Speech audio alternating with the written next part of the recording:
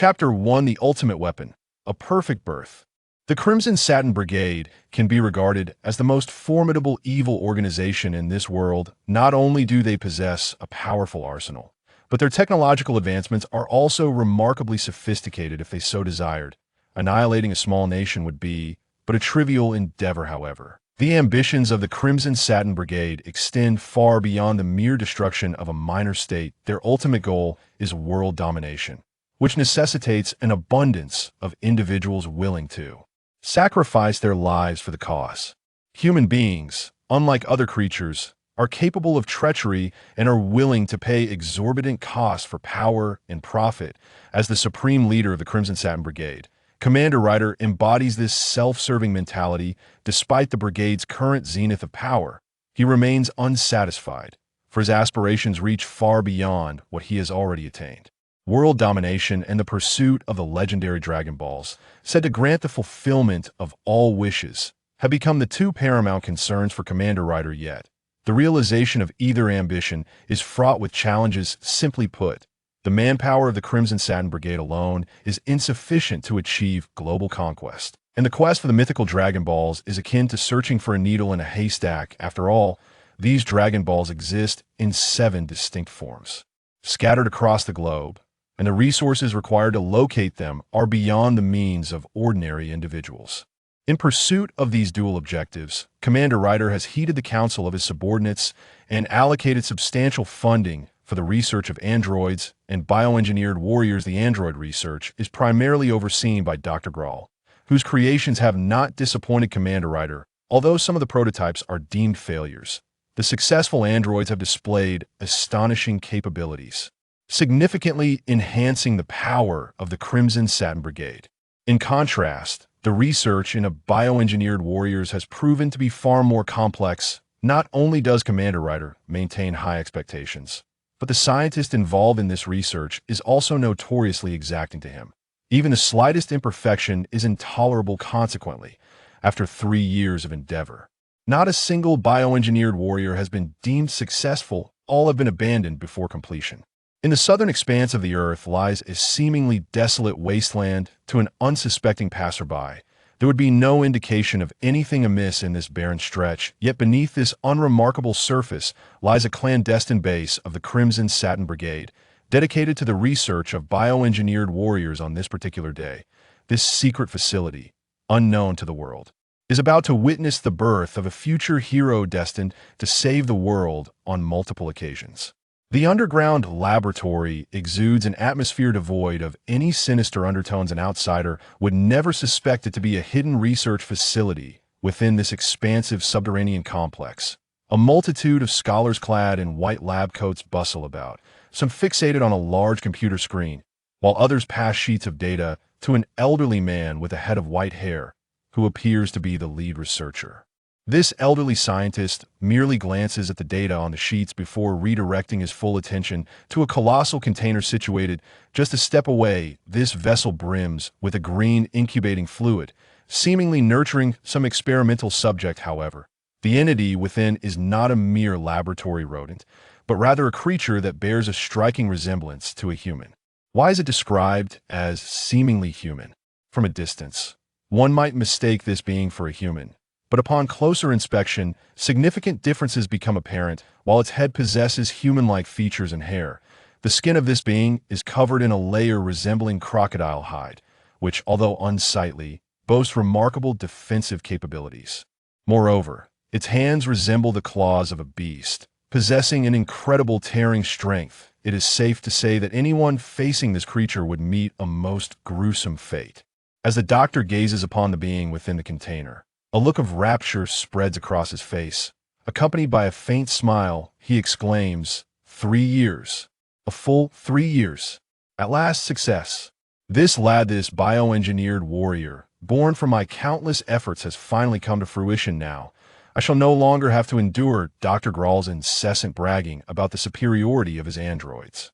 With a sigh of relief, he admires the perfectly sculpted muscles that adorn the youth's physique. The previously cold demeanor of the scientist has been replaced by a genuine smile, for this young man represents his most successful creation. The principle of quality over quantity has finally yielded results at that moment. One of the researchers approaches, presenting a sheet of paper with utmost respect. Dr. Corey. Here are the data points for subject 1. The data on the paper appears extensive, yet Dr. Corey merely schemes through it before dismissing it. Brimming with enthusiasm, as I suspected, those previous failures suffered from genetic deficiencies but lacked other significant issues. This young man, however, embodies a flawless integration of all genetic components. In the future, he will undoubtedly become the Crimson Satin Brigade's most formidable warrior. Seizing the opportunity of Dr. Corey's buoyant mood, another scholar voices his concerns. However, Dr. Corey, I concede that if successful, he will indeed be the ultimate weapon of the Crimson Satin Brigade. Yet, is the method of enhancing his strength not somewhat excessive? Isn't it akin to the means devised by that old man Grawl for his androids? While Grawl conceived the idea, he has yet to take it to this level, which I have perfected in this experiment. Dr. Corey replies nonchalantly, his expression relaxed, as if the grave concern raised by the scholar were utterly inconsequential to him. To absorb energy and enhance one's strength is one thing. Yet subject one can only absorb energy upon killing his opponent. Dr. Corey, is that not rather cruel? The initial scholar continues, acknowledging the harsh reality that if one must take another's life to gain strength, such a method is undeniably brutal. After all, these are not mere games, but the lives of sentient beings. What do you know? Dr. Corey retorts sharply, casting a glare at the scholar before elaborating. Do you think I would send him against anyone other than those who resist the Crimson Satin Brigade? In that case, whether we strike first or they do, this being will inevitably kill. Therefore, why not utilize him as nourishment for subject one, enhancing his power? Dr. Corey's reasoning is compelling, rooted entirely in unwavering loyalty to the Crimson Satin Brigade. If the target is an ally, then subject one would not be permitted to absorb their life energy. However, if the target is an enemy, then their demise is inconsequential. The Brigade's ambition to dominate the world will inevitably encounter numerous obstacles. It would be foolish not to eliminate those who threaten them before they become a danger. Faced with such a compelling rationale, the research scholar finds himself at a loss for words, recognizing that they all serve the Crimson Satin Brigade, albeit with differing perspectives on the issues at hand. At that moment, the researcher responsible for monitoring the data, who had previously been lax in his attention to the computer screen, suddenly notices an alarming anomaly. The data bar, which had remained near capacity, inexplicably begins to regress, retreating from the brink of fullness back to zero. The scholar exclaims, Dr. Corey, this is dire. Subject one appears to be experiencing a malfunction. All abilities have reverted to zero. Upon hearing this, the gleeful expression that once adorned Dr. Corey's face vanishes in an instant. He strides purposefully towards the screen, pushing aside the researcher who had spoken, his eyes fixed intently on the display. Indeed, all data has plummeted to zero. This is nothing short of a failure. The once cheerful visage had transformed into a glacial F.A. Ade. But at this moment, Dr. Corey teetered on the brink of eruption, gazing at the utterly barren data. He ground his teeth and exclaimed, strength, movement speed, reaction speed, attack speed, recovery ability. How is it possible that they are all zero? This young man has seamlessly integrated all the genes. How could this be? The genes of the humans I selected possessed impeccable physical attributes. It is inconceivable, impossible. Beside the computer lay a heap of data sheets, which Dr. Corey nervously rifled through, each page previously flawless and without issue. Yet, at this critical juncture when success was merely a step away, such an absurd situation arose, as if the heavens had conspired to play a cruel jest on him. The meticulously organized data sheets were now cast aside, strewn across the floor. As Dr. Corey's countenance darkened, he fixated on the computer screen, his voice rising in a hysterical shout. Impossible. Impossible. The bio-warrior I painstakingly developed cannot be a failure. What went wrong? Who can tell me where the error lies? All abilities rendered as zero implied that even the absorption of energy was beyond subject one's capabilities. A being with all attributes nullified, could it possess the capacity for violence? His hands pounded the keyboard in a desperate search for answers. Yet no matter how fervently Dr. Corey labored, The outcome remained disheartening. Each prior step had unfolded without a hitch, precisely as he had anticipated, however. At the final hurdle, the cause of this unforeseen failure eluded all comprehension, turning what was on the verge of completion into a mere triviality. After relentless efforts, the disappointing results aged him by decades. Though Dr. Corey was already enfeebled, his spirit had once shone brightly. Yet, following this crushing blow, that vigor dissipated, leaving him resembling a once mighty warrior, now rendered frail and weary.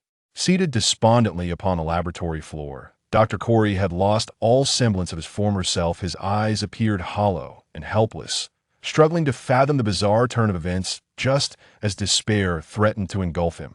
The data on the screen fluctuated once more, inexplicably returning from zero to nearly full capacity, only to regress back to zero again, creating an eerie sensation. One tenacious researcher, catching sight of this phenomenon, exclaimed with excitement, "Dr. Corey, subject one appears to be more than just a failure. Come and see."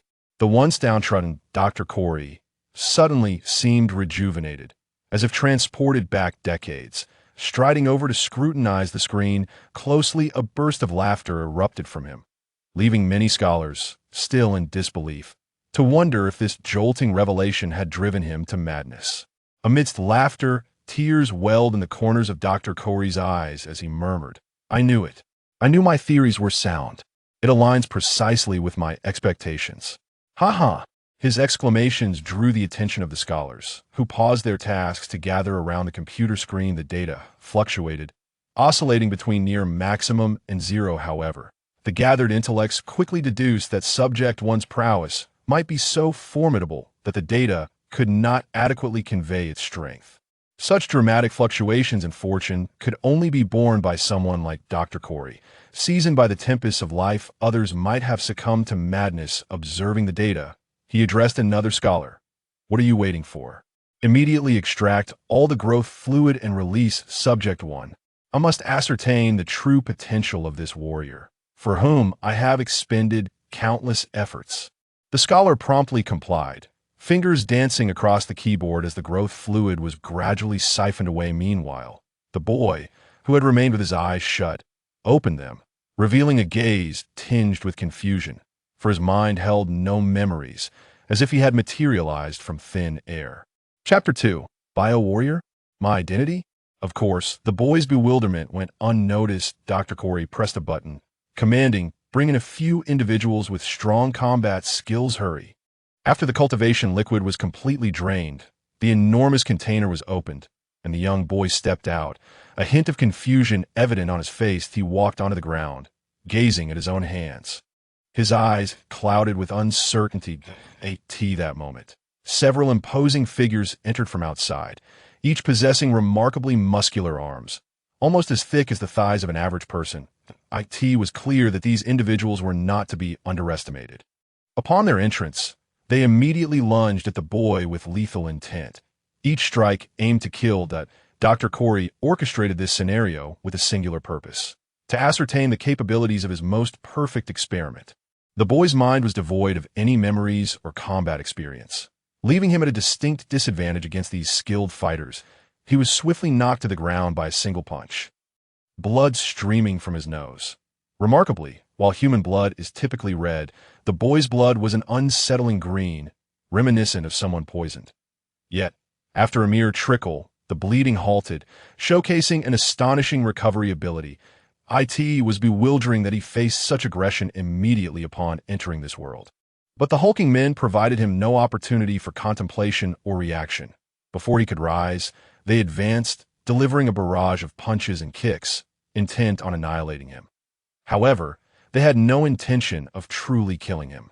Their sole aim was to provoke the boy's latent powers. The pain coursing through his body was overwhelming for a mere teenager. In a moment of desperation, he unleashed a tremendous force.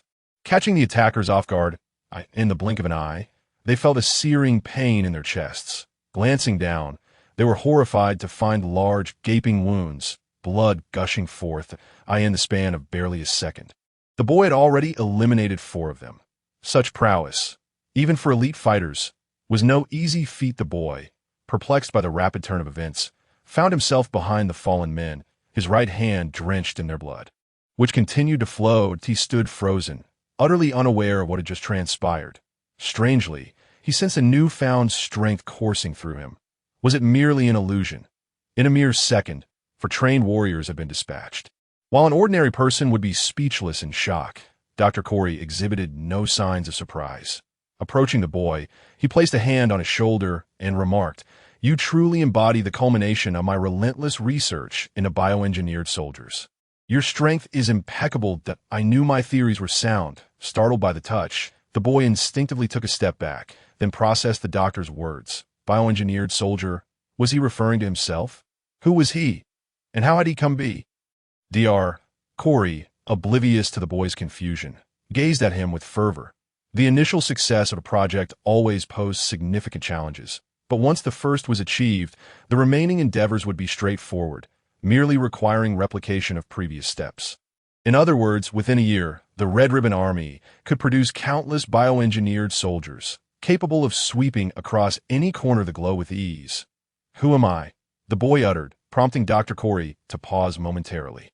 He had not designed the soldiers to possess high intelligence. Why, then, did this boy ask such a question? Dr. Corey chose not to respond, while the boy's expression revealed no dissatisfaction, but instead a calm resolve as he repeated, "Who am I?" After the second inquiry, Dr. Corey began to realize that this bioengineered soldier was more complex than he had anticipated. However, he brushed aside further contemplation, stating, "You are my most perfect creation, the strongest bioengineered soldier in existence."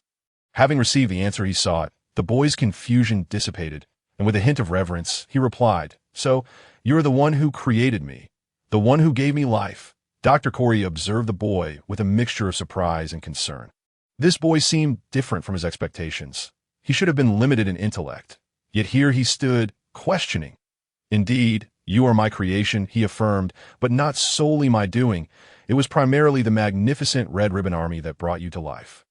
Your purpose is to dedicate everything to the Red Ribbon Army, even your life." The boy pondered the implications of the Red Ribbon Army having created him, acknowledging them as his life-givers. His expression remained serene as he inquired, "Then, what is this place?" "This is a sub-base of the Red Ribbon Army," Dr. Corey explained. "The recent exercise was to evaluate your abilities, and you passed with flying colors, confirming the validity of my research." Yet, he felt a growing unease regarding the boy's unexpected maturity. He had anticipated a mere obedient combat machine, devoid of independent thought. This discrepancy was likely related to the genes he had selected for the boy. Although the boy was a composite of numerous genetic materials, the predominant influence was human. Judging by his voice and appearance, he appeared to be merely a 17 or 18-year-old youth. While youthful, he possessed the capacity for inquiry and doubt. Something Dr. Corey had not anticipated. Dr. Corey's demeanor suggested a nonchalance regarding the boy's performance, as though failure would bear no consequence. However, within the boy's mind, a realization took shape.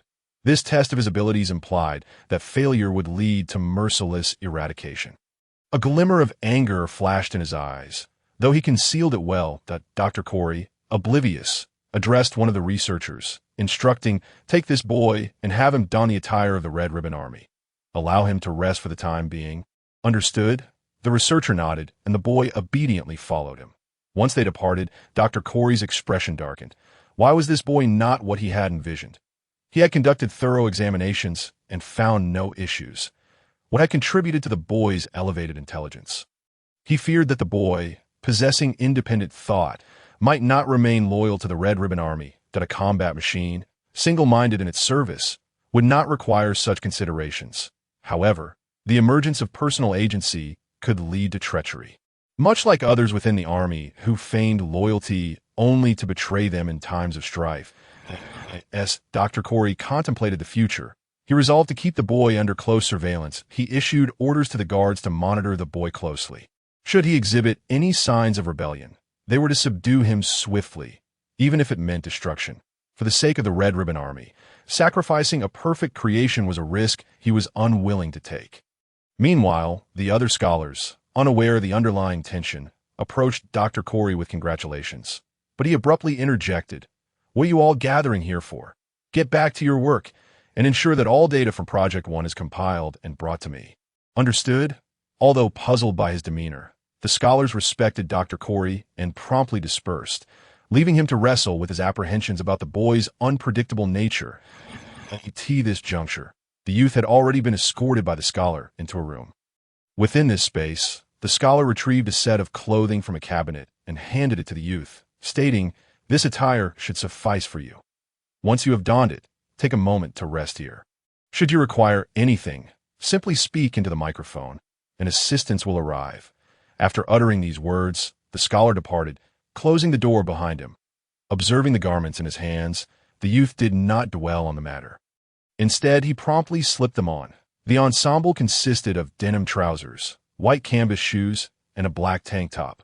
Though the combination appeared rather ordinary, the youth paid no heed to the aesthetics, satisfied only by the absence of discomfort. After dressing, he engaged in a brief physical stretch, feeling no constraints upon his body. Approaching the door, he attempted to turn the handle, only to discover it would not budge. That a wry smile crossed his lips as he mused aloud. "Ah, I see. Fearing I might not serve your purpose, you have confined me here until you devise a method to reshape me into your ideal machine." It could be said that the Red Ribbon Army had granted the youth life. Yet he felt no attachment to this place, for the Army's intent was solely to exploit him. As long as he retained value, they would not forsake him. However, once he ceased to be useful, he feared he would become expendable. That the flicker of scorn danced at the corners of his mouth as he rose, stating with quiet determination, "Since I am merely a pawn in your game, I refuse to submit to your manipulation." Clenching his fists, he felt a surge of formidable strength coursing through him. But he approached the door and, with a sense of resolve, contemplated the possibility of breaking through it. The defenses of the Red Ribbon Army's outpost were significantly weaker than those of their headquarters, yet an escape would still require considerable effort. Glancing at the door, he assessed his own feet and instinctively leaped. Astonished to find himself effortlessly brushing the ceiling, a brief sprint revealed a speed surpassing world records. A smile crept across his face. With such power, escaping was no daunting task. After a moment's contemplation, he devised a plan. Channeling all his strength into his hands, he delivered a mighty punch, sending the door flying off its hinges with a resounding crash, drawing the attention of nearby personnel. However, what they encountered was merely a bent door in an empty room. Recognizing the absence of any presence within, the guards hastily divided their numbers, pursuing the youth, while one remained to inform Dr. Corey of the situation. Little did they realize, the youth had never actually left the room. Had he fled at the moment the door opened, the guards could not have possibly missed him. Regrettably, this critical detail eluded their thoughts, and one by one, they left the outpost in search of the youth, inadvertently granting him the perfect opportunity to escape.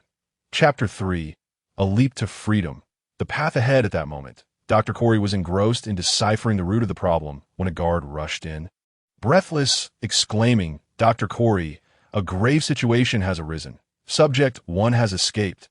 The word struck Dr. Corey like a thunderclap, his countenance shifting dramatically, fury flashing in his eyes as he glared at the guard. "You imbecile! What were you doing? I commanded you to keep a watchful eye on Subject 1, and now you tell me he has fled? Are you all merely feeding off the resources of the Red Ribbon Army in vain? Where has Subject 1 gone?" The guard, reeling from the tirade, finally stammered, We don't know. When we arrived, there was no sign of Subject 1. Dr. Corey, suddenly struck by thought, demanded, "And where are your comrades? You come here to report."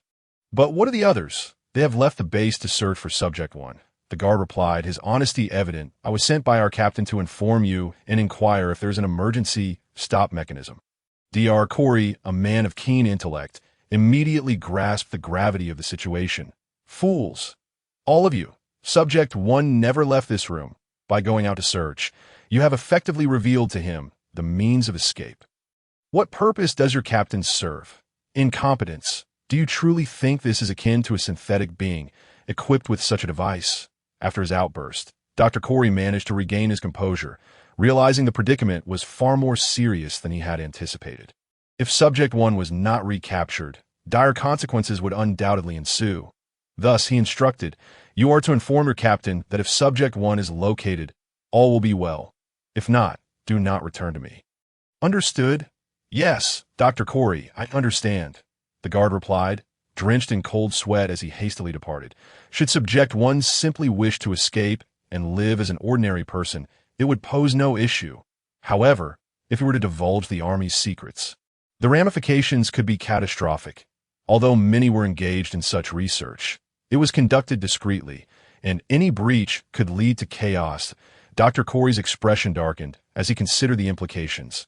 The researchers present, aware of the gravity of the situation, refrained from disturbing Dr. Corey, each absorbed in their own tasks. After a brief interval, Dr. Corey commanded, "Place a call to General Wright, stating that the research subject has failed if possible. I hope he can allocate additional funding. But do not mention Subject 1's escape. Did I ask that clear?" The scholars nodded, promptly making the call. They understood the stakes. Should the information leak, they too would face dire consequences. That it was unlikely that the matter of Subject 1 would be divulged.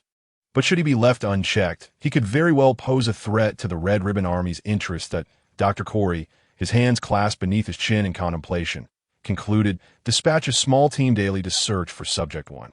Regardless of the outcome, if they fail to locate him within a month, inform them that none are to return to me." Understood? Another scholar acknowledged the command before descending to relay the orders. While Dr. Corey resumed his deliberation on the initial issue, what had gone awry that allowed Subject 1 to develop independent consciousness? In principle, having such awareness could prove advantageous for the Red Ribbon Army. After all, a mere combat machine lacked adaptability. Although capable of absorbing energy, such a machine would falter against superior foes, becoming nothing more than a target for ridicule. However, with independent thought came the risk of becoming a ticking time bomb, precisely the scenario Dr. Corey and the Red Ribbon Army wished to avoid. Balancing the scales, they sought only a combat machine. At this moment, the young boy found himself at a considerable distance from the Red Ribbon Army. However, he was acutely aware that despite his escape, evading their pursuit would require considerable effort and cunning. After all, this area was undoubtedly well-known territory to the Red Ribbon Army, and escaping from it would not be a simple task. Should he merely forge ahead blindly, he might unwittingly stumble upon a treacherous cliff, complicating any attempts to retreat. Thus, it would be far wiser to seek refuge in a secluded spot for a time. As he believed the Red Ribbon Army would never suspect that he possessed the audacity to hide right beneath their noses, he decided to wait until the night grew deep and quiet before making his escape. He was certain this would facilitate his departure. Fortuitously, he discovered a cave nearby. Upon entering, he realized that there was no exit, meaning the entrance was effectively sealed off, precisely what he desired. Focusing all his strength into his seemingly unique hands, he struck the slanted walls of the cave with 2 powerful blows. Instantly, stones began to tumble down, blocking the already narrow entrance. Exhausted, he sat on the ground, appearing somewhat fatigued, and closed his eyes, striving to maintain his energy levels while waiting for nightfall. Several search teams from the Red Ribbon Army passed by, yet none noticed his hiding place, for they knew all too well that this cave had no other exit. Only a fool would trap themselves in such a location, and concealing the cave entirely would take considerable time, something an individual could hardly accomplish alone. Sadly, they overlooked the fact that the boy was a bio-warrior, not to mention, even if he lacked such powers previously, he had absorbed energy from the 4 well-trained guards he had slain, enhancing his already formidable strength. By the time they realized this, he had already vanished like a fish in the sea. As time passed slowly in his solitude, he did not feel anxious. Although night had yet to fall, he had much to contemplate. Alone, without any family or friends, living in this world was profoundly challenging, and he possessed no memories of his own. Even his name seemed disconnected from him. What was he to do? Despite not having fully escaped the Red Ribbon Army, he needed to devise a plan for his future, at the very least. He required a goal to inspire hope for what lay ahead. Moreover, names, while seemingly mere labels, held significance. Without one, how could others even address him? Thus, he began to speak to himself, attempting to bestow a name upon his being. As for the organization that created him, the Red Ribbon Army, he felt no emotional ties. Cold-hearted and unfeeling, he was merely a remorseless entity in the eyes of many. Henceforth, he decided that Ruthless would be his name. At first glance, it might appear as though he was indulging in self-deprecation, yet choosing a name for himself, Ruthless, was indeed suitable. With a name, he would at least have a title for his future friends to call him.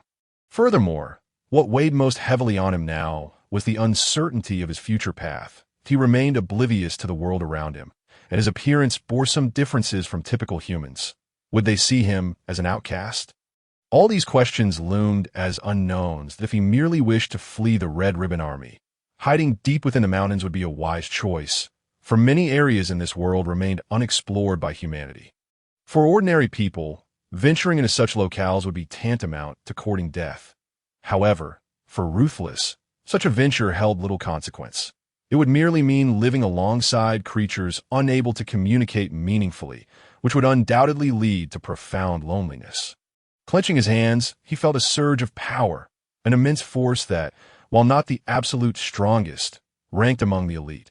Yet Ruthless was not entirely adept at wielding this power. He relied primarily on brute strength.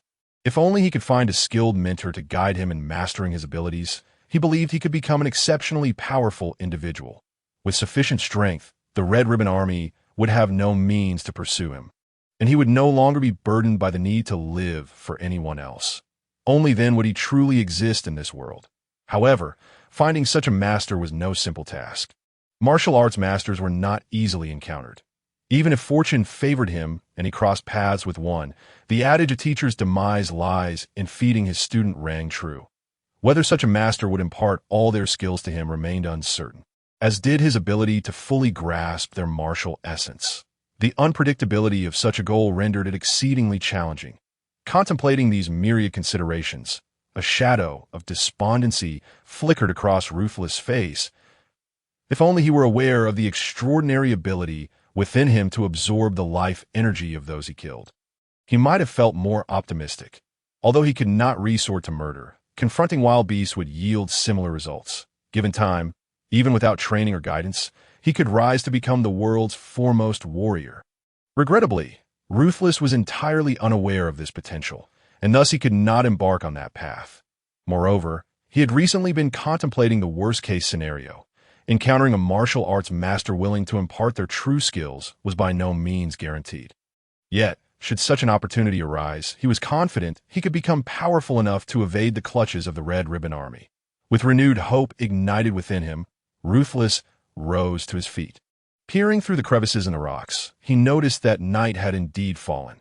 This was the optimal moment to depart, yet he remained patient, waiting for half an hour before unleashing a punch that sent the rocks flying. Although the commotion might have attracted attention, it seemed the Red Ribbon Army remained oblivious. Navigating the darkness was the safest yet most perilous course. Without visibility, it was easy to encounter misfortune. Ruthless stumbled through the night but managed to escape unscathed. Forging ahead into the unknown, though uncertain about his future, his steps were resolute. This path was of his own choosing. He had the option to remain within the Red Ribbon Army, but he felt no sense of belonging to an organization that merely sought to exploit him. Consequently, the only outcome was to flee the Red Ribbon Army. Though this decision rendered the future unpredictable, it was his choice.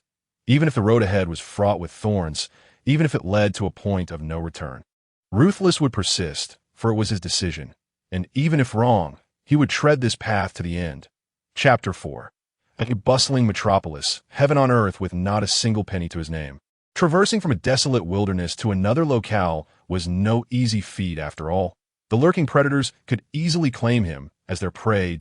Ruthless. However, these beasts merely represented a source of sustenance.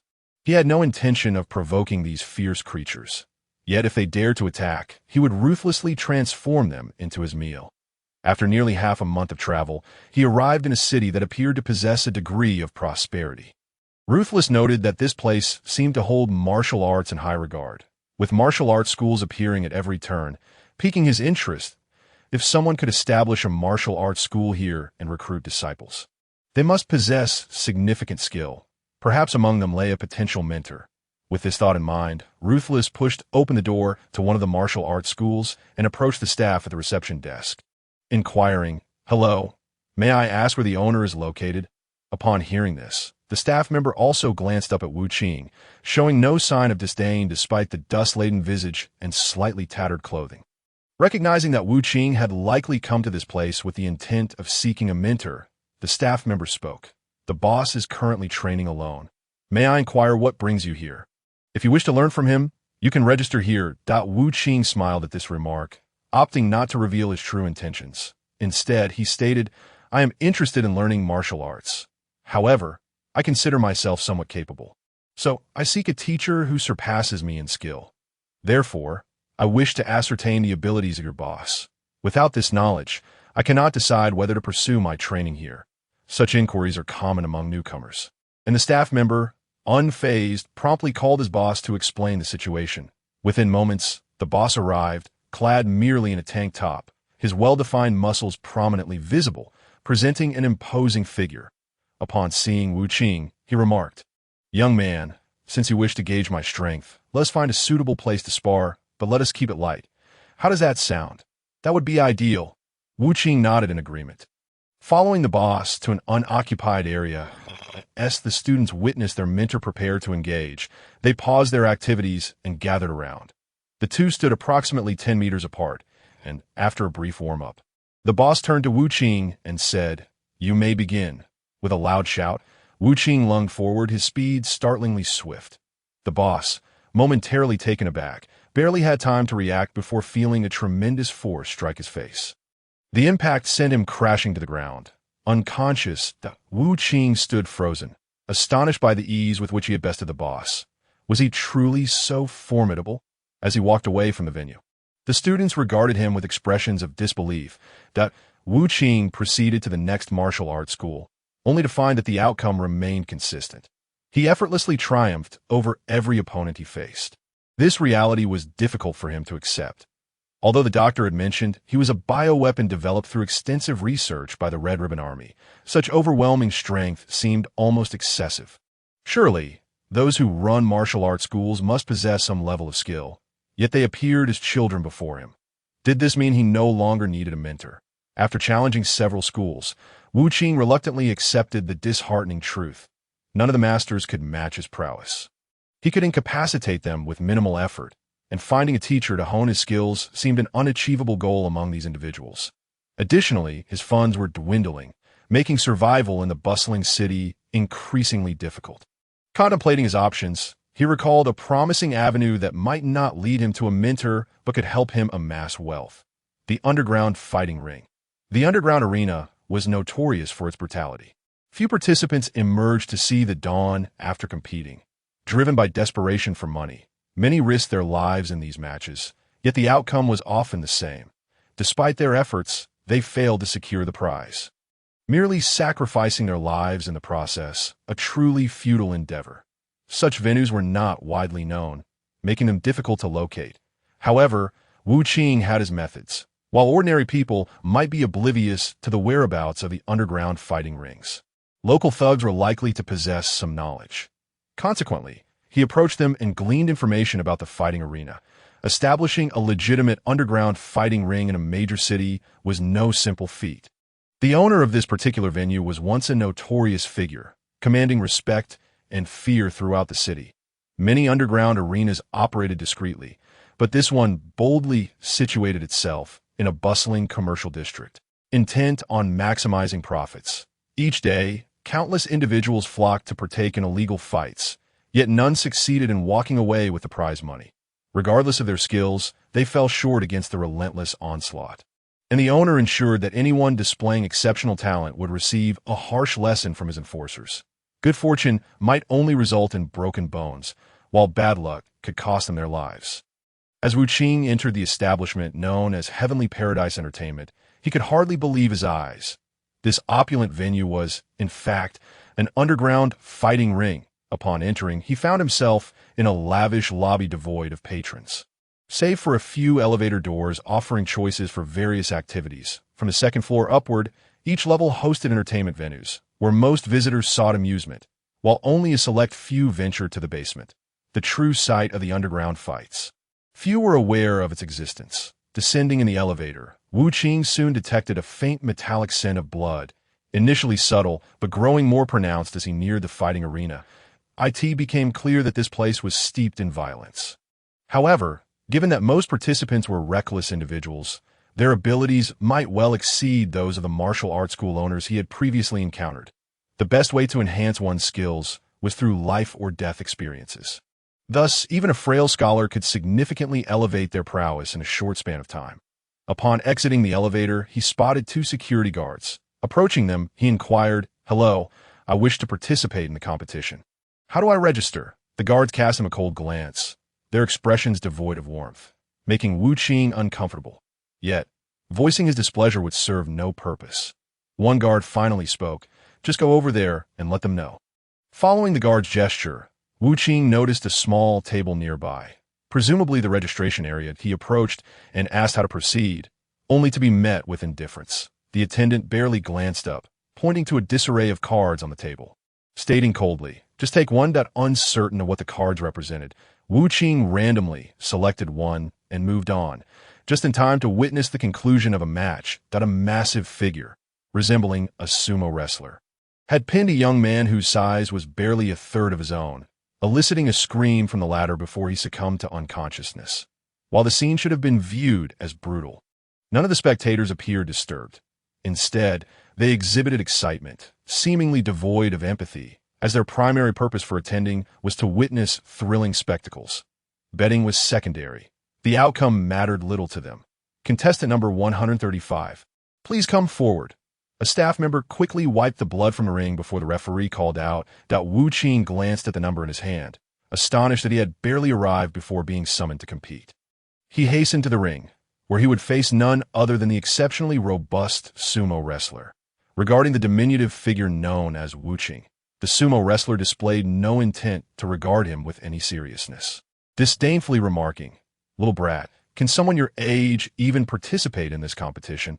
In response to such a blatant provocation, Wu Qing remained unfazed, calmly retorting, "If a person suffering from obesity can compete, why then can't I?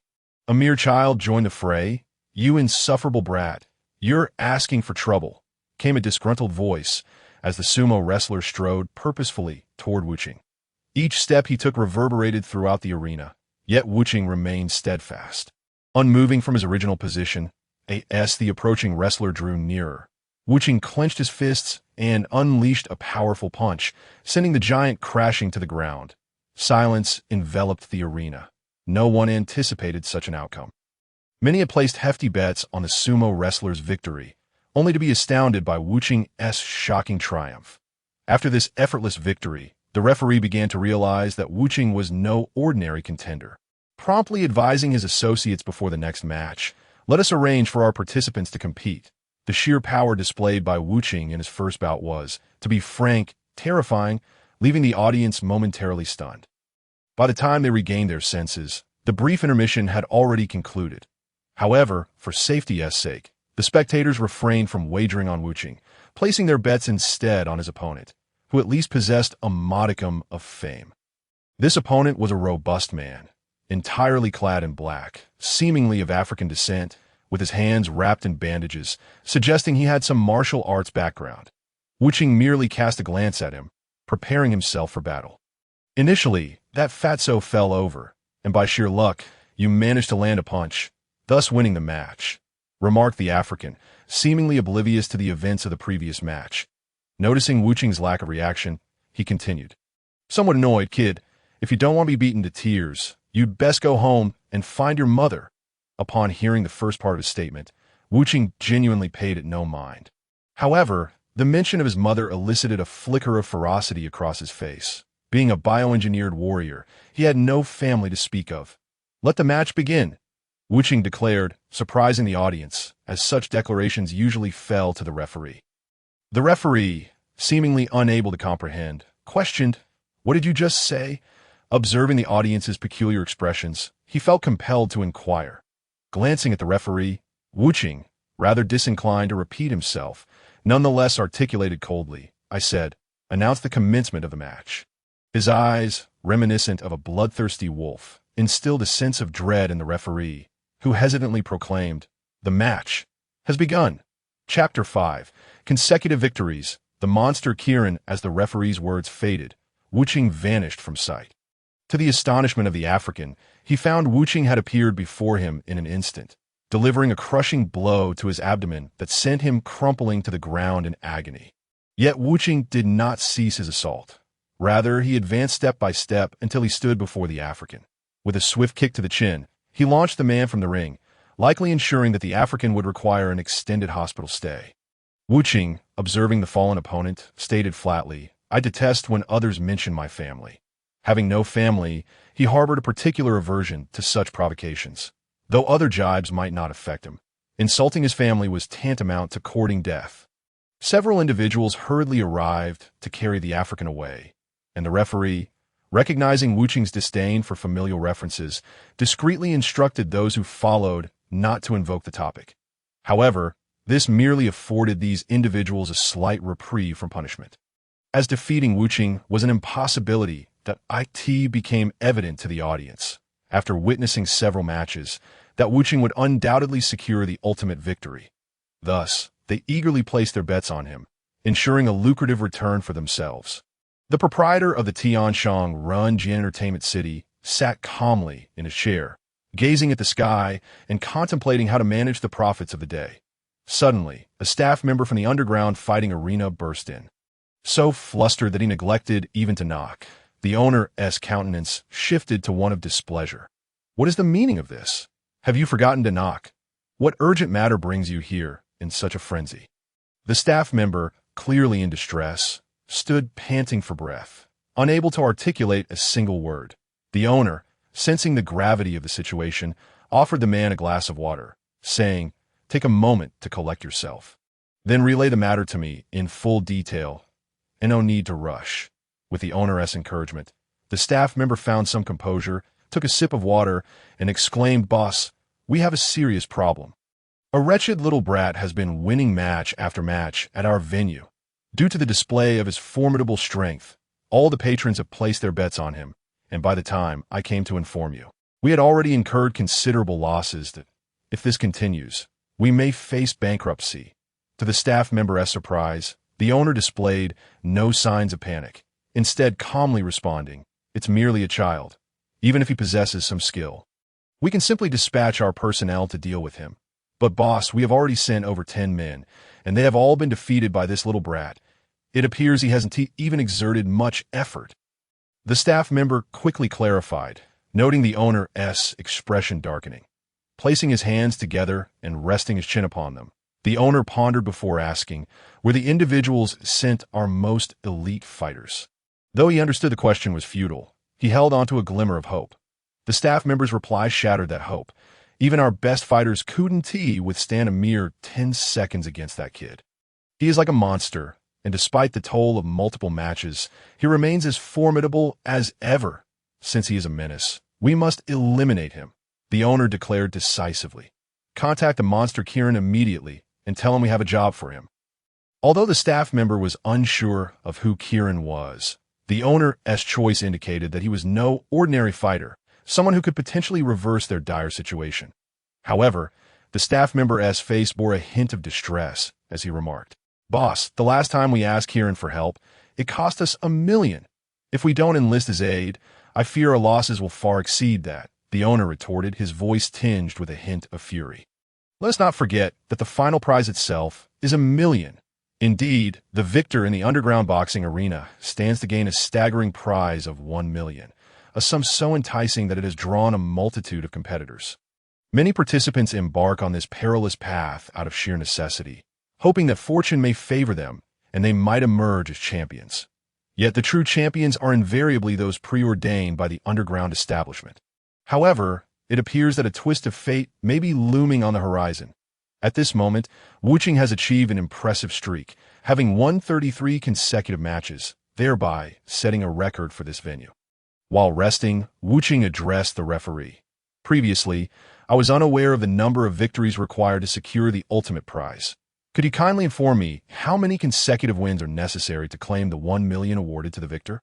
The referee hesitated, momentarily at a loss for words, before responding, "Well, it can be claimed once there are no challengers left." Wu Qing smiled faintly upon hearing this, and then called out from the ring, "Ladies and gentlemen, I wonder if anyone dares to challenge me, that if not, I shall be declared today's champion." Such a proclamation could easily incite a crowd to surge forward, yet Wu Qing's prowess rendered these challengers inconsequential. They understood that stepping into the ring at this juncture would be futile, and thus remained motionless. Just as Wuching was about to inquire about his prize, an enigmatic creature fluttered onto the stage, flapping its wings. Wuching was taken aback by this unexpected arrival. It was a beast-man, or rather, it was too far removed from humanity to be merely termed as such. This creature resembled a diminutive dinosaur. Its flight indicated an ability to escape perilous situations, signaling that it would prove to be a formidable opponent, one that could elicit Wuching's full capabilities. The pocket-sized dinosaur scrutinized Wuching before speaking. "Young one, I've heard tales of your prowess. You've won several matches here. If you do not step forward, I shall be the undisputed champion." Wuching replied nonchalantly, "However, since there is someone eager to battle, I shall not refuse." "Pray tell, who might you be?" "You may call me Monster Jylin," proclaimed the diminutive dinosaur. This name caught the attention of those present. Monster Jylin was not a notable figure, having never participated in any significant tournaments nor attained a championship title. Yet, he possessed a peculiar technique that could thwart even those stronger than himself. There was no denying that Wuching displayed formidable strength today, but who could guarantee that it was not merely a fleeting moment? Thus, prior to the impending confrontation between Wuching and Monster Jylin, the majority of spectators placed their bets on the latter. Once all wagers were set, the referee signaled the commencement of the match. However, Wuching did not rush into action. Instead, he cautiously observed Monster Jylin. Uncertain of his opponent's true strength, to strike first might not guarantee an advantage. "Young one, are you so intimidated by my reputation that you dare not make a move? Where has your earlier bravado gone?" Monster Jylin taunted, mistaking Wuching's stillness for fear. Undeterred, Wuching offered no response, which further irked Monster Jylin, who exclaimed, "You insolent little brat! What are you so smug about? Just wait until I beat you so badly that even your parents wouldn't recognize you." Wuching furrowed his brow and replied coolly, "I beg your pardon, but I did not quite catch that. Would you kindly repeat it for me?" Not a novice, Monster Jylin understood the implications of Wuching's request and disdainfully echoed his previous words. Yet, before he could finish, Wuching landed a punch to his abdomen. Before Monster Jylin could react, Wuching struck him in the eye, followed by a powerful kick to his midsection, sending the diminutive dinosaur reeling. Though he remained on the stage, feeling the pain in his abdomen, Monster Jylin realized he had encountered a noteworthy opponent. Rubbing his sore belly, he smirked and said, "Young one, I concede that you are indeed impressive. But such ability alone will not suffice to defeat me. Today, I shall grant you the privilege of witnessing my signature move. Prepare to be astonished." With that, Monster Jylin raised his hands as if to unleash a formidable technique. Wuching stood alert, ready to counter any sudden attack. To his surprise, Monster Jylin expelled a large glob of viscous substance from his mouth, which adhered to Wuching and quickly hardened, resembling a rubber band. It was indeed a skillful feat for Monster Jylin to expel such a substance. Yet Wuching did not take it lightly. He exerted all his strength to break free, but found himself ensnared. For the first time, a flicker of surprise crossed Wuching's usually expressionless face. He had not anticipated that this seemingly innocuous rubber band could render him powerless. Sensing Wuching's astonishment, Monster Jylin approached with a triumphant grin and landed a heavy punch squarely on Wuching's face, knocking him to the ground. Following this, he stomped on Wuching's abdomen, boasting, "You were so cocky earlier, acting as if you were the best in the world. Now look at you, reduced to a pitiful state. Just like a dog, show me your bravado now." As Monster Jylin continued to stomp on Wuching's midsection, the latter coughed up blood, his eyes shut tight. Despite his body healing from previous wounds, the relentless assault from Monster Jylin left him unable to fully recover. Thus, Wuching found himself struggling against the rubber band's grip, an arduous task indeed. Grinding his teeth, Wuching endured the excruciating pain that would have caused most to cry out in anguish. Yet he remained resolute, refusing to utter a sound. Observing Wuching's determined silence, Monster Jylin chuckled and lifted him high into the air before crashing him back down onto the stage. Upon impact, Wuching could no longer withstand the agony and let out a pained scream. But in this ruthless arena, sympathy for the weak was a rare commodity. Chapter 6. A turn of events. The first assassin with both fists clenched, Monster Jylin rained blows upon Wuching's face, who now found himself utterly at his opponent's mercy. In a fair fight, Wuching might not have been inferior to Monster Jylin, but the rubber band-like substance binding him rendered any chance of escape or retaliation impossible. Wuching was now completely at the mercy of Monster Jylin, who could do as he pleased.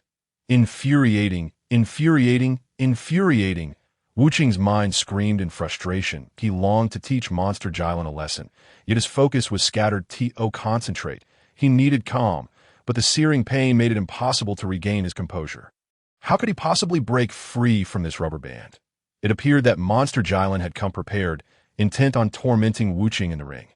The truth was, if Wuching chose to forfeit now, Monster Jylin would be unable to continue his assault. However, Wuching was not one to back down, and Monster Jylin, having observed Wuching's resolve from the onset, was determined to persist in his relentless onslaught. Blood continued to flow from Wuching's wounds, obscuring his features. Monster Jylin, witnessing Wuching's plight, seized him by the throat and contemptuously declared, "Did you not request me to repeat my words? I could repeat them 100 times without issue." Shut your mouth." The Heartless seemed to have exerted considerable effort to utter those 3 words, yet this merely heightened the monstrous Kieran's interest in tormenting him further. "Shut your mouth. What qualifications do you have to demand that I remain silent?" As Kieran spoke, he wasted no time, delivering a punch squarely to the Heartless face, causing several of his teeth to shatter. Gazing at the blood-soaked Heartless, Kieran appeared to conceive yet another malicious idea. Rising to his feet, he kicked the Heartless to the edge of the arena, leaving a gruesome trail of blood in his wake. It seemed Kieran intended to adorn the arena with the Heartless blood, while the spectators below displayed no semblance of pity, their excitement palpable. Some even worried whether the Heartless blood would suffice to color the entire arena anew, considering its vastness. One man's blood might be inadequate for such a task. Treated like a mere plaything, the Heartless could distinctly feel the damage inflicted upon his bones. Indeed, his recovery abilities were remarkable, but such grievous injuries would necessitate days of undisturbed rest. Yet, given the current circumstances, surviving this ordeal was proving to be no simple feat. With each brutal blow, the Heartless had become nearly unrecognizable. Even if Dr. Cole were to appear before him, he might struggle to identify the Heartless. Kieran, despite possessing some skill, was inherently a bully, and now, having gained the upper hand, his true nature was revealed. With a sneer, he taunted, "Kid, I heard you despise anyone mentioning your family. Could it be that all of your kin are dead?" Such a remark, while careless, left the Heartless seething, yet he found himself without retort. As an engineered warrior, he was in truth devoid of family. However, Kieran showed no signs of relenting, continuing, "Even if your family were alive and well, what could they do now? If they dare to confront me, I would easily make them weep and leave them with no place to rest." This proclamation caused the Heartless fists to clench tightly. Though this subtle gesture escaped everyone's notice, Kieran seized the moment to deliver yet another kick, sending the Heartless sprawling to the opposite side of the arena. As Kieran prepared to advance and continue his onslaught, an instinctual unease compelled him to halt, for the Heartless appeared to have changed in an unsettling way. Unbeknownst to Kieran, the Heartless had risen to his feet. Despite his bloodied visage, the glint in his eyes held a chilling intensity that could freeze the blood of any onlooker. Kieran instinctively took a step back as the Heartless erupted with newfound strength, a force that even he could not comprehend. Perhaps it was the sheer fury that ignited this extraordinary power within him. With a roar of defiance, his eyes resembled those of a bloodthirsty wolf fixated on its prey. In an astonishing display of might, he broke free from the restraints that had previously held him captive, leaving Kieran utterly flabbergasted, unprepared for the ramifications of such a breakthrough. Though grievously injured, the Heartless unleashed a force that seemed undiminished, if not heightened. Kieran, once able to evade the Heartless attacks, now found himself unable to discern even a shadow of his opponent. A punch to the abdomen elicited only a momentary discomfort, soon overshadowed by the excruciating pain radiating from his torn wing, resulting in a piercing shriek from Kieran.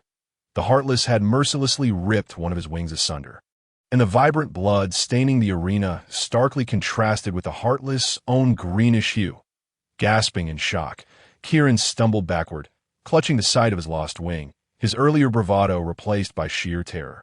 Having once dominated the Heartless, he was now at the mercy of his own tormentor. Regret coursed through him. Had he known the outcome, he would have never accepted this wager for the sake of a few coins. Now, he feared for his very life. The sole catalyst for this turn of events was Kieran's own reckless tongue. Had he kept it in check, the Heartless would not have been driven to such extremes. Despite one wing being torn away, Kieran's remaining wing still functioned, and he desperately flapped it to ascend into the air. Although flying with a single wing was a daunting challenge, it seemed he had regained some advantage over the flightless Heartless, who appeared on the verge of collapse. However, an unexpected spectacle unfolded. The Heartless leapt into the air, soaring at least 5 meters high. In Kieran's incredulous gaze, the Heartless unleashed a kick of unparalleled strength, sending Kieran hurtling backwards and leaving an impression of his form upon the underground arena's wall. As for Kieran, his fate now hung in the balance. Green blood flowed profusely from the Heartless, who exuded an aura of terrifying resolve. Summoning his strength, he proclaimed, "Who else wishes to challenge me?" Indeed, though the Heartless seemed to be nearing his limit, the remnants of his power still commanded respect. No one dared to ascend the arena against him, and after several tense minutes without a challenger, the Heartless emerged victorious, claiming the grand prize of 1 million. If the largest denomination was 100, carrying such a sum proved cumbersome. Yet upon glimpsing the bills, the Heartless was momentarily taken aback to find that the highest note was a mere 10,000, meaning the million was simply 100 bills. He tucked the cash into his pocket, maintaining an air of nonchalance as he departed the scene. In truth, the Heartless struggled to see clearly, yet he knew if he faltered in his step, he would be left behind. Drawing upon his extraordinary willpower, he pressed onward until he reached an inn, where he requested a room. Once inside, he drew the curtains and, unable to withstand the toll of the day, collapsed onto the bed, closing his eyes to rest. The proprietor of the establishment could scarcely fathom how events had spiraled to this point. While he recognized Kieran was no elite martial artist, he had not anticipated that even this underground fighter would prove so formidable. Though the betting had yielded some profit, it paled in comparison to his losses, igniting a deep-seated animosity towards the Heartless. Observing his employer's darkening expression, the subordinates were at a loss for how to respond. Suddenly, the proprietor ordered, "Contact the world's greatest assassin, Tao Bai Bai, immediately." Tao Bai Bai was not someone easily hired by the ordinary person. Whispers claimed his price for a single life was a staggering 500,000. The proprietor's decision indicated his resolve to eliminate the Heartless at all costs, fueled by the financial losses that rendered the Heartless existence intolerable. The few subordinates were momentarily taken aback, but ultimately, one bolder individual spoke up. "But boss, Mr. Tao Bai Bai's fee is exorbitantly high. That if we proceed like this, we would incur even greater losses. Perhaps it would be wiser to let this go." "Silence," the boss retorted sharply, and then continued, "That damned brat has already cost me a fortune. If I can eliminate him, then losing an additional 5 million is of no consequence. Quickly, contact him." This boss was not an ordinary figure. Although the bloodlust had waned significantly since he ascended to power, the aura of authority he emanated had gradually intensified over time. In terms of presence, he far surpassed his former self, as the gravitas of a leader is formidable, rivaling even the most fearsome of men. This very aura rendered his subordinates mute, hastening to reach out to Tao Bai Bai. Tao Bai Bai, the world's foremost assassin, was not merely a name without merit. Unlike many in the profession who met their demise after claiming numerous victims, Tao Bai Bai was a notable exception. Those who sought to eliminate him could easily form an army, yet collectively they could not even lay a finger on him. Remarkably, he required no weapons to kill. Even his soft tongue was sufficient to claim a life. In the face of such a terrifying assassin, it was likely that only a handful of individuals could escape his grasp. However, Wu Qing, a man devoid of compassion, was clearly not among them. Not only was Wu Qing at his weakest, but even in his prime, he would likely still fall short against Tao Bai Bai, as he faced this formidable opponent. One could only wonder if Wu Qing stood any chance of escaping unscathed. Chapter 7. The arrival of Tao Bai Bai. Wu Qing's utter defeat at this moment. Wu Qing had been at the inn for some time, Having somewhat regained his strength, it was then that he realized the owner of the Tianshang Runge entertainment venue would undoubtedly not let him off easily, especially since he had won 1 million from the owner. Coupled with the bets placed by others, the owner would suffer considerable losses, making it impossible for him to simply let Wu Qing go. However, Wu Qing paid little heed to who the owner might summon. His experiences in underground fighting had made it abundantly clear that ordinary martial artists posed no threat to him. Yet, if he were to face someone of genuine prowess, it was unlikely they would be motivated to take his life on behalf of the owner. Thus, Wu Qing dismissed the matter from his mind, closing his eyes to rest and recover as swiftly as possible. However, Wu Qing remained somewhat naive about the nature of humanity in this world.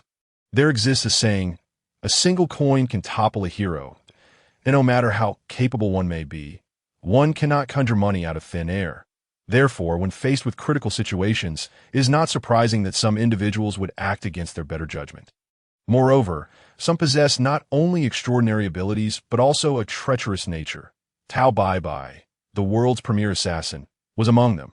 Tao Bai would never abandon a contract. To him, every target met the same fate, death at his hands. The only distinction lay in the timing.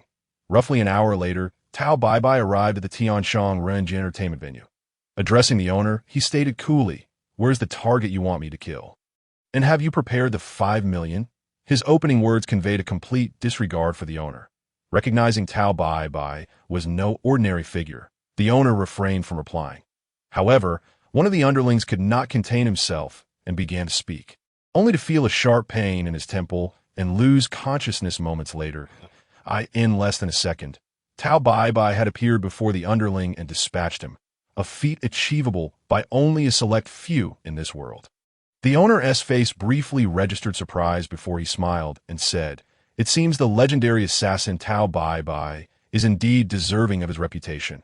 The target you need to eliminate is evidently a trivial matter. Someone, bring me that brat's photograph."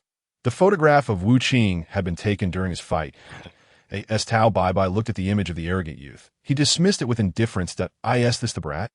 You should know where he is now. If I must personally handle such a minor task, then it's certainly worth more than 5 million.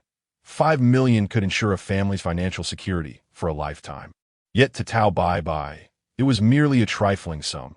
The owner, undeterred by Tao Bai's slight, explained that brat is currently at a nearby inn, merely a few minutes away. He pointed to a small inn not far off. Considering Wu Qing's displayed prowess earlier, the owner, while aware of Tao Bai's formidable abilities, prudently inquired, "How much time do you require, Mr. Tao Bai?" 10 minutes will suffice, Tao Bai replied coolly before vanishing from sight, his speed so astonishing that one would hardly have time to react. Tao Bai's arrival and the brief conversation had taken less than 2 hours, meaning Wu Qing had only slightly recovered. Although he felt better than when he first arrived, he remained severely injured, facing the world's top assassin without any chance of victory. Not to mention, Wu Qing was oblivious to Tao Bai's impending arrival. Even if he had known, he likely would not have taken it seriously. He closed his eyes to sense the recovery of his body. The immense power he had unleashed in response to the provocations of the bestialong had long since dissipated. Now, just a fleeting memory to it seemed that such strength was a rare occurrence. Perhaps only emerging when Wu Qing was pushed to his limits, he wondered when he might again possess such power. Suddenly, Wu Qing's tightly shut eyes flew open, and he leapt from his beat. In an instant, the window shattered, and a man with braids appeared before him. Wu Qing could not ascertain when this individual had arrived and had not caught a glimpse of his approach. Consequently, he inquired, "Might I ask who you are, and what brings you here?" The visitor was none other than Tao Bai, who showed no surprise at Wu Qing's lack of recognition. He replied coolly, "Not knowing who I am is quite normal for a child." A cruel smile flashed across Tao Bai's lips as he continued, "But whether you know or not, your ultimate fate is death. There is no other possibility." Upon uttering these words, a palpable aura of killing intent radiated from Tao Bai, causing Wu Qing to momentarily widen his eyes in surprise. It became clear that this man was no ordinary opponent. Even at his prime, Wu Qing would stand no chance against him. Nevertheless, knowing that this assassin sought his life, Wu Qing realized that begging for mercy would likely yield no chance of escape. Thus, the only option left was to fight. This place is too small. We cannot fully unleash our powers here. Let us step outside, Wu Qing said nonchalantly, before vanishing from sight. Tao Bai's expression remained unchanged as he too disappeared. When the inn's owner arrived, all that remained were shattered glass fragments. No trace of either individual was left behind. The location chosen by Wu Qing for their confrontation is decidedly simplistic, situated beyond the confines of the city. Engaging in combat within the urban landscape would undoubtedly endanger the innocent. Thus, this external setting proves to be far more convenient. Nevertheless, regardless of how swiftly Wu Qing accelerates, Tao Bai effortlessly matches his pace. Remaining unfazed until Wu Qing finally halts to catch his breath, Tao Bai's expression remains unchanged, revealing the formidable prowess of this opponent. This place your self-chosen grave? It's rather commendable, Tao Bai remarked coolly, standing still as if awaiting Wu Qing's attack. This individual is excessively arrogant. Although I am indeed no match for him, such bravado is rather excessive, Wu Qing mused internally. With a sudden lunge, he threw a punch. Yet Tao Bai merely tilted his head aside to evade in a swift motion. Tao Bai's feet deftly landed atop Wu Qing's, leaving him struggling futilely, now left with only his hands to fight back. Given his slightly shorter stature compared to Tao Bai, his punches could not reach their target, as Tao Bai's reflexes were astonishingly sharp, seemingly perceiving Wu Qing's every intention. For several minutes, he simply dodged Wu Qing's strikes, hands clasped behind his back, showing no intent to retaliate. As time wore on, Wu Qing found himself utterly exhausted. Were it not for his incomplete recovery, he would not be in such a dire state. Observing Wu Qing's evident fatigue, Tao Bai's eyes glinted with disdain that he then seized Wu Qing's attempted strikes and, releasing his foot, delivered a powerful kick that sent Wu Qing soaring into the air. With a leap, Tao Bai followed up with another kick, propelling Wu Qing through several trees, causing him to spit forth a mouthful of blood. The green hue of the blood surprised Tao Bai. He had not anticipated such a color in human blood. Yet, the world is vast and filled with wonders. He dismissed this curiosity and approached Wu Qing, lifting him effortlessly. With a sudden force, he flung Wu Qing away, leaving him sprawled on the ground like a defeated animal. Is this how you meet your end? Hardly impressive, Tao Bai remarked indifferently, preparing to depart. I could see that moment. However, Wu Qing grit his teeth and managed to rise to his feet, albeit unsteadily, swaying slightly. Truthfully, had he feigned death earlier, Tao Bai might have left without a second thought. Now that Wu Qing had stood, Tao Bai would not let him off so easily. With a flash of cold determination in his eyes, he vanished from sight. Wu Qing, caught off guard, felt a sharp pain in his temple as Tao Bai's tongue pierced it, causing green blood to flow profusely. Wu Qing's vitality seemed to drain as he collapsed to the ground. No one survives a blow to the temple, and Tao Bai paid no further mind to Wu Qing. He retrieved a thick tree branch and hurled it into the air before leaping onto the tree, vanishing from the scene. Unbeknownst to him, after his departure, Wu Qing's temple began to heal gradually. Though the process was slow, it was evident he would not succumb to death, especially in a forest teeming with ferocious beasts. The proprietor of the establishment, Heaven and Earth, awaited Tao Bai's return, only to find that a tree had shattered a glass panel upon his arrival. Upon closer inspection, it was evident that Tao Bai had returned. Seemingly unscathed, Mr. Tao Bai, I wonder if that young man has been dealt with. While he had his suspicions, the proprietor, not having seen Wu Qing's corpse, felt compelled to inquire. Tao Bai, hearing this, expressed his displeasure. I have never failed to eliminate my targets. Nor do I operate under the obligation to present corpses to employers that, if you desire the body, send your men to search for it in the forest outside the city. Tao Bai's formidable prowess left no doubt that he posed no threat to anyone present. The proprietor, aware of this, forced a smile, and my inquiry was merely precautionary. Mr. Tao Bai, please do not take it to heart.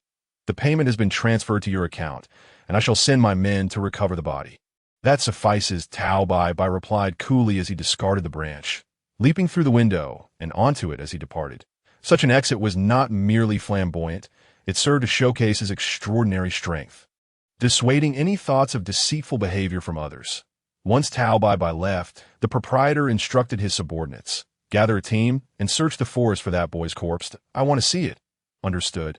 After receiving acknowledgement, they set out, yet their search yielded only a pool of green blood, with Wu Qing having vanished without a trace.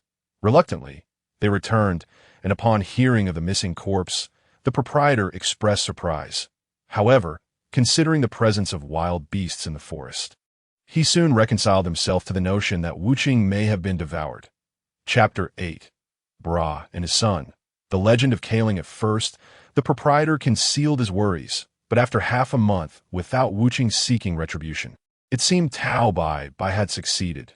The absence of a corpse could only imply that Wu Qing had been taken by a larger beast. Otherwise, he would certainly have retaliated. Meanwhile, Wu Qing lay unconscious in a tent, his temple bandaged, indicating he was no longer in danger. After a few coughs, he awakened, struggling to open his eyes. Though physically intact, he felt weakened after such a prolonged slumber. That moment, a young boy entered the tent, seemingly checking if Wu Qing had awakened. Upon seeing him sit up, the boy's face lit with joy, and he rushed outside. Shortly thereafter, a bare-chested man entered alongside the boy, revealing that Wu Qing's survival was thanks to this father-son duo. "Excuse me, but who are you?" Wu Qing inquired, his voice raspy, a testament to his still recovering condition. "I am Bra, and this is my son, UPA," the man replied, momentarily surprised by Wu Qing's appearance. "My son UPA noticed you all playing outside. You were in quite a dire state, bleeding profusely from your temple. I feared you would not survive, but to my astonishment, by the time I brought you here, your wound had begun to heal. You possess remarkable resilience, as ordinary individuals could not awaken after such an ordeal in merely half a month." Bra's observations were astute, and Wu Qing did not dispute them, although he refrained from divulging his true identity. Despite Bra's assistance, revealing that he had escaped from the Red Ribbon Army might lead to unforeseen complications. After all, Wu Qing knew little of Bra's character. It was wiser to remain discreet. Licking his parched lips, he gratefully accepted a cup of water from UPA, feeling a surge of warmth. "Thank you," he murmured, savoring the water as if it were ambrosia. After finishing, he returned the cup to UPA, at which point Bra voiced his curiosity. "But tell me, how did you come to be so injured in the forest? You are not an ordinary person. It seems your adversary must have been formidable. I was defeated by the world's foremost assassin, Tao Bai," Wu Qing confessed. The expression on Wu Qing's face bore no trace of fear. He spoke in a calm tone. However, upon hearing the name Tao Bai, a fleeting shadow crossed Bo's countenance. The world's foremost assassin, Tao Bai, had never left behind a living witness after his killings. The fact that this young man was still alive was indeed a remarkable exception. Bo La was taken aback, though he did not allow it to show on his face.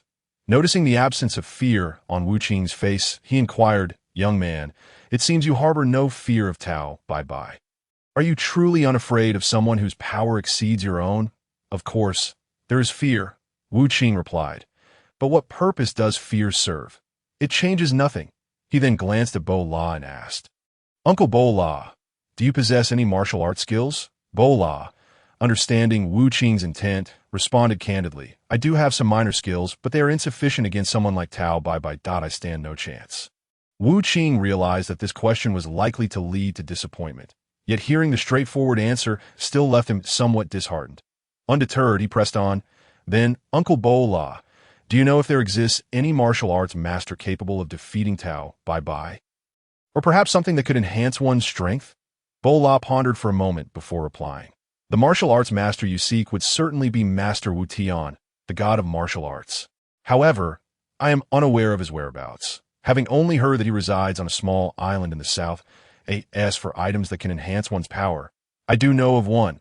At this revelation, Wu Qing's heart leaped with joy, and he eagerly asked, "What is this item, and where can I find it?"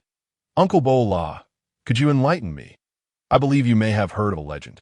Bo La began, nostalgia flickering across his face. "There exists a tower named Ka Lin Tower. According to legend, Anyone who ascends from the base to the pinnacle of the tower using their own strength will encounter a celestial being at the top. Should they drink the elixir offered by this being, their strength will multiply several times over. Countless individuals have attempted to conquer this tower, yet all have failed. Some have climbed for several days, losing their strength and falling due to lack of sustenance, while others have tried to fly directly to the top, only to meet with the same fate. Those unwilling to rely solely on their own strength will never glimpse the summit. This was the first time Wu Qing had heard the name Kaolin Tower, yet his mind was filled with knowledge about it. Although the Red Satin Brigade had never sent anyone to scale the tower, whispers of its existence had reached him. It seemed that this information had been ingrained in his mind during his early development, mostly consisting of conjectures and theoretical notions, from what he understood. The tower appeared to stretch infinitely into the sky, but this was merely data from the Red Satin Brigade, not something he had witnessed firsthand. That Wu Qing did not believe that there existed a tower insurmountable by humanity. It might merely be a tale spun by those with ulterior motives. Nevertheless, he inquired, "Where is this tower located?" "Right outside." Bola pointed towards the entrance of the tent. Without a second thought, Wu Qing disregarded his still recovering body and dashed outside, where he beheld Kaolin Tower. Towering high into the clouds, its apex was impossible to discern with the naked eye. The legendary tower that seemed to stretch endlessly was indeed as formidable as the tale suggested. And at that moment, Wu Qing found himself believing in the legend, that he turned to Bola and asked, "Uncle Bola, you mentioned that one could obtain the celestial water by climbing this tower. Has no one succeeded in reaching the top all these years?" Bola replied, "I have heard that someone reached the summit 300 years ago, but whether this is true remains uncertain." "As I was not yet born at that time, 300 years, Wu Qing mused. That means no one has possessed the ability to ascend in all that time. Regardless of its truth, I shall treat it as a means to train my body. I need to prepare myself diligently. Even if the summit holds nothing but emptiness, the daily ascent and descent will surely enhance my strength." Resolute in his decision, Wu Qing expressed his intent. Bola admired Wu Qing's courage. Many would have faltered before such a towering structure, for the unending height was not something the average person could aspire to reach. Even if Wu Qing was not like others, he was still but one individual. To face the daunting Kaolin Tower without a trace of trepidation and to maintain his resolve to climb was a testament to his bravery. However, considering his physical condition, Wu Qing decided to rest for a few days before setting out. To allow for his recovery, Wu Qing stayed with Bola and his son for over a week. That on a morning at 4 o'clock, Wu Qing emerged from the tent, while Yu Pa was still lost in dreams. Bola stood beside him, offering a smile. Wu Qing returned the gesture, then gazed at Kaolin Tower, a glimmer of determination in his eyes as he commenced his ascent. Uncertain of the tower's true height, Wu Qing refrained from exerting himself fully at the start, fearing that such an approach might deplete his stamina too quickly. Although his endurance surpassed that of an ordinary human, he remained cautious. Initially, he climbed at a moderate pace, yet despite this conservative method, he found himself unable to reach the summit of Kaolin Tower before his energy waned. Though Wu Qing was unaware of the time, the scorching sun indicated that it was already noon, meaning he had spent 7 to 8 hours in his endeavor without sighting the tower's apex. Such a duration equated to a journey that would take an ordinary person an entire year to traverse. Yet he still could not perceive the summit, prompting him to take a moment's respite. He pressed his limbs against the tower's surface. Although the walls were scorching under the relentless sun, the scales on his body shielded him from the heat. Once his stamina was replenished, he resumed his climb, planning to rest again when his energy dwindled, hoping to successfully reach the top in one go. Nightfall descended without notice, and, as Wu Qing gasped for breath, he felt the gnawing pangs of hunger. Having brought no supplies with him, he was left with no choice but to endure the hunger. As it was also time to rest, he retrieved the rope given to him by Uncle Bola before his ascent and secured himself firmly to the tower. Closing his eyes and drifting into slumber, this sleep was perilous. Although the rope secured him tightly to Kaolin Tower, over time it would inevitably loosen. Should the rope give way, he would plummet. However, Wu Qing had made his preparations.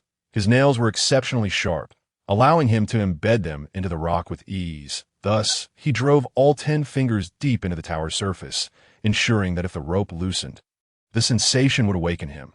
This way, he could do everything in his power to avoid falling. And even if he did, he could adjust his body to minimize injury.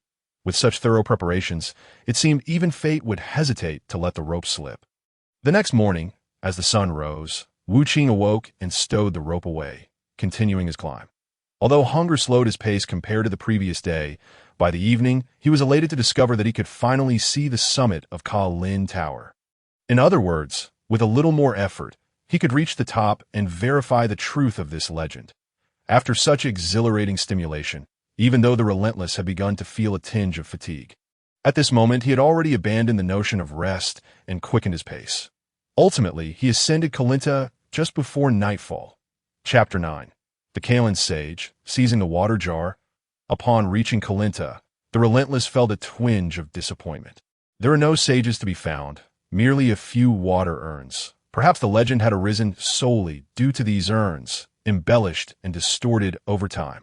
He approached step by step, opening one of the urns, which was indeed filled with water. However, the reflection in the water surprised him. Logically, the reflection should depict the person before the water. Yet within this urn, he saw Dr. Cole and a group of research scholars at the base of the Red Satin Brigade, praising the figure within the container. This was a glimpse of the past. Startled, he hastily closed the lid and moved to open a second urn, which reflected his current self gazing into the urn. It seemed ordinary, yet it represented the events unfolding in the present.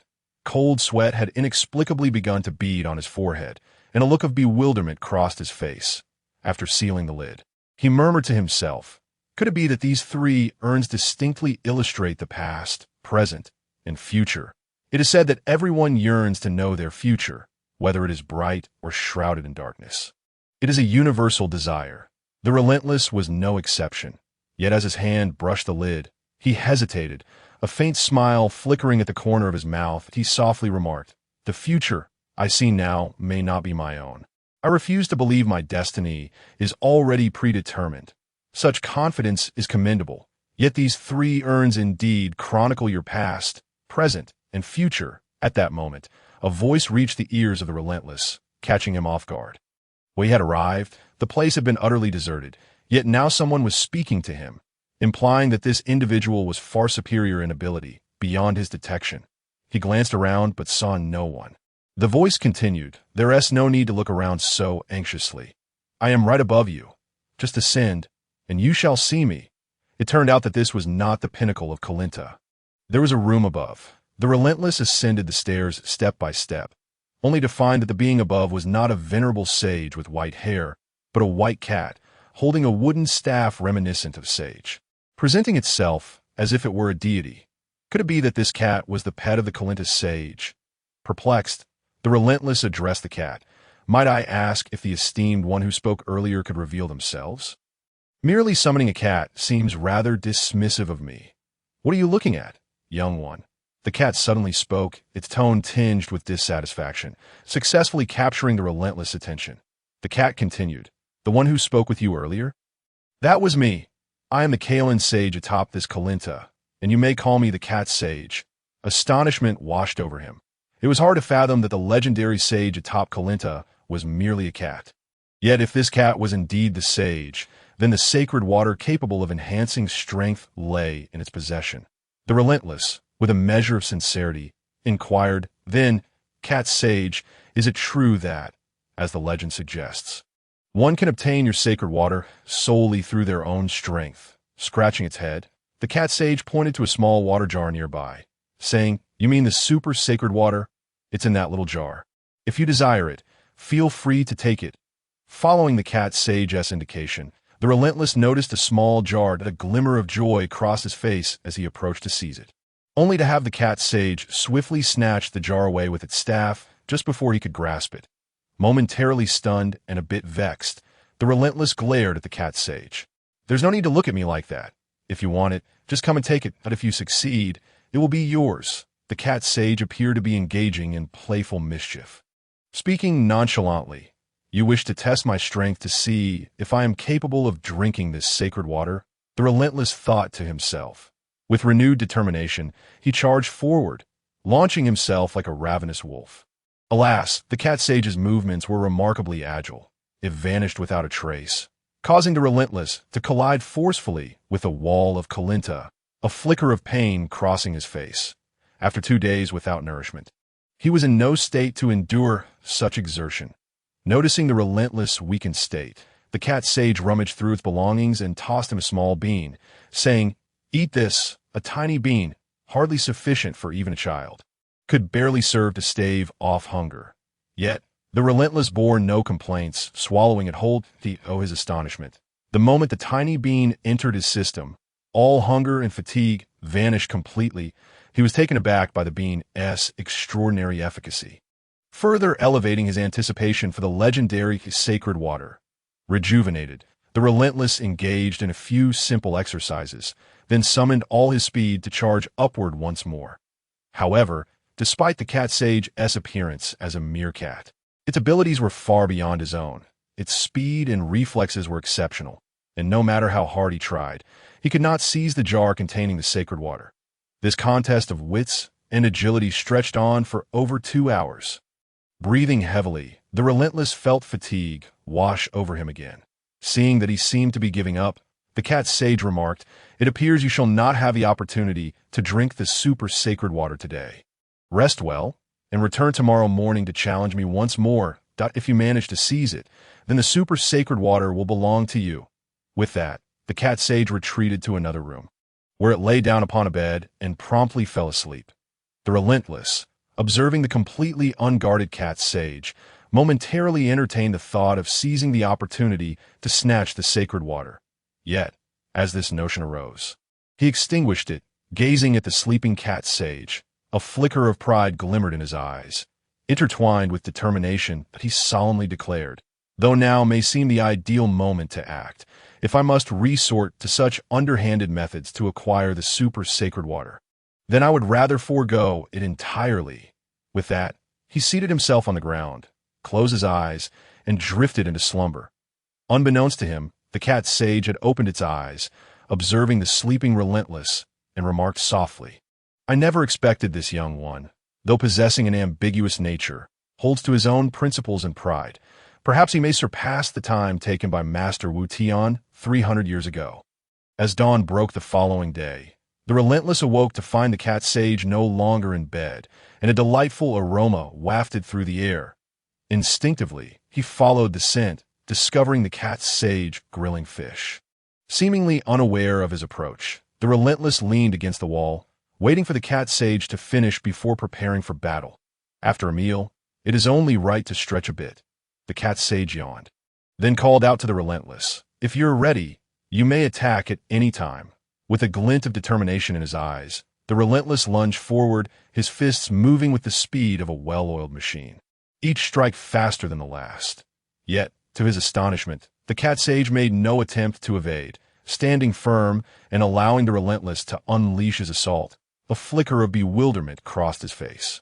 He had not anticipated the cat sage's calm demeanor. Nevertheless, he pressed on, aiming directly for the cat sage's face. Incredibly, the relentless fist passed through the cat sage's form as if it were an illusion.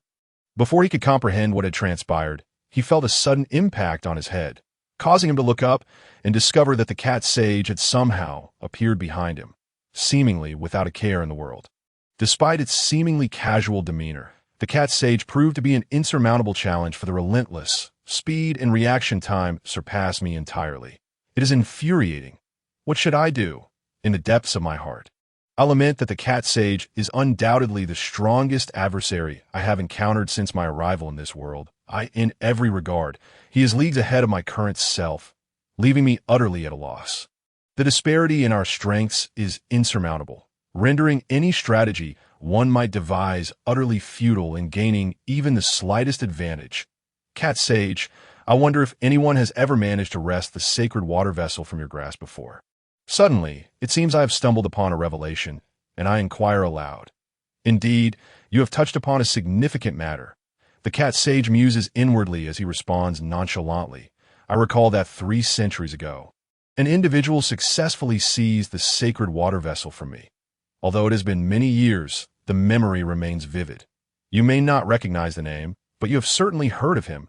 He is known as the god of martial arts. Master Wu Tian. How long did it take Master Wu Tian to achieve this? I press eagerly, convinced that the god of martial arts must have accomplished this feat in no time at all. Upon hearing my question, the cat sage offers no verbal response, but merely raises his finger to indicate 3. I am taken aback, murmuring, the god of martial arts truly lives up to his title. I never imagined that Master Wu Tian succeeded in just 3 days. At this, the cat sage collapses to the ground, seemingly astonished by my revelation. After regaining his composure, he expresses his dissatisfaction. What on earth are you thinking? Young one, 3 days is utterly impossible. It was 3 years. Master Wu Tian required a full 3 years to wrest the sacred water vessel from my hands. Oh, you understand. Stunned by the implications of the cat sage's words, I am left grappling with the realization that if even the god of martial arts needed 3 years, how much longer would I require? At this moment, I feel a creeping desire to surrender. The chasm between our abilities is overwhelming, and if it took him 3 years, I fear I might not be able to succeed even in 5 or 6. Beads of cold sweat form on my forehead, and the thought of retreat begins to take root in my mind. However, the cat sage's calm voice interrupts my despair. What? Are you considering giving up? It seems the Crimson Ribbon Brigade's ultimate weapon is not as formidable as I thought. Those simple words reignite my dwindling resolve. Indeed, the Crimson Ribbon Brigade will never relent if I lack the strength to defend myself. Those who have aided me, like Uncle Braun UPA, may suffer because of my inadequacy. I cannot allow such a fate to befall them. Therefore, even if hope is slim, I must strive with all my might. As determination ignites within me, the flicker of fear in my gaze melts away. With a confident smile gracing my lips, I declare, Cat Sage, I do not know the extent of Master Wu Tian's abilities, nor can I ascertain the truth of your words. What I do know is that I must obtain the sacred water to gain immense power. Otherwise, I stand no chance against the relentless pursuit of the Crimson Ribbon Brigade. If it took the god of martial arts 3 years, then I shall seize the sacred water vessel from you within 3 years. Watch closely. Is that so? Then demonstrate your power to me. The cat sage replies coolly, a glimmer of anticipation flashing across his face as I launch myself at him. Chapter 10. A year in an instant. The martial arts tournament. As the sun gradually descends, the diligent denizens of the world return home after a day of labor. This moment, UPA stands at the base of the Corinne Tower, gazing up at its towering height, but no sign of anyone descending graces is viewed. At a flicker of disappointment crosses his face as he turns to his father, Bra, and asks, Dad, do you think Brother Wuching can obtain the sacred water from the sage? I'm unsure, for I have never ascended to that place, Bra muses thoughtfully. However, it has been a year since he ventured up. He must be atop the Corinne Tower. As for why he hasn't returned, I cannot say. Perhaps he's yet to find the sacred water, or maybe he is studying martial arts up there. Only he knows the truth. Nodding in understanding, UPA retreats into their tent, as it is now time for dinner. Meanwhile, Wuching, drenched in sweat, fixates intently on the vessel of sacred water suspended from the wooden staff of the cat sage. A year has passed, yet I still find myself unable to seize the sacred water vessel from his hands. Nevertheless, I have made considerable progress over this time. Previously, I was entirely at the mercy of the cat sage, but now I can discern his movements and anticipate his next actions. However, that is still insufficient. My speed remains slightly inferior to his, though the gap is minimal. It is enough to thwart my every attempt to claim the sacred water. Noticing the cold intensity in my gaze, the cat sage remains unfazed and remarks, There is no need to look at me like that. I am not going anywhere. Observing the cat sage's calm demeanor, I grit my teeth but remain silent. Although I had vowed a year ago to seize the sacred water vessel within 3 years, I had set my sights on a 1-year timeline. To my dismay, a year has passed, and I have yet to fulfill my goal, despite being so close in recent days. Though frustration simmers within me, I manage to suppress my emotions and walk silently to the edge of the Corinne Tower, gazing out at the night-shrouded landscape. Lost in thought, this moment, the cat sage speaks. In a month, the 5-year World Martial Arts Tournament will commence. While I'm unsure of your interest in the event, I thought it worth mentioning. The World Martial Arts Tournament? I have never heard of it, yet the concept resonates deeply within my mind. Winning the championship would elevate me to fame. In other words, if I were to claim victory, the Crimson Ribbon Brigade would have little recourse against me. However, I have yet to secure the sacred water vessel, and my chances of triumphing in the tournament seem slim. Turning to the Cat Sage, I assert with determination, "Thank you for the information, Cat Sage, that I hereby declare that within 3 days, I will seize the sacred water vessel from you." 3 days? Previously, you claimed 3 years. Now, after a year, you assert 3 days. Let us see if you truly possess the ability. The Cat Sage yawns, appearing somewhat fatigued. Before turning to leave, in other circumstances, I would have taken the opportunity to rest. But this time, I remain rooted in place, closing my eyes to silently reflect on the encounters I have had with the Cat Sage over the past year as I attempted to seize the sacred water vessel. Although I have forgotten many details, the memories of our battles are vividly etched in my mind. This is surely a testament to the influence of the Crimson Ribbon Brigade. Like a slideshow, scenes of my clashes with the Cat Sage flash through my mind as I seek to identify any weaknesses. Yet, despite my best efforts, I can discern no flaws in his defenses. If there are no weaknesses, then that in itself is the greatest flaw. Suddenly, I open my eyes, a fierce determination blazing within them. Cat Sage, tomorrow, I will claim the sacred water vessel. With this resolution set, I forego rest, standing atop the Corinne Tower, tirelessly practicing my techniques against the air, simulating my encounters with the Cat Sage. Though my moves may lack formal structure and may not even be recognized as techniques by some, for me, as long as I can strike my opponent, the form and style matter not. Throughout the night, I am consumed by my training, completely immersed in my own world. The next morning, the Cat Sage rises without me noticing. Only when the enticing aroma of grilled fish wafts through the air do I realize that the new day has arrived. As always, I awaited the Cat Sage to finish savoring the grilled fish. With unfeeling hands gripping into claws, I stepped forward in a swift motion, leaving behind nothing but a fleeting shadow. The Cat Sage remained calm and unmoving, allowing the unfeeling claw to strike against his form, which my hand effortlessly passed through, revealing the phantom fist technique. In response, the Cat Sage swung his wooden staff downwards, only for the unfeeling to employ the same phantom fist technique, resulting in the staff striking nothing but the ground. In an instant, the unfeeling appeared before the Cat Sage, pouncing like a famished wolf. The shadows remained mere phantoms. The Cat Sage's mastery of the phantom fist technique had reached an extraordinary level. After the unfeeling's failed leap, multiple Cat Sages appeared on the ground, each wielding a wooden staff adorned with vessels of super holy water, seemingly tempting the unfeeling to recklessly leap into their midst. Yet, at that moment, the unfeeling simply closed his eyes.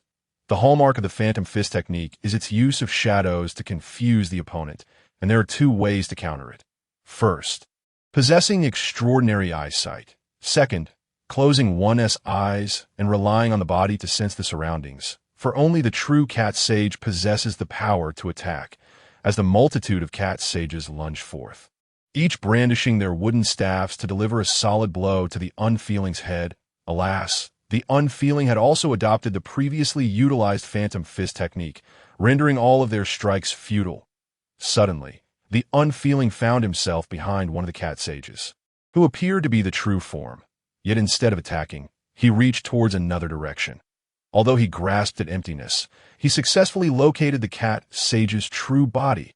All the phantoms vanished, and the Cat Sage observed the unfeeling, saying, "You actually discern my true form hiding here. I am quite surprised. How did you manage to figure that out?" When I closed my eyes, I realized that those Cat Sages were mere illusions, replied the unfeeling nonchalantly, proceeding to elaborate. After shutting my eyes, I clearly heard the sounds they made as they rushed towards me, yet not a single footfall reached my ears, nor did the air part.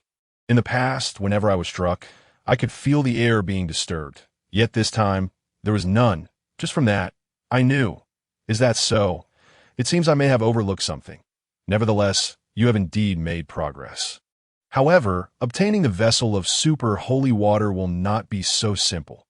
the cat sage declared before vanishing from sight, prompting the unfeeling to swiftly pursue, initiating the second round.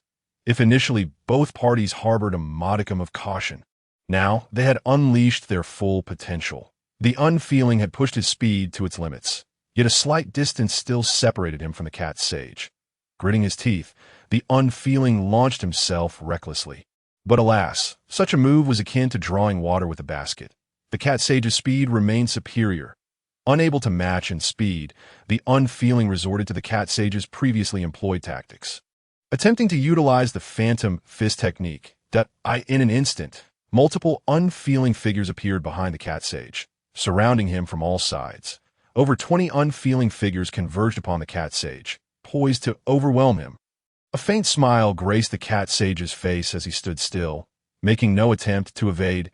As all the unfeeling figures passed through the cat sage's body, they vanished, revealing that the unfeeling had employed the same trick as the cat sage before, merely sending phantoms forth while his true self lay hidden.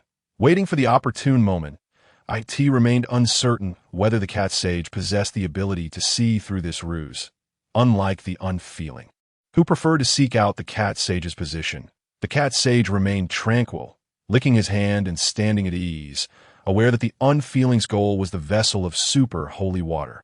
Thus, there was no need to rush, for the unfeeling would inevitably come to attack, rendering it unnecessary to exhaust energy searching for his hiding spot. Minutes passed, and the unfeeling, unable to contain himself any longer, lunged from behind the cat sage. As the cat sage leaped into the air, another unfeeling figure charged toward him. The cat sage remained unfazed, revealing a smile as he extended his wooden staff, seemingly intending to deliver a decisive blow. However, it simply passed through the unfeeling's form, revealing it to be yet another illusion. Momentarily stunned, the cat sage recalled the palpable aura radiating from the unfeeling during his leap. Yet this turned out to be another phantom. The question lingered. Where was the unfeeling truly hiding? Moreover, mere phantoms could not emit such an aura unless, of course, the unfeeling had employed the phantom fist technique at that moment. Realizing this possibility, the cat sage instinctively glanced at the vessel of super holy water atop his staff, relieved to find it still intact. However, just as the cat sage prepared to exhale in relief, the unfeeling surged forward, his speed so swift that the cat sage had no time to react and was tackled to the ground, causing the vessel of super holy water to tumble and roll, seemingly on the verge of falling from the Tower of Corinne. Cursed be it! Though he muttered a complaint, his actions were swift. With a leap, he seized the vessel, yet the force of his grip was too strong, resulting in his own fall from the tower. "You fool," the cat sage remarked, laced with a hint of exasperation, quickly moving to assist. Upon closer inspection, he found the unfeeling's hand gripping the wall of the tower, indicating he would soon ascend. Panting heavily, the unfeeling looked at the cat sage and asked, "Cat sage, do you think this counts as me having rightfully snatched the super holy water from you? If you wish to drink, now is the time." The cat sage replied nonchalantly, and the unfeeling, showing no pretense, opened the vessel and took a drink, only to find it tasted no different. Noticing the confusion in the unfeeling's eyes, the cat sage chuckled. "I know you must be wondering why. After drinking, you feel an immense surge of power, yet the super holy water appears to be of no use. To be frank, it is merely ordinary water." "Ordinary water? You jest," the unfeeling retorted with a hint of dissatisfaction, clenching his fists tightly. However, he refrained from losing his temper, sensing that the cat sage had more to say. Indeed, compared to a year ago, the unfeeling had not only grown stronger, but had also matured in mindset.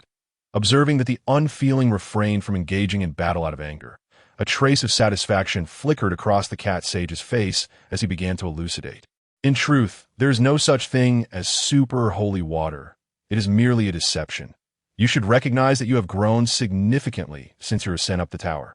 The true source of your power lies in the journey of climbing the Tower of Corinne and the process of seizing the vessel of super holy water from my hands.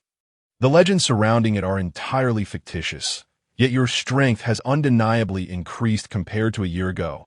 Undeniably, the cat sage's words rang true. The unfeeling's current prowess far surpassed his capabilities from a year prior, indeed possessing the ability to dominate his former self.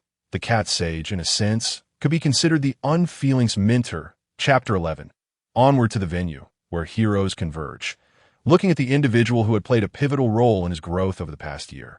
The unfeeling's previous anger dissipated, replaced by a look of reverence, as he sincerely expressed, "Thank you, cat sage. When I first arrived here a year ago, you could have chosen not to enhance my strength in such a manner. Yet you did not. I genuinely appreciate your kindness. I shall never forget your grace. It is merely my duty here," the cat sage replied calmly, "and considering you managed to seize the vessel within a year. That alone speaks volumes of your abilities. By the way, it seems you expressed interest in the so-called World Martial Arts Tournament I mentioned earlier. If you truly wish to participate, now is the time to join. It is not too late to set off." Upon hearing this, the unfeeling suddenly remembered that the competition he had longed to enter and conquer was imminent. After a brief farewell to the cat sage, he began his descent down the Tower of Corinne. The merciless silhouette swiftly vanished from sight, and after witnessing its departure, the cat sage stroked his beard thoughtfully, muttering to himself, "That lad took merely a year. And astonishingly, there exists not a single image in that water basin.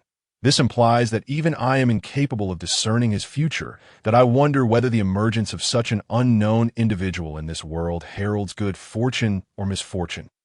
Once, it had taken him a full 2 days to ascend Colinta, yet his descent was accomplished in mere minutes.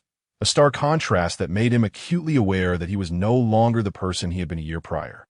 Descending from Colinta, he found himself before a somewhat familiar tent and stepped inside, only to discover that Uncle Beulah was absent, presumably occupied with some matter.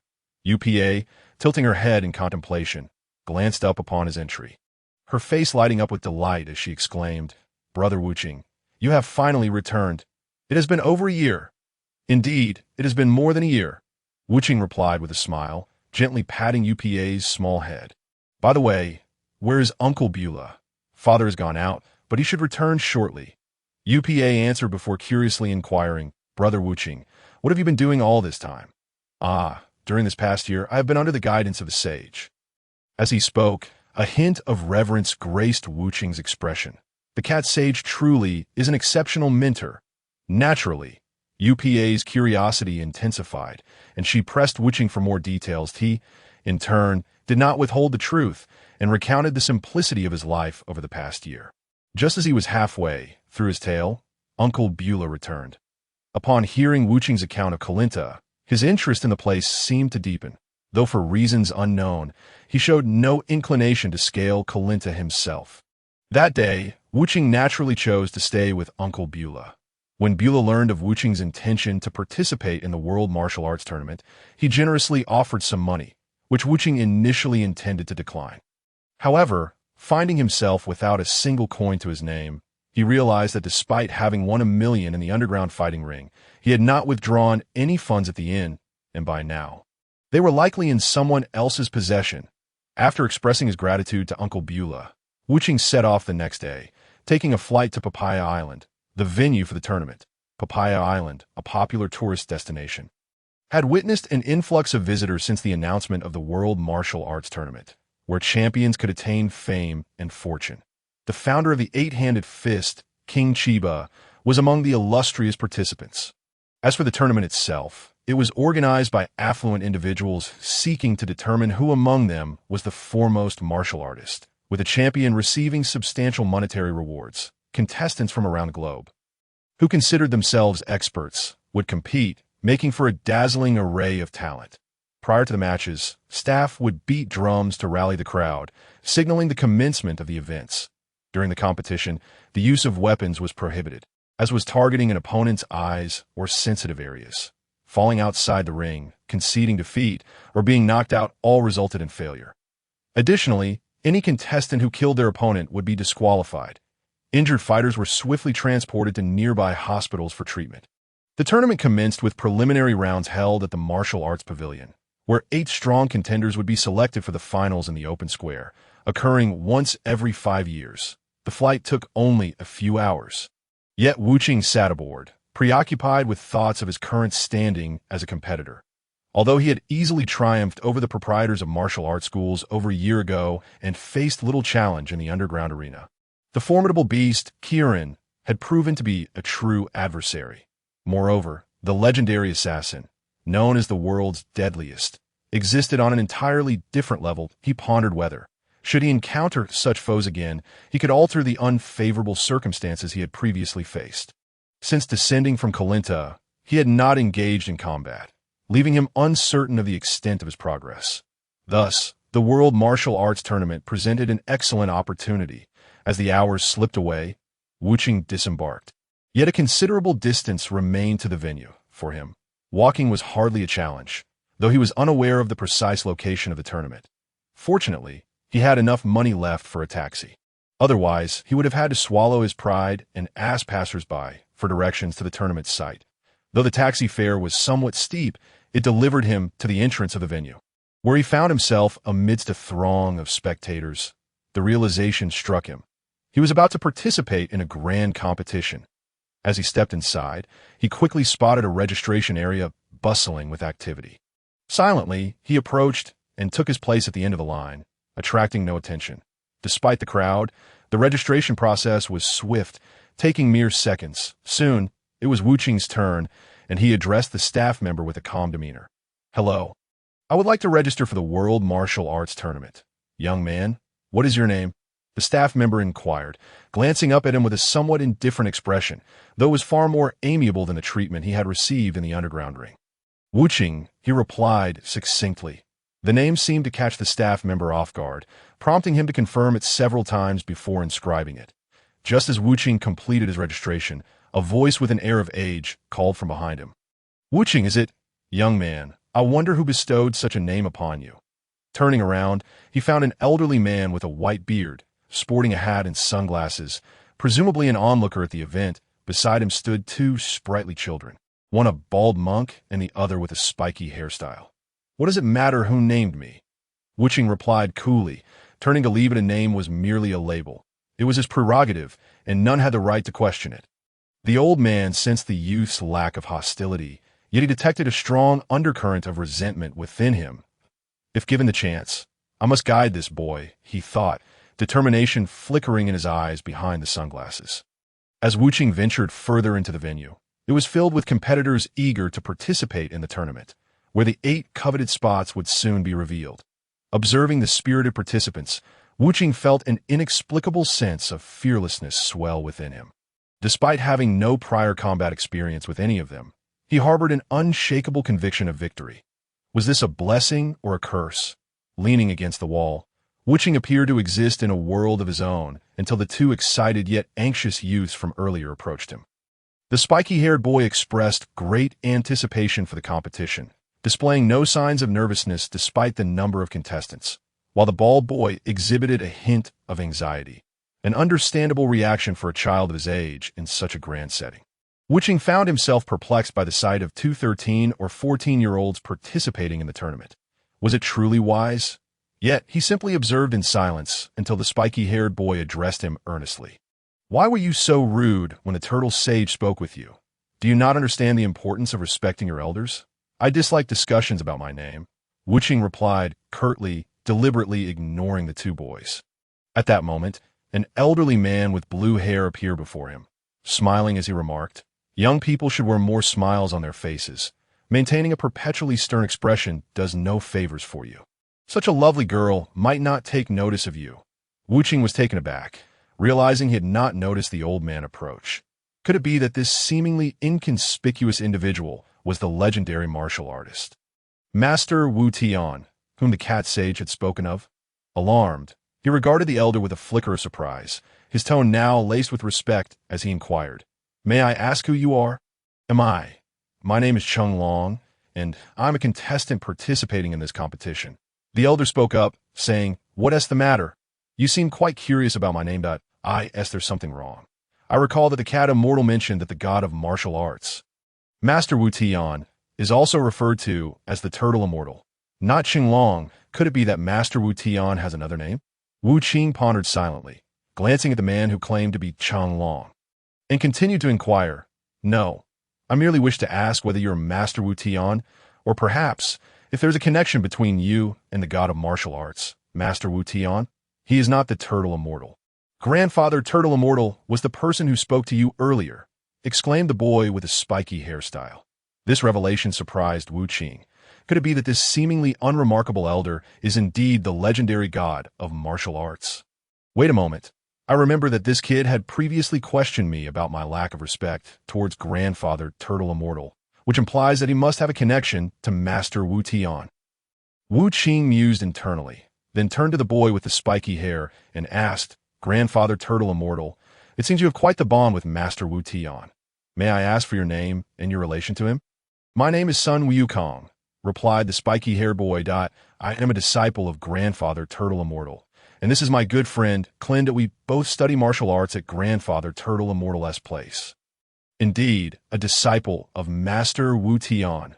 Wu Qing thought to himself with a faint smile, realizing that this World Martial Arts Championship has brought forth two formidable opponents. Wukong, I see you have also made it here.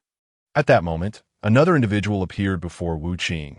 Though he was seeking out Sun Wukong, in his 20s, he was tall and possessed a handsome face. Indeed, a striking young man. Turning to the one who called out to him, Sun Wukong, filled with a hint of confusion, asked, Who are you? Do we know each other? How do you know my name?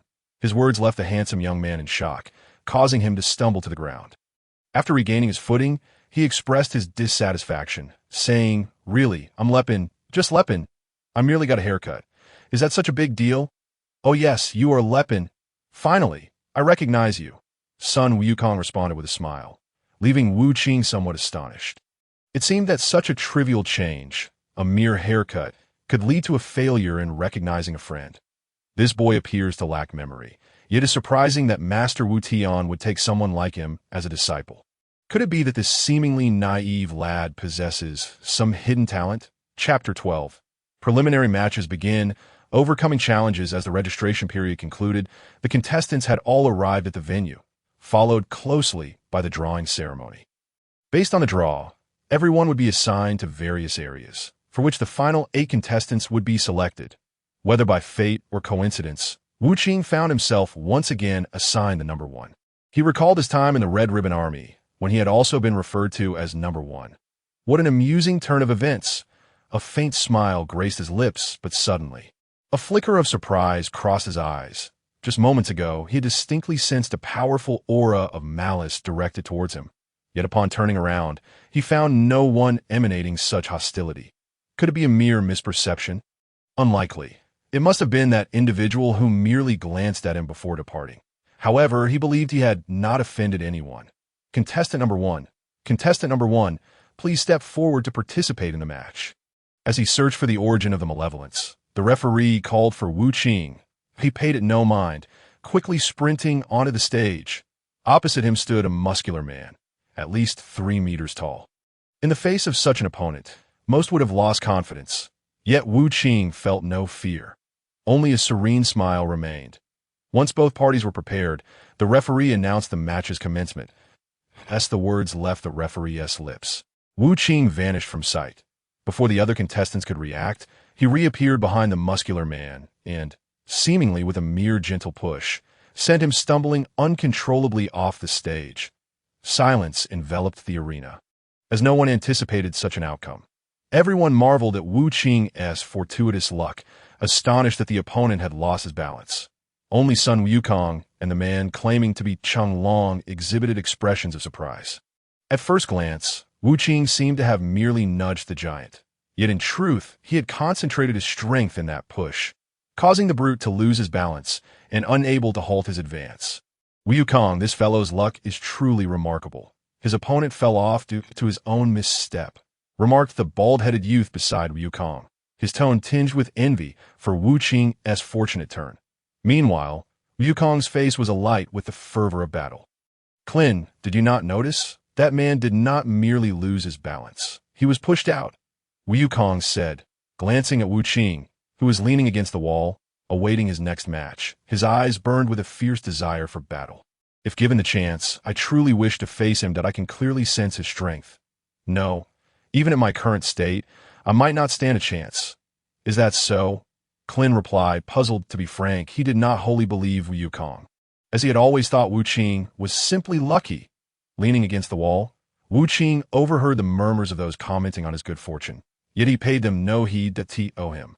Those who could not discern the true nature of his previous action lacked the prowess to challenge him. However, as he stepped down from the stage, he caught sight of the astonished expressions on Cheng Long and Wu Kong's faces. In other words, these two had recognized the true nature of his recent maneuver. They would be his greatest rivals. Ha ha ha, kid. How do you like my move? Even if you possess strength, there's no way to escape it. A brash voice echoed, and Wu Qing's face momentarily reflected surprise, as he had not expected this individual to return for the competition. Previously, he thought this person had perished, yet here he stood alive. Thus, the one who had exuded the aura of malice towards him must be this individual. With deliberate steps, Wu Qing navigated through the somewhat crowded space, a subtle arc gracing his lips as he approached. Indeed, it was you, just as I suspected, a miniature version of a dinosaur, one wing brutally torn away, leaving only one side intact. Yet the arrogance remained unchanged that it was none other than the monstrous Jilin from a year prior. At this moment, Jilin appeared quite pleased, ready to unleash havoc upon his opponents. Yet at that instant, he felt the chilling gaze of Wu Qing upon him, akin to a venomous snake fixating on its prey. Instinctively, he turned to find the face that instilled a tinge of fear within him. In that moment, Jilin lost all desire to continue his rampage. All he wished was to deliver a thorough beating to Wu Qing, even though he was currently no match for him. With a furious kick, he sent his opponent tumbling off the stage. Following the referee's declaration of the match's conclusion, Jilin descended from the stage, his eyes ablaze with fury as he glared at Wu Qing, seething with anger. You brat, a year ago, you merely got lucky. This time, I won't let you escape as I did before. I will not forget the grudge of you severing my wing a year ago. Prepare yourself for this tournament. Completely ignoring Jilin's words, Wu Qing glanced at the number plate in Jilin's hand. Number 50-4. It was impossible for them to encounter each other before the final rounds. And even if they did, it would pose no trouble for him. After a nonchalant smile, Wu Qing replied, a barking dog seldom bites. Those that do not bite are the ones that howl the loudest.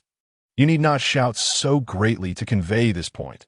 At first glance, Wu Qing appeared to be conversing with a good friend, yet the words he spoke would infuriate anyone. Jilin, known for his impulsive nature, could not tolerate such remarks. His face contorted with rage, his veins visibly bulging, clearly on the brink of exploding. Damn brat, I'm going to kill you. Before the words had left his mouth, the monster Jilong had already taken the initiative to strike, expelling a large mass of viscous substance. Just like over a year ago, it seemed he had forgotten that this tactic had proven ineffective against Wu Qing before. Wu Qing stood his ground, unflinching, allowing the sticky mass to adhere to his body, which then hardened instantly into a rubbery band, binding him tightly. With a slight exertion, Wu Qing discerned the true nature of this substance, a hint of disdain crossing his face as he spoke in a condescending tone. Monster Jilong, it has been a year. And is this all the skill you possess? With that, Wu Qing forcefully broke free from the rubber band, and in the astonished gaze of the monster Jilong, he delivered a powerful punch, intent on teaching Jilong a lesson. However, this punch was intercepted. Despite his advanced age, Wu Qing's speed and strength were impeccable. Faced with the elder who claimed to be Jackie Chan, Wu Qing exerted considerable effort to free himself from Jackie Chan's grasp. It was evident that even though he had been fully committed, not just anyone could withstand his assault. Yet Jackie Chan effortlessly neutralized Wu Qing's attack, proving to be no ordinary opponent. This is not a formal match yet, and neither of you are truly each other's opponents at this moment. A friendly sparring session is acceptable, but let us not push the boundaries. Jackie Chan retracted his hand, smiling gently, embodying the image of a benevolent elder. It appeared that Wu Qing would have no opportunity to teach Jilong a lesson. Wu Qing thought to himself, casting a disdainful glance at the monster Jilong. For the sake of this elder, I shall not hold it against you this time. I hope you possess the capability to survive the preliminaries. After saying this, Wu Qing moved to lean against the wall of the venue, awaiting his next match, while the monster Jilong, after a few shouts, retreated to the opposite side of the arena. as the matches progressed one after another. Those with outstanding abilities were naturally untroubled by the identity of their opponents. Wuching was well aware that neither Wukong nor Jackie Chan would confront him before he advanced. And it could be said that in this martial arts tournament, he was primarily concerned with just these two individuals. Beyond them, he could confidently assert that no one else could possibly be his rival. After several hours, a significant number of contestants were eliminated, and Wuching found himself on the brink of advancement.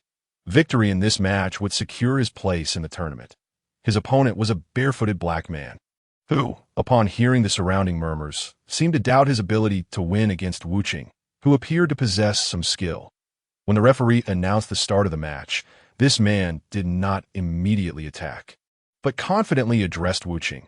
"I'm unsure how you managed to get this far, but it seems luck is on your side that a boy of 17 or 18 has made it this far. I wonder if I should commend your good fortune or criticize your opponent's weakness. However, encountering me signifies your journey ends here. Let us fight. Spare me the empty words." Wuching replied coolly, disliking those who prattle on with grandiloquent statements during battle. Seemingly perturbed by Wuching's words, the man assumed a stance and, with a hint of disdain, continued, "I intended to finish you off swiftly, but since you speak to me in such a manner, I shall unleash my strongest technique, the eight-handed fist, to properly deal with you. You shall learn that I, Chai Ba Wong, the former champion of the Supreme Martial Arts Tournament, am not someone anyone can speak to in such a way."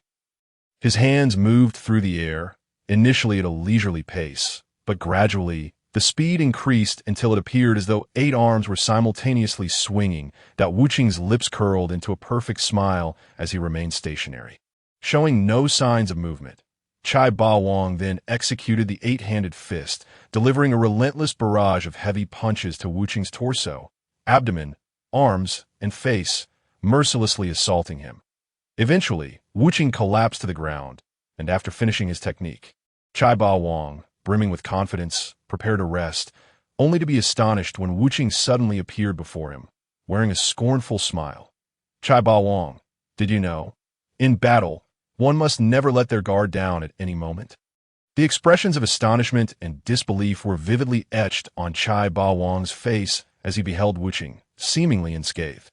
Unconsciously, Chai Ba Wong took a step back, cold sweat beginning to bead on his brow. Muttering, "Impossible! You were clearly struck by my eight-handed fist. How could you possibly be unhurt?" "Because you are not my match," Wuching retorted, his expression rife with disdain as he unleashed a punch so swift that Chai Ba Wong had no time to mount any effective defense.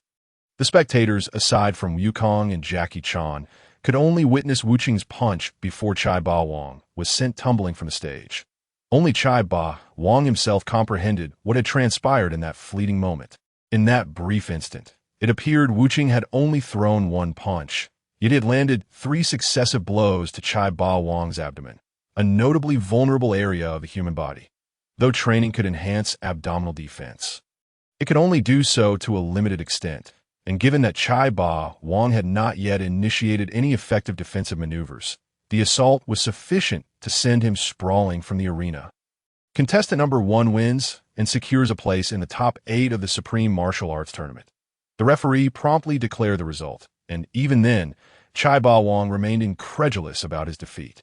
The remaining names for the top 8 would soon be revealed, but Wuching had little interest in who they would be.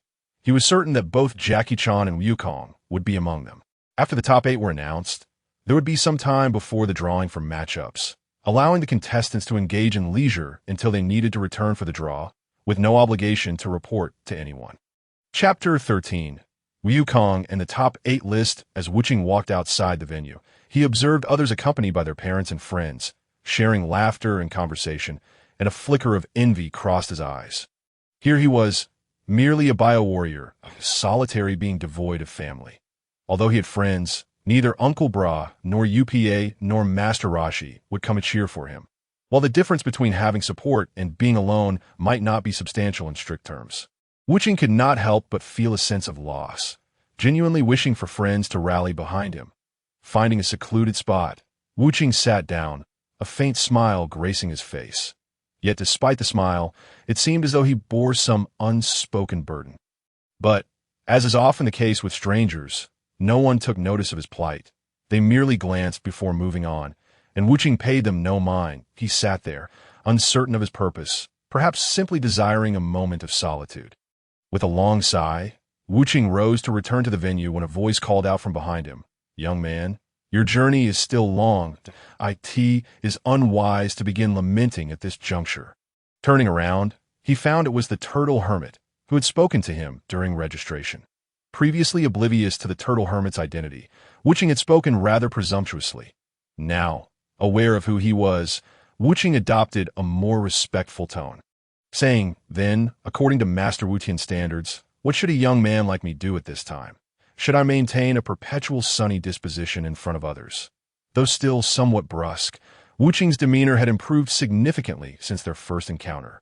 The turtle hermit, having lived many years, was not one to hold a grudge over such minor matters. He smiled and replied, "A young man should naturally be vibrant and full of life. If you are to sigh and lament every day, how will you cope with the truly challenging days that lie ahead?" Indeed, the turtle hermit's words held much wisdom, yet Wuching could not foresee what his future held. In fact, he had never even contemplated the notion of a future. Thus, he merely smiled in response to the turtle hermit, politely expressing, "Thank you for your words, Master Wutian. Should I truly have a future, perhaps I will indeed change because of it." Upon finishing the conversation, Wuching was also inclined to depart, yet Master Rashi extended an invitation, remarking that given Wuching's appearance, it seemed he had successfully passed the preliminaries. Coincidentally, he too was on his way to reunite with his two disciples, suggesting they join forces. While one might disregard the invitations of bystanders, the summons from the god of martial arts was one that Wuching found impossible to decline. Nodding in agreement, he followed Master Rashi as they advanced, soon encountering the exuberant trio of Wukong and his companions, who appeared to have also triumphed in the preliminaries. Surrounding them were two young women. One shared a close rapport with Lepin, while the other embodied the quintessential homebody. Additionally, there was a pig and an animal levitating in mid-air. "Wukong, Krillin, how did you fare in the preliminaries?" Master Rashi inquired as he approached, while Wuching silently trailed behind, opting not to speak. Wukong and Krillin exchanged smiles and nodded in affirmation. At this moment, the girl close to Lepin expressed her dissatisfaction, asking, "Master Rashi, where have you been for so long? We couldn't even catch a glimpse of you." "Ah, well, being of advanced age, it takes me a little longer to visit the restroom." Master Rashi replied nonchalantly, then pulled Wuching forward to introduce him to the others. "Bulma, you and Launch, Wulong, and Poor probably don't know him, but Wukong, you and your friend should have crossed paths with him during the World Martial Arts Tournament, right?" Krillin was somewhat taken aback to see Wuching with Master Rashi, recalling how Wuching's demeanor towards the old master had been less than favorable initially. Lepin, on the other hand, speculated that Wuching and Master Rashi must have known each other for some time, perhaps implying that Wuching's formidable skills were imparted by the master. This realization eased his thoughts regarding Wuching's impressive prowess displayed during the preliminaries, as he was indeed a disciple of the god of martial arts. "Ah, you are that Wuching," Wukong exclaimed after scrutinizing Wuching. "Master Rashi, how do you know him?" "It was merely a chance encounter. I accepted an invitation from Master Wutian to come here," Wuching replied succinctly, exuding an air of aloofness. Master Rashi perceived Wuching's deep yearning for companionship, yet his innate pride rendered him somewhat unapproachable when it came to friendships. Thus, Master Rashi sought to ease the atmosphere by saying, "Wuching, I trust you encountered no formidable opponents?" Nodding, Wuching responded, "The preliminaries were rather unremarkable. However, I could distinctly sense two individuals who might serve as my worthy adversaries. One of them may even surpass me." This revelation surprised everyone, and Bulma, glancing at Wuching with intrigue, asked, "Just two? Are you truly that strong?" Her tone carried a hint of disbelief. Wuching, though slightly irked by Bulma's skepticism, stated, "Aside from Wukong and that Chenglong fellow, the rest are no match for me. No, even Wukong is merely a source of annoyance. He lacks the strength to defeat me. However, I have little confidence against Chenglong, despite the fact that based on his current display of power, he is not my equal. Could this young man's strength truly be at such a level?" Master Rashi pondered, realizing that Wukong's prowess was second only to his own, making it exceedingly difficult to find someone who could surpass Wukong. Could it be that Wuching was a disciple of the Crane Hermit? By the way, Wuching, I am curious. Who imparted such exceptional skills to you? Master Rashi inquired. They were bestowed upon me by the Master Karen atop the Karen Tower. Wuching replied nonchalantly, leaving Master Rashi momentarily speechless. Astonished that this mere teenager had managed to ascend the Karen Tower, Yukong, Bulma, and the others were unaware of the significance of the Karen Tower, merely perceiving it as a training facility for martial arts. However, Lepin's expression shifted to one of surprise, for he had heard tales of the tower during his travels. You mean the tower that seems to reach the heavens? Did you really climb that high? Such inquiries, in some respects, bordered on personal privacy, and Wuching would typically refrain from answering. Yet, recognizing that these individuals were closely affiliated with Master Rashi, he deemed it appropriate to respond. I spent 2 days ascending the Karen Tower, and after a year's time, I successfully acquired the super sacred water from Master Karen.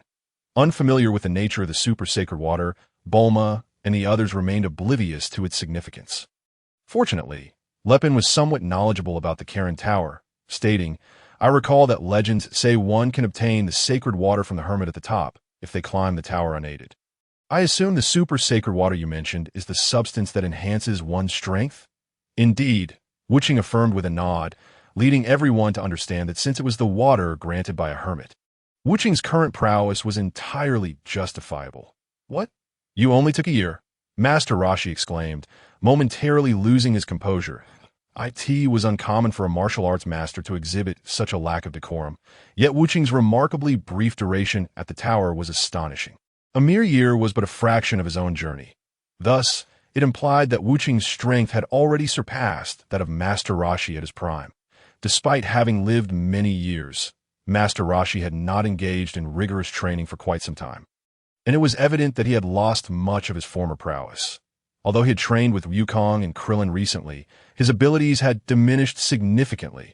The individual who had just descended from the Karen Tower, though not at his peak, was nonetheless stronger than Master Rashi in his current state. Could it truly be that this youth, seemingly no older than 17 or 18, had surpassed him? Master Rashi, why the astonishment? Bulma remarked with mild annoyance that you realize your exclamation nearly frightened me to death. Master Rashi remained silent, his brow furrowed, clearly struggling to process the astonishing reality before him, requiring time to digest the implications. The others, equally taken aback by Master Rashi's unusual behavior, turned their attention back to Wuching, hoping he might provide clarity. Though their conversation lasted only a few minutes, Wuching had garnered a fair understanding of their personalities. These individuals could potentially become his friends. With that in mind, Wuching stated, the reason Master Wutian is so astonished is that the individual before me took 3 years to obtain the super sacred water from Master Karen. Am I mistaken, Master Wutian? How could Master Rashi possibly know? He was not the one who ascended the Karen Tower before. Bulma interjected, only to have her words render everyone speechless. If Wuching's assertion was true, then it implied that Master Rashi himself had once been the individual who took 3 years to achieve this feat. This revelation suggested that Wuching had indeed surpassed the strength of the man known as the god of martial arts. Noticing the incredulous gazes directed at him, Wuching chose to remain silent, standing resolutely as a horn sounded, announcing, the 8 contestants who have qualified for the next round are requested to convene at the venue for the drawing of lots. It's time for the drawing. Farewell. With that, Wuching turned and departed, followed closely by Yukong and the others. Bulma and her companions soon realized the urgency of the situation, with the drawing about to commence. They needed to secure good seats in the audience. However, by the time they looked for Master Rashi, he had quietly vanished, leaving them unable to locate him. Upon arriving at the venue, it became apparent that apart from a few competitors awaiting their turn for the draw, there was already a host with golden hair present. Standing beside him was an individual holding a small box, presumably intended for the drawing. However, after a brief moment, all the contestants had gathered, and the drawing commenced shortly thereafter. Wuching was the first to have his name called, naturally making his way to the front. During the drawing, he instinctively glanced at the list held by the golden-haired host, which contained the names of the 8 individuals who had advanced through the preliminaries. Apart from Wuching, the remaining 7 were Yukong, Klin, Lepin, Chenglong, Monster Geelong, Namu, and Barbarian IT seemed he had a chance to teach Monster Geelong a lesson in the first round. Grandpa, you're sweating profusely. Are you feeling unwell? The observant Wukong noticed the perspiration on Chenglong's forehead and couldn't help but inquire. Oh, it's nothing I just feel a bit warm, Chenglong chuckled, attempting to brush it off. However, Wuching also observed that Chenglong seemed to be concentrating most of his attention on him during the draw. Previously, Chenglong had never behaved in such a manner. Why was he now so focused on Wuching?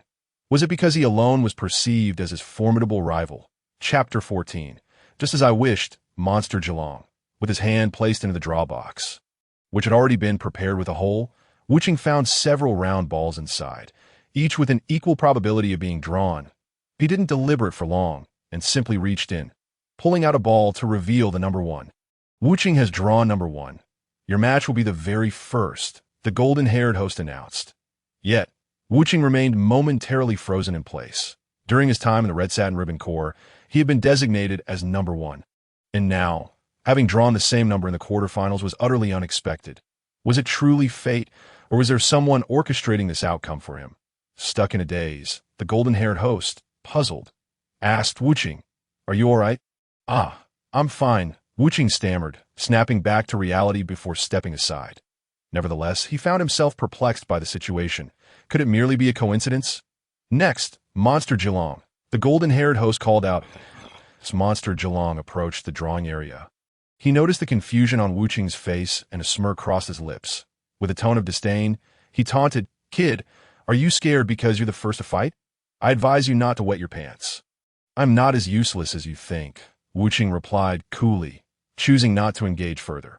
Monster Geelong, irritated, intended to retort, but had already reached the drawing area. He plunged his hand into the box and drew a ball, only to find the number 2 on it. So, Monster Geelong, it appears you will face Wuching in the first round.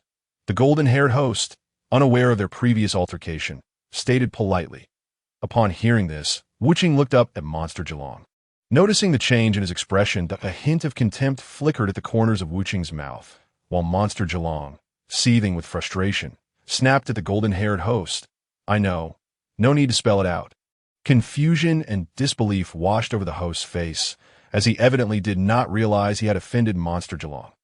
However, as someone with several years of experience in this role, he chose to overlook it and continued announcing the names of the remaining contestants. Within a few minutes, all participants were aware of their opponents and the rounds they would compete in.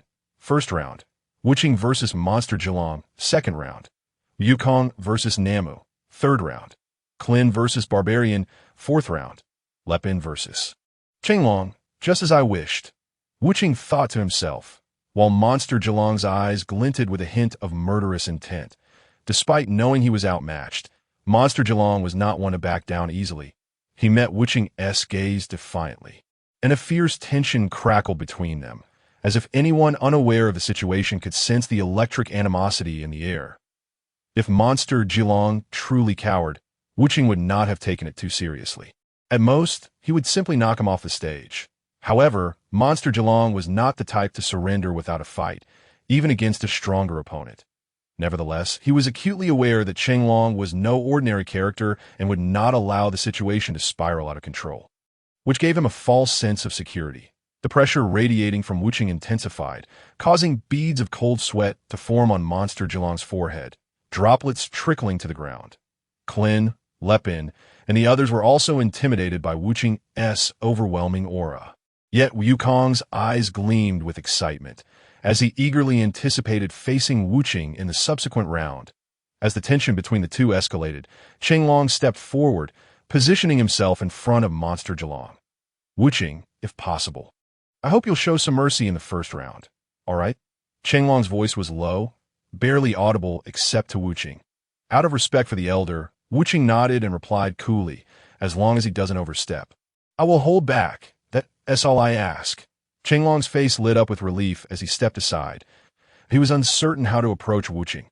Although his combat experience was far superior, Wuching's youth and rapidly ascending prowess posed a significant challenge. It was evident that the over 300-year-old turtle hermit would struggle to defeat Wuching under the current circumstances, given that his body had not seen battle in many years, and regaining his former strength would take time. Even if he did recover, He could never return to his true peak, and achieving 80% of his former ability would be commendable. Meanwhile, Wu Qing's strength would undoubtedly continue to rise, leaving the turtle hermit apprehensive. Thus, rather than attempting to persuade Wu Qing, it was wiser to offer gentle reassurances, knowing that Wu Qing was not one to disregard the wisdom of those older than him. Before the first round commenced, there was a brief intermission of about 10 minutes, allowing the contestants to prepare themselves physically and mentally for the upcoming battles. During this time, Wu Qing engaged in some light stretching to warm up, while Monster Zhelong remained utterly still, lost in his thoughts. Ladies and gentlemen, welcome to Mugua Island for our 5-yearly tournament of the world's greatest martial arts. The host, previously responsible for the draw, now appeared on stage with a microphone in hand, revealing himself to be the MC of this grand event. With the audience buzzing with excitement, he proclaimed, 5 years have flown by, and this tournament is brimming with formidable contenders.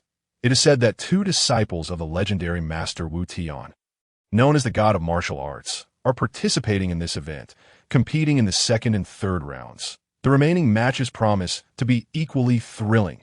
With just a few words, the audience's anticipation for the forthcoming battle soared. Subsequently, Wu Qing and Monster Zhelong stepped onto the competition arena, maintaining a respectful distance before the host declared the match to begin.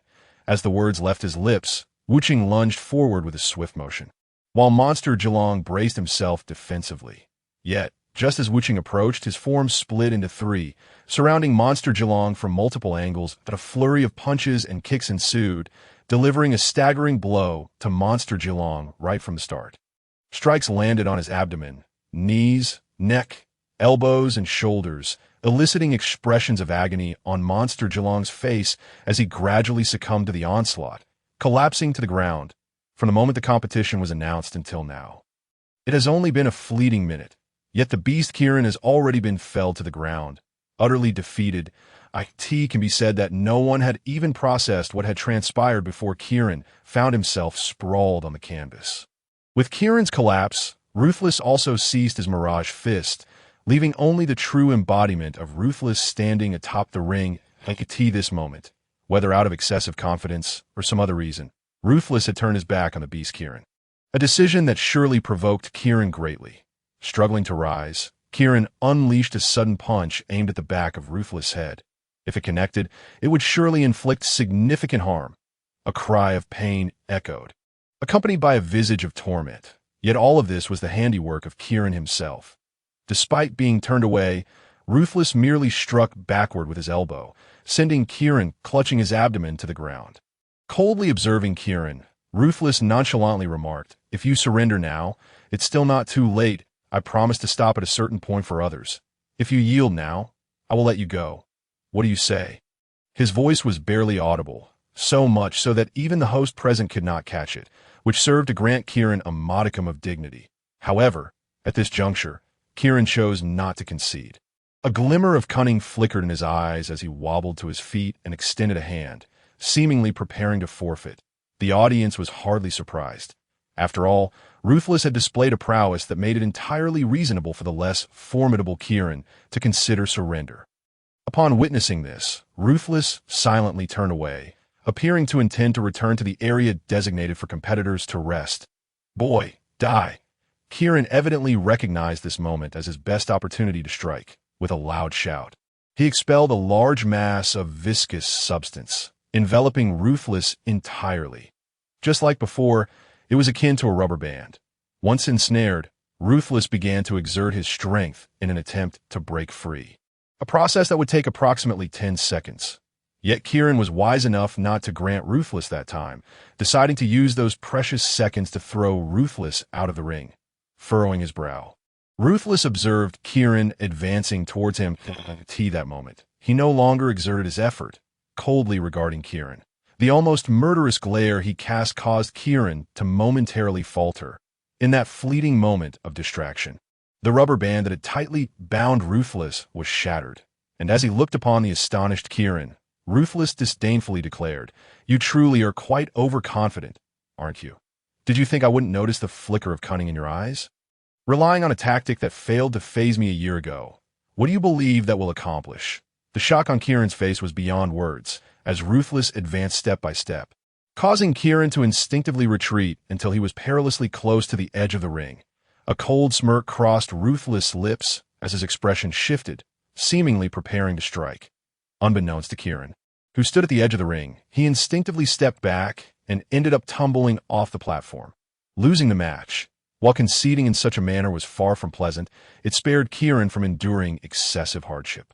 His face reflected a sense of frustration, yet within he felt little despair. Ruthless then leaped down from the ring and stated, "Kieran, I initially offered you a chance, but you failed to cherish it. Now that the victor has been decided, I shall show you no mercy."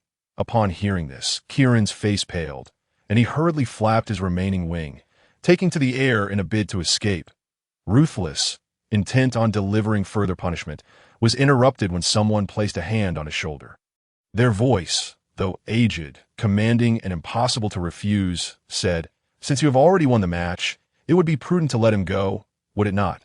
Turning to see the smiling face of Jackie Chan, Ruthless could only nod in acquiescence. He was unaware of Jackie Chan's true strength and felt it unnecessary to create discord over a creature like Kieran. Seizing the opportunity, while Ruthless turned, Kieran swiftly departed the competition venue. Though he possessed only one wing, the immense pressure from Ruthless had propelled Kieran to demonstrate remarkable speed. Truth be told, Kieran's earlier actions had incited considerable ire among the audience, as he had feigned surrender only to launch a sneak attack on his opponent. Such despicable behavior hardly warranted participation in the World Martial Arts Tournament. Chapter 15. The remaining matches, the final four list having emerged victorious. A hint of joy graced Ruthless' countenance, even though Kieran was hardly a worthy opponent. That evening, Ruthless had the rare opportunity to gather with Master Rashi and others, purely at Master Rashi's invitation. As they dined, the group engaged in discussions regarding their respective opponents. Lu Ping appeared unfazed, exuding confidence about his upcoming match the following day, while Ruthless refrained from cautioning him. He discerned that Jackie Chan's purpose for participating in the tournament seemed genuinely rooted in the desire for friendly competition. Even if his strength fell short, it would not diminish his spirit, and he would certainly not suffer any humiliation. The remaining 3 quarterfinal matches were scheduled for the following day, meaning that the list of finalists would soon be revealed, followed by the semifinals and the ultimate championship bout. Although the schedule was somewhat tight, it was designed with the audience in mind, as those attending the event were unlikely to be idle spectators. Prolonging the tournament could risk their livelihoods. A night passed swiftly, and by dawn, Ruthless and the other contestants arrived early at the venue. The first match commenced promptly at 9 o'clock in the morning. The opening bout featured Wukong against Namu. Wukong's participation in the World Martial Arts Tournament was purely to hone his skills and ascertain his current abilities. In contrast, Namu bore a heavy burden of responsibility. He had to secure victory to obtain the prize money needed to procure water for his village, or else the drought would lead to the starvation of many villagers. With such immense pressure weighing upon him, one might expect another to falter under the strain, yet Namu remained remarkably calm, revealing no signs of distress upon his face. The referee swiftly declared the match to be underway, and the two combatants launched into an intense battle, their fists and feet colliding in a relentless exchange, neither willing to yield an inch. Each was poised to seize upon any momentary lapse in the other's defenses to inflict damage. Initially, Namu seized an opportunity to deliver a swift strike to Wukong, but Wukong quickly retaliated. Just as Namu began to gain a slight advantage, Wukong's tail intervened, causing that advantage to evaporate in an instant. Minutes passed, and both Wukong and Namu had inflicted some injuries upon one another.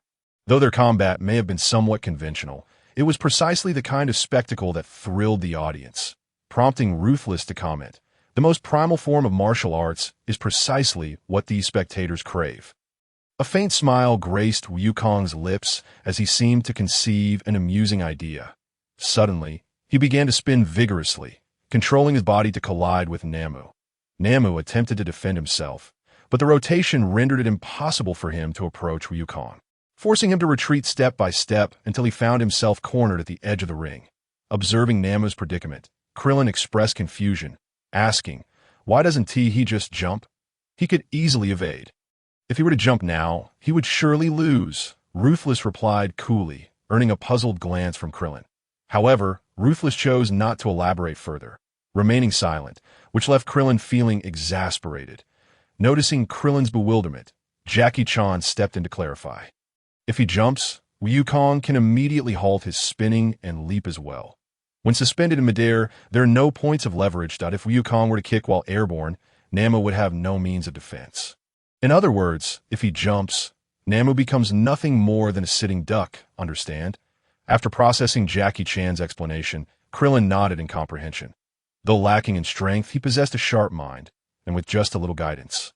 He grasped the situation swiftly, standing in the corner of the arena, gazing at the ever-spiraling figure of Wukong approaching him. Nammu clenched his teeth, secretly acknowledging the likelihood of his defeat. However, at that very moment, Wukong, having spun for an extended period, succumbed to dizziness and collapsed to the ground. Recognizing the golden opportunity that lay before him, Nammu understood that such a chance must not be squandered, although his attack could be deemed somewhat unscrupulous. For the sake of his village, he could only offer a silent apology to Wukong in his heart. With a powerful leap from the ground, Nammu adjusted his center of gravity at the apex of his jump, crossing his arms with the intention of striking Wukong's neck, an impact that would undoubtedly cause significant harm. Under normal circumstances, landing such a blow would be akin to a Herculean task. A mere shift from the opponent could easily evade it. Yet, with Wukong incapacitated and unable to rise, Nammu seized this fortuitous moment, his hands crashing forcefully against Wukong's neck. Were it not for Wukong's extraordinary physical constitution, akin to steel and iron, this strike could have rendered him unable to stand for the rest of his life. After informing the referee that he could begin counting, Nammu closed his eyes, his hands clasped together in what appeared to be a moment of tranquility, to his astonishment, as the referee reached the final second. Wukong miraculously stood up. Though he was clearly in immense pain, Wukong exhibited no severe injuries, leaving Nammu, who had previously displayed an emotionless demeanor, momentarily dumbstruck. The fact that he had withstood such a direct hit was a testament to Wukong's remarkable resilience. The audience erupted in cheers, as no one had anticipated Wukong's tenacity, most notably Nammu himself. After a brief contemplation, Nammu concluded that his earlier attack had been miscalculated and prepared to leap once more, aiming to end Wukong with this subsequent strike. However, upon witnessing Nammu's ascent, Wukong seemed to find amusement in the situation and followed suit with his own jump as a disciple of Master Roshi. Wukong's leaping ability was unparalleled. Soaring far above Nammu, it was evident that Wukong could have easily claimed victory with a well-timed attack upon landing, but he appeared to be more entertained than strategic. As he touched down first, Nammu recognized his opportunity and sought to employ the same tactic once more. Unexpectedly, Wukong retreated a step before calculating the distance and executing a kick that sent Nammu tumbling out of the ring. With a splendid victory secured, the audience expressed their satisfaction with the match, feeling their money well spent. Yet, a shadow of disappointment clouded Nammu's face. He had indeed lost, despite the bitterness of defeat and the loss of potential prize money. Nammu maintained the composure of a true martial artist as he approached Wukong, extending his hand in a gesture of respect, acknowledging his defeat graciously. Such demeanor earned him a newfound respect from the previously indifferent onlookers. A person capable of such sportsmanship in defeat was undoubtedly not a hypocrite, but rather a genuine martial artist. Having lost the match, remaining there held no significance, and just as Nammu prepared to depart, Jackie Chan seemed to sense something amiss and called him over, hinting at a conversation he wished to have. The morning's competitions had concluded, with the remaining 2 matches scheduled for the afternoon. During lunchtime, Master Roshi arrived rather late, prompting a flicker of curiosity on Lepin's face. Though he refrained from voicing his thoughts, yes, they dined. Master Roshi encouraged Lepin and Krillin to strive diligently in their upcoming matches, emphasizing the importance of losing gracefully, should it come to that. After a brief respite following lunch, the first match of the afternoon commenced, with the weather growing increasingly warm. Yet the audience's enthusiasm remained undiminished. Upon seeing the competitors for this match, however, their expressions soured, for Krillin's opponent was no ordinary individual. a so-called barbarian who had never bathed in his lifetime. Facing such a foe, it was no wonder that everyone appeared troubled, especially given that this individual relied heavily on the overwhelming stench emanating from his body to incapacitate his adversaries. Initially, Krillin found himself thoroughly overwhelmed, unable to muster even the most basic counterattack. Just as he appeared on the brink of defeat, Wukong's sudden revelation reinvigorated Krillin. It turned out that Krillin was without a nose. What a shock. Without a nose, he was incapable of perceiving any odors, rendering the barbarian's stench merely a psychological effect. With the veil lifted, Krillin swiftly launched a stunning counterattack, turning the tide of the match in his favor. Ultimately, after defeating the barbarian, Krillin, in a moment of childish mischief, removed his pants and let out a fart in the barbarian's face, knocking him unconscious from a stench. While this match was somewhat disappointing, with Krillin's final comeback being impressive, it lacked the excitement of the first bout, leaving everyone anticipating the final round. In this round, Jackie Chan would face Lepin, whose supporters were predominantly female, drawn by his handsome visage. Among them, Bulma, shedding all semblance of aristocratic decorum, cheered loudly for Lepin, urging him to secure victory. It was evident that even those of noble birth, while perhaps not entirely versed in etiquette, possessed some awareness of it, and Bulma's unabashed support for Lepin revealed the depth of her affection for him. However, Lepin had no time to bask in Bulma's admiration. Facing Jackie Chan, he felt uncertain of his opponent's strength, although he was acutely aware of Wuqing's prowess. Against Wuqing, he would have stood no chance. Yet Wuqing regarded Jackie Chan as a formidable adversary, suggesting that Jackie Chan was indeed a skilled fighter. Lepin understood that he could not afford to take this match lightly and resolved to give it his all from the very start. With his determination set, he launched the first strike as the referee signaled the commencement of the match, dashing forward with the speed of Tempest, intent on catching Jackie Chan off guard. However, Jackie Chan's movements were remarkably fluid. He effortlessly dodged Lepin's relentless assault, demonstrating a level of ease that belied the intensity of Lepin's efforts. It was imperative to note that Lepin had indeed exerted himself to the utmost. Unbeknownst to Bulma, who remained oblivious to Jackie Chan's true capabilities, her face bore signs of anxiety and displeasure as she watched Lepin struggle to land a hit. What on earth is Lepin doing? This is hardly the time for him to be fooling around. How has he yet to land a single punch on this old man? Is he truly that formidable?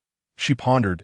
In my view, Lepin must not be practicing diligently, and is instead preoccupied with chasing after girls. A sly grin crossed Yulong's face as he seemed to know something at the tea that moment.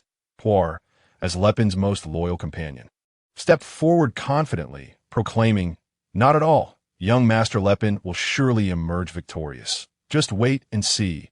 Alarmed yet determined, Lepin resolved to unleash his unique technique, hoping that his Wolfang fist would propel him into the semi-finals. With his hands slicing through the air, Lepin's aura transformed, resembling a fierce wolf as he pounced toward his opponent. Unfortunately, he was up against Jackie Chan.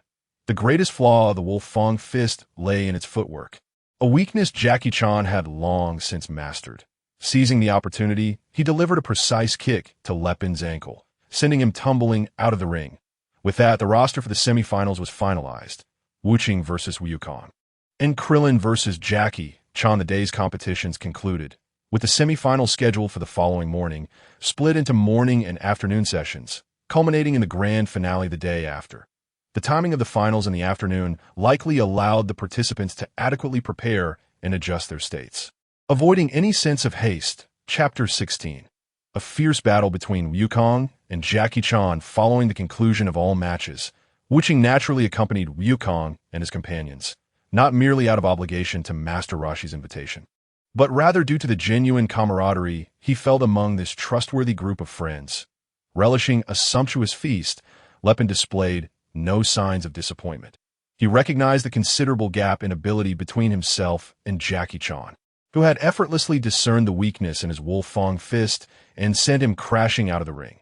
Such skill was undoubtedly remarkable, and losing to such a formidable opponent was nothing to be ashamed of.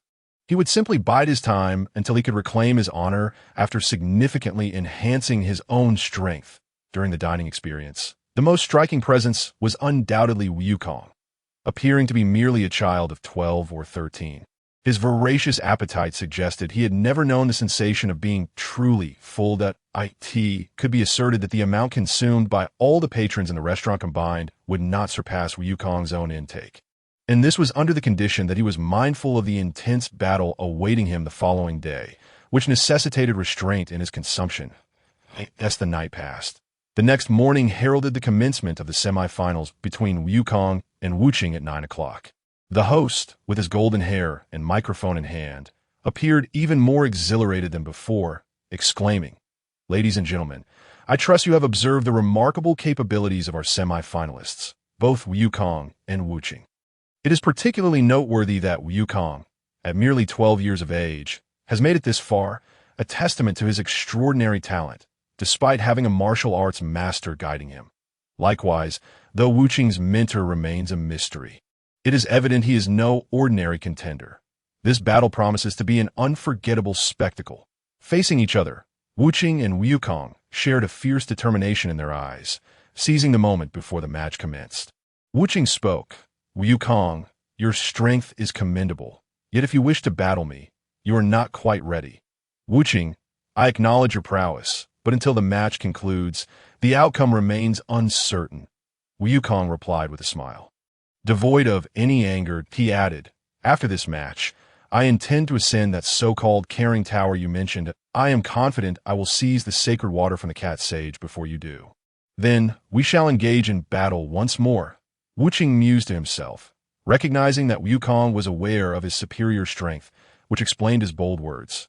Prepared for combat, the referee signaled the match's commencement in an instant.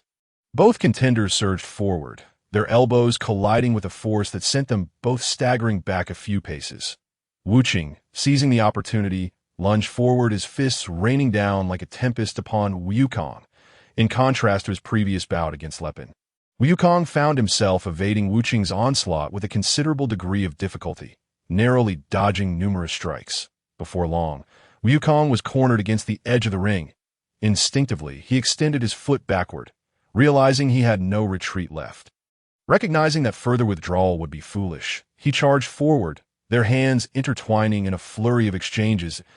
In a mere span of seconds, they collided multiple times before both retreated a few steps. Though Wukong's hands bore the marks of swelling and several cuts. Now I comprehend why Wukong delayed his counterattack until now. Lepin, observing the match, recognized Wukong's strategy, realizing why he had not engaged Wuqing head-on from the outset. Amidst the audience, Bulma and her companions found themselves in a quandary, as both fighters were considered allies. "How shall we cheer for either side?" Bulma lamented. "Honestly, Wukong and Wuqing, it's hard to choose. Should we not support both equally and simply enjoy the spectacle?" Oolong remarked nonchalantly. However, after scanning the vicinity, he mused, "Where has Master Roshi disappeared to?" Upon hearing this, Bulma recalled that shortly after Wuqing and Wukong had departed that morning, Master Roshi had vanished as well. Yet, she hesitated to push through the crowd, knowing that returning to her spot would be impossible. Given Master Roshi's formidable strength, it was unlikely anyone could pose a threat to him. Deciding to focus on the match instead, she settled in to watch, feeling the slight pain in his hands. Wukong understood his initial assessment had been correct. Wuqing's strength surpassed his own. If he continued to engage in a direct confrontation, he would have no advantage. Recalling his previous battle, Wukong resolved to employ a similar tactic. With a powerful leap, he soared into the air, showcasing his remarkable agility. Is he truly attempting to become a living target? Wuqing thought, sensing an opportunity he could not afford to let slip away. Mirroring Wukong's ascent, Wuqing concentrated all his strength into his right hand, launching a fierce punch aimed at sending Wukong flying. However, to his astonishment, Wukong adeptly maneuvered his body mid-air, executing a swimming-like motion to evade Wuqing's decisive blow. Upon landing, Wukong calculated Wuqing's trajectory, taking a few steps back before delivering a powerful kick, a near replica of his previous encounter. So this was his strategy, Wuqing mused, realizing he had been overly tense. Although he could not control his body during the descent, alternative methods existed. With mouth agape, he let out a tremendous shout, halting his descent merely 50 centimeters from the ground, much to Wukong's surprise. Yet, with his kick already in motion, he could not retract it in time. As Wukong was on the verge of being thrown out of the ring, Wuqing grasped his hand, exerting a slight force to hurl him safely to the opposite side. Expressing his gratitude, Wukong rose, though his brow furrowed in frustration. Despite not having given his all previously, he had employed numerous strategies, all of which proved ineffective against Wuqing. Do not presume I am akin to Nanwu from yesterday's battle. I am not him, Wuqing stated coolly, eyeing Wukong. You must possess greater abilities than this. I believe our trial has reached its limit. There was a significant disparity in strength between Wuqing and Wukong. Yet Wuqing had yet to unleash his full potential. He had merely been gauging Wukong's capabilities while gradually intensifying his own power. Despite not having engaged in a genuine battle with Wukong before, he possessed a keen eye for observation. His statement indicated he was no longer inclined to continue this charade, furrowing his brows. Wukong began to contemplate, but soon a smile played at the corners of his mouth, and several phantoms of Wukong materialized on the stage. Wuqing displayed a flicker of surprise, having never witnessed this technique from Wukong before. If he truly possessed this ability, he would have utilized it in his fight against Nanwu. In other words, he had not known this technique until now, and to see it executed so flawlessly was impressive. As the audience, including Cheng Long, watched in awe, he remarked, "This fellow can replicate Wuqing's phantom fist after witnessing it merely once during the match. Truly remarkable," surrounded by over a dozen of Wukong's phantoms. It was impossible to discern which was the real one, creating an apparent advantage for Wukong. The phantoms launched a relentless assault, mimicking Wuqing's previous attacks on the monster Zhilong. Wuqing, feeling the ache in his body, sought out Wukong's true form, but alas, his vision proved inadequate. It is known that Wuqing, when created, possessed unparalleled vision that no creature in the world could rival. Yet even so, he could not locate Wukong's true self, illustrating just how swift Wukong was. Nevertheless, Wuqing would not remain idle. Having exchanged blows with the cat sage, he had learned the countermeasures like a tea that moment. Wuqing closed his eyes, seemingly attuned to his surroundings, and delivered a powerful kick in a specific direction, successfully striking Wukong and sending him hurtling away. With Wukong's expulsion, the phantoms vanished without a trace. "Ouch, that hurts," Wukong groaned, touching his reddening face. Rising to his feet, he smiled and remarked, "Wuqing, you are indeed formidable." This move, after all, was an imitation from my homeland, and naturally, I am well aware of your intentions. Wuqing spoke with a hint of indifference, and then, seemingly struck by a rather intriguing idea, a subtle smile graced the corners of his lips as he continued. "Since you have just employed my technique, I shall return the favor by using that spinning maneuver you utilized in your previous match against Nanwu." As soon as the words left his mouth, Wuqing swiftly began to spin his body.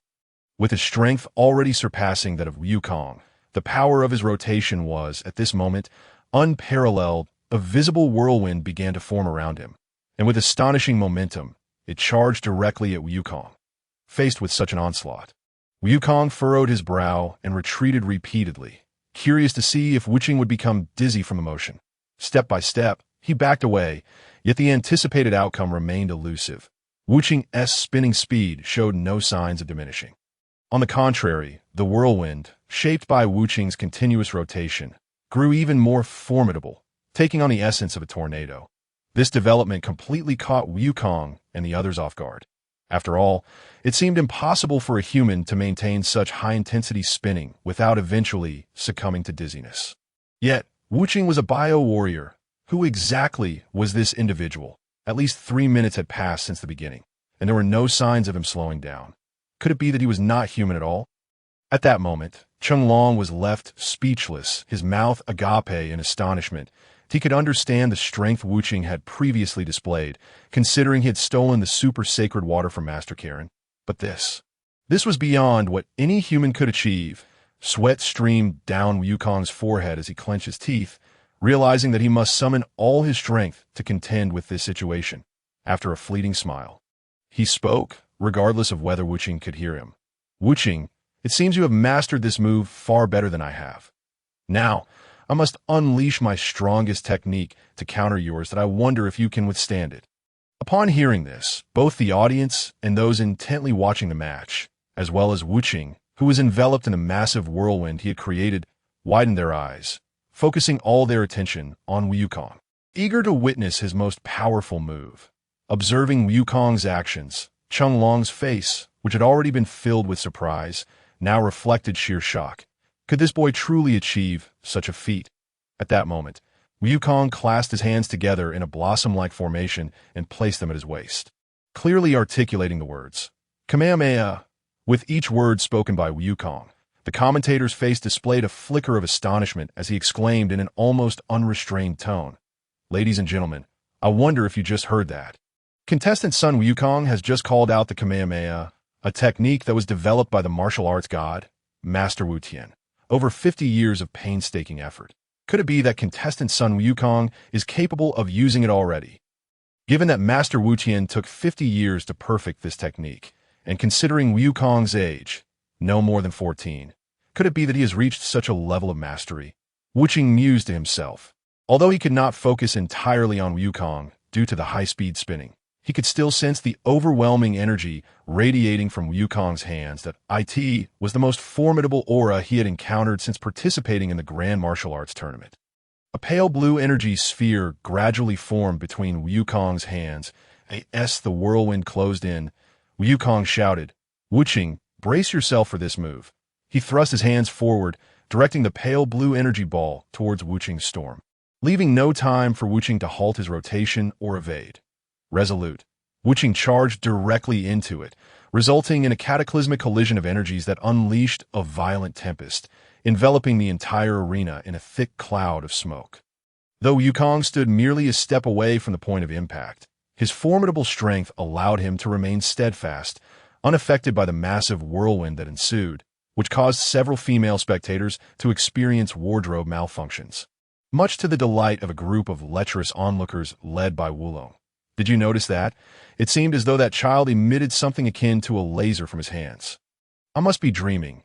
Is it truly possible for someone in this world to perform such feats? I doubt I will ever forget this scene. It is simply beyond belief. As the smoke dissipated moments later, Wuqing appeared somewhat disheveled, his clothing riddled with tears, and blood oozing from his right hand, dripping onto the arena floor. The unusual green hue of his blood astonished the spectators, yet no one spoke out. As the competitors were already a diverse array of extraordinary beings, different color blood was hardly surprising. A trickle of blood escaped from Wuqing's lips, indicating that Wukong had clearly gained the upper hand in that exchange. Despite his predicament, Wuqing smiled and remarked, "Indeed, my earlier thoughts appear to have been correct." Wukong seemed somewhat puzzled by Wuqing's statement. Yet it sufficed that Wuqing understood himself. His words implied that he had not fought with full force from the outset, but had instead approached the battle with a sense of exploration. Had he gone all out from the beginning, victory would have been assured. However, he would likely have missed the chance to witness such a magnificent display of technique. Yet, he wondered if he could also employ such a move now. "But I hadn't anticipated how formidable you are, Wuqing," Wukong replied. "I initially believed this technique would grant me a significant advantage, but it seems I underestimated you. Indeed, this technique is quite impressive. It is called the Kamehameha, correct?" A smile adorned Wuqing's face, clearly intrigued by the technique. He then clasped his hands together in the blossom formation once more, placing them at his waist, and continued, "Wukong, your Kamehameha earlier was quite a challenge for me. Now, allow me to demonstrate the technique I've learned through stealth. Kamehameha." As he enunciated the 5 words, a similar pale blue energy sphere appeared between Wuqing's hands, seemingly even more potent than Wukong's. How infuriating! I just unleashed my full power with the Kamehameha, and now, even if I were to use it again, I doubt it would match my previous strength. I am no match for Wuqing. Wukong thought to himself, and with a final surge of determination, he once more clasped his hands together in the blossom formation and raised them at his waist, shouting, "Kamehameha." Both combatants gathered their energy into their hands, and simultaneously, they unleashed their prepared Kamehameha waves that moment. It was clear to all that Wukong's Kamehameha paled in comparison to Wuqing's. Although this was Wu Qing's first time employing the technique, his inherent strength surpassed Wu Kong's, enabling him to wield it with proficiency. He simply had not known of its existence until now. The two forces collided violently, but the clash did not last long. Wu Kong's Kamehameha was swiftly dispersed, and he himself was propelled backward by the residual force of Wu Qing's Kamehameha, sending him flying off the stage and into the audience. Out of bounds. One contestant has been confirmed for the finals of the Grand Martial Arts Tournament, and that is contestant Wu Qing. The host exclaimed jubilantly. What a spectacular battle that was. The first semi-final concludes here, and Wu Qing immediately rushed over to Wu Kong's side, expressing concern as he asked, Wu Kong, are you all right? Ah, I'm fine, just a bit hungry, Wu Kong replied with a smile, seemingly unfazed, yet his remark left Wu Qing somewhat speechless. The crowd quickly gathered around, but Master Rashi, as before, took quite some time to arrive, while Lepin regarded him with a curious gaze, causing Rashi to feel somewhat uncomfortable. During lunch, Wu Qing inquired, Master Wu Tian, was it true what the host said earlier, that you spent 50 years perfecting the Kamehameha? Indeed. Master Rashi nodded and remarked, it truly is a case of the younger generation surpassing the older. It astonishes me that you too, at such a tender age, have already mastered this technique. Upon hearing this, Wu Qing glanced at Krillin and continued to address Master Rashi. Master Wu Tian, if what you say is true, then it implies that Krillin is unable to utilize the Kamehameha wave. Indeed, I lack that capability, Krillin admitted, a hint of disappointment evident in his voice. After all, both he and Goku had become disciples of Master Rashi on the same day. Although they initially approached training with a touch of cunning, they had both earnestly committed to their practice thereafter. Yet, the widening gap between him and Goku was increasingly disheartening. Anyone in his position would feel somewhat uncomfortable. Krillin, as long as you put in the effort, you will undoubtedly be able to use the Kamehameha wave in the future. Master Rashi consoled the somewhat dejected Krillin. Their lunch conversation concluded, and with some time remaining before the afternoon's semi-final, Bulma turned to Krillin, saying, Krillin, remember that Liu Ping lost to that Chung Long before. You must do your best.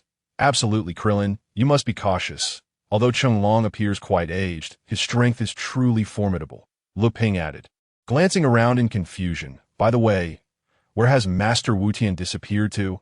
I remember we came here together after lunch, yet he seems to have vanished. Wu Qing remained silent, contemplating a possibility.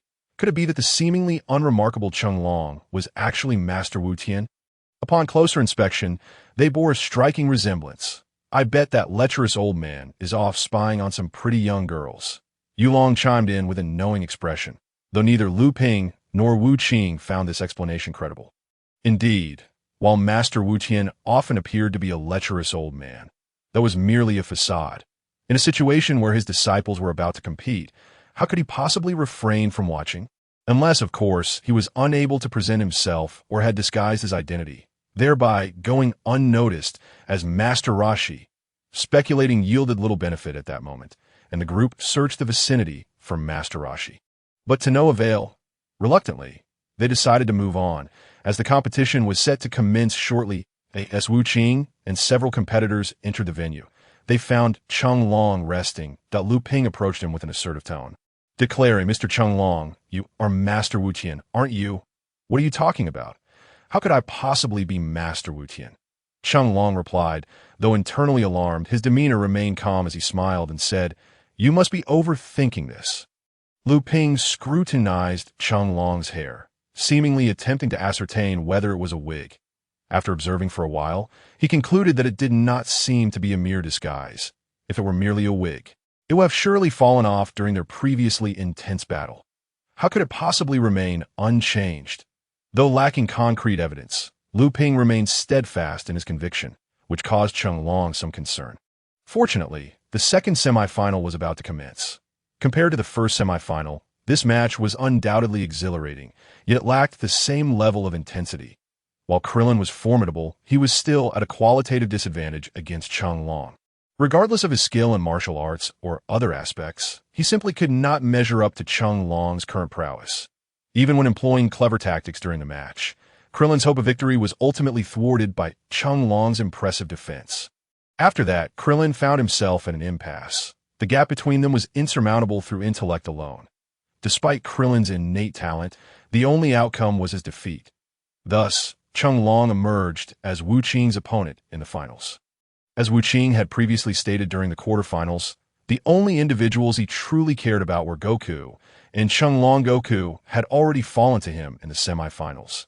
Now, it remained to be seen if Wu Qing could once again triumph over Cheng-Long in the final match, especially since Wu Qing now possessed several advantages. However, during the competition, Cheng-Long unleashed an astonishing technique, the Kamehameha Wave, a move that should have been exclusive to Master Wu Tian. Within a single day, 3 individuals had executed this technique. Goku and Wu Qing could be explained. Goku was a disciple of Master Roshi, learning his master's signature move, while Wu Qing had merely mirrored Goku's actions after witnessing it. Yet Cheng-Long, a seemingly inconspicuous figure, had also mastered the Kamehameha Wave, a remarkable revelation. After the match, Lu Ping rushed to Cheng-Long, inquiring once more if he was indeed Master Wu Tian. The response remained unchanged, yet this time Lu Ping used the Kamehameha Wave as evidence, hoping Cheng-Long would provide an explanation. Cheng-Long appeared somewhat anxious, claiming he had matters to attend to, and quickly left the venue. This only deepened Lu Ping's suspicions. Nevertheless, without concrete evidence, these remained mere conjectures, and it was clear that Lu Ping would not relent easily. As for Wu Qing, his anticipation for the battle with Cheng-Long grew. He was now certain that Cheng-Long was indeed Master Roshi. After all, in this world, only one individual possessed the strength to wield the Kamehameha Wave and had a reputation as a lecherous old man, Master Roshi himself. There could be no other contender. However, Wu Qing surmised that Master Roshi must possess more than just the Kamehameha Wave in his arsenal. He found himself eagerly anticipating other techniques the master might unveil. Chapter 18. The Final Showdown. The ultimate opponent that evening. In celebration of Wu Qing's advancement to the finals, a lavish dinner was arranged. Throughout the meal, Wu Qing displayed a remarkable lack of concern, seemingly unfazed by his impending opponent. Initially, Lu Ping intended to caution Wu Qing, but recalling his word from the quarterfinals, he refrained, recognizing that anyone who truly understood Cheng-Long's capabilities would never underestimate him. Despite his semi-final defeat, Krillin appeared undeterred, acknowledging that the disparity in their strengths rendered any feelings of regret unnecessary. Perhaps it was a trait of Master Roshi's disciples to not place excessive importance on their standings. During lunch, Goku exhibited a carefree demeanor, showing no signs of discouragement from his loss. He devoured an astonishing amount of food, and during dinner, his plate resembled a small mountain as he continued to request more, causing Master Roshi to fret over whether his wallet could cover the bill. After dinner, the group dispersed to their respective rooms. Wu Qing had not arranged for separate accommodations, since befriending Master Roshi and the others. He had shared a room with him, and this night was no exception. After Master Roshi fell asleep, Wu Qing found himself restless, gazing at the sleeping figure of Master Roshi beside him, pondering his thoughts. Indeed, Wu Qing possessed great confidence in his abilities, and having descended from Kirin Tower, he felt an undeniable strength coursing through him. Yet he was acutely aware that his opponent was the god of martial arts, the very person who had ascended the Kirin Tower before him. Although aged, he undoubtedly retained many formidable techniques. Could he truly ensure victory in the finals?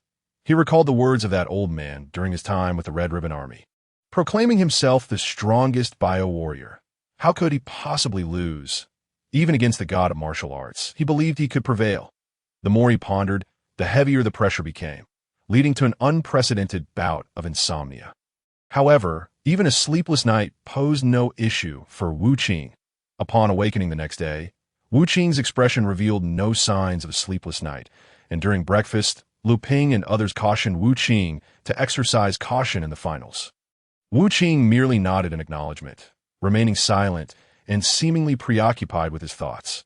Observing this, Lu Ping and his companions decided to refrain from further discussion. At this juncture, it seemed more prudent to allow Wu Qing some solitude to collect his thoughts rather than engage him in conversation about insights gained from battling with Cheng-Long.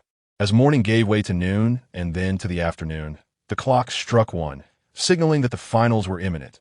Given the significance of this event, all spectators had gathered in the stands, eager to witness the prowess of the two competitors. Notably, Wu Qing's support slightly surpassed that of Cheng Long, as his youth provided a considerable advantage, coupled with his handsome visage, which had undoubtedly captivated numerous female admirers. As time ticked away, only a few minutes remained until the commencement of the finals. Traditionally, competitors would make their appearances by this point. However, it remained uncertain whether the finalists intended to arrive precisely on time or if the Martial Arts Association had orchestrated this delay. Finally, as the hour arrived, a host with golden hair emerged before the audience. Yet surprisingly, no one expressed dissatisfaction. Ladies and gentlemen, I trust you are all aware that the finals are about to begin. The host appeared genuinely excited for the day's events, his tone laced with anticipation. The performances of our finalists have been nothing short of remarkable, and whether it be the youthful Wu Qing or the venerable Cheng Long, both possess unparalleled strength. This clash of titans promises to be a feast for the eyes. With that, Wu Qing and Cheng Long stepped out from the venue and onto the stage. Cheng Long, with his light blue hair and pale beard, seemed to defy his age, exuding an aura of vitality that belied his years. Resembling a sage untouched by the ravages of time, he greeted the audience, eliciting fervent cheers from his supporters, predominantly young men who aspired to become formidable martial artists. Drawn to Cheng Long's embodiment of justice, in stark contrast, Wu Qing, with his fiery red hair and piercing eyes that hinted at a wolf-like demeanor, emanated an air of aloofness, choosing not to acknowledge the audience as his gaze remained firmly fixed on Cheng Long. This behavior sparked some discontent among spectators. However, for others, it only deepened their intrigue towards Wu Qing. Lu Ping, bearing a serious expression, remarked, "I wonder if Wu Qing can secure victory this time, that I have a feeling Cheng Long poses a significant challenge." "Isn't Wu Qing's strength formidable?" questioned Bulma. "I don't perceive Cheng Long as particularly impressive. He may be stronger than you, but surely not more so than Wu Qing." Unfamiliar with the nuances of martial prowess, Bulma's insights were of little weight, as seconds morphed into minutes. 5 minutes had swiftly elapsed when the referee announced the commencement of the match. Almost simultaneously, Wu Qing charged forward, taking the initiative without any embellishments or feints. Concentrating his strength in his right fist, he unleashed a powerful blow aimed directly at Cheng Long. Cheng Long's eyes flashed with a glimmer of coldness as he calmly raised his palm to intercept the strike. In an instant, a tempestuous force erupted from their initial clash, leaving the audience in awe, as it appeared both combatants were evenly matched. After a brief moment of stalemate, they both withdrew, indicating that the first round of probing had concluded in a draw. However, observant onlookers noted the subtle cracks forming beneath Cheng Long's feet, while Wu Qing's stance remained unscathed. With a slight furrow of his brow, Wu Qing smiled and remarked, "Impressive, truly impressive. I concentrated all my power into that punch. A feat few could withstand, yet you managed it with ease. I am genuinely curious. Mr. Cheng Long, how do you possess such remarkable strength? I had never heard of someone as formidable as you." Mountain Village outsider. "Naturally few are aware of me," Cheng Long replied coolly, feeling the residual numbness in his right hand from the impact. Wu Qing bore no resentment towards Cheng Long's reticence. Rather, he maintained his earlier smile and continued, "Ah well, if you choose not to share, that is of no concern to me. I have no interest in wasting time. Unleash your full power, or this match may drag on for days and nights without resolution." "Very well, then I shall make my move," Cheng Long declared, and before his words could fade, he surged forward. Wu Qing, exhibiting no intention of retreat, met him head dash on. As their distance closed, Wu Qing struck first, delivering a fierce kick aimed at Cheng Long's chest. However, it passed through Cheng Long's form, revealing it as merely a shadow. The real Cheng Long had already positioned himself behind Wu Qing, delivering a powerful kick that forced Wu Qing to kneel, a testament to Cheng Long's formidable might. Shaking his head, Wu Qing rose, brushing dust from his trousers as he spoke. "I had thought few could master the shadow-clone fist. It seems Mr. Cheng Long is among them." Wu Qing had initially observed this technique employed by Cat Sage on the Corinta, and, although he had learned it himself, it required considerable time and effort. He had assumed it was a unique creation of Cat Sage. unaware that Long had also mastered it during his 3 years on the Corinta. Since you are adept in this technique, you must be familiar with its weaknesses. Wu Qing continued, "Now, allow me to demonstrate my own version of the Shadow Clone Fist." With that, Wu Qing charged once more, and after a few strides, his form split into 7, encircling Long, yet remaining motionless. Long scanned the area and suddenly looked up, realizing Wu Qing was airborne. In that moment, Wu Qing executed a powerful downward kick, his innate strength augmented by the height of his leap. Long instinctively took a step back, but to his astonishment, Wu Qing vanished upon landing.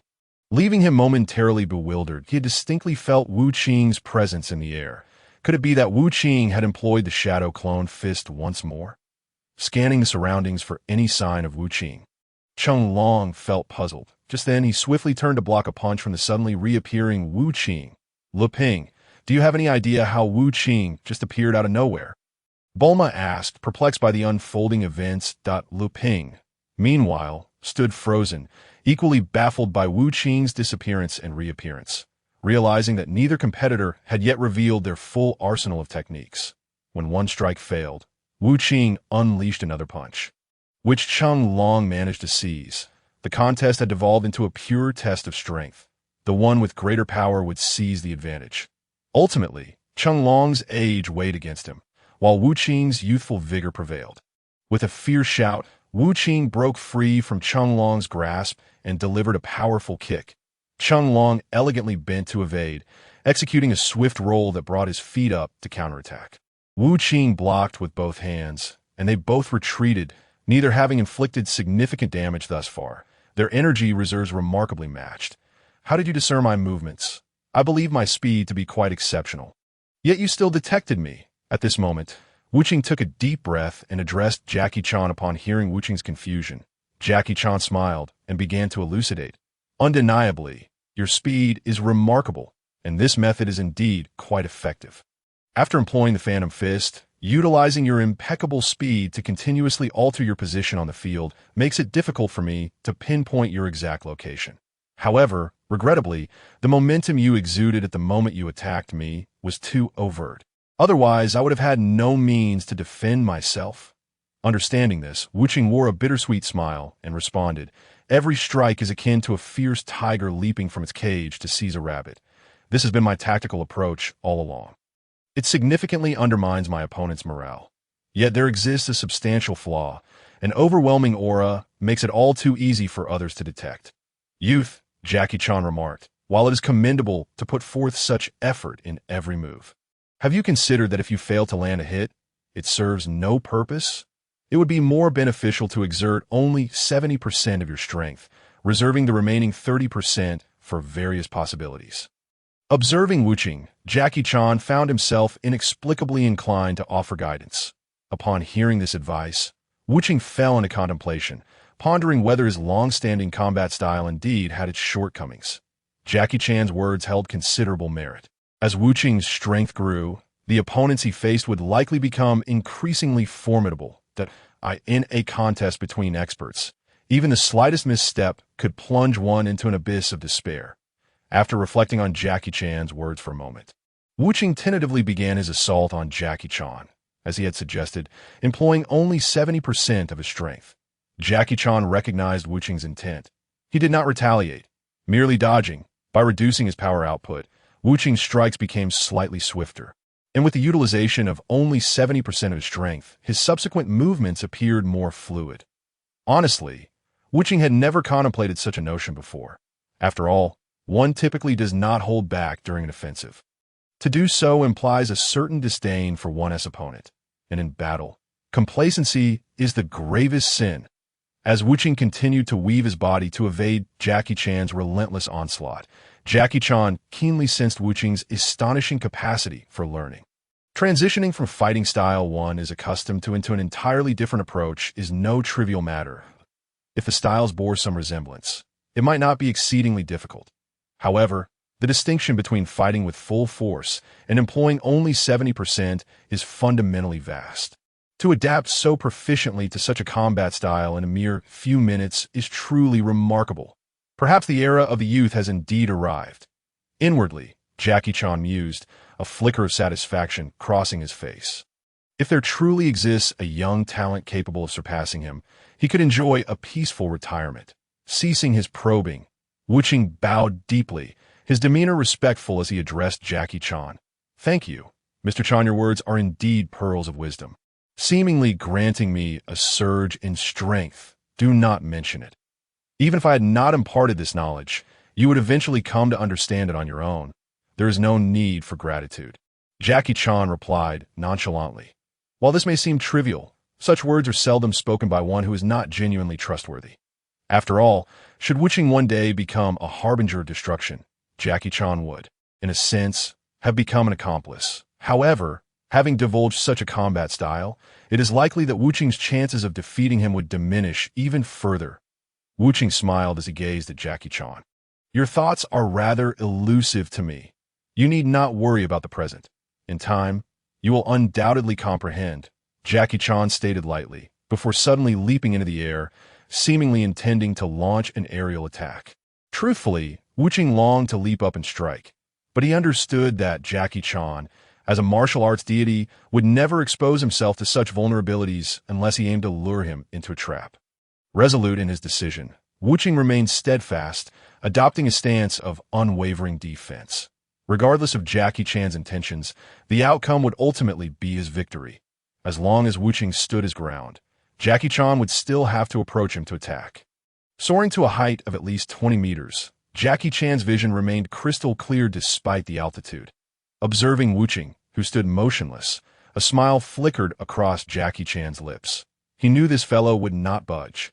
As he descended, Jackie Chan's speed was astonishingly swift. Wu Qing instinctively glanced up, astonished to find that Jackie Chan's outer garment had vanished, revealing a physique that defied his age, rather than appearing frail like many elderly individuals. Jackie Chan's body was a testament to robust muscularity. As Jackie Chan landed, Wu Qing felt an immediate shift. The Jackie Chan before him was a stark contrast to the one he had faced earlier.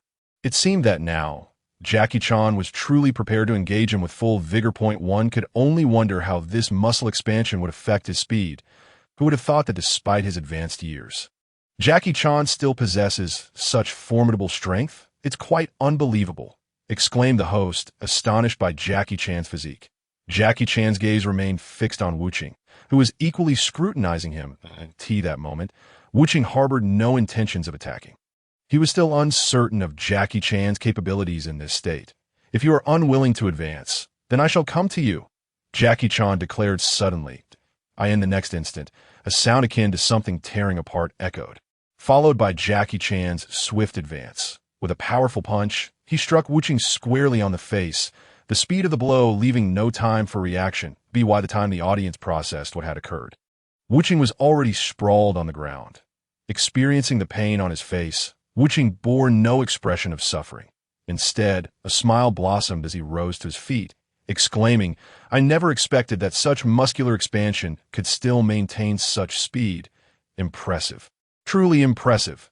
That last punch must have left you dazed." Jackie Chan chuckled. "I can see that your strength is indeed formidable. But young man, there are always higher peaks to scale. I'm well aware of that. However, I must apologize. I have yet to encounter a mountain taller than myself," Wu Qing declared, letting out a fierce roar before charging forward, his speed eclipsing even that of Jackie Chan's earlier assault. A flicker of astonishment crossed Jackie Chan's face as Wu Qing landed a punch directly on Jackie Chan's visage, the overwhelming force sending him crashing to the ground.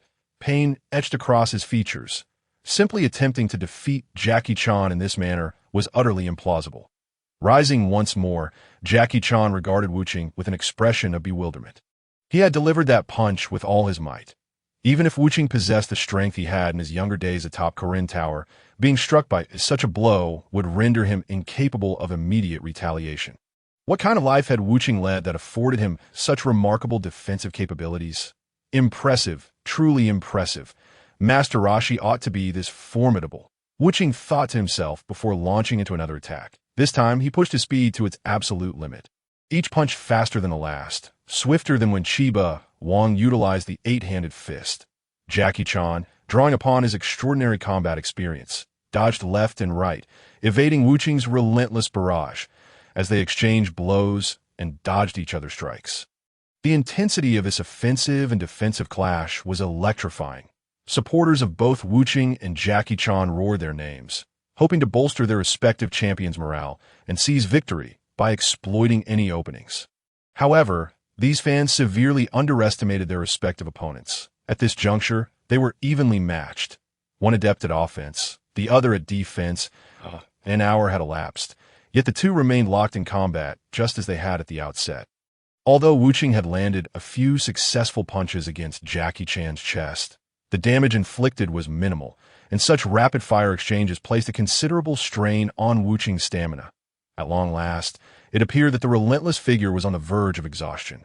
Gasping heavily, with beads of sweat rendering his eyes nearly impossible to open. After wiping the sweat from his brow, he gritted his teeth and charged forward once more, maintaining the same rapid pace as before, hoping to instill a sense of tension in Qianglong's heart, thereby creating an opportunity to exploit any weaknesses. However, it was a pity that Qianglong, having faced such circumstances numerous times before, remained unperturbed, deftly evading the attacks of his opponent. Seizing the moment when the relentless one paused to catch his breath, Qianglong unleashed a powerful kick, sending his adversary hurtling away. Undeterred, the relentless figure quickly rose, wiped the blood from the corner of his mouth, and began to contemplate his position. He could not allow himself to continue in this manner. He had already exerted his utmost speed in his attacks, yet still found it impossible to land a hit on this formidable opponent. Indeed, he mused, glancing at Qianglong with a hint of resignation. Truly, the god of martial arts lived up to his title. Even in his twilight years, Qianglong's prowess had ascended to remarkable heights, making victory an elusive dream. The speed of the relentless one's recent strikes, had it not been for his naturally agile reflexes, might have left him sprawled on the ground. Qianglong, feeling a twinge of apprehension, reflected on the relentless figure's continuous onslaught. It was clear that evading every attack had proven to be a tremendous challenge for his now rusty body. Had it not been for his extensive combat experience, his body would not have instinctively responded to the assaults, and he might very well have found himself on the ground. Since Wu Tian had imparted his teachings, Qianglong realized that he had to master the Kamehameha wave to its fullest potential. But if that were the case, then Wu Tian would undoubtedly also employ this technique, giving Qianglong the chance to identify the flaws in his own execution of the Kamehameha wave. The relentless one silently resolved to this notion, though he seemed oblivious to the fact that this approach could easily lead to his defeat. Nonetheless, to engage in battle with such a formidable figure as the Turtle Hermit and reach this level, the relentless one felt that this journey had not been in vain. That moment, he cast a provocative glance at Qianglong and boldly declared, "Mr. Qianglong, you have previously employed the Kamehameha wave. Do you possess the courage to test your prowess against mine?" With this proclamation, the relentless one positioned his hands together in a floral formation, placing them at his waist, his eyes glinting with challenge as he clearly enunciated. Kamehameha wave. To utilize the technique in front of its creator required immense courage. As the originator of this skill, Qianglong understood precisely how to maximize its potential. The relentless one, merely a half-baked imitator, dared to wield the Kamehameha wave against him. A bold move indeed. "Allow me to demonstrate what constitutes the true Kamehameha wave," Qianglong replied coolly, forming the same floral hand position and calling out, "Kamehameha wave." Much like the first semifinal match, both warriors unleashed their Kamehameha wave simultaneously, the only difference being the practitioners involved. Although Qianglong's movements were slightly slower, his familiarity with the technique allowed him to execute it without hesitation. Two azure orbs of energy filled with power collided, unleashing a tempest that ravaged the arena. While it was true that the relentless one possessed greater strength, Qianglong's wealth of combat experience and knowledge leveled the playing field. When their Kamehameha waves collided, they did not immediately erupt. Both combatants intensified their energy, striving for an advantage, making the potency of their waves grow ever stronger. The relentless one held nothing back, fully committing to the battle, while Qianglong, mindful that continuing to enhance his Kamehameha wave might result in a devastating explosion that could send both him and his opponent off the stage, found himself in a dilemma. If he refrained from boosting his wave, he risked being overwhelmed by the relentless one's attack. That it was indeed a troublesome predicament, unfamiliar with the nuances of the Kamehameha wave and the concept of energy. The relentless one had to expend significantly more stamina to unleash its full power to AT that moment. Chung Long devised a plan, taking the risk of potentially losing the match as he thrust both hands upward, drawing their Kamehameha waves into the air. Soon, the two Kamehameha waves dissipated in midair, leaving both combatants significantly drained, especially after their earlier clash. With hands resting on his knees, the relentless one gasped for breath. Droplets of sweat cascading from his brow and pooling on the ground within mere seconds. Chung Long, too, felt the toll of his age and the considerable energy expenditure manifesting in stark contrast to his earlier vitality. Yet, despite his exhaustion, he showed no intention of retreating. The relentless one's Kamehameha wave, though powerful, demanded a tremendous amount of energy, yet his eyes still shone with determination. Remarkable, truly remarkable. Chung Long thought to himself, his expression betraying no hint of disappointment, only a sense of pride. Perhaps, after this match, the era of the youth would indeed dawn, but for now he had no intention of relinquishing his hold. As the relentless one wiped the sweat from his forehead and steadied himself, he addressed Chung Long. From the beginning until now, it is evident that you have expended more energy than I, especially when you diverted our Kamehameha waves into the air. That alone must have consumed a significant portion of your stamina. While your combat experience far surpasses mine, my youth grants me an advantage in a prolonged battle. Mr. Chung Long. Indeed, the relentless one's words held truth that if their Kamehameha waves had remained locked in combat, Chung Long's energy expenditure would have been considerably lower. However, in his bid to protect the spectators and prevent either himself or the relentless one from gaining an advantage, he had taken a calculated risk that drained his stamina significantly. Furthermore, had Chung Long not been in a state of muscular expansion, he would have been unable to achieve such a feat. Youthful confidence is undoubtedly a virtue, but do not let it lead to overconfidence. Chung Long remarked with a smile, maintaining his muscular state. Despite the rapid energy depletion it entailed, To abandon this state now would severely diminish his chances of victory, and this was certainly not the time for a drawn-out contest. A swift resolution was imperative. Despite the considerable fatigue, he still found no openings. Truly, the god of martial arts was deserving of his title. The relentless one thought, then sprang forward, launching a powerful punch with unwavering speed. Unfortunately, his earth-shattering strike was rendered inconsequential by Chung Long's use of the Phantom Fist, transforming it into mere background noise. The relentless one swiftly pivoted, raising his arms defensively to block Chung Long's incoming kick. Having failed to land a blow, Chung Long unleashed a barrage of Phantom Fist strikes, which soon surrounded the relentless one, pummeling him with a flurry of fists and feet. This technique had been employed by Wukong during the match, only for the relentless one to have countered it at that time.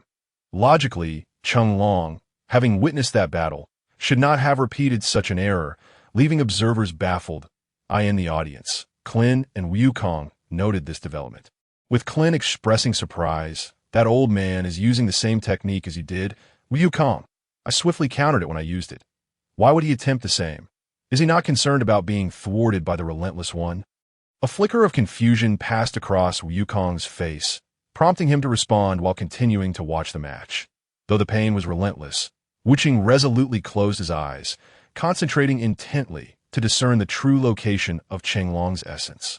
The afterimages created by the Phantom Fist lacked any offensive capability. They merely served to mislead the opponent's gaze, allowing the true body to seize an opportunity for attack, despite his efforts to focus. Wuching found himself unable to locate Chenglong's true form, as Chenglong's speed was astonishingly swift. It could be said that before Wuching could ascertain an accurate position, Chenglong had already shifted, evading with each strike, rendering Wuching's efforts futile. Under the onslaught of Chenglong's continuous attacks, Wuching gradually began to falter, his once upright posture now bent, and his face betrayed fleeting expressions of agony from the pain. How infuriating! What should I do in this situation? Wuching mused to himself, entirely unprepared for Chenglong's capabilities. During his previous battle with Wukong, his overwhelming strength had made it simple to counter Wukong's tricks. However, facing Qinglong, whose strength was not vastly inferior and who possessed ample combat experience, Wuqing found himself at a loss. Enduring the barrage, Wuqing finally knelt on the ground, blood, tinged with green, dripping from the corner of his mouth onto the arena. Suddenly, he sensed a slight deceleration in Qinglong's speed. He abruptly shut his eyes and, after a fleeting smile of confidence, executed a swift kick that connected forcefully with Qinglong's calf, sending him staggering backward, causing all afterimages to vanish. Rising slowly, Wuqing smiled, a hint of triumph glimmering in his eyes as he addressed Qinglong. Those relentless strikes were indeed painful. Alas, your age has rendered you incapable of maintaining the same impenetrable offensive as before. Though your movements were only marginally slower, it allowed me to exploit a weakness. This move of yours is now rendered ineffective against me. As he finished speaking, Wuqing charged forward. His words were merely intended to undermine Qinglong's confidence. While such tactics might be trivial against Qinglong, Wuqing did not expect to secure victory solely through verbal jabs. Confronted by Wuqing, who resembled a famished wolf, Qinglong dared not exhibit any complacency at this juncture. Even the slightest misstep could lead to defeat. Both warriors shared a singular objective, to land a blow on the other and conclude the fight before their stamina waned. Yet, it appeared that realizing this mutual desire was no simple feat. Fist against fist, foot against foot, the two engaged in a fierce exchange, their speed unwavering despite the considerable depletion of their energy, thrilling the audience with the intensity of their duel. However, standing beside Bulma, Lepin's face was marred with confusion. Though both fighters maintained an evenly matched status, Wuqing seemed to be gaining an upper hand over Qinglong. Why, then, did Qinglong remain so composed? Lepin, what troubles you?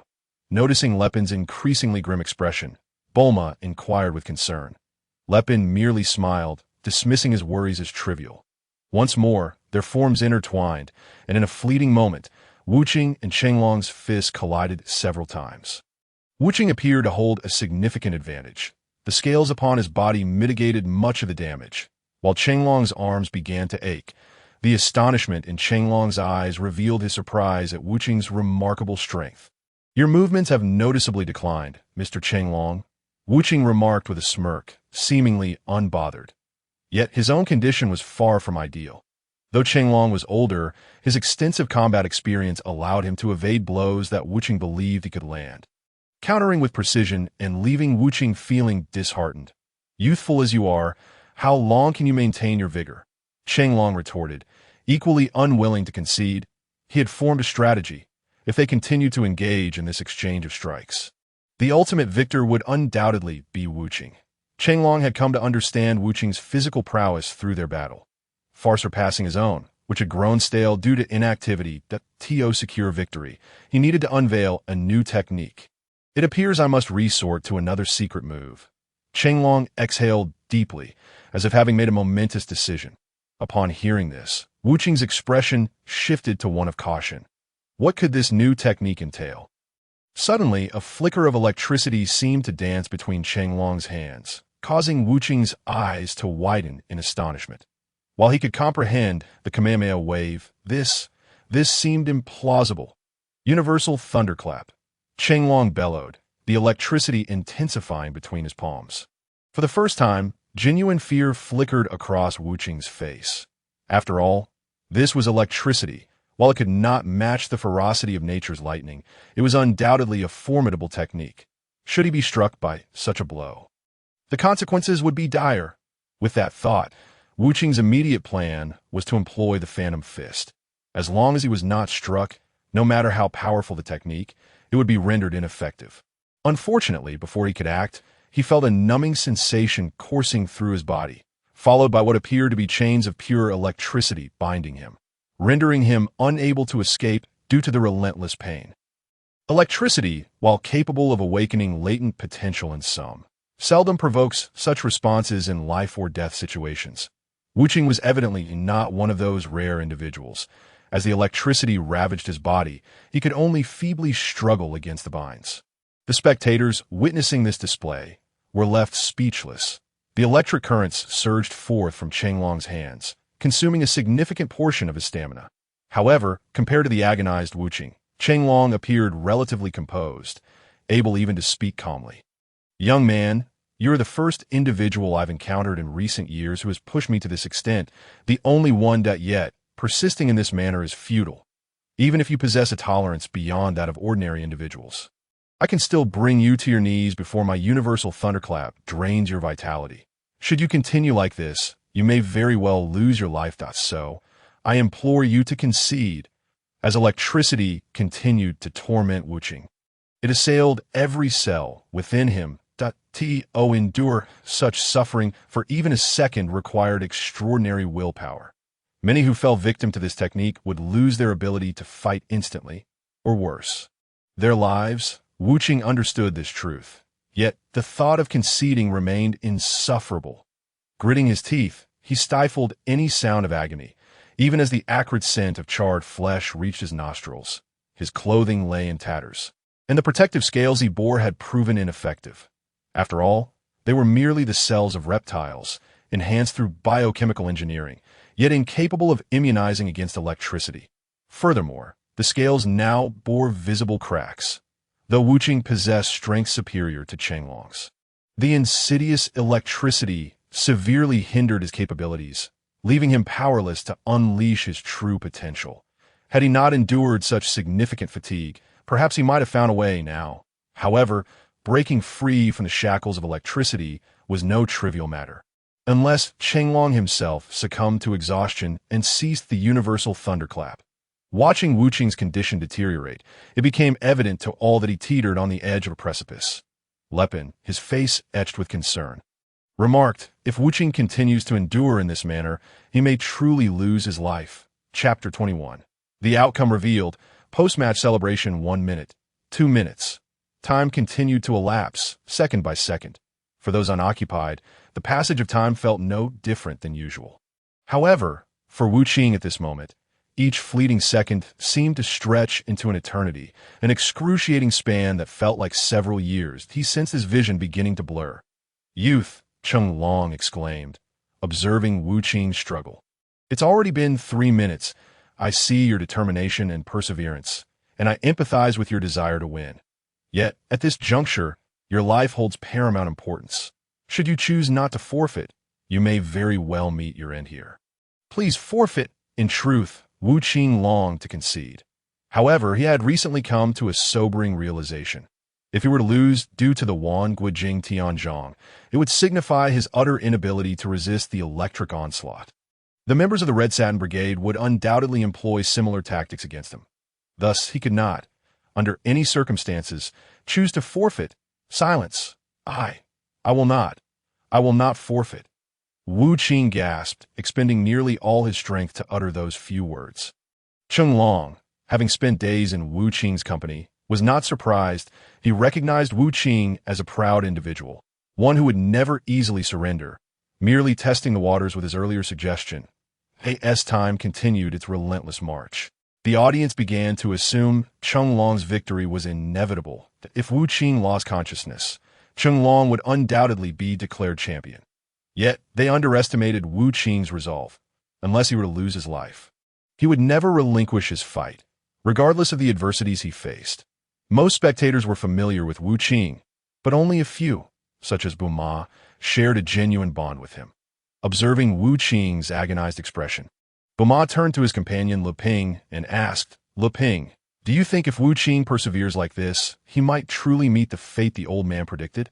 "I must admit, you've caught me off guard with that question," Leping replied, uncertain of how to respond. After a moment's contemplation, he continued, "To be frank, only that man and Wuqing are aware of the true power emanating from the current. However, I can affirm that I cannot withstand such electricity. The harm it inflicts on a human body is considerable. If Wuqing remains this stubborn, he may not perish on the stage, but he could very well lose his life during subsequent treatment. If he is still unable to continue after a while, we may have no choice but to force a forfeit on him." Bama nodded in agreement. After all, Wuqing was a friend, and sacrificing his life for mere competition was simply not worth it. 15 minutes had elapsed since Wuqing was ensnared by the relentless current. During this time, he endured agony that could have rendered him unconscious countless times. Long, initially brimming with confidence, now felt a tinge of surprise, and no one had ever withstood the Wangui Jing Tianzhong for such an extended period, not even his most talented disciple. Sun Wufan. Truly, Wu Qing was deserving of admiration for ascending the Karen Tower. However, if the electric output were to intensify, he feared Wu Qing might not survive. Yet, maintaining the current's intensity would only prolong Wu Qing's suffering, and it appeared unlikely that he would concede after enduring just a few more minutes of pain. Long found himself in a precarious dilemma. Several more minutes passed in this stalemate, and Lu Ping sensed that Wu Qing might be nearing his limit. He hastily made his way from the audience to the host's side, his voice tinged with urgency. "I am here to represent Wu Qing and forfeit this match. Surely, you must see how agonizing this is for him, that if we allow him to continue, it could cost him his life." Indeed, Long concurred with Lu Ping. Continuing to resist serves no beneficial purpose for him. The host, aware of their genuine concern for Wu Qing, still felt it necessary to confirm Wu Qing's willingness to forfeit. He called out, "Wu Qing, I believe you heard what Lu Ping and Long have said. They wish for you to forfeit, and I personally see no harm in this. What is your decision?" "Shut your mouth." Wu Qing's 4 words conveyed his resolute determination. Forfeiting was not an option. Strangely, he could not discern whether it was due to his body becoming numb or some other reason. But the once excruciating pain from the current seemed to be waning. Consequently, when he spoke again, he did so with newfound confidence and a hint of pride. Unbeknownst to all, Wu Qing's body had begun to acclimate to the current's intensity.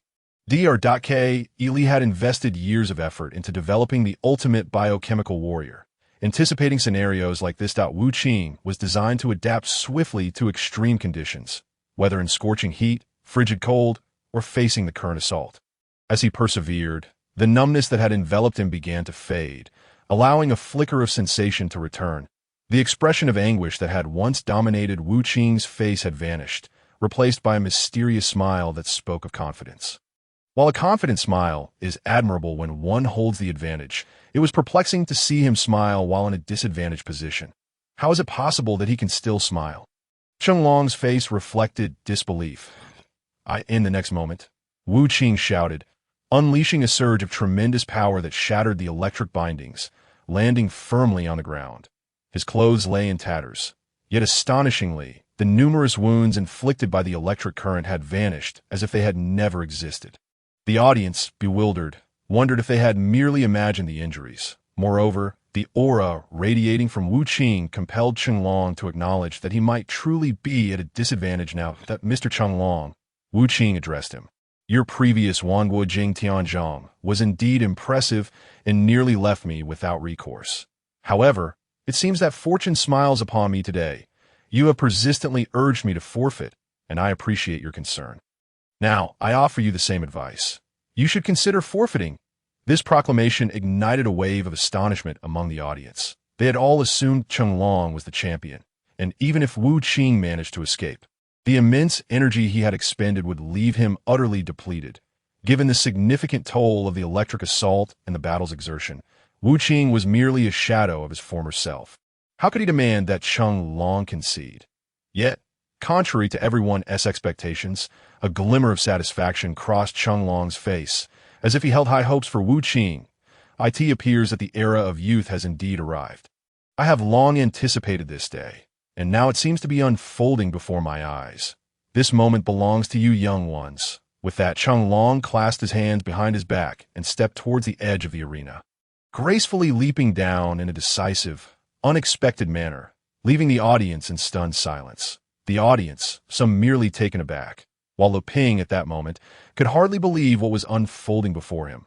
With a voice tinged with tremor, he exclaimed, "Impossible! Could it be that he is not Master Wu Tian in disguise? You really think that old man is the turtle sage?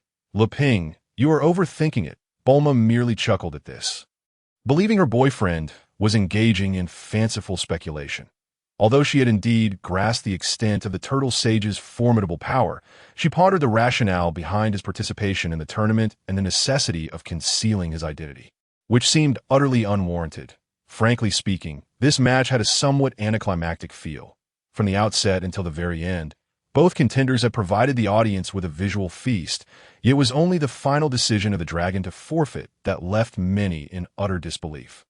As the first to regain composure, the host adeptly redirected everyone's attention, stating, "Ladies and gentlemen, this prolonged battle has finally yielded a victor. While I remain uncertain why contestant Dragon chose to forfeit, it is reasonable to assume he recognized the formidable prowess of his opponent. Now, let us all cheer for our champion, the relentless one. Relentless, relentless, relentless." The majority of the audience vociferously chanted the name of the champion, while a portion began to depart, likely not being supporters of Relentless. To be honest, Relentless was unaware of the exhilarating sensation that accompanied standing atop the arena and basking in the cheers of the crowd after winning the championship. It was truly exhilarating, stirring within him a sense of excitement. With the conclusion of this tournament, the first martial arts tournament had drawn to a commendable close, and it was from this very event that the world began to feel a stir of unrest. As the competition concluded, Relentless sought out Bulma and the others alongside Wukong. Soon, the turtle sage appeared, seemingly in a state of disarray, prompting Liu Ping to feel the previously dissipated clouds of suspicion gather once more.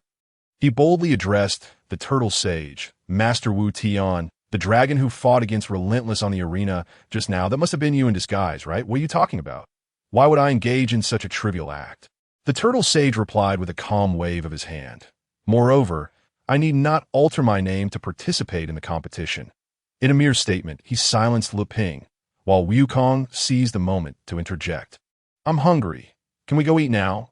In that case, let us dine." "It's on me." Relentless, having won a prize of 500,000, said nonchalantly, clearly underestimating Wukong's appetite. To the restaurant. All the waitstaff were busily attending to their tasks. Yet the establishment was nearly empty, with only Relentless and his entourage present. The frenzy of activity was solely due to Wukong's incessant requests for more food, despite being merely a 12-year-old child. His capacity for consumption was astonishing.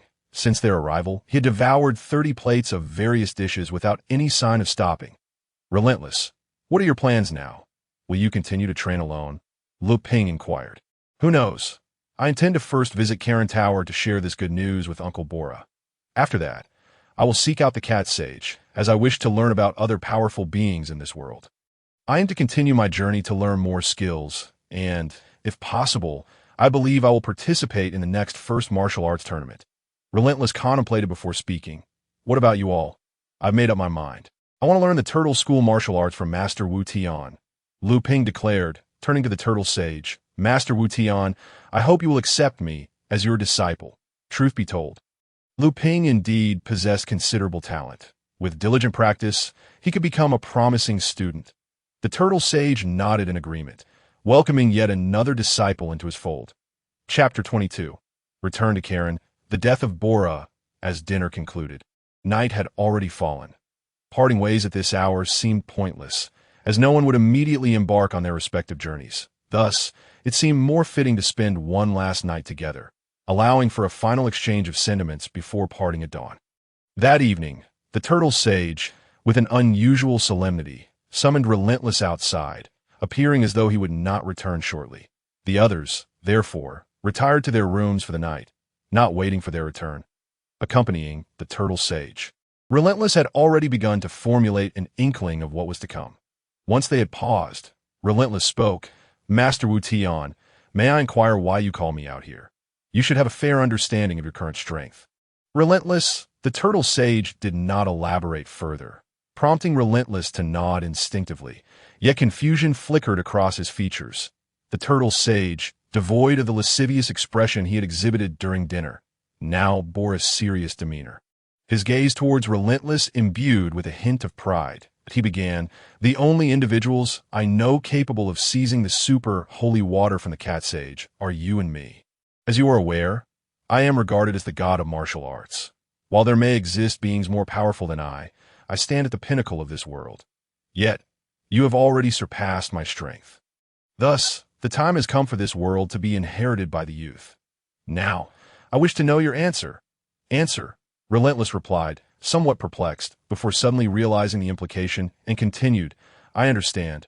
Master Wu Tian, what you mean is that I have indeed surpassed your strength, suggesting that perhaps this world may face peril in the future, and when that time comes, will I rise to defend it against those who wish to destroy or dominate it.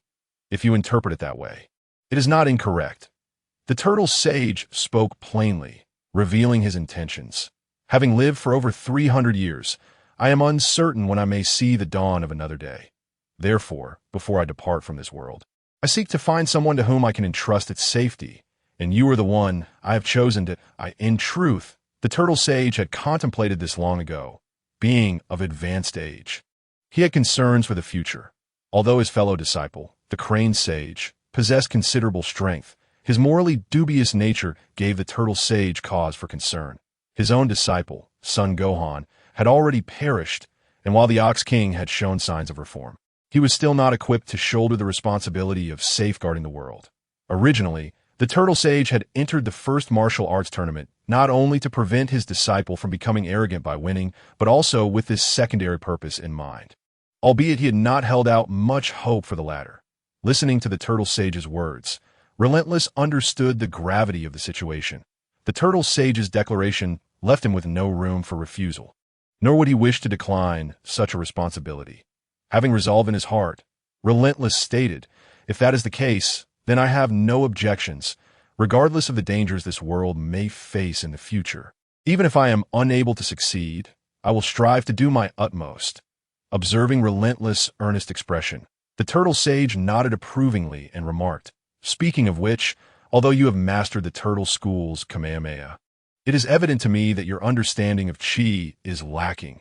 Nodding, Relentless recognized the turtle sage's intent and openly admitted his ignorance. Chi, I truly do not comprehend.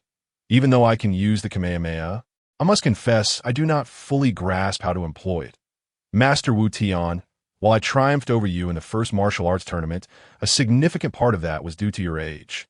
Regarding Chi, I am but a novice. Did you manage to see through that? This time, Master Rashi did not conceal anything. Rather, he spoke openly. It's quite normal. After all, you've fought with me for so long. So it's not surprising that you know it's me. In truth, if it weren't for Lepin's incessant speculations, I wouldn't have known either. Wuching calmly interjected, continuing to inquire about this so-called essence of Qi. Master Rashi took a deep breath and began his explanation. Qi, when put into words, is exceedingly difficult to articulate. Put it simply, if you can proficiently wield Qi, you can also utilize techniques that require it, such as the Kamehameha. These techniques, in essence, remain fundamentally unchanged. As long as you can harness Qi, you can learn other techniques that utilize it through practice. Of course, that largely depends on your level of effort. Upon hearing this, Wuching seemed somewhat dissatisfied, as it was not the depth of understanding he sought. He directly interrupted Master Rashi, saying, Master Wu Tian, could you elaborate a bit more? For instance, what exactly is Qi? This is indeed a challenging explanation. Practical demonstration is much easier, Master Rashi replied, and then began to teach Wuching the most fundamental aspects of how to cultivate the Qi within his body. Wuching, perhaps due to his innate talent, grasped the concept swiftly after Master Rashi's brief demonstration. Within just a few minutes, Wuching had significantly comprehended the concept of Qi. Although he was unsure how to articulate it, he found no difficulty in applying it, and using the Kamehameha became increasingly effortless.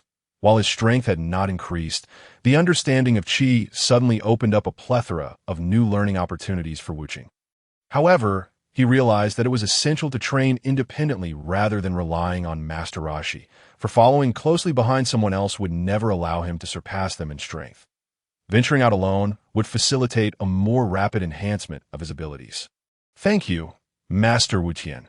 Wuching expressed with deep respect, acknowledging that Master Rashi was akin to a second mentor to him. Deserving of reverence, there's no need for such formality. From now on, this world is entrusted to you. Wuching, Master Rashi smiled nonchalantly, appearing unperturbed. With young individuals like you around, this old man no longer has to worry about various matters. With your protection, I can finally enjoy my retirement in peace. Ha ha ha. Although he often came off as a lecherous old man, those who truly understood him knew that he had been the one most concerned about the world. observing the not-so-tall man before him. Wuching felt a surge of respect. After that, the two exchanged few words, merely engaging in casual conversation, before retreating to their respective quarters to rest. The following morning, everyone embarked on their individual journeys. Wukong, initially presumed to return to the Kame house with Master Roshi to continue training, unexpectedly chose to venture alone, expressing keen interest in the Kirin Tower mentioned by Wuching. Naturally, Wuching had no objections to this, and they decided to part ways at the martial arts tournament, uncertain of when they would reunite again. The journey from the tournament venue to Kirin Tower would take about a month. Along the way, Wukong gained some insight into the circumstances surrounding the tower. However, Wuching refrained from revealing that the super holy water was merely ordinary water. Instead, he shared the time he and Master Roshi had spent at the tower. Upon hearing this, Wukong candidly declared his intention to acquire the super holy waters vessel in an even shorter time frame. Meanwhile, in a distant corner of Earth at the headquarters of the Red Ribbon Army, Commander Red's mood was far from pleasant. The news of the escape of the so-called strongest biowarrior developed by Dr. Corey had finally reached him, and he was not pleased at all that he dispatched numerous subordinates to uncover Wuching's whereabouts. At this moment, Dr. Corey, having seen Wuching in the footage from the martial arts tournament, promptly reported the discovery. With this information, the Red Ribbon Army's intelligence system began to piece together Wuching's past movements and interactions, including the Bra father-son duo, who were now under their scrutiny. It was worth noting that during past missions, the Red Ribbon Army had encountered friction with the Bra family. Bra himself was nearly impervious to bullets, rendering the Red Ribbon Army too intimidated to approach Kirin Tower. However, with the strongest biowarrior having defected, and according to the data, seemingly having a good relationship with the Bra family, Commander Red aimed to exploit this connection. Yet concerned that the Bra family would not comply in recalling previous conflicts with them, he resolved that it might be simpler to eliminate them instead. With this plan in mind, Commander Red decided to spend a substantial sum to hire the world's top assassin, Tao Pai Pai. This was not solely to eliminate the Bra family, but also to dispose of Wuching. Since Wuching was participating in the martial arts tournament, it implied he possessed his own mindset, rather than being a mere combat machine. In other words, there was no telling when this young man might undertake actions detrimental to the Red Ribbon Army, and preemptively eliminating the threat was their customary approach. Unfortunately for Commander Red, he was unaware that the danger he sought to eliminate was already potent enough to obliterate the entire Red Ribbon Army, and he would pay a heavy price for this decision. Tao Pai Pai, the world's foremost assassin, had a keen sense of time. After receiving the contract, he arrived at the Red Ribbon Army's headquarters within a few short hours. Upon learning of his target, he was momentarily surprised. After all, Wuching had been presumed dead over a year ago. However, he dismissed the thought, recognizing that if Wuching had been fortunate once, he could surely be fortunate again. After procuring a pillar as a means of transport, Tao Pai Pai departed amidst the incredulous gazes of the Red Ribbon Army personnel, with less than an hour remaining before Wuching's arrival at Kirin Tower. Bra, the guardian of Kirin Tower, spent his days ensuring that no ill-intentioned individuals approached. On this particular day, he was patrolling when Tao Pai Pai arrived.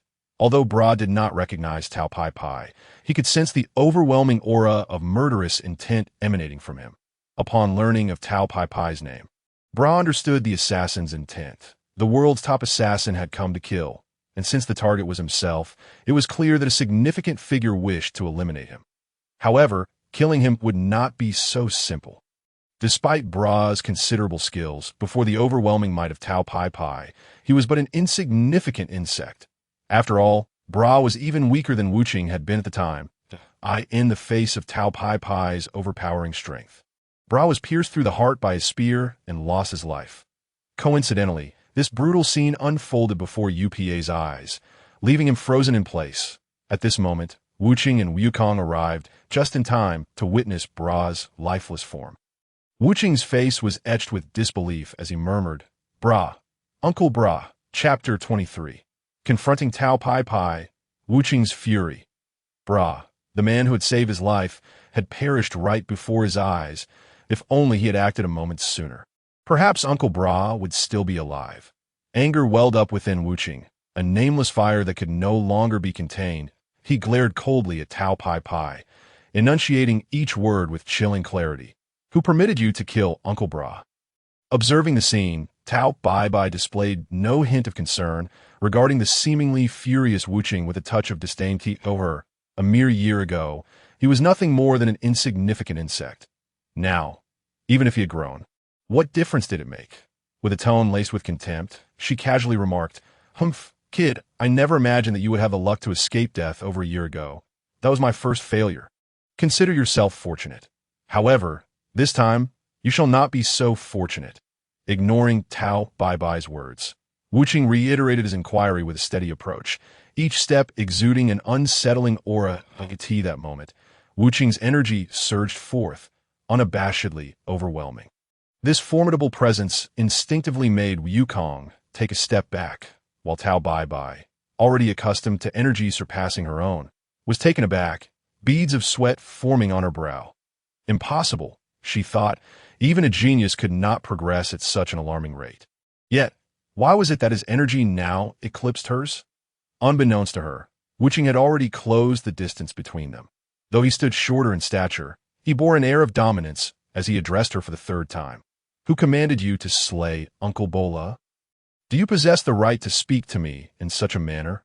Tao Bai retorted, a flicker of anger in her eyes. With a sudden motion, she struck Wuching in the abdomen. The abdomen, being one of the body's softer areas, would typically yield excruciating pain upon impact. Yet Wuching appeared utterly unfazed, his expression remaining unchanged, save for a hint of irritation that startled Tao Bai. Could it be that a miracle existed, enabling this brat to ascend to a level beyond her grasp within a single year? However, she quickly dismissed this notion, attributing his apparent resilience to mere pretense. She then unleashed a flurry of attacks. Perplexed as Wuching stood there, motionless, as if inviting her assault. Each punch carried the force to shatter mountains, each kick capable of cleaving steel, an assault that would leave an ordinary person incapacitated. Yet, Wuching remained rooted in place. Devoid of any intention to evade, is Wuching going to be all right? UPA, unfamiliar with martial arts, perceived Wuching merely as the one being struck, worry etched on his face, especially since the assailant was the one who had killed his father. Wukong approached UPA, ruffling his hair with a reassuring smile. Wuching is not even breaking a sweat. Rest assured, Tao Bai is no match for him. Is that so? UPA replied skeptically, lingering apprehension evident in his tone. Despite Wuching's evident prowess, Tao Bai's strength was formidable in its own right. The relentless barrage of attacks had reduced Wuching's clothing to tatters, mere remnants of fabric scattered in the wake of Tao Bai's onslaught. Yet, she found herself perplexed. Despite unleashing her full power, Wuching's expression remained one of indifference. Even tinged with disdain, a powerful punch struck Wuching's face, followed by a kick, yet he exhibited no signs of defense. Allowing himself to be struck, Tao Bai leaped high into the air, her hands clasped above her head, before crashing down upon Wuching, enveloping him in a cloud of dust and debris. "Wuching!" UPA cried out, instinctively wanting to rush forward, but Wukong held him back, assuring him that despite the apparent disparity in strength, Wuching was unharmed. The smoke dissipated swiftly, revealing Wuching standing unscathed, save for minor dust on his clothing. Tao Bai, taken aback, could hardly believe her eyes. Her attack had not left a single mark upon him. Gradually lowering his arms, Wuching advanced towards her, confronting her once more. "Tao Bai, is this the extent of your abilities? In just a year, it seems you have failed to inflict any harm upon me. If you possess any further skills, I invite you to demonstrate them. Otherwise, I shall end your life here and now." "You are far too arrogant, little brat," Tao Bai exclaimed, anger flaring as she launched a fierce punch, only to find it effortlessly caught by Wuching. The sound of bones fracturing echoed in the air. And Tao Bai's face contorted in agony. "Arrogance or not, you lack the right to utter such words." A cold, unfeeling voice pierced the air, and simultaneously, as the grip on Tao Bai's hand was released, a powerful kick struck his chest. The immense force propelled Tao Bai into the air, and without hesitation, the voice leapt upward, landing atop Tao Bai, with hands clasped in a blossom-like formation at his waist. He clearly enunciated a phrase, "Kamehameha," A pale blue energy sphere rapidly took shape, its power intensifying between his hands. A glint of cold light flashed in his eyes as he thrust his hands downward. The energy sphere, trailing a comet-like tail, hurtled toward Tao Bai. In midair, devoid of any leverage and caught completely off guard, Tao Bai was struck by the energy sphere, sending him crashing into the ground. A thick cloud of dust enveloped the spot where Tao Bai fell, while the expression on the face of the voice remained devoid of any emotion. After landing, he advanced step by step toward where Tao Bai lay. Although the Kamehameha had been tremendously powerful, he had not exerted his full strength, ensuring that Tao Bai would not perish. His intention was solely to uncover who sought the life of Bra. Coughing violently several times, Tao Bai clumsily crawled out from the crater his body had created, his eyes reflecting disbelief as he looked at the voice. It was astonishing to him that someone could utterly dominate him like this, disregarding his full force attacks as if they were inconsequential. Moreover, could it be that this individual was a disciple of Master Wu Tian? You little brat, could it be that Master Wu Tian saved you that time? Tao Bai asked, filled with doubt. Even with an esteemed mentor, it seemed implausible that one could reach such a level in just a year, especially since he knew that the current Master Turtle was not the martial arts deity he once was. Years without proper training had significantly diminished Master Turtle's power, perhaps even rendering him inferior to Tao Bai himself. How could he possibly train a disciple of such caliber? Furthermore, even if this boy were a bioengineered warrior with unique attributes, it was inconceivable for him to advance so swiftly. What on earth was happening?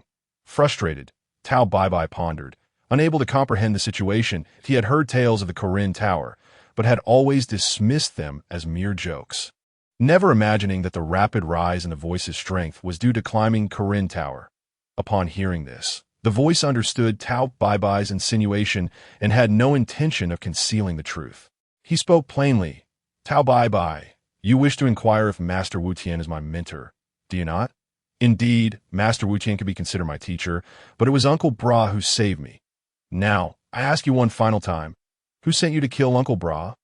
As his words fell, the energy radiating from the voice intensified, and Tao Bai felt a profound sense of fear wash over him. In all his career, no one had ever instilled such a feeling within him, not even his elder brother, the Crane Hermit. Yet, this mere boy, scarcely in his teens, evoked genuine terror within him. This child's power was overwhelming.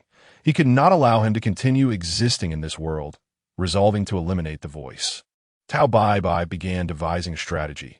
However, the voice was not about to grant him any time. He swiftly approached and kicked Tao Bai away, then pressed his foot firmly against his chest with a sudden surge of force. Tao Bai coughed up blood. The voice continued, Tao Bai, do not test my patience. Answer me. Who ordered you to kill Uncle Bra? Chapter 24, Tao Bai's Demise, the voice's revenge. Observing the voice's demeanor, Tao Bai realized that the target of the voice's vengeance was not himself, but merely the Red Ribbon Army that had employed him. The Red Ribbon Army could be considered the most formidable terrorist organization in the world. Thus far, no entity had been reported as capable of standing against it. If this boy were to confront the Red Ribbon Army, it would undoubtedly be an intriguing spectacle. Moreover, the Red Ribbon Army would not let this boy escape unscathed. In such a scenario, both parties would be engaged in a life-or-death struggle, and once this boy had decimated the Red Ribbon Army, he would be left vulnerable, allowing Tao Bai to easily eliminate him. Undeniably, given the power the Red Ribbon Army had displayed, it was not an insurmountable task for even the current Wukong to dismantle them. Yet, the crux of the matter lay in the fact that no organization would fully reveal its strength to the public. There would invariably be hidden capabilities. For instance, the voice itself was a bioengineered warrior developed in secrecy. If one existed, there would surely be others, although the voice's prowess instilled genuine fear in Tao Bai. The notion that a multitude of ants could bring down an elephant persisted. The task of obliterating the Red Ribbon Army would not be so simple. Having formed a plan, Tao Bai spoke. Little brat, I will be honest with you. It was your creators, the Red Ribbon Army, who ordered me to kill you. They are the ones who granted you life. His words left the voice momentarily stunned. If that were true, then it meant that the true perpetrator behind Uncle Bra's death was none other than himself. Had it not been for his existence, perhaps Uncle Bra would still be alive. However, given that this statement came from Tao Bai Bai, the voice remained skeptical, uncertain if Tao Bai Bai was merely toying with him. Thus he pressed further. Red Ribbon Army, Tao Bai Bai, what is your reasoning? Reasoning? What reason is needed to take a life? Disliking someone requires no justification. In truth, Tao Bai Bai yearned to retort with such a statement, but considering his current predicament, he adopted a more conciliatory tone. The Uncle Bra you mentioned had previous conflicts with the Red Ribbon Army. Furthermore, you're also on their hit list, for you are merely a defective product in their eyes. It is our profession to take money to eliminate targets. However, it appears that I cannot carry out this task anymore. I have decided to abandon my mission and retire from the assassin's life to become an ordinary person. I wonder, would you allow me to go free? Hearing Tao Bai Bai's words, the voice realized that he would likely make the same choice if he were the leader of the Red Ribbon Army. As for what Tao Bai Bai had said earlier, it was hardly surprising. While maintaining confidentiality regarding one's employer was a fundamental rule, when it came to preserving one's life, many would divulge such information. However, the latter half of Tao Bai Bai's statement was hard to believe. After all, the world-renowned assassin could genuinely claim he would no longer pursue the life of a killer and instead choose to live as an ordinary person. Was that truly feasible? Yet, it was not only the voice who heard these words. Wukong and UPA were also present. Wukong approached the voice and said, Wukong, let him go. It seems he recognizes his mistakes. Indeed, acknowledging one's errors could lead to profound change. If Tao Bai Bai truly sought redemption, he could become an exceptional martial artist. He had already amassed considerable wealth and need not worry about his future. However, this man had taken Uncle Bra's life, the very person who had saved him. Could he truly let this assassin, who had caused such loss, go free? Glancing at UPA, the voice came to the realization that perhaps the one who should decide was not himself or Wukong. But he called out, UPA, come here. Obediently, UPA approached, hiding behind the voice and asking, Brother Wuching, what do you need me for?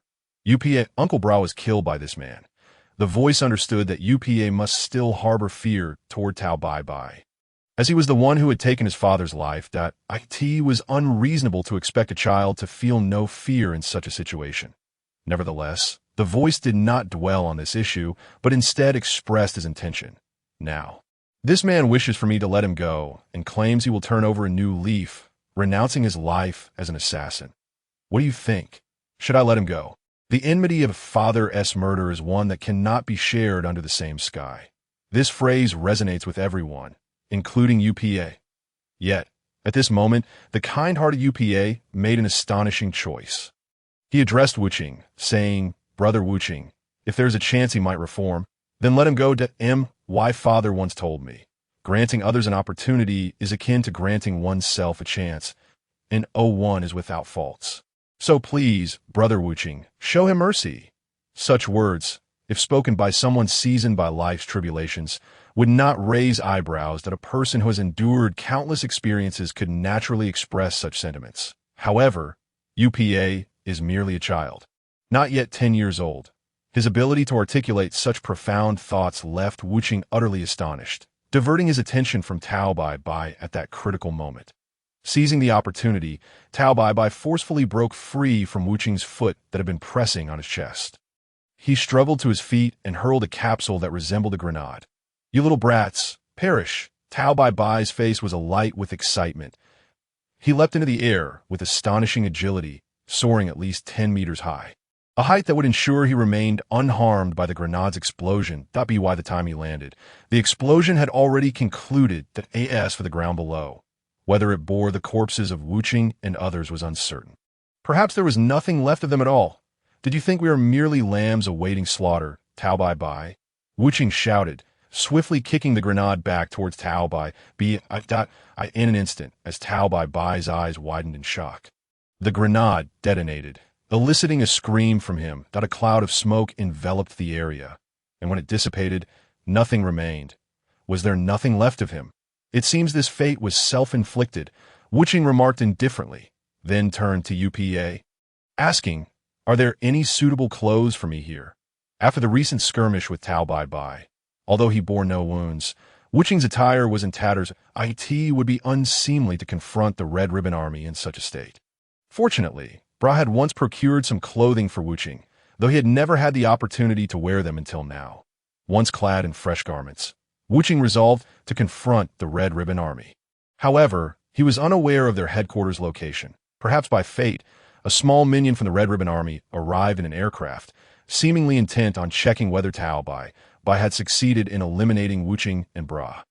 Unfortunately for him, as the aircraft landed, it fell directly into Wuching's grasp. "Where is the headquarters of the Red Ribbon Army?" "Take me there," Wuching commanded, gripping the minion's neck. That a slight pressure sufficed to ensure compliance, ensuring the minion would not dare to play tricks. Nodding, the minion understood his life was in Wuching's hands and did not dare to resist. Wuching then tossed him to the ground and asked, "Did the Red Ribbon Army send you alone?" "Yes, Commander Ritz sent only me." The minion quivered as he spoke, swallowing hard while cautiously observing Wuching, fearing that any displeasure might lead to his demise. Wuching contemplated that this minion would not deceive him. Thus, returning with him would likely pose no issues. Turning to UPA, Wuching stated, "Your father's death was due to my involvement. You currently lack the strength to avenge him. But I possess that power. First, we shall lay Uncle Bra to rest, and then I will seek vengeance for your father." UPA nodded in agreement, and together with Wuching and Wukong, they dug a grave for Bra. During the burial, Wukong had a thought and exclaimed, "Wuching, I have an idea. We can use the Dragon Balls. Collecting 7 will summon the Eternal Dragon to grant a wish, and we could bring Uncle Bra back to life."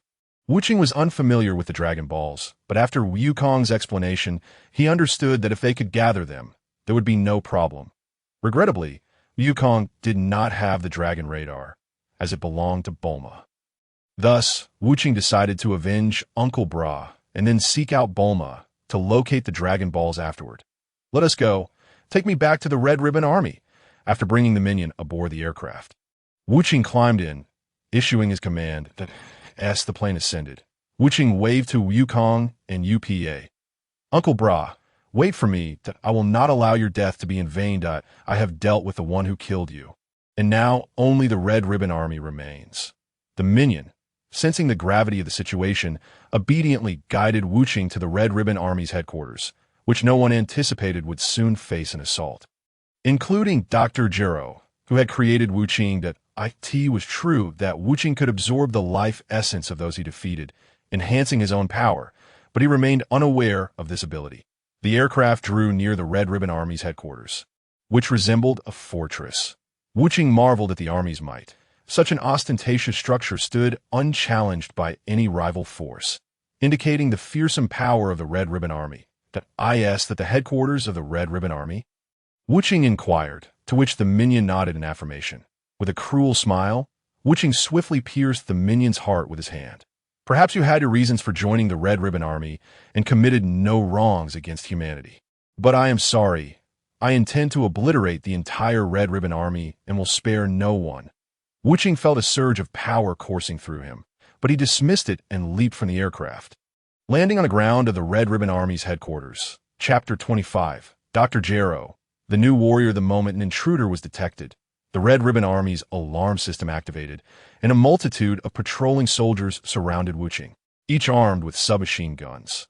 However, they seemed oblivious to the fact that, to Wuching, such weapons posed little threat.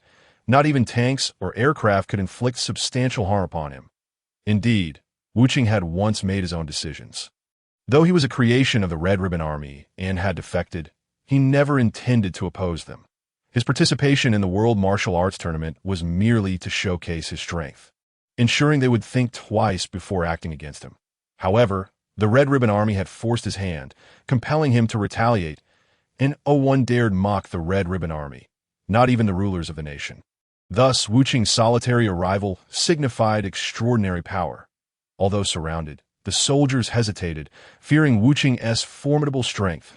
"If you wish to live, then leave now. Otherwise, remain and face the consequences," Wuching stated coolly. The audacious words ignited the fury of these individuals in an instant. Having joined the Crimson Ribbon Legion, They had not encountered anyone daring enough to speak to them in such a manner for quite some time. To their astonishment, this impudent boy before them possessed the audacity to confront them so boldly. Moreover, the invaders of the Crimson Ribbon Legion would never let such insolence go unpunished. One by one, they opened fire mercilessly, and soon, a thick cloud of smoke enveloped the figure of ruthlessness. In that fleeting moment, hundreds of guns simultaneously unleashed their fury upon ruthlessness. Had it been anyone else, they would have perished 100 times over. Yet as the smoke dissipated, ruthlessness stood unscathed, save for numerous bullet holes in his clothing. Without a single injury to his person, the patrolling soldiers of the Crimson Ribbon Legion, witnessing this scene, wore expressions of disbelief, as if gazing upon a terrifying monstrosity. I afforded you an opportunity just moments ago, yet you failed to cherish it. Therefore, do not blame me for what ensues, ruthlessness coldly declared before vanishing from sight. Merely seconds later, he reappeared outside the encirclement formed by these soldiers, who all collapsed, each with a gaping wound in their chests, while blood flowed relentlessly from ruthlessness's right hand. It merely an illusion. Just now, it felt as if a surge of power coursed through my body. He pondered, glancing at his right hand, yet chose not to dwell on it. He continued to stride toward the towering edifices ahead, fully aware that this territory belonged entirely to the Crimson Ribbon Legion. Each time he entered a building, he encountered a multitude of patrolling soldiers, all of whom met their demise without exception. That a single strike pierced their hearts. A relatively merciful end, considering that even a special forces operative could only survive for about a minute after such an injury. For these soldiers, their suffering would soon come to an end.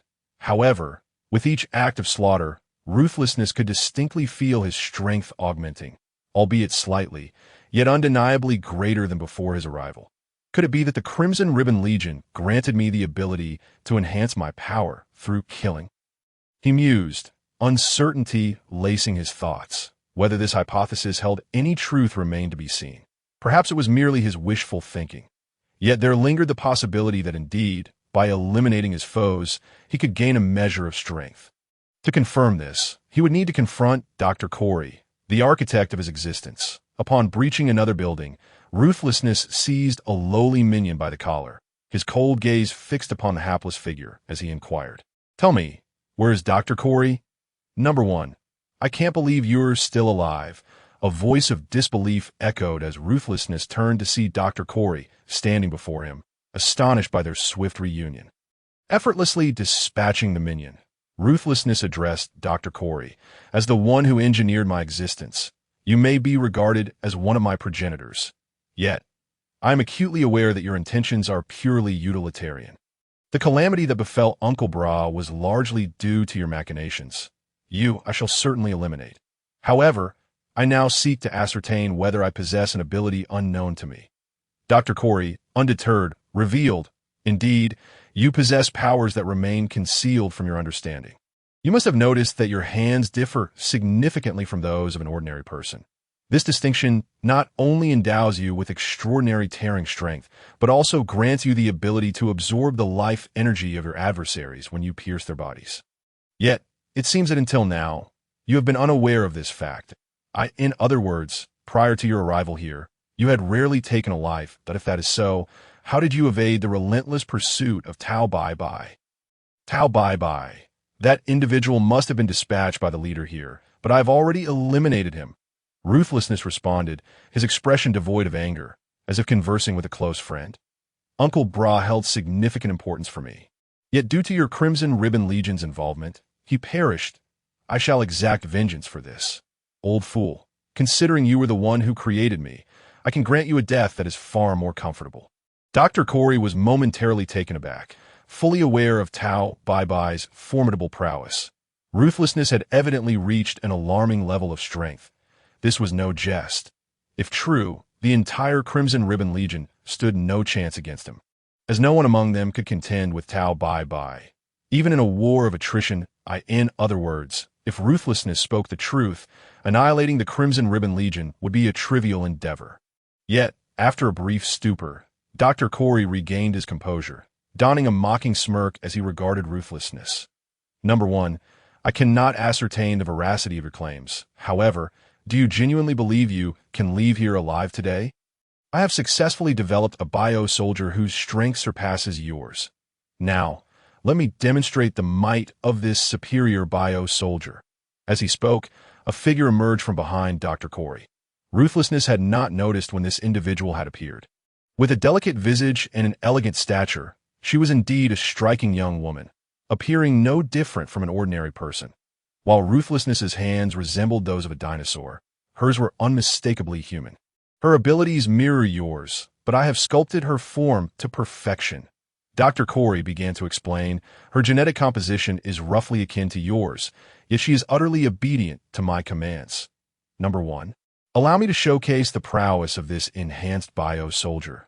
The culmination of my extensive efforts and countless resources.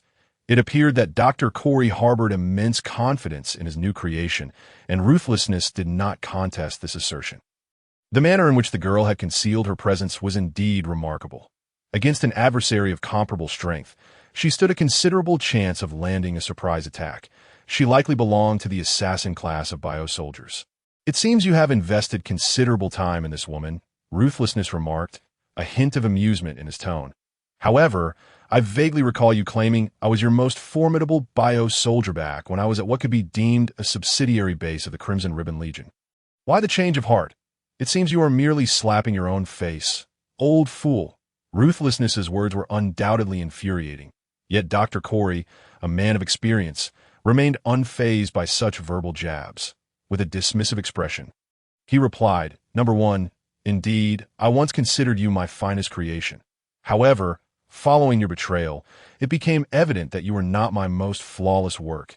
This new bio-soldier, the new Number 1, is my ultimate masterpiece in terms of strength and other attributes. She surpasses you significantly. Moreover, her loyalty to the Crimson Ribbon Legion is unquestionable. She is truly my strongest creation. Observing the girl, Ruthlessness sensed that she was not merely a puppet, if her allegiance to the Crimson Ribbon Legion were as unwavering as claimed. Why had she not confronted him upon her initial appearance? Instead, she remained beside Dr. Corey.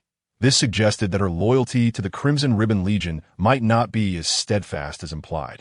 Although her loyalty to Dr. Corey was likely unwavering, considering he was the one who had engineered her existence, akin to a father to her, of course, this was merely Ruthlessness's speculation. Reality often diverged from one's thoughts.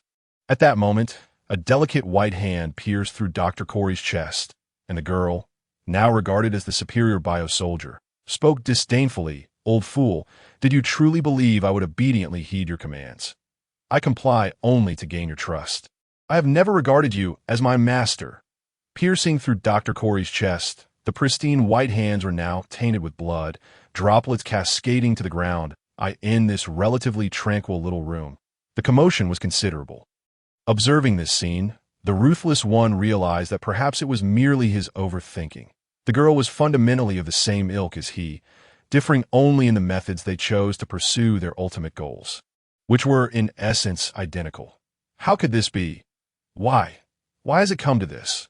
Dr. Corey's lips bled profusely as he murmured, and then, with vacant eyes, he collapsed, extinguishing his life. He had devoted himself to the research of the strongest bio-soldier, only to be met with the demise wrought by his own prideful creation in a certain light. Dr. Corey could indeed be regarded as a most unfortunate individual. The primary cause of this tragedy lay in humanity's genetic predominance, which endowed the bio-soldiers with their own intellect and consciousness, rendering them incapable of being mere puppets. That was indeed swift, yet still inferior to my own speed. However, compared to a year ago, you have improved significantly. It appears this individual has absorbed the life energy of numerous beings to attain such power. The ruthless one mused inwardly. He then addressed the girl. I'm unclear about your intentions, yet it seems we share a commonality. Though both products of this old man's experiments, we do not appear inclined to obediently follow his commands. I have no connection to you. Do not conflate us, the girl replied, her voice melodious yet chilling, her gaze devoid of emotion. But I must express my gratitude. Without your intervention, I would not have had the opportunity to escape this place.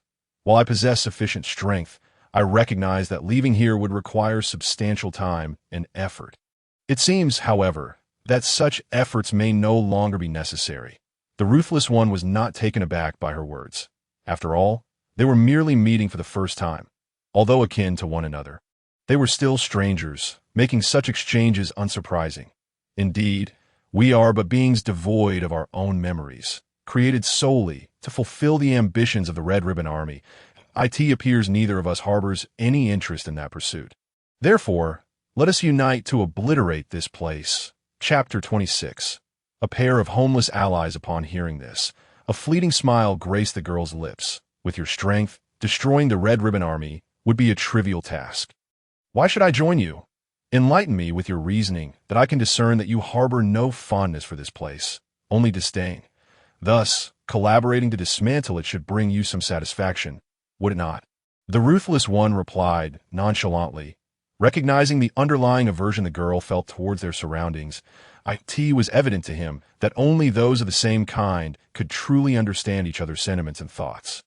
His words struck a chord with her heart.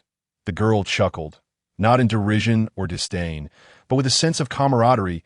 If the ruthless one could perceive their shared nature, she too understood his intentions. And thus they forged an alliance, confronting the minions of the Red Ribbon Army. They spared none, leaving a trail of lifeless bodies in their wake, in the face of the ruthless one's overwhelming strength. Even the few successful creations among the artificial soldiers were reduced to mere scrap metal.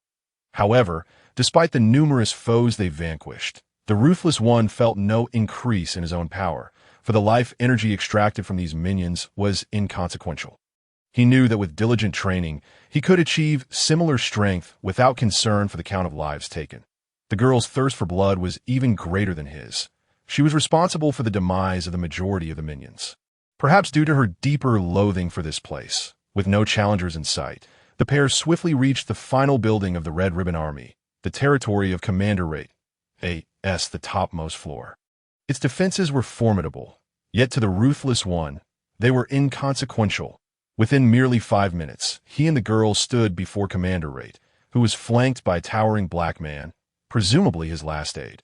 Blake, dispose of these two intruders, Commander Rate commanded, showing no fear. Although he was somewhat astonished by the duo's unscathed approach through a stronghold, his confidence in his final ally remained unshaken. Blake stepped forward, adopting a combat stance. Shall you take him on, or shall I? The ruthless one inquired. Noticing the girl showed no inclination to fight, that he stepped forward, preparing for battle.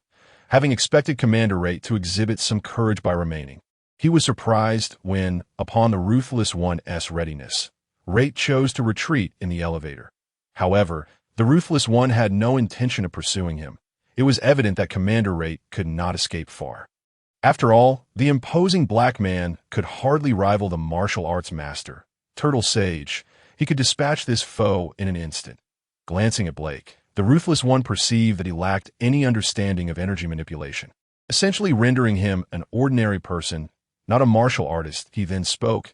If I am not mistaken, you are Blake. Though the Red Ribbon Army still exists, its headquarters is nearly obliterated, now a mere shell of its former self. I cannot discern whether your presence here is due to loyalty or another reason.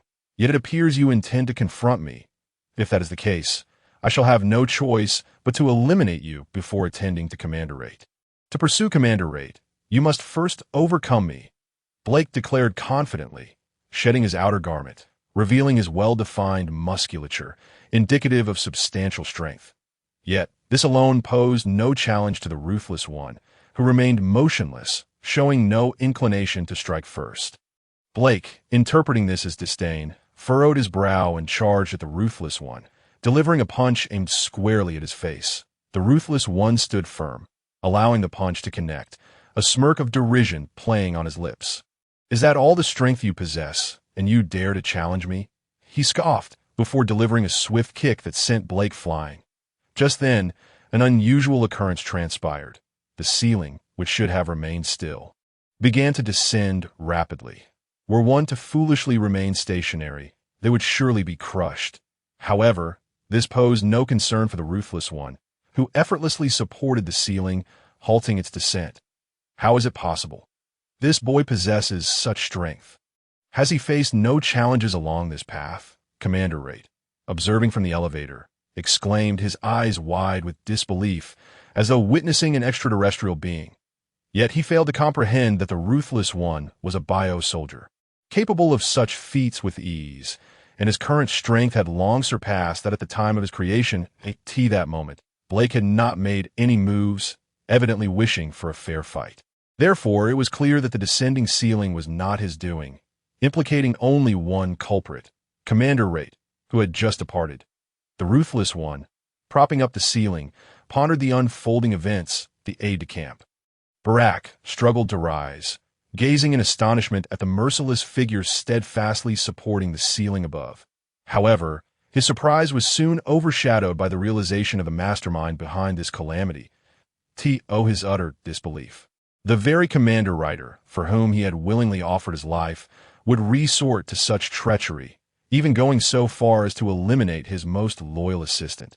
Such a person, indeed, lacked the merit to lead the Crimson Ribbon Legion. It seems you are unable to deal with this individual any longer. At that moment, the girl stepped closer to the unfeeling figure and coldly declared, "If that is the case, then I shall take care of it." No sooner had her words left her lips than her form vanished, leaving Barak to feel a gentle breeze sweep past him. Almost instantly, a searing pain erupted in his abdomen, and upon looking down, he was horrified to find a delicate hand piercing through his flesh. Could it be that the breeze was the girl herself? Barak mused, before collapsing in anguish, his eyes wide with unmistakable resentment. With a piercing scream, the merciless figure exerted tremendous force, propelling the ceiling upward. Yet, this was merely a temporary reprieve, for it soon came crashing down once more. That a fleeting smirk of mockery passed across his lips as he remained unfazed. And the girl exhibited no intention of evasion either. The ceiling descended upon them, making a rather intimate acquaintance with the floor. This little wretch is nothing short of a fool. Does he truly believe he can withstand this? Commander Ryder, witnessing the scene, erupted into laughter, seemingly mocking the ignorance of the merciless figure. He descended in an elevator, only to find the remnants of a shattered ceiling and two unscathed individuals, the girl and the merciless figure, who merely sought to lure him out with their little ruse. How? How is it possible? Why? Why are you unharmed? Commander Ryder could scarcely believe his eyes, and after rubbing them vigorously, he realized this was not a mere illusion, but a stark reality, gritting his teeth in disbelief. In response, the merciless figure smiled, a radiant, almost sunny smile, that left Commander Ryder questioning the reasoning behind such a display. Yet, within a heartbeat, the merciless figure's right hand had plunged through Commander Ryder's chest, blood dripping steadily to the ground as he maintained that sunny demeanor while addressing Ryder. If you wish to know, then ask that old man. Corinne, withdrawing his hand swiftly, he wiped the blood from his fingers on a piece of clothing, his expression shifting from joviality to solemnity as he spoke to the sky outside the window. Uncle Barak, I believe you can see now. I have avenged you. The Crimson Ribbon Legion orchestrated your demise. And now I have eliminated both the instigator and the accomplices. You see it, do you not? It turned out that this vengeance was for others. I had assumed it was for oneself. The girl's words were laced with confusion, as she perhaps expected that the merciless figure shared her profound disdain for the Crimson Ribbon Legion. Upon turning to face her, he began to explain, "Indeed, I harbor no feelings for the Crimson Ribbon Legion. However, without them, we would not exist in this world. In a sense, they could be considered our progenitors, albeit for the sole purpose of exploiting us. Initially, my aim was merely to demonstrate my strength to the Legion, to deter them from provoking me. Yet, it appears I was naively mistaken. My power is what summoned the world's foremost assassin, Tao Pai Pai, to hunt me down. If not for that, Uncle Barak would not have perished because of me." Listening to the merciless figure, the girl remained silent, contemplating her previous disdain for the Crimson Ribbon Legion and whether it had been justified. After a brief pause, she spoke. "Perhaps you are right. We are merely puppets for their machinations. Yet without them, we would not exist. It seems I've been somewhat misguided in my views." "What do you plan to do next?" the merciless figure inquired softly.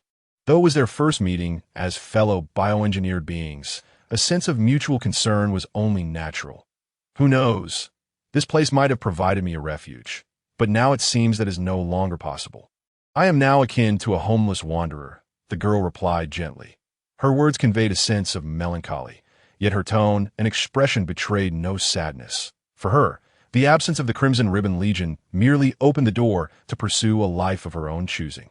Speaking of which, it seems I too am but a homeless soul, the merciless figure realized, allowing a self-deprecating smile to escape. It appears we're not only of the same kind, but also fellow wayfarers in this world. I too lack a place to call home. How about this? If you're interested, join me on a journey to a certain location. If not, we may part ways here. In any other circumstance, such words uttered to a girl in their first encounter might evoke suspicion. Yet it was evident that this girl required no such deliberation. After a brief moment of thought, she smiled and replied, "Since I have nowhere else to go, I shall accompany you to see where you lead. I have a name, though I chose it myself. I hope you will call me by it." Wuching. The merciless figure expressed a hint of dissatisfaction at this. Wuching, the girl repeated internally before addressing him. Then I must apologize. It seems I should also choose a name for myself. From now on, you may call me Yulin. Chapter 27. Return to Karen. Above Karen, it must be said, girls indeed have a flair for choosing melodious names. The merciless figure mused inwardly, not dwelling on this matter for long. The headquarters of the Crimson Ribbon Legion had been reduced to ruins. Aside from the two of them, no other soul could possibly remain alive. Subsequently, they departed, heading toward Karen Tower, where the merciless figure yearned to meet the sage. Though he lacked the skills to pilot an aircraft, he had observed the mechanics during their journey to this point. Whether it was due to innate talent or some other reason, he found that he could generally memorize complex maneuvers after a single viewing. The same applied to other techniques, although some abilities required immense power to wield. And mere memory would not suffice. The return journey to Karen Tower was not lengthy, matching the time it took to arrive initially. UPA, surprised by the swift return of the merciless figure, noted how quickly he had returned from the Crimson Ribbon Legion, an organization he had heard of from Uncle Bereft, albeit without understanding its true nature. The most perplexing aspect for UPA was the presence of Yulin, who accompanied the merciless figure. "Brother Wuching, who is this sister with you?" UPA inquired, curious. "She is not of great significance. Like myself, she is merely a wayward soul, which is why we have come together," the merciless figure replied plainly, omitting Yulin's true identity. Fortunately, UPA's question stemmed from mere curiosity and not any ulterior motive. Soon after, the merciless figure noticed that Goku was absent and inquired, "By the way, where is Goku? Who came here with me? Did he leave for some reason, or is he attempting to climb Karen Tower?"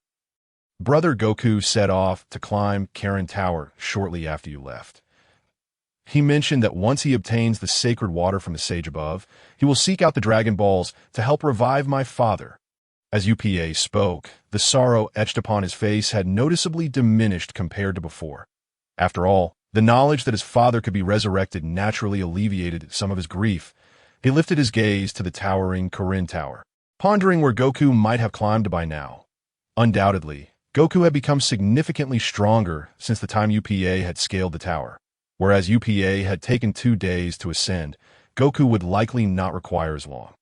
However, several hours had already elapsed since UPA's departure, and if Goku moved swiftly, he might have already reached the summit of Karen Tower. "Is this the Karen Tower you spoke of?" Yulin also glanced upward at the tower before commenting. "One cannot see the pinnacle with the naked eye. It truly is an intriguing place that it seems you are also interested in climbing it." Wuching inquired, having detected the implication in Yulin's words. Yulin merely smiled. Her answer unspoken yet clear. Though UPA was but a child, Uncle Bora had prepared an abundance of sweet treats before his demise at the hands of Tao Pai Pai. Living in such a forest, it was impractical to procure food daily. Hence, provisions for at least half a month, if not longer, had been prepared. Therefore, UPA's dietary needs were hardly a concern. Meanwhile, Wuching had his own questions to pose to the cat sage. And thus he and Yulin commenced their ascent of Karen Tower to be frank. Given Wuching's current abilities, scaling the tower was not a formidable challenge. However, Yulin was a different story. Although she had concealed her skills well and had improved considerably since a year prior, Reaching the top would still take her several hours. Out of camaraderie, Wuching naturally slowed his pace, but this decision unexpectedly led to Yulin's displeasure. Since you can easily ascend, why must you wait for me? Her cold remark caught Wuching off guard, revealing that Yulin was no weakling. Though surprised, Wuching harbored no resentment and simply replied, "Because we are kindred spirits, and moreover, we are companions, this sentiment is often expressed." And while it may not always resonate with others, Yulin paused, momentarily taken aback, before a faint blush adorned her cheeks as she retorted, "Even so, I do not require your assistance. I am fully capable of climbing this humble Corinne tower on my own." Shaking his head, Wuching found himself bemused by Yulin's insistence. However, respecting her wishes to not prolong his wait, he quickened his pace to end just a few minutes. He had left Yulin far behind, prompting her to flash a brief smile before she diligently continued her ascent. After several minutes, Wuching reached the top of Corinne Tower, where everything remained as he had previously encountered. The air resonated with the sounds unique to battle, and he understood precisely what was unfolding.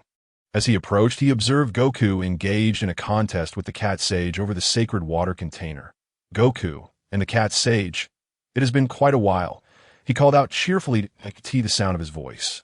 Both Goku and the cat sage paused in their efforts. Goku, looking at Wuching, asked, "Wuching, you returned from the Red Ribbon Army so swiftly?"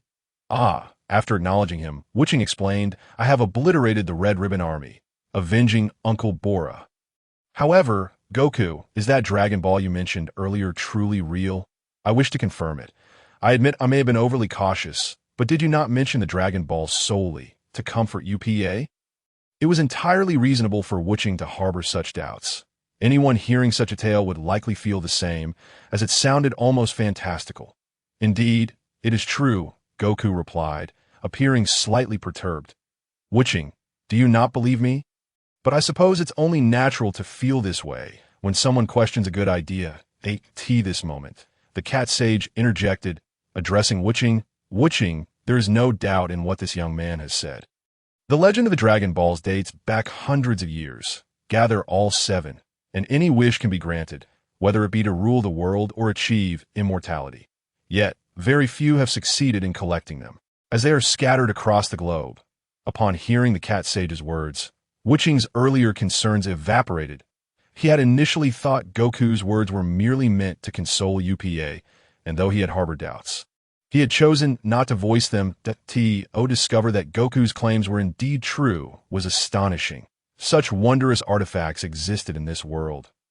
If given the opportunity, he was determined to witness them firsthand. The cat sage then inquired, "Speaking of which, you have successfully seized the sacred water container for me. What brings you back here now?" "Well, cat sage," Wuching began, "I participated in the last World Martial Arts Tournament and emerged victorious.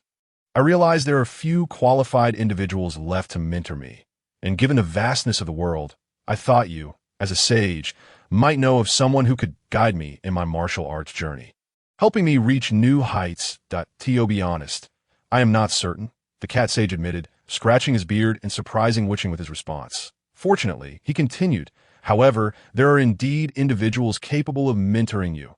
"Really? Who might that be?" Wuching asked, intrigued. He was taken aback by his own yearning for strength. Previously, he had merely sought to enhance his abilities to evade the Red Ribbon Army. Yet after participating in the World Martial Arts Tournament, he had come to relish the exhilaration of being hailed as the greatest, the cheers of the crowd igniting a desire within him to experience it again. However, such accolades required formidable strength. Without it, one could not claim the right to enjoy such adulation. Thus, Wuching felt an urgent need to discover who in this world could become his mentor, if one were to consider it. The turtle sage was indeed qualified. Although Wuching's current abilities surpassed those of the turtle sage, the sage's wealth of combat experience and knowledge were invaluable to someone like Wuching. Yet, he wished to learn far more than just the basics. It was precisely for this reason he sought out the cat sage, hoping to ascertain who could provide him with deeper insights. However, meeting this person will not be a simple task, the cat sage mused. Without the magical staff, you cannot meet this individual. "Magical staff?" Goku exclaimed, retrieving the red rod he had been carrying on his back. He held it up, questioning the cat sage.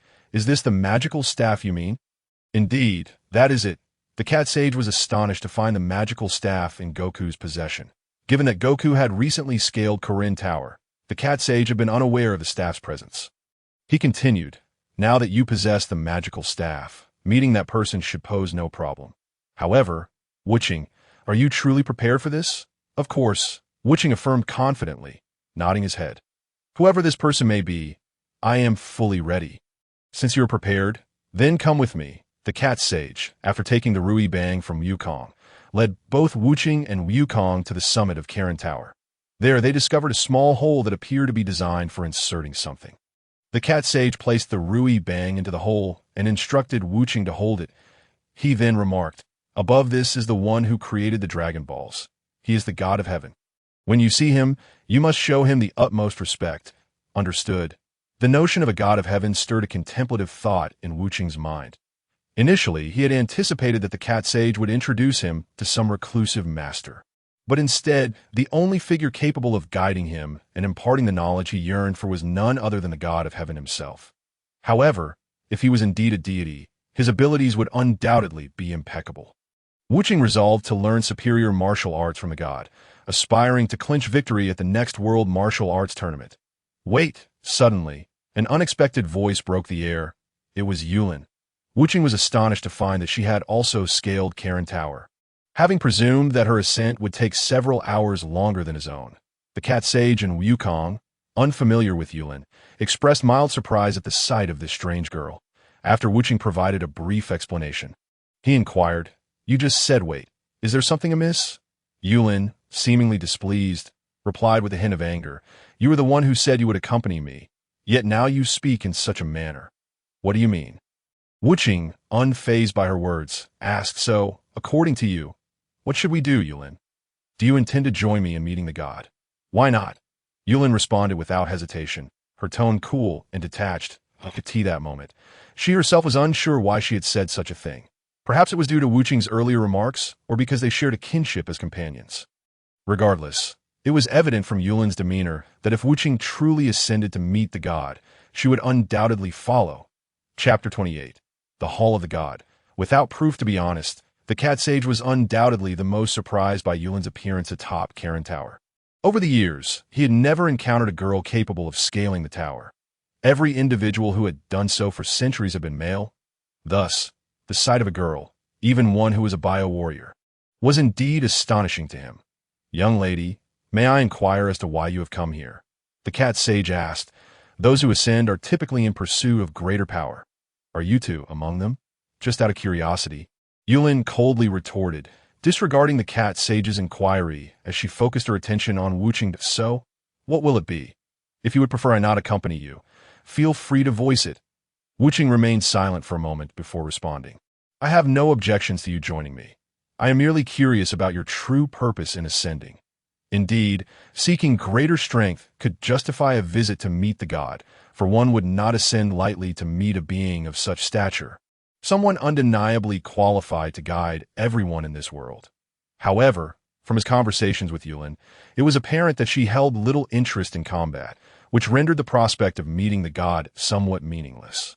Displaying no signs of displeasure and maintaining an expression akin to an icy facade, Yulin's demeanor puzzled Wuching. Generally, one would expect a typical girl to react differently to such inquiries. Yet, Yulin soon sported a smirk tinged with sarcasm as she addressed Wuching. We are of the same kind. Only those of our ilk can comprehend each other's thoughts. You once said this, so now, guess why I wish to accompany you to this meant to pose a challenge. Wuching mused internally before replying, I cannot discern your thoughts, but I can assert that we are both products of tragedy. Just over a year ago, when I fled from the Red Ribbon Army, I had no one to trust, no friends or family. Merely a solitary existence. Isolated from the world, we both seek someone who truly understands us, do we not? You seem to know me well, Yulin admitted, smiling. Indeed, as you said, I possess no trust in any humans within this world. You are the only one I can trust. Beyond you, everyone else is the same to me that I have no understanding of their intentions in approaching me. But with you, I am certain you would never wish me harm. Yulin smiled once more and continued. Now that you are aware of my intentions, what comes next? Wisdom of the cat sage. May I take her with me?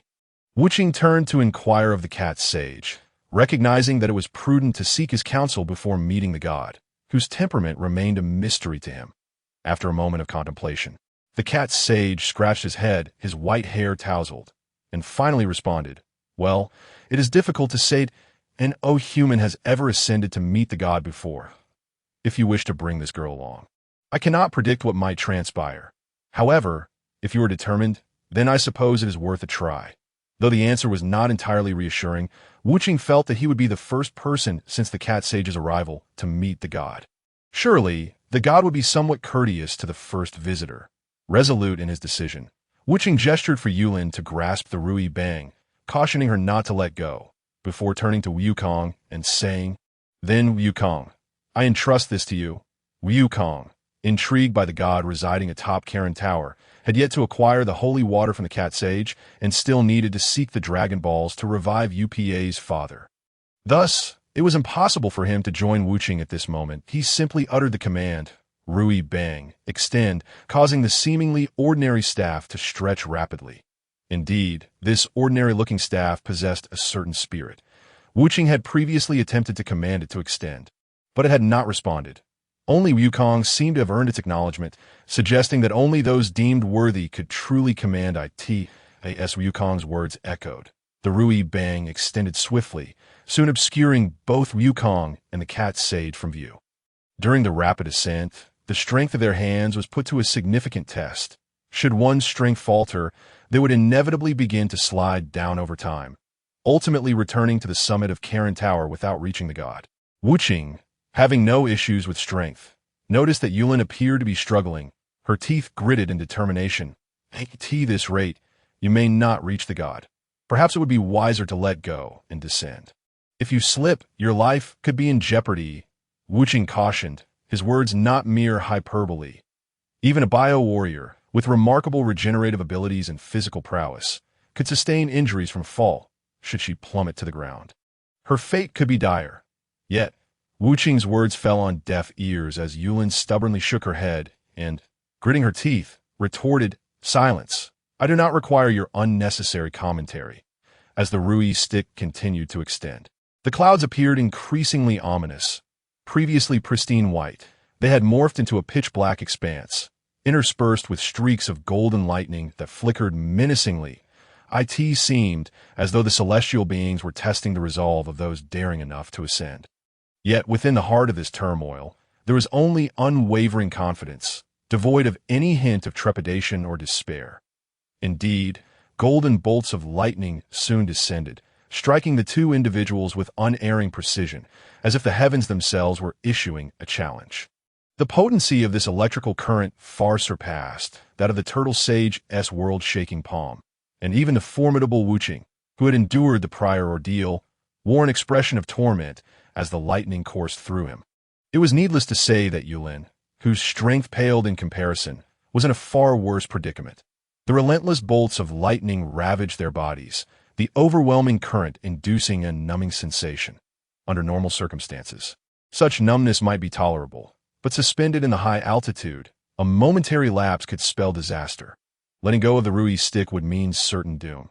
Though their wounds healed rapidly, the pace of recovery was no match for the swift descent of the lightning. Before the injuries inflicted by one bolt had even begun to mend, another struck, and within mere minutes, both were left battered and bruised. Were it not for their extraordinary willpower, they would have long since relinquished their grasp on the Rui stick. Damn it! At that moment, a startled cry drew Wuching's attention away from Yulin, revealing that a recent bolt had proven to be the proverbial last straw.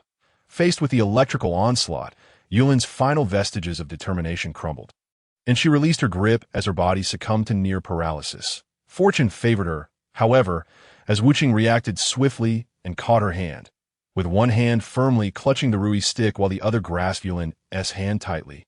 Wuching felt his own limits nearing, yet he refused to let go, not out of any extraordinary reason, but simply because he resolutely would not relinquish the hand of his companion.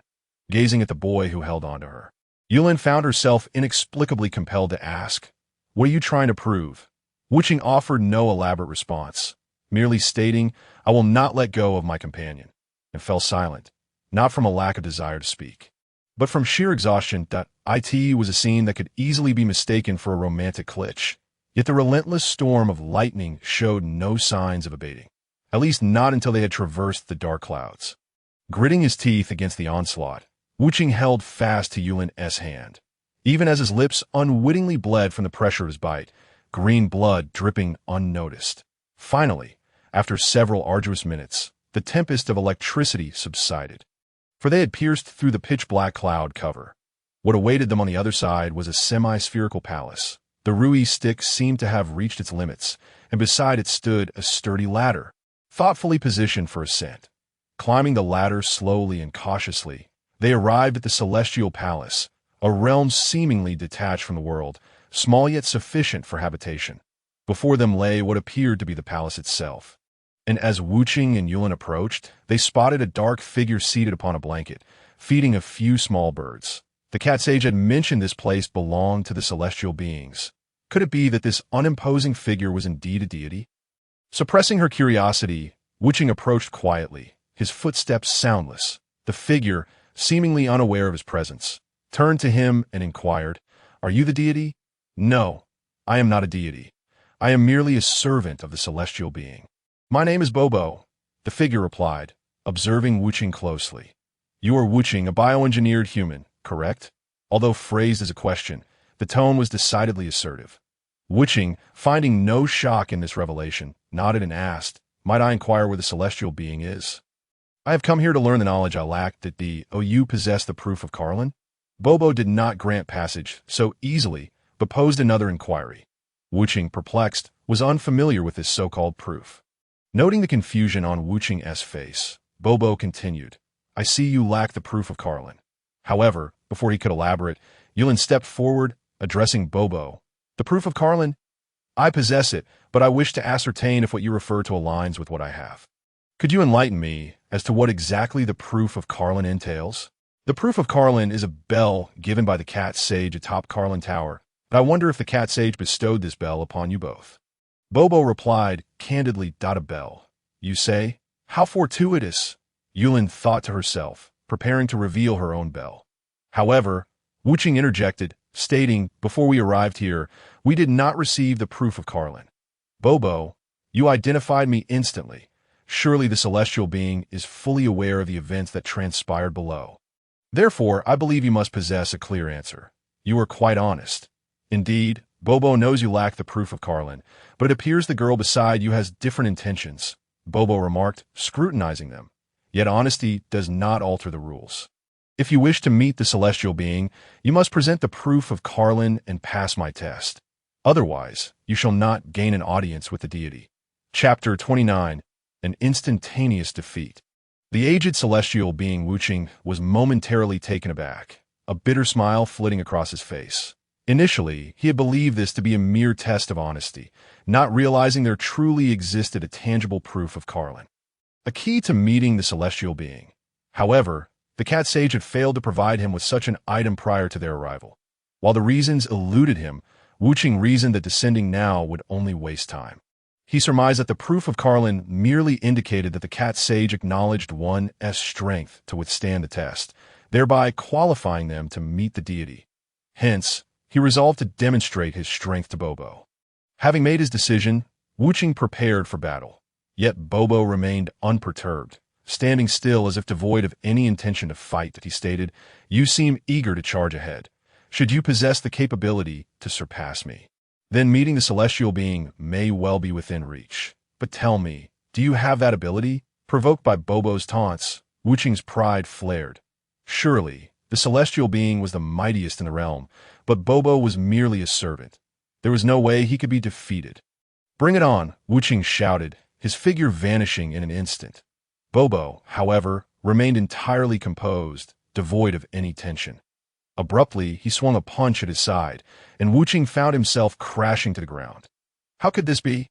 Just moments prior, he had scarcely been able to discern Bobo's movements, and yet this man had effortlessly sent him flying. At this moment, Yulin's face was filled with astonishment, her mouth agape, as though she could swallow an egg whole. Meanwhile, Wuching, after rising to his feet and rubbing the sore spots on his body, were an expression of disbelief. How could this fellow possibly discern his position? It was inconceivable. Frowning, he charged forward once more in a flurry of movement. Just as he was about to reach Bobo, Wuqing's figure vanished without a trace. Yet, Bobo struck upward with a punch that seemed directed at thin air, once again sending Wuqing flying. The fact that Bobo could land hits on Wuqing, who was virtually undetectable to the naked eye, could hardly be attributed to mere luck. It was undeniably a demonstration of sheer strength. With only such capability, it was entirely reasonable that Carlin's token was not in Wuqing's possession. Bobo remarked nonchalantly, "If you truly had it, it would surprise me." This statement unequivocally indicated that Wuqing's prowess was insufficient to encounter the celestial being.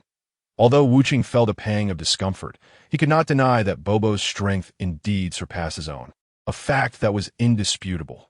After contemplating for a moment, Wuqing resolved to unleash his most formidable technique. If this move failed to provide him any advantage, then perhaps he truly lacked the qualifications to meet the celestial being. Gazing earnestly at Bobo, Wuqing declared, "You are truly formidable, surpassing anyone I have ever encountered. To strike me with such ease on two separate occasions can in no way be attributed to chance. However, it is impossible for me to abandon my resolve. Though my martial arts may not rival yours, I firmly believe that with this technique, I will not be defeated. Prepare yourself." As his words echoed, Wuqing formed his hands into a blossom shape, placing them at his waist, and shouted, "Prepare to receive my Kamehameha wave." A pale blue energy sphere rapidly materialized between his hands, its immense power momentarily surprising Bobo. Who would have thought this mere teenager had achieved such a level of strength? Even as a bioengineered being, he was undeniably powerful. Suddenly, Wuqing directed his hands toward Bobo, and the pale blue energy sphere, trailing a comet-like tail, surged forth. Yet, Bobo exhibited no intent to evade, nor did he prepare any form of defense. He merely opened his mouth wide, and, to Wuqing's incredulous gaze, consumed the full force of Wuqing's Kamehameha wave, as if it were nothing. With no apparent effect whatsoever, cold sweat began to bead on Wuqing's forehead, and instinctively he took a step back, finally comprehending the vast chasm between himself and Bobo, with a tone laced with bitterness. He begrudgingly admitted, I have lost." Though he refrained from further attacking and acknowledged his defeat, it was not an entirely disheartening situation. Bobo replied coolly, "Nevertheless, even in this state, it remains impossible for you to meet the celestial being." Curious, Wuqing inquired, "What exactly is the test to meet the celestial being?" Previously, he had heard Bobo mention that one must undergo a trial to encounter the celestial being. Upon hearing this, Yulin's interest was piqued. For the celestial being held great significance in the hearts of many. In Wuqing's mind, the celestial being was an entity embodying unparalleled power and extraordinary, mysterious abilities. The test is to defeat Bobo. Only by overcoming him can one meet the celestial being, Bobo stated matter-of-factly, thereafter ignoring Wuqing and proceeding steadily toward the temple. Defeat him? What a joke! I just unleashed my full power, and it couldn't even inflict a scratch on him. Is there truly anyone in this world capable of besting this monster? Wuqing mused internally. However, his momentary discouragement dissipated within seconds, replaced by an inexplicable, joyful laughter. Have you lost your mind, laughing in such a situation? Do you perhaps have a method to defeat him? Yulin remarked, laced with a hint of mockery. But if you had such a plan, you wouldn't just stand there watching him leave. Her words were provocative. Yet they reflected Yulin's true nature. If she were to utter any words of comfort or encouragement, it would surely be an unfamiliar experience for Wuqing. Nevertheless, he felt no resentment and explained, "As you said, I do not possess a way to defeat Bobo.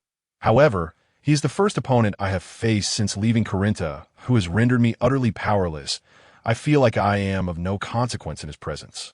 I believe that even the legendary martial arts god, Master Wu Tian, would have been at a loss against him in his youth. Such an opponent truly excites me." With that, Wuqing abruptly clenched his right hand into his left, his sharp nails carving a crimson line across his left wrist. Green blood dripping from the wound, and a flicker of confusion crossed Yulin's eyes as Wuqing proclaimed loudly, "With my blood, I vow to defeat Bobo within a year and meet the celestial being, so that he may impart to me the knowledge I lack." It seemed that old man Corey had done at least one thing right. This fellow appeared utterly undeterred by any setbacks. How intriguing, Yulin thought to herself, a smile gracing her lips. In contrast to Wuching, she was acutely aware of his combat capabilities and recognized that his strength was barely half of Bobo's. The disparity was so vast that the prospect of bridging it within a year seemed nearly impossible. One powerful blow can conquer 10 lesser foes, was a mantra Wuching held steadfastly. Avoidance could only take one so far. There would always come a moment of being cornered, and that was when the advantage of strength would manifest and amplify. In other words, what he needed to enhance was his foundational skills. As long as he could significantly boost his strength, speed, and reflexes, he believed he could eventually triumph over Bobo, who had rendered him defenseless.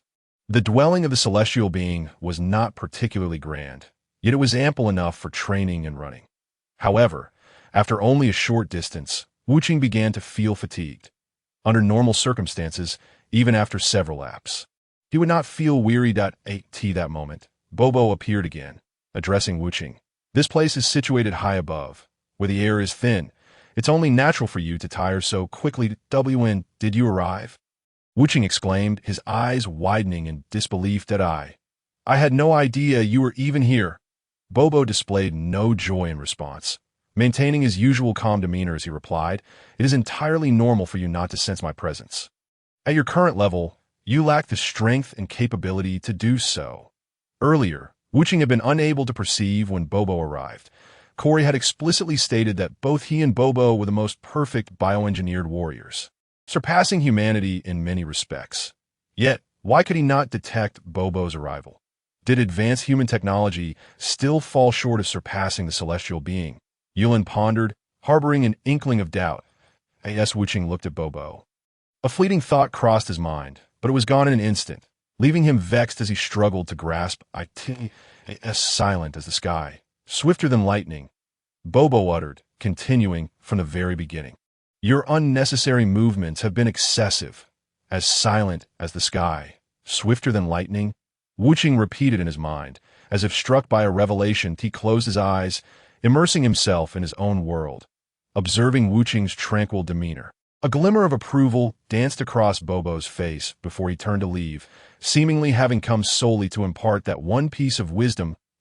First, Yulin paid little attention to Bobo's departing figure. But when she noticed the peculiar ringing object hanging from him, she froze in place. Despite Bobo's numerous large movements, that object had emitted no sound. Indeed, it appeared that the bioengineered warriors of modern human technology could not compare to the celestial being's entourage. Standing silently in place, though no birds flew by, Wuching maintained an aura akin to that of an old monk in deep meditation, utterly unmoved by the happenings of the outside world. Meanwhile, those within the hall of the celestial deity observed Wuching through a crystal ball, their interest piqued by this stranger they had never encountered. After contemplating something, one of them rose and began to walk step by step toward the hall's exit, having previously been lost in his own thoughts. Wuching suddenly opened his eyes to gaze upon the hall of the celestial deity. Just moments ago, he had felt an overwhelming presence emanating from within, a force so immense that he had scarcely dared to contemplate it. The master of this force was now making his way outside. Although the individual bore no hint of hostility, Wuching could distinctly sense that this person was far more powerful than Bobo. Perhaps he was indeed the celestial deity. Despite having been rebuffed earlier, Wuching hastened toward the hall, only to be confronted by Bobo midway. Mr. Bobo, please allow him to pass. At that moment, a venerable voice echoed, and a flicker of respect crossed Bobo's face. A look that Wuching keenly noted. It dawned on him that this individual must surely be the celestial deity. Your luck seems to be quite remarkable. The celestial deity is willing to meet someone who hasn't even brought a token from Karen, Bobo remarked, observing Wuching. In response, Wuching said nothing and continued forward. Just as he was about to reach the entrance of the hall, he halted upon seeing a figure emerge from within. An elderly face with two antennae atop his head, sharp nails adorning his hands, and a long wooden staff in hand, his white robe emblazoned with the character for deity. It was evident that this aged individual was indeed the celestial deity. "Are you the celestial deity?" Wuching inquired, fully aware that the question was somewhat redundant, yet he asked nonetheless. The elder merely nodded in affirmation. Chapter 30. Departing the Hall of Deities, Finding One's Path to be Candid. Upon encountering the celestial deity, Wuching felt a tinge of disappointment. After all, the deity was now advanced in years, undoubtedly not as formidable as in his youth that it was reasonable to assume that, having ascended to divinity, his opportunities for combat had diminished significantly, and his strength was likely no longer what it once had been. Nevertheless, Wuching recognized that the deity was still more than capable of offering guidance. This celestial deity is rather unappealing. Is it true that all deities lack handsomeness? Yulin mused internally, recalling the visage of the cat sage, and indeed, it seemed to be the case. Celestial deity, I trust you are aware of my purpose for coming here. Might you offer guidance on my martial arts? Wuching asked straightforwardly. Young one, I understand that you seek greater power, a means to enhance your abilities. However, I must ask you, what is the true essence of martial arts? The celestial deity inquired with a smile as he regarded Wuching. The essence of martial arts? Wuching did not respond immediately, instead delving into contemplation that he realized he had never truly pondered this question before, nor had he intended to. Yet he vaguely recalled hearing the turtle sage once speak of the true essence of martial arts during the first martial arts tournament. However, that was merely the turtle sage's interpretation, not Wuching's own. According to the turtle sage, the purpose of martial practitioners was not to compete, but to conquer oneself. Martial arts cultivate physical and mental well-being, granting vitality and enabling one to lead a meaningful life. Just as he prepared to voice these thoughts, Wuching realized that the celestial deity, being aware of all that transpired below, would undoubtedly know the turtle sage's perspective on the essence of martial arts.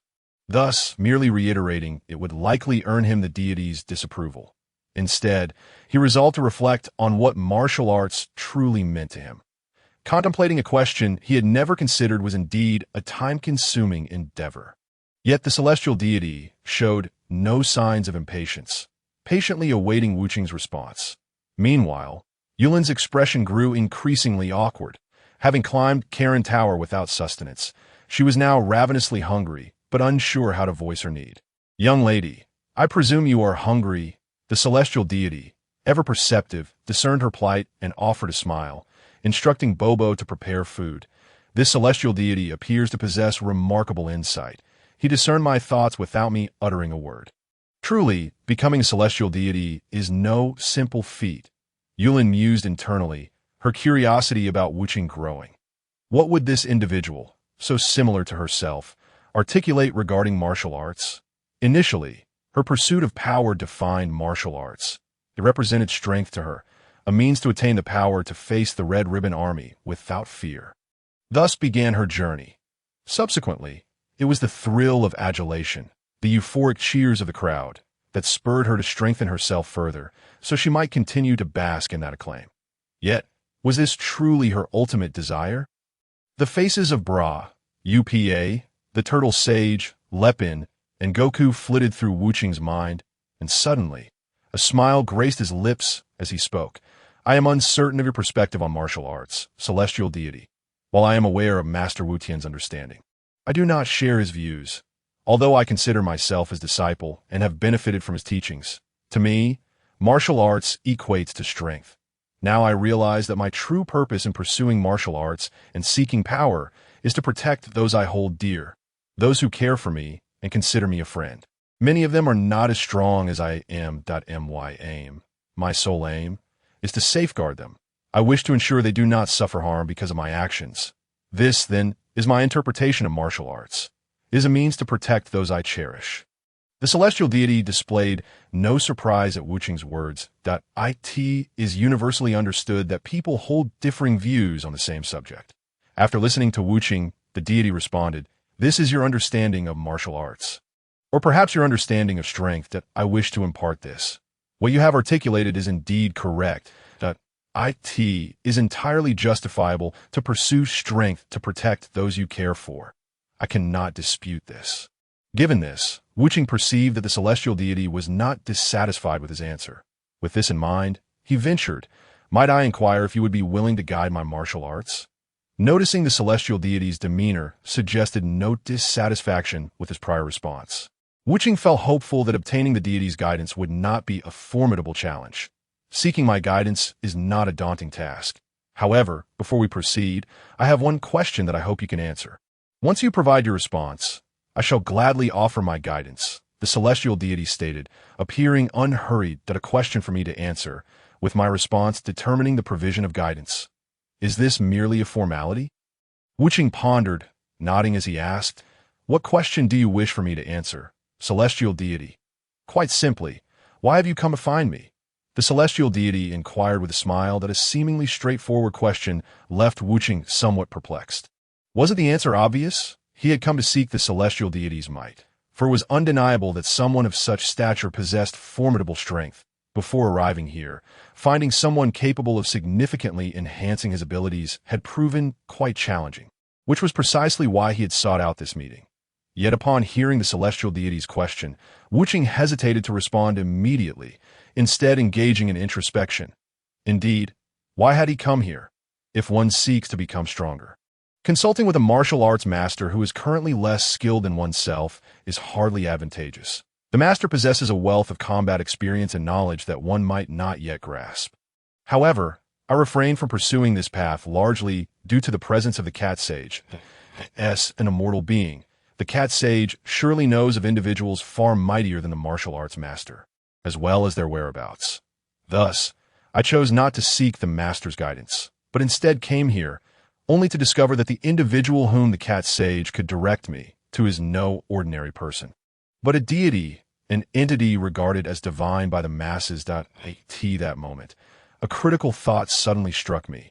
If the deity were to begin instructing me, it is undeniable that I would achieve significant advancement and a considerable enhancement of my abilities.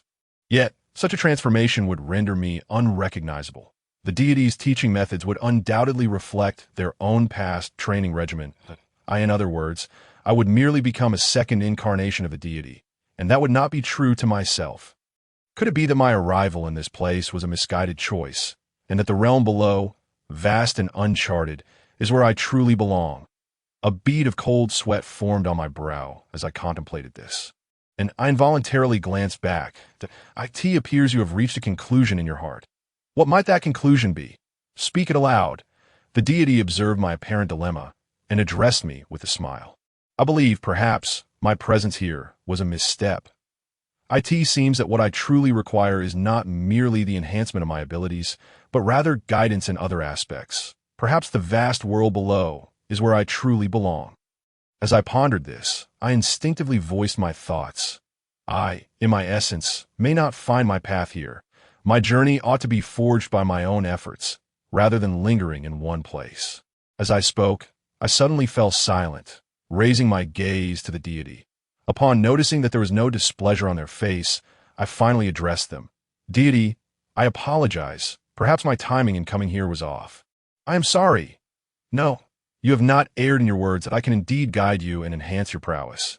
Yet such guidance would merely lead you to become a mere reflection of myself, rather than your true self. Only when you have cultivated a certain level of strength and possess your own unique essence will it be more fitting for you to return here and receive my instruction. I believe that at that time, the benefits you would reap would be manifold." The deity smiled as they spoke, adding, "I suspect that the cat sage did not provide you with the token of Corinta precisely for this reason.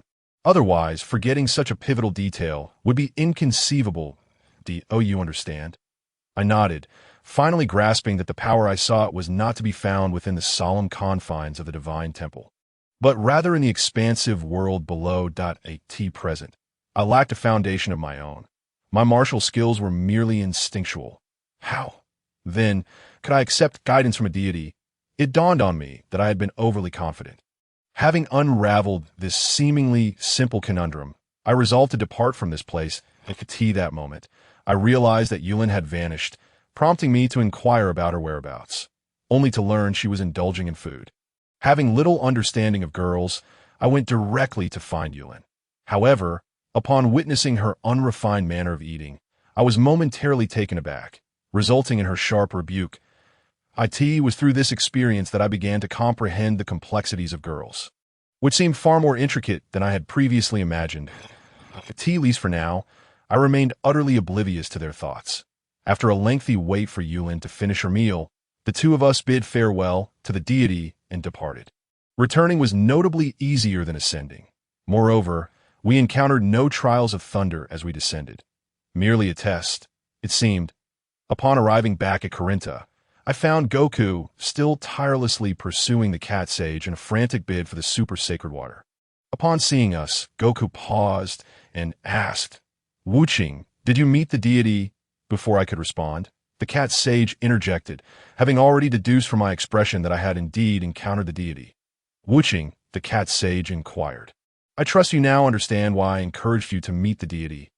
Indeed, I recognize that the vast world below is what truly suits me at this juncture, rather than the deity's guidance." I affirmed, expressing my gratitude to the cat sage. "And oh need for thanks, I intended to convey this to you myself. But during our earlier encounter, I discerned your nature, your prideful disposition.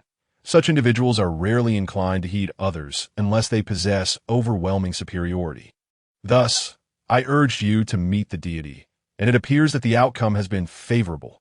The cat sage waved his hand with a smile. I nodded in agreement. If the cat sage had simply stated this to me earlier, I would not have taken offense. Rather, I would have felt that his words were dismissive. However, the deity's prowess far surpassed my own, and naturally, I would take their words to heart. Truly, I owed a debt of gratitude to the cat sage. Following some light conversation, Yulin and I prepared to leave Corinta. Before departing, I turned to Goku and said, "Goku, you must also strive to seize the super sacred water from the cat sage. I will secure the super sacred water in no time." Goku replied with great confidence, "Then I shall borrow Bulma's dragon radar to locate the 7 Dragon Balls and resurrect UPA's father." Chapter 31. In the depths of the mountains within a remote town. A group gathers. Upon hearing this, I was momentarily stunned. Had it not been for him, Uncle Bra would still be alive. If only I had possessed sufficient strength at that time, the Red Ribbon Army would not have dared to act so recklessly. Everything stems from my own inadequacy and power. I must elevate my abilities to the utmost extent in the shortest time possible. Only then can I protect those dear to me from harm. After a brief exchange, Yulin and I departed from Corinta. Upon returning to the surface, I noticed that darkness had already settled in. UPA was likely asleep, and there was no reason to disturb him. So we left without hesitation. However, our next destination remained a mystery to us both as we traveled onward. After approximately half an hour, Yulin could no longer contain her curiosity. "Where exactly are we headed?" she asked. "I'm not entirely sure, but certainly won't be to a bustling metropolis," I replied nonchalantly. Although the prize for the World Martial Arts Tournament amounted to 50,000, I had squandered it all along the journey, leaving me penniless and unable to find free lodging in a city, barring benches, of course. Thus, it seemed our only option would be to seek shelter in a cave for the night. Reaching the mountains from Corinta in mere hours is no small feat for most. Yet I arrived before a towering peak in just about 2 hours. It was hardly a challenge to find a cave here. Even if it housed venomous snakes, there exists no toxin in this world that could incapacitate or kill us. Having discovered a cave, he sat down on the ground and kindled a fire. After that, Wuching cast aside any concern for Yulin beside him, perhaps unsure of how to initiate a conversation. Having spent most of his time in solitude, Wuching was at a loss for words in the presence of a girl. Completely unaware of how to exhibit gentlemanly conduct, he treated Yulin as if she were a boy, lacking any inclination to understand the thoughts of a girl. Fortunately, Yulin, being a bioengineered individual, had long endured various gazes during her time with the Red Ribbon Army. Although Wuching's attitude towards her was rather indifferent, it was still considerably better than that of the people from the Red Ribbon Army. As the night wore on, both individuals remained absorbed in their own thoughts, neither making an effort to break the silence. The night swiftly passed, and by dawn, as the sun began to rise, they exited the cave. After stretching lazily, Yulin turned to Wuching and inquired with a hint of curiosity. "Yesterday, it was late. Now that it's bright, where shall we go?" Wuching remained silent, his gaze fixed on the sun, which puzzled Yulin. After glancing at the sun and finding nothing amiss, she asked, "What are you staring at the sun for?" Nothing much, he replied. I was just pondering that one day, I too shall soar high like the sun, with all things beneath my feet. I will become the strongest person in this world. A statement brimming with ambition escaped Wu Qing's lips, his eyes radiating confidence devoid of any other emotion. Witnessing this side of him, Yulin felt a faint blush grace her cheeks. It appeared that only in such moments did he possess a certain charm that captivated her heart. With a gentle smile, she countered this isn't the time for grand aspirations. I'm asking you where we shall go next. Next? Wu Qing was taken aback, seemingly having never contemplated such a matter. After a considerable pause, he finally said, There's nothing wrong with this place. It's quite suitable for training. Indeed, deep within the mountains, few would intrude upon their solitude. During training, even if something were to be accidentally destroyed, there would be no concerns about compensation. That it was undoubtedly an ideal location for Wu Qing's training. Upon hearing this, Yulin stood rooted in disbelief, her lips twitching as she struggled to accept his answer. After a moment, she exclaimed, Are you joking? I refuse to stay in a place like this. Why are you so agitated? What's wrong with this place? Wu Qing appeared somewhat surprised, as he believed this location to be quite favorable. Yulin's lack of enthusiasm baffled him, as he could not grasp that many girls harbor an aversion to such environments. After a brief silence, Wu Qing ultimately chose to compromise, albeit while grumbling as they made their way toward the nearby town. Yulin, naturally, ignored his complaints entirely. Although they were deep in the mountains, reaching a small town was not particularly difficult. It was merely a matter of a few dozen kilometers. Given their capabilities, it would only take them a matter of minutes. However, they had overlooked a crucial detail. Being completely broke, they were unable to secure even the most basic necessities of food and lodging. Reluctantly, Wu Qing resorted to a performance-like method to earn some living expenses. Standing on the street, he proclaimed that those who could defeat him would earn a prize of 100,000, with a mere 100 required to register. This enticing offer drew many eager teenagers, none of whom bothered to verify the prize at the outset. Wu Qing, having exerted minimal effort, managed to earn a considerable sum in just over an hour, enough to sustain them for a time in this place. With their basic needs addressed, Wu Qing commenced his training. The essence of training lay in enhancing one's physical capabilities. Speed and strength would ultimately determine who could defeat their opponent with a single blow. Techniques like the Turtle School's Kamehameha were reserved for desperate situations, as it was implausible for anyone to begin with such moves. Thus, he focused on fundamental physical training, long-distance running. The human marathon spans approximately 42 kilometers, a feat that challenges the limits of human endurance. Without extensive training, few could hope to persevere, but for Wu Qing, 42 kilometers was merely a warm-up. He could complete a full sprint in no time at all. In the bustling town, running too swiftly would elicit surprise and curiosity about his identity. Therefore, Wu Qing ventured to a more desolate area to begin his training. He made repeated runs, each journey covering at least several dozen kilometers, maintaining his top sprinting speed throughout. This pace.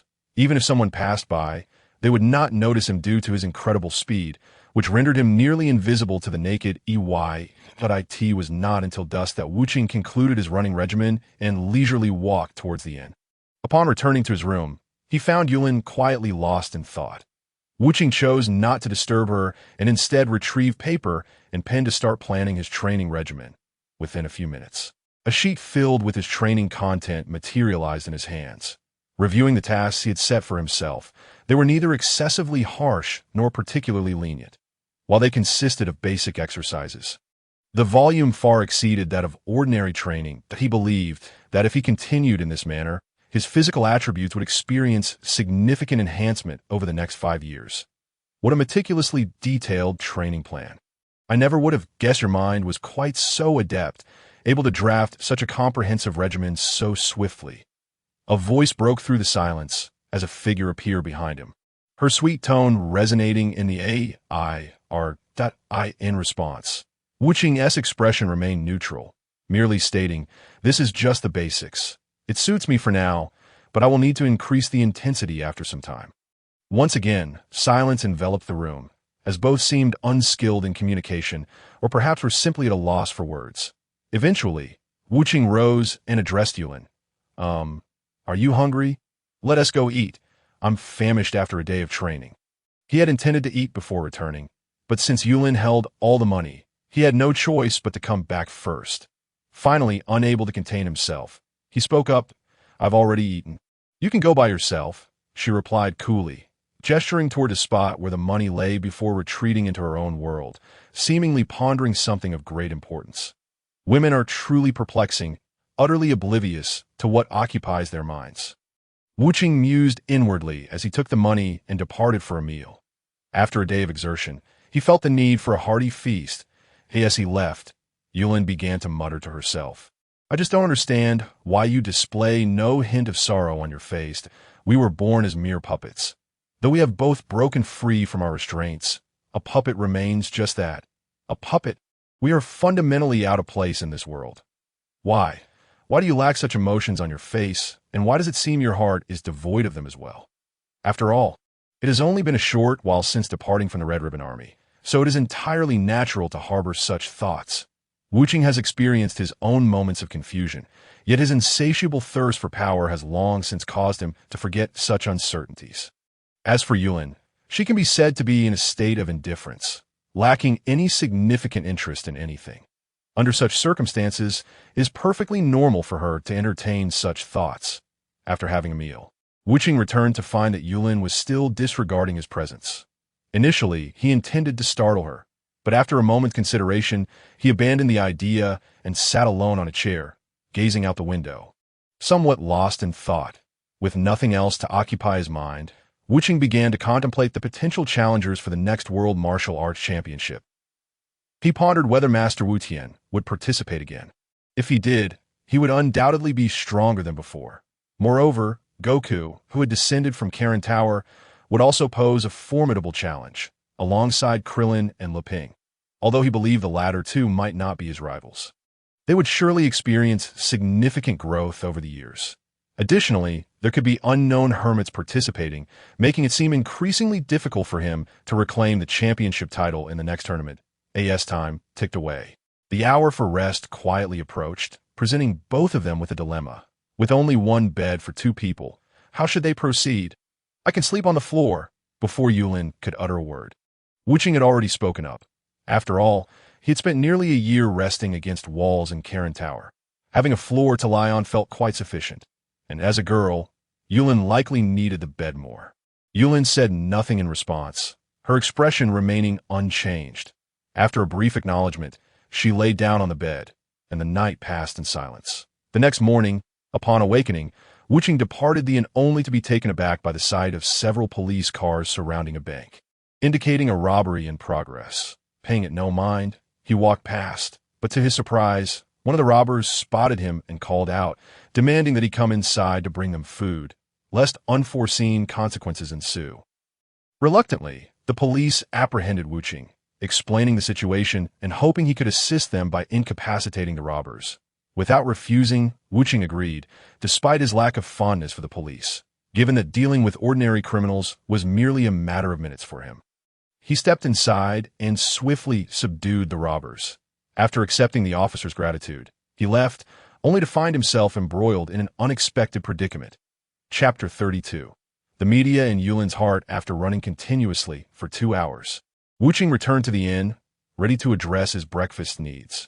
However, he was met with the sight of the establishment besieged by reporters. Confused, he approached to investigate, only to be greeted by a journalist who rushed toward him as if he were savior.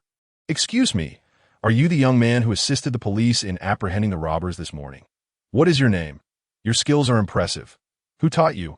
A microphone appeared seemingly out of nowhere, and the journalist spoke rapidly, prompting a swarm of other reporters to converge on Wuching, as if he had performed an extraordinary act of heroism.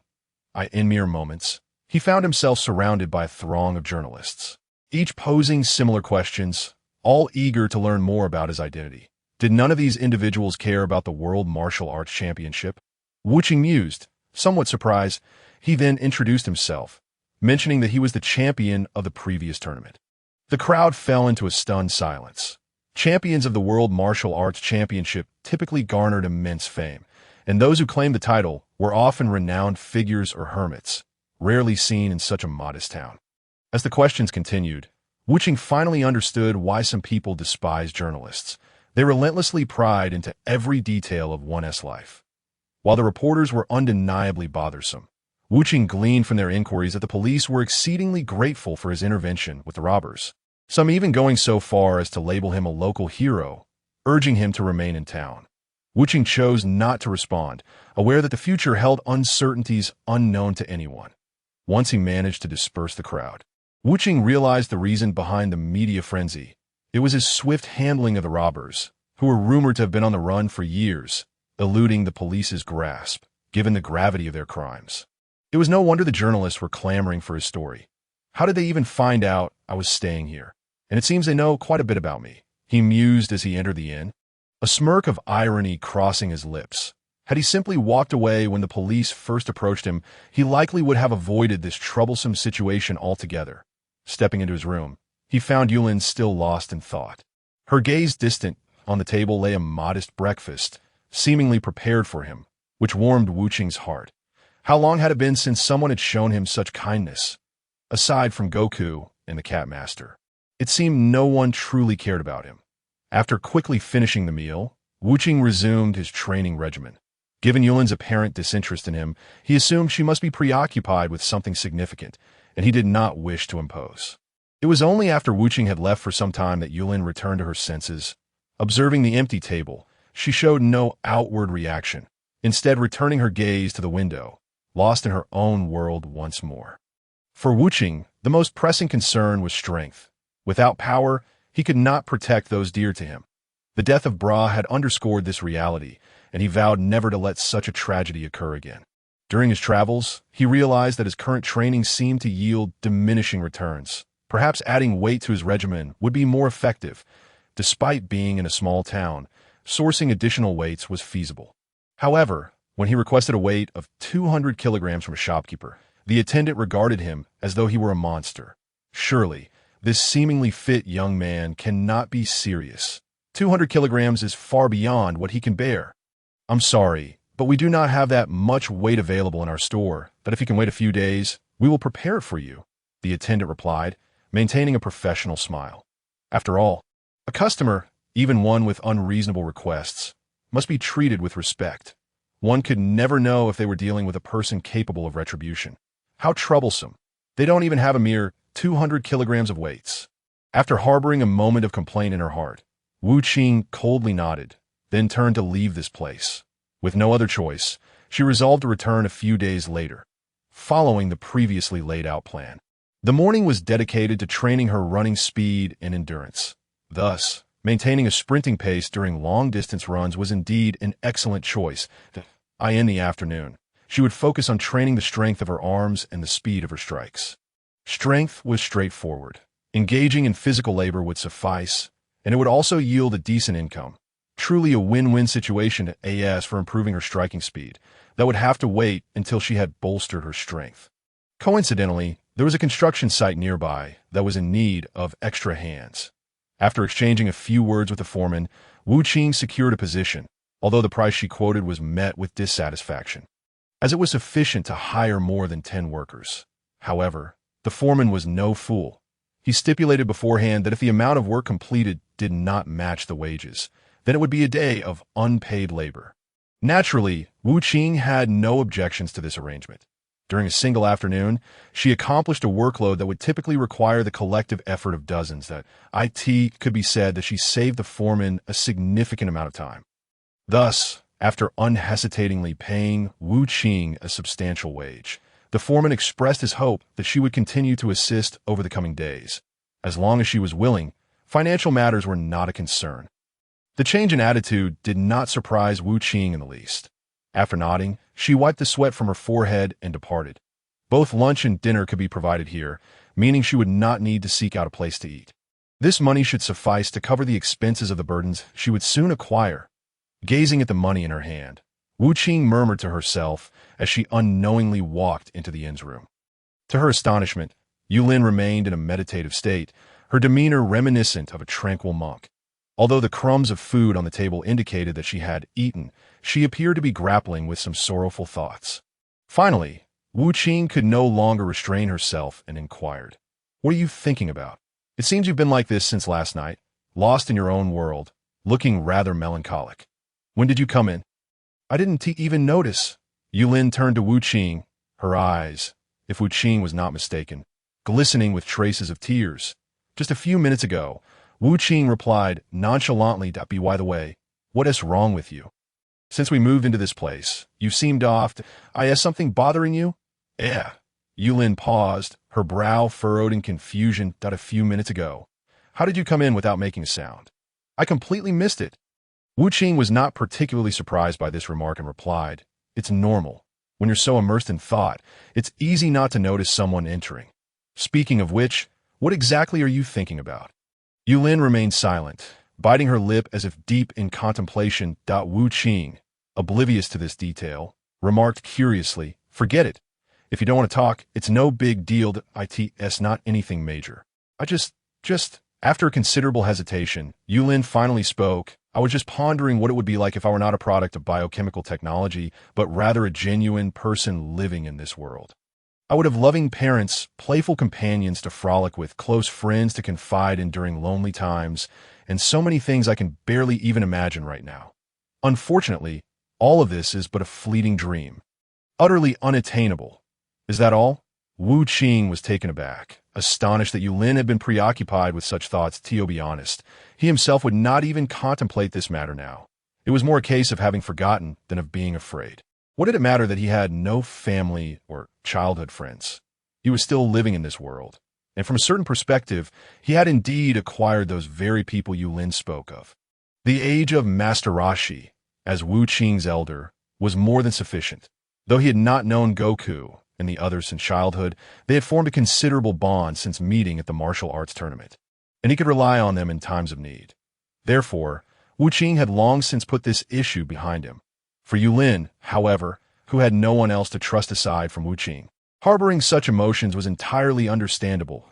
"I thought you and I were alike. Turns out, you two have ceased to be my kindred spirit," Yulin slowly uttered in a tone laced with desolation, her self-deprecating smile radiating a peculiar brightness. "What do you know? You already have many things. You have companions, you have dreams, you possess what I never had. And what do I have? Nothing at all, you bastard. Do you understand? I admit I possess many things you lack, but let me tell you, compared to the person I was just after leaving the Red Ribbon Army, you're already much better off." A fleeting nostalgia crossed Wu Qing's face at that moment. When he had first left the Red Ribbon Army, although the world was vast, he had a place to stay, yet no companions. "Do you think I was in a far superior position back then than you are now?" Yulin gazed at Wu Qing, seemingly on the verge of saying something, but before she could utter a word, he continued, "Who do you think you are? When I was with the Red Ribbon Army, I could have killed you outright, if it weren't for the fact that we are both tragic products of the high-tech world of the Red Ribbon Army. Simply pitiful beings in this world. Do you really think you would still be alive today?" After uttering these words, Wu Qing found himself momentarily stunned. What had he just said? Damn it, those words had been spoken without any thought at all. He wanted to offer a defense, but he was at a loss for how to comfort a girl in this situation. To Yulin, however, this only seemed to convey his true feelings. Tears streamed down her face, one drop after another, falling silently to the ground, creating a stark contrast in the otherwise quiet room. That why Yulin's eyes burned with a hint of fury as she gritted her teeth and said, "I see now. To you, I am nothing more than a mere counterpart. Otherwise, I would have long since joined that wretched old man, Dr. Jarrow, in the afterlife." Despite her appearance of composure, Yulin's heart was engulfed in despair. "Do you know, you bastard? Do you understand what I want? What I truly desire is simply a shoulder to lean on, one that can provide warmth and banish my wandering thoughts. You bastard." Chapter 33. A Violent Clash. After the rain, the sky clears in response. Wu Qing remained silent, unsure of what to say. Perhaps he simply did not know how to respond. The only girls he knew, besides Yulin, were Bulma and Launch, with whom he was barely acquainted. Having exchanged only a few words, he certainly did not understand the complexities of women, who sometimes require no words, only a simple gesture or sign of acknowledgement. Without any action, Yulin failed to notice the expression of regret on Wu Qing's face for his earlier words. A cold smile gradually crept on her lips, and in a tone laced with sorrow. She said, "Did you not just say that since we are merely counterparts? In other words, had I not been a new warrior created by that old fool Dr. Jarrow, I would have already met my demise. If that is the case, why waste breath on me? Back at the Red Ribbon Army base, why did you choose to ally with me? Was it merely to exploit me? If you wish to kill me, then here I stand. Go ahead. I didn't mean what I said earlier. I'm sorry." At a loss for words, the only recourse available in such a moment seemed to be an apology, albeit one that the Heartless understood to be utterly futile. Indeed, upon hearing this, Yulin's expression did not shift in the slightest. Rather, she continued to sneer coldly, saying, "If it was unintentional, then what was your true intention? To me, you merely revealed the reflection of your former self, which is why you refrained from striking the fatal blow, isn't it? Or perhaps your actions were merely a whim. If that is the case, then what is to prevent you from whimsically taking my life today? I have already stated that my previous words were not intentional. What more do you wish?" The tone of the Heartless shifted as he detested engaging in disputes over matters devoid of significance. Often, his thoughts diverged from his spoken words, transforming into harsh utterances in the eyes of the uninformed, and it was evident that Yulin embodied such a persona. Yulin, much like the Heartless, possessed a similar temperament, perhaps a result of their shared origins. Both held a distinct pride, where the most significant concession they could make was lowering their heads to admit fault, with no further allowances. Conversely, they could be rather merciless towards others, persistently pressing and even transforming allies into bitter foes. Regrettably, neither was aware of this flaw within themselves. "What more do I desire? I want you to kill me." Each word dripped with a sinister intensity, and Yulin's countenance twisted into a mask of despair, as if her heart had reached the very brink of hopelessness. Gritting her teeth, she seemed poised to argue, but in the end, silence enveloped her. With one hand, the Heartless seized Yulin by the throat. His own teeth clenched as he declared, "Do you truly believe I lack the courage to end your life?" As he spoke, his right hand tightened its grip on Yulin's neck, while his left hand clenched as if hesitating over a decision. Blood began to trickle from the corner of Yulin's mouth, a testament to the increasing pressure he exerted. Unbeknownst to him, his own hands had become stained with her blood.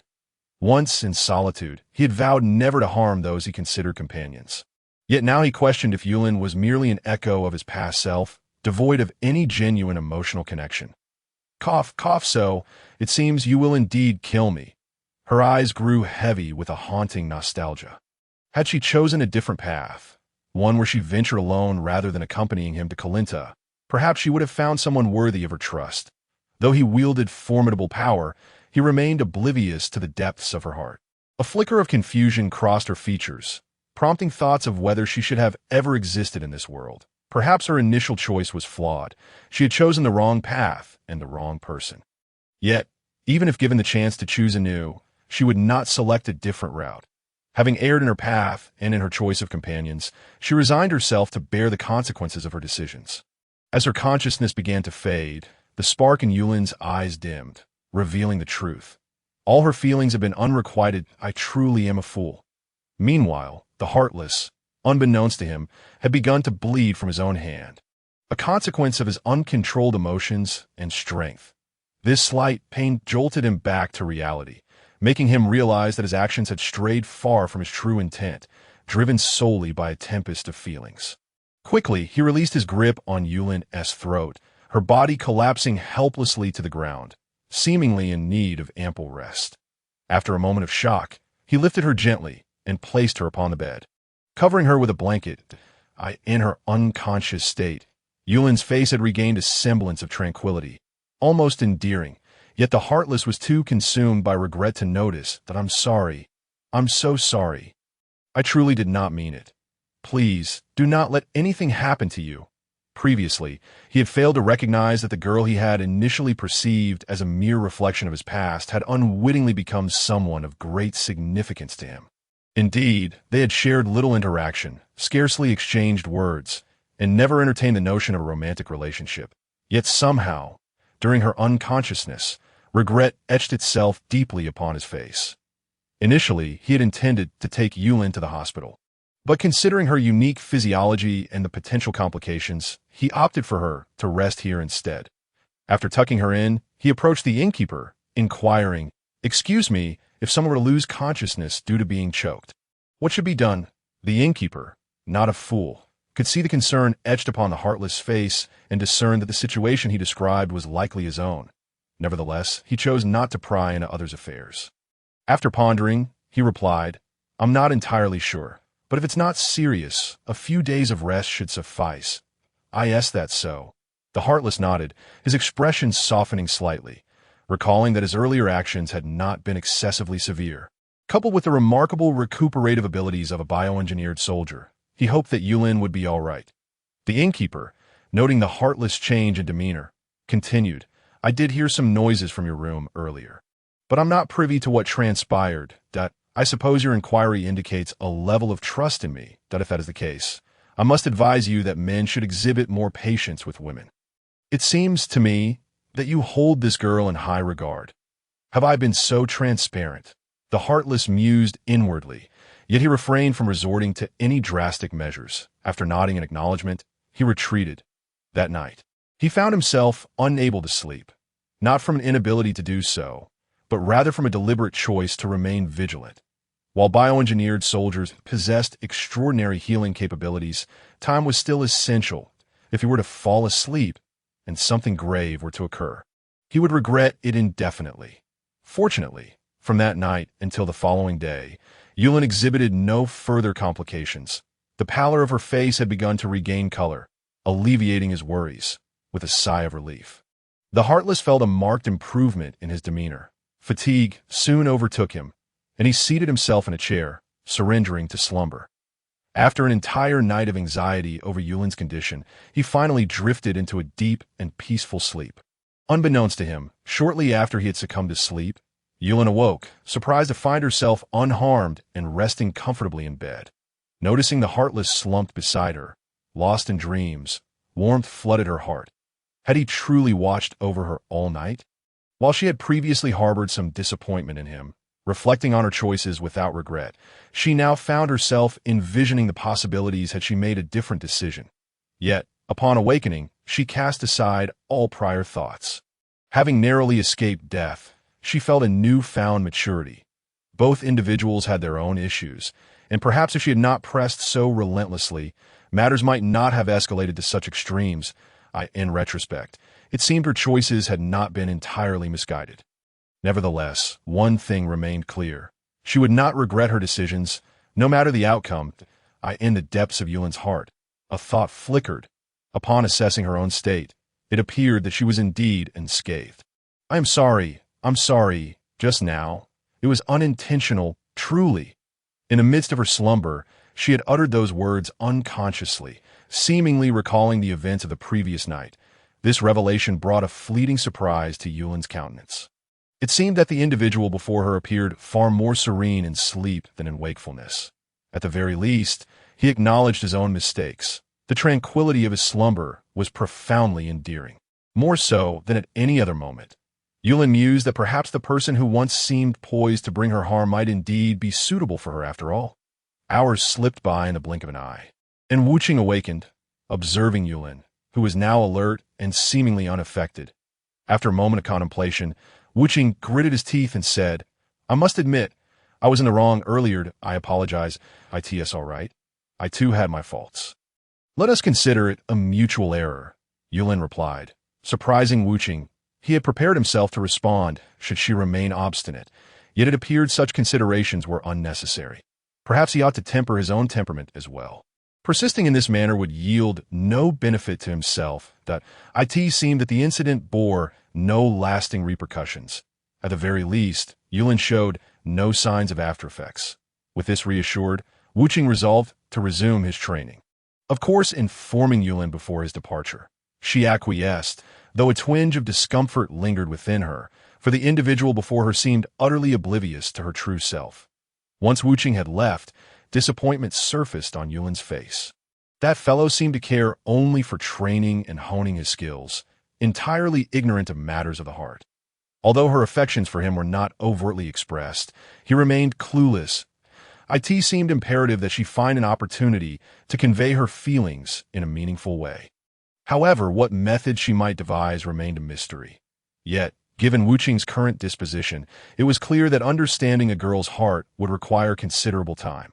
Chapter 34, Abandoning Burdens. Encountering a strong foe. Days passed swiftly, and Wu Qing had procured the 200 kilograms of weights he desired. Rising at 4 o'clock the following morning, he immediately donned the weights. Upon wearing them, he instantly felt transformed. Tasks that had once been effortless now demanded considerable exertion, and his stamina could no longer sustain the rigorous training he had been undertaking daily. However, this state of affairs did not persist long. To Wu Qing's dismay, within half an hour, his body had naturally adapted to the added burden, rendering the weights ineffective. Thanks to Dr. Corey's misguided intentions, the weight training Wu Qing had hoped for now bore no fruit. What a despicable old man! Even from beyond the grave, he seeks to toy with me, Wu Qing exclaimed, casting the weights aside. Yet, had it not been for his exceptional physique, he would not have triumphed over Master Rashi in the finals of the World Martial Arts Tournament. After all, that devastating technique had nearly robbed him of consciousness. A bittersweet victory indeed. Yulin, overhearing, chuckled softly and remarked, "What can you do? That is simply how your physiology works. But consider this. Even without training, you're already quite formidable, are you not?" "No." "In the next World Martial Arts Tournament, a stronger opponent will surely emerge," Wu Qing asserted with confidence. Goku, that 12-year-old prodigy, was certainly extraordinary. In 5 years, his prowess would undoubtedly allow him to dominate all. If Wu Qing were to neglect his training during this period, his chances of victory would dwindle. Yet he pondered how he might effectively train. Having descended from the heavenly palace, Wu Qing understood that the vast world was where he truly belonged, yet the results thus far were far from satisfactory. His words echoed with a prophetic quality. While others might have been calculating, Yulin merely furrowed her brow in contemplation. Suddenly, a pivotal realization struck her, and she smiled. "Really? However, I witnessed your battle with Mr. Popo in the heavenly palace. That laser-like technique surely must consume a significant amount of energy, correct? What you refer to is the Kamehameha wave." Wu Qing corrected her, suddenly cognizant of the fact that his stamina replenished more swiftly than that of an average person. This vigor enabled him to engage in intense training without experiencing true fatigue. If he were to expend his energy by unleashing the Kamehameha wave before training, the results would surely be remarkable. With this revelation, a glimmer of joy illuminated Wu Qing's face. "Thank you, Yulin. Without your insight, I might never have realized this. Such trivial matters need not concern you," Yulin replied dismissively, waving her hand. Clearly, he was solely interested in training and combat. If Corey were aware, he would surely be pleased, for the biochemical warrior he had created was indeed a battle enthusiast. Yet, it seemed that this fellow would have little hope of deciphering her feelings in the near future. Unbeknownst to him, Wu Qing remained oblivious to the fleeting disappointment that crossed Yulin's face. Instead, he settled down to draft a training regimen. 3 hours of sprinting upon rising, followed by breakfast, a half-hour of rest, and then heading to the construction site for strength training until the day's end. After dinner, he planned to conclude with pull-up exercises. Having finalized this new training plan, Wu Qing exited with a cheerful demeanor, while Yulin offered a resigned smile. Suddenly, she sensed 2 formidable energies approaching point. One of these presences likely surpassed Wu Qing's current abilities, yet she was perplexed as to why these 2 energies were not documented among the known powerful entities in this world. Despite her astonishment regarding their strength, Yulin remained composed. After all, the newcomers were unlikely to be seeking her. Since it was not her concern, there was no need for alarm. Indeed, her earlier assertions proved accurate. There were many powerful beings in this world. In just a few days, she had already encountered 2, and who knew how many more awaited her should she linger longer. Meanwhile, Wu Qing had arrived in a secluded area, ensuring no one was nearby before fixating on the sky. Striking the sky with his technique would likely avoid drawing undue attention. It would prevent damage to the surroundings. Thus, he could avoid the daily hassle of finding a new location to unleash his Kamehameha wave. With his hands clasped together in a flower bud formation, Wu Qing positioned them at his waist. The energy within him converged into his palms, a pale blue energy sphere forming at an observable speed. This powerful energy drew the attention of two individuals, one of whom, a tall man, remarked with surprise, "What immense energy! Who would have thought such a master would reside in this little corner?" "Kamehameha wave," Wuching declared. After a resounding shout escaped his lips, Wuching extended his unyielding hands toward the sky that a pale blue energy orb, trailing a comet-like tail, soared into the air before vanishing from his indifferent gaze. Following several such attempts, Wuching found his stamina significantly depleted. Fatigue began to envelop him. He managed a faint smile, resolutely adhering to the meticulously crafted training regimen he had set for himself. He sprinted forward with all his might, convinced that by the time he returned to the inn, he would truly feel utterly exhausted. Although his recovery speed was remarkable, the initial exertion had taken its toll. After running for over 3 hours, Wuching was left breathless. He withdrew some money and visited a nearby breakfast shop to satiate his hunger, then ambled slowly toward the construction site. By the time he arrived, he had regained some energy, and nearly half an hour of rest had elapsed. Upon his arrival, the foreman was visibly pleased. Previously, Wuching's abrupt absence due to a conflict with Yulin had caused the foreman considerable anxiety. After Wuching's departure, he had contacted the boss to inform him that the timeline could be significantly shortened, demanding a substantial sum of money in return. Completing the project without Wuching's assistance would have proven exceedingly challenging. Fortunately, Wuching had returned without any hint of slackening his efforts. Initially, everything seemed in order, but around 3 in the afternoon, the considerable drain on his energy began to take effect, leaving Wuching feeling fatigued. Nevertheless, he maintained his characteristic high efficiency, albeit at the cost of being utterly exhausted by the time work concluded. Although he still possessed the strength to return to the inn, his pace had slowed considerably. As he stepped into the inn, Wuching noticed 2 individuals, one tall and one short, surrounding the innkeeper.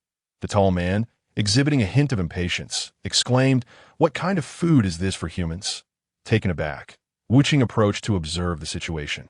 Realizing that these 2 were not there merely to critique the food, but were intent on causing trouble, the dish before him, despite having already dined, looked appetizing, and he felt a desire to sample it. However, this was not the time for culinary indulgence. It was time to address the issue at hand. "I take it you too are here to stir up trouble?" Wuching remarked, tugging gently at the tall man's shoulder in an attempt to pull him aside. To his surprise, the man was not an ordinary adversary, and Wuching found himself unable to budge him. The tall man turned, regarding Wuching with disdain, and coldly retorted, "What's this? You think you can play the hero?" "And if I do," Wuching replied with a smile, "the innkeeper is a decent fellow. Though we are not intimately acquainted, since I reside here, I feel compelled to lend him a hand." A cold smile spread across the tall man's face, indicating that Wuching's words had piqued his interest. "If you're seeking a fight, don't blame me for the consequences," he declared. "This place too small for you. We can take it outside, where we can unleash our full power. Besides, there are many valuable items here. If they were to be damaged in a scuffle, I would have a hard time explaining myself." From their initial interaction, Wuching sensed that the man before him was no easy opponent.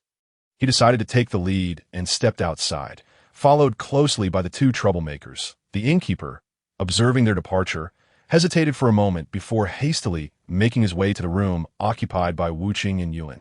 Upon knocking, he informed Yulin, "Miss, your friend has gone out with those 2 due to my predicament. They seem intent on resolving the issue through combat, and a 2-on-1 situation appears quite unfavorable for him. Should we not go and check on him?" "Don't worry. He'll be fine," Yulin replied, unconcerned, smiling as she closed the door. She was aware of Wuching's capabilities. He would not be easily subdued. Watching the door close, the innkeeper felt powerless to intervene, but given the potential for Wuching to be overmatched, he chose to call the police, hoping they could resolve the situation. Meanwhile, Wuching had led the 2 individuals to a desolate area, sparsely populated at this hour, ensuring minimal interruption. Upon arriving, he halted and addressed them. "This location allows us to showcase our skills. However, if you wish to reconsider, I can let you go, provided you apologize to the innkeeper."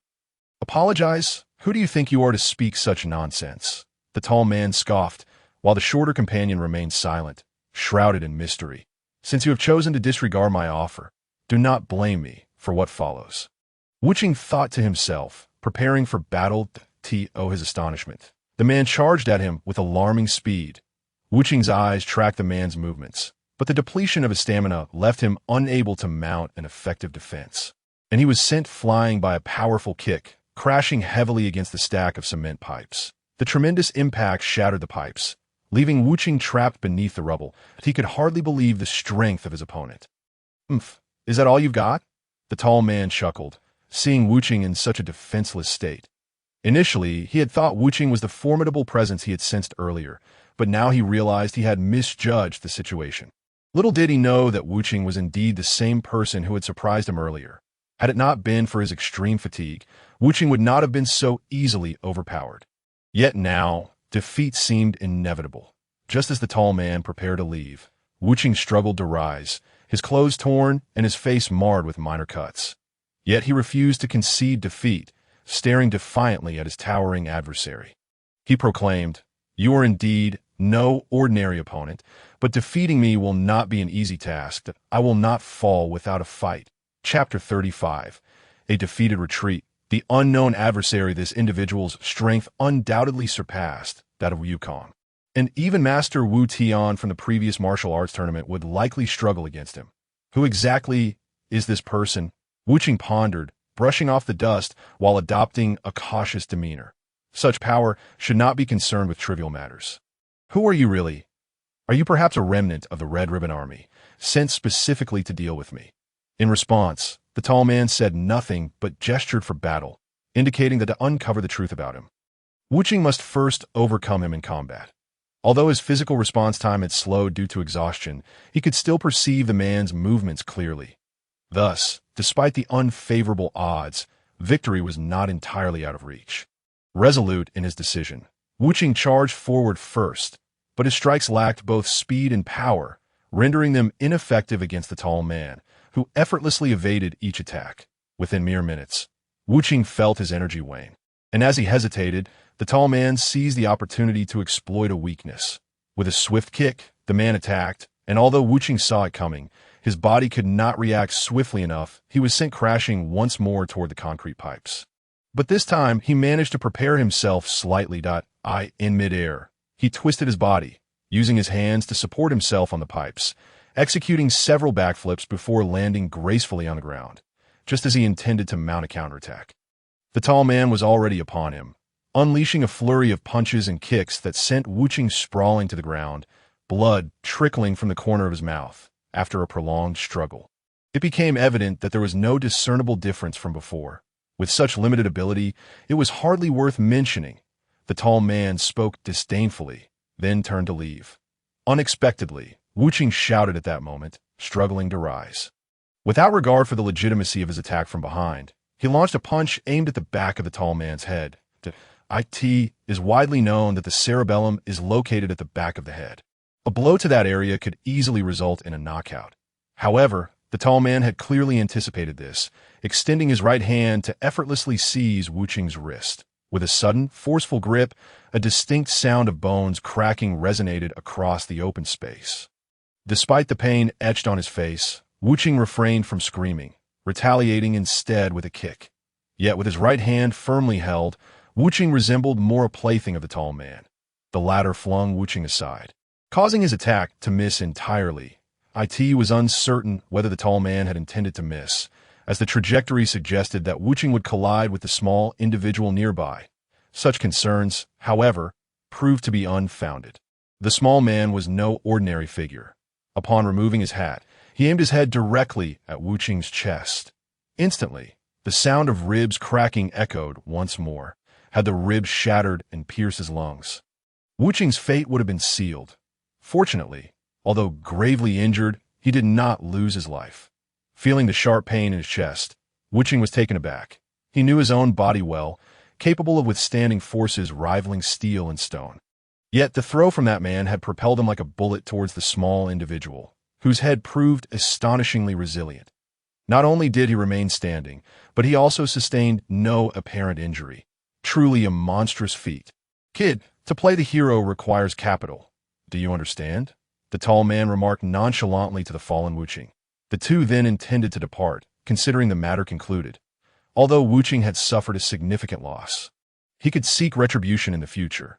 Yet, he was not one to concede. As long as he could stand, the battle was far from over. With unwilling hands striking the ground, a flicker of rage ignited in his eyes. When had he ever been in such a pitiful state? Since descending from Kalinta, he had never tasted defeat, but today he faced a crushing loss. Indeed, his physical exhaustion contributed to this outcome. But how could he surrender? He still held his strongest techniques in reserve. Stop! Stop! He managed to utter, shaky but determined to rise, as he gazed at the two who had turned back. Fury flickered in his eyes. Those with such strength ought not to quibble over trifles.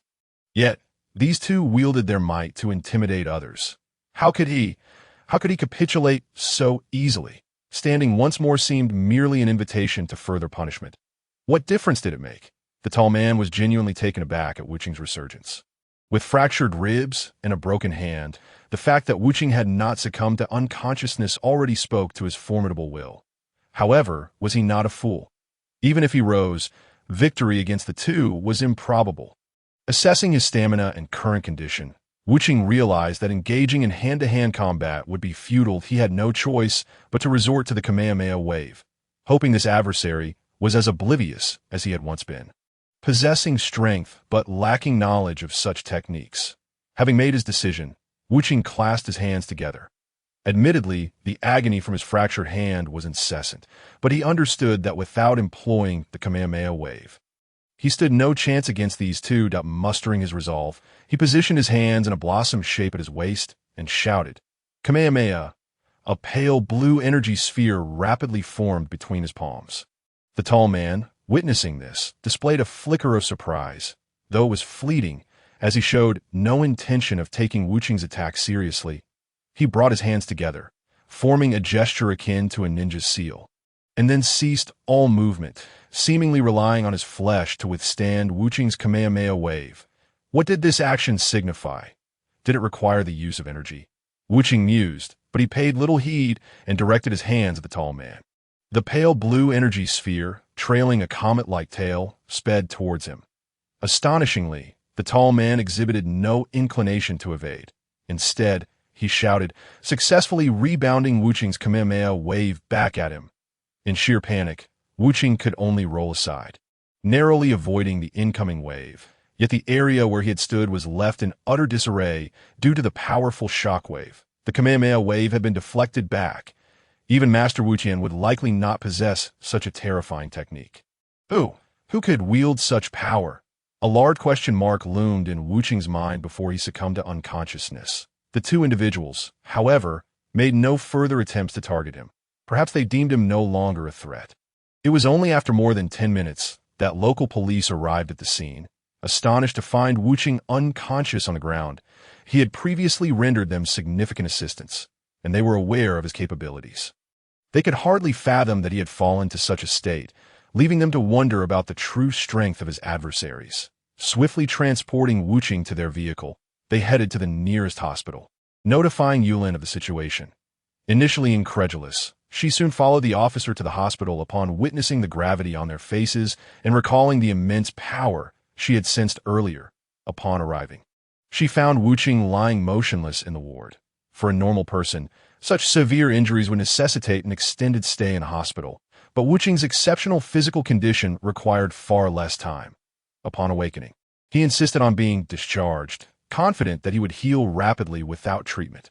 However, Yulin intervened, asserting that this was not the time for bravado and that remaining in the hospital would only expedite his recovery with advanced equipment.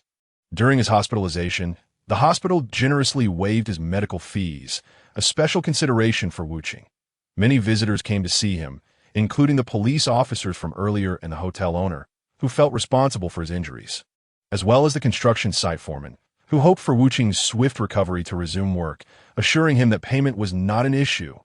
Although numerous flowers and gifts flooded in, Wuching's face bore no trace of joy.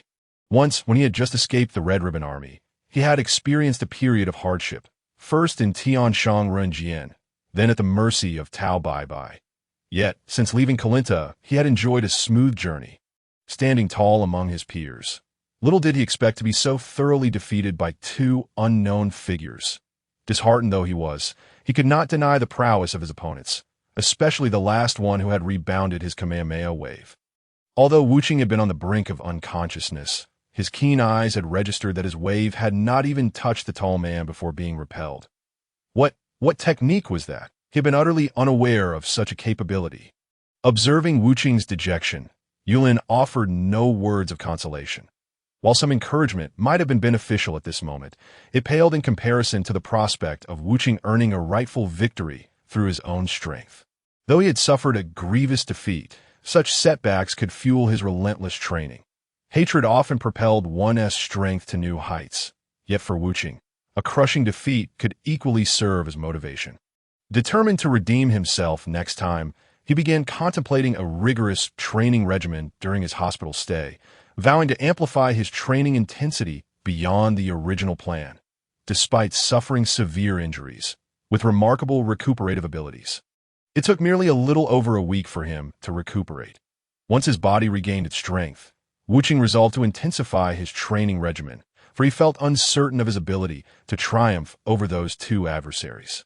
Even in peak physical condition, the towering brute's prowess would likely render the outcome a mere 50-50 chance. Furthermore, although he had yet to witness the shorter one's combat skills, the sheer resilience of his head indicated that he was no ordinary opponent. It was reasonable to deduce that his strength would not be lacking. Without relentless training, Wuching harbored little confidence in securing victory, but on the day of his discharge, Wuching found himself devoid of sleep. Rising to gaze at the luminous moon outside, silently vowing that the next encounter with those two would serve as a chance for redemption.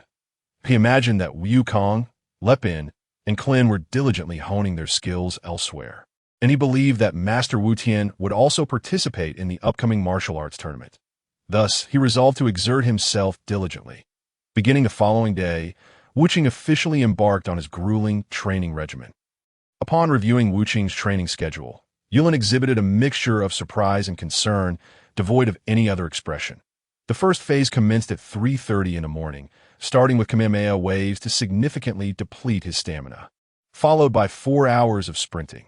Around 7:15, he would consume breakfast and rest for a total of half an hour before heading to the construction site for work, maintaining this routine until quitting time.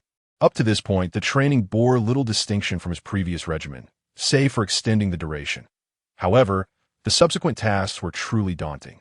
Commencing at 7 in the evening, he engaged in 3 continuous hours of speed training. While improving striking speed indeed required specific methodologies, many individuals subjected themselves to rigorous and often harsh training. Yet compared to Wuching's regimen, such efforts appeared trivial. His training involved retrieving coins from a pot of boiling oil. This was nothing short of inhuman training. The scalding oil posed a grave risk of severe burns, and despite Wuching's extraordinary abilities, he was still susceptible to injury from such heat. This training gambled his very hands and, by extension, his entire future. Although his remarkable recovery abilities provided him with a certain degree of assurance, this approach was undeniably reckless. Had the training concluded here, perhaps Wuching could have relied on his superior physical constitution to recuperate adequately by the following day. However, after enduring such an arduous regimen, he intended to enlist Yulin's assistance in training his reflexes and evasive maneuvers, which ideally required one party to continuously attack while the other evaded. While this method was commonly employed and not particularly extreme, transitioning to such training immediately after hellish workouts would impose significant strain on his body. Moreover, this regimen would likely extend into the late hours, leaving him with only 5 or 6 hours of sleep, far from sufficient for complete recovery. Initially, the body might not react adversely to a few such sessions, but with years until the next martial arts tournament, the cumulative physical strain could become staggering. No one could predict when such stress might manifest explosively. Should it occur during a competition against a ruthless opponent, there would be no mercy shown. Nevertheless, Wuching was undeterred by the potential risks of his unconventional training methods, for he was willing to disregard everything in pursuit of favorable outcomes. At times, the risks associated with his choices were immense, and should he fail, the consequences would be dire. Yet, he was resolute. Once he made a decision, he would not relinquish it until he was left with no alternative. Yulin had refrained from contesting Wu Qing's training plan, perhaps believing that his extraordinary recovery capabilities could withstand the rigors imposed upon him. However, upon reviewing the final training task, she was taken aback by its sheer recklessness. Just as she was about to voice her concerns, Wu Qing had already departed for the construction site, leaving her to await his return later that evening. As dusk approached, Wu Qing returned to his quarters, his body bearing signs of fatigue. Yulin, observing his condition, spoke directly. "I have reviewed your training schedule. The earlier exercises pose no significant issues, but are you truly certain about the last task? While we possess superhuman physical qualities and recovery capabilities, we are still human, susceptible to pain from scalding oil. Even with mental preparation, this endeavor is perilous that a single misstep could render your hands incapacitated. Should that occur, you would no longer be the formidable Wu Qing. Even if my hands remain unscathed, I am not invincible. Those two individuals will undoubtedly match my strength. Without employing inhuman training methods, achieving victory would pose considerable challenges." Wu Qing replied nonchalantly, as if the matter weighed little on his mind. Indeed, the previous defeat had left a profound impact on him, and even in moments of exhaustion, he had faced utter humiliation. Such pride, Yulin inwardly scoffed, shaking her head in resignation. After a moment's contemplation, she resolved to make one last effort. "I concede that if successful, this method might significantly enhance your striking speed and strengthen your hands. But I must ask, are you truly willing to wager everything? While your hands may be formidable, I do not believe they possess such extraordinary capabilities. Whether they possess such capabilities is not for you or me to determine. Only my hands know their potential." Wu Qing mused, gazing at his hands that resembled claws. "I am aware of my own body. I have a clear answer regarding whether this training will lead to lifelong regret. I understand your intentions are for my benefit, but I remain resolute in my decision to proceed. Are you truly indifferent to risking everything for this?" Yulin was at a loss for words, feeling his approach was excessively reckless. Yet, there was an undeniable allure in his unwavering resolve. Without a hint of hesitation, Wu Qing replied, "Of course, every training method carries inherent risks, and not every endeavor will yield success. It could render all my efforts futile. However, if one lacks the courage to at least attempt, they will have nothing. Since I have made my decision, I will pursue it regardless of the risks involved." His words silenced Yulin, leaving her with nothing left to say. Wu Qing's determination was crystal clear. He would not turn back until he struck a wall. In that moment, Yulin could only utter, "Since you have made your decision, I shall not contest you further. I hope you succeed. Otherwise, our livelihood may be at stake." Though her words hinted a concern for their future, Wu Qing could discern the underlying worry in her tone. With a smile, he began preparing for his evening training. Though he resided in simple accommodations, procuring pots and similar items posed no difficulty, as the innkeeper was quite accommodating, having previously facilitated Wu Qing's recovery. Upon hearing of Wu Qing's needs, the innkeeper promptly gathered the necessary items, albeit with a cautionary reminder to exercise care when using them, lest his establishment suffer. Wu Qing assured the innkeeper of his prudence, subsequently returning to his room. Once he prepared everything, he glanced at the boiling pot of oil, tossing in the heap of coins he had previously obtained. Without a moment's hesitation, he plunged his hands into the pot, swiftly retrieving one coin after another and setting them aside. As his hands made contact with the scalding hot oil, a fleeting expression of agony crossed the merciless face, yet he hesitated not for a moment. Having made this decision, he vowed to tread this path unwaveringly, regardless of what lay ahead. In less than a minute, he had extracted at least several hundred coins, showcasing remarkable willpower and speed. However, the speed at which he worked was far from satisfactory to him. His pace could have been swifter had pain not dulled his movements. Such pain, how could he possibly allow it to hinder him? Again and again, without a moment's respite, he retrieved the coins only to pour them back before commencing a second round. Time wore on, and the sweat upon his brow increased. Yet even as the sensation in his hands dulled to near oblivion, his speed remained undiminished, only stopping after 3 hours had elapsed. Why then? His hands were a sight to behold, rendered nearly insensible from prolonged exposure to the scorching oil.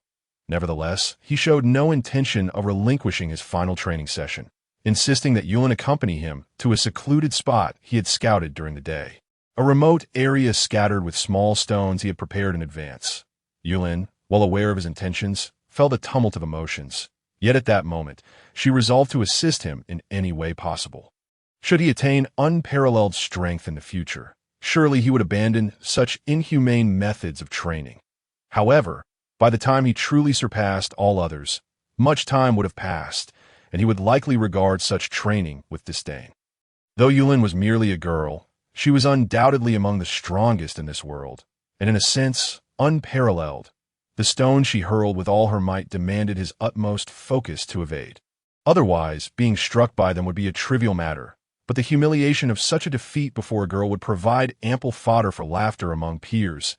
Each stone flew faster than a bullet, and his evasive maneuvers were swift, honed by the relentless strikes of the cat sage's wooden stick during his time on Kalinta. Though the blows were few, each was excruciating, instilling in him a desperate desire to dodge, which greatly enhanced his agility. After several more hours, their training concluded, and the night had deepened. The two made their way back to the inn, fortunate that the owner had not locked up for the night, thus sparing them from a night on the streets. Once back in their room, they collapsed into slumber. However, while he fell asleep instantly, Yulin found herself wide awake, or perhaps unable to sleep, her mind restless. Gazing at the peacefully sleeping figure of Wuqing, curiosity flickered across her face, her hands yearning to reach out, but stopping just inches away. This reckless abandon piqued her interest. Was his pursuit of strength truly so vital? His current abilities were more than sufficient to safeguard both himself and those he cherished. Though stronger adversaries existed, he stood at the pinnacle of the world. Wuqing, oblivious to her musings, lay in tranquil slumber. His expression serene, reminiscent of a child, that it puzzled her. The contrast between the fierce warrior who relentlessly sought victory, undeterred by the risks, and this tranquil boy, which was the true Wuqing. It was unclear when he had come to occupy such an important place in her heart. Perhaps, as he had said, they were kindred spirits, destined to understand each other's thoughts. Yet, she wondered if he truly remained unaware of her feelings, or if he feigned ignorance. A blush crept across Yulin's cheeks as she looked at his face. And with a soft laugh, she mused, perhaps ignorance is bliss. Whatever the case may be, time will reveal your true feelings for me. But know this, once I set my sights on someone, I shall never let go, unless my opponent proves stronger. Otherwise, I shall never choose to compromise. Chapter 37. The truth behind the rumors, the deep-sea treasure of the night, slipped away swiftly, and when Wuqing rose the following morning, his hands showed no signs of distress. His remarkable recovery abilities had not let him down. The old coot, Kelly, had indeed invested considerable effort into him, ensuring the success of his training regimen.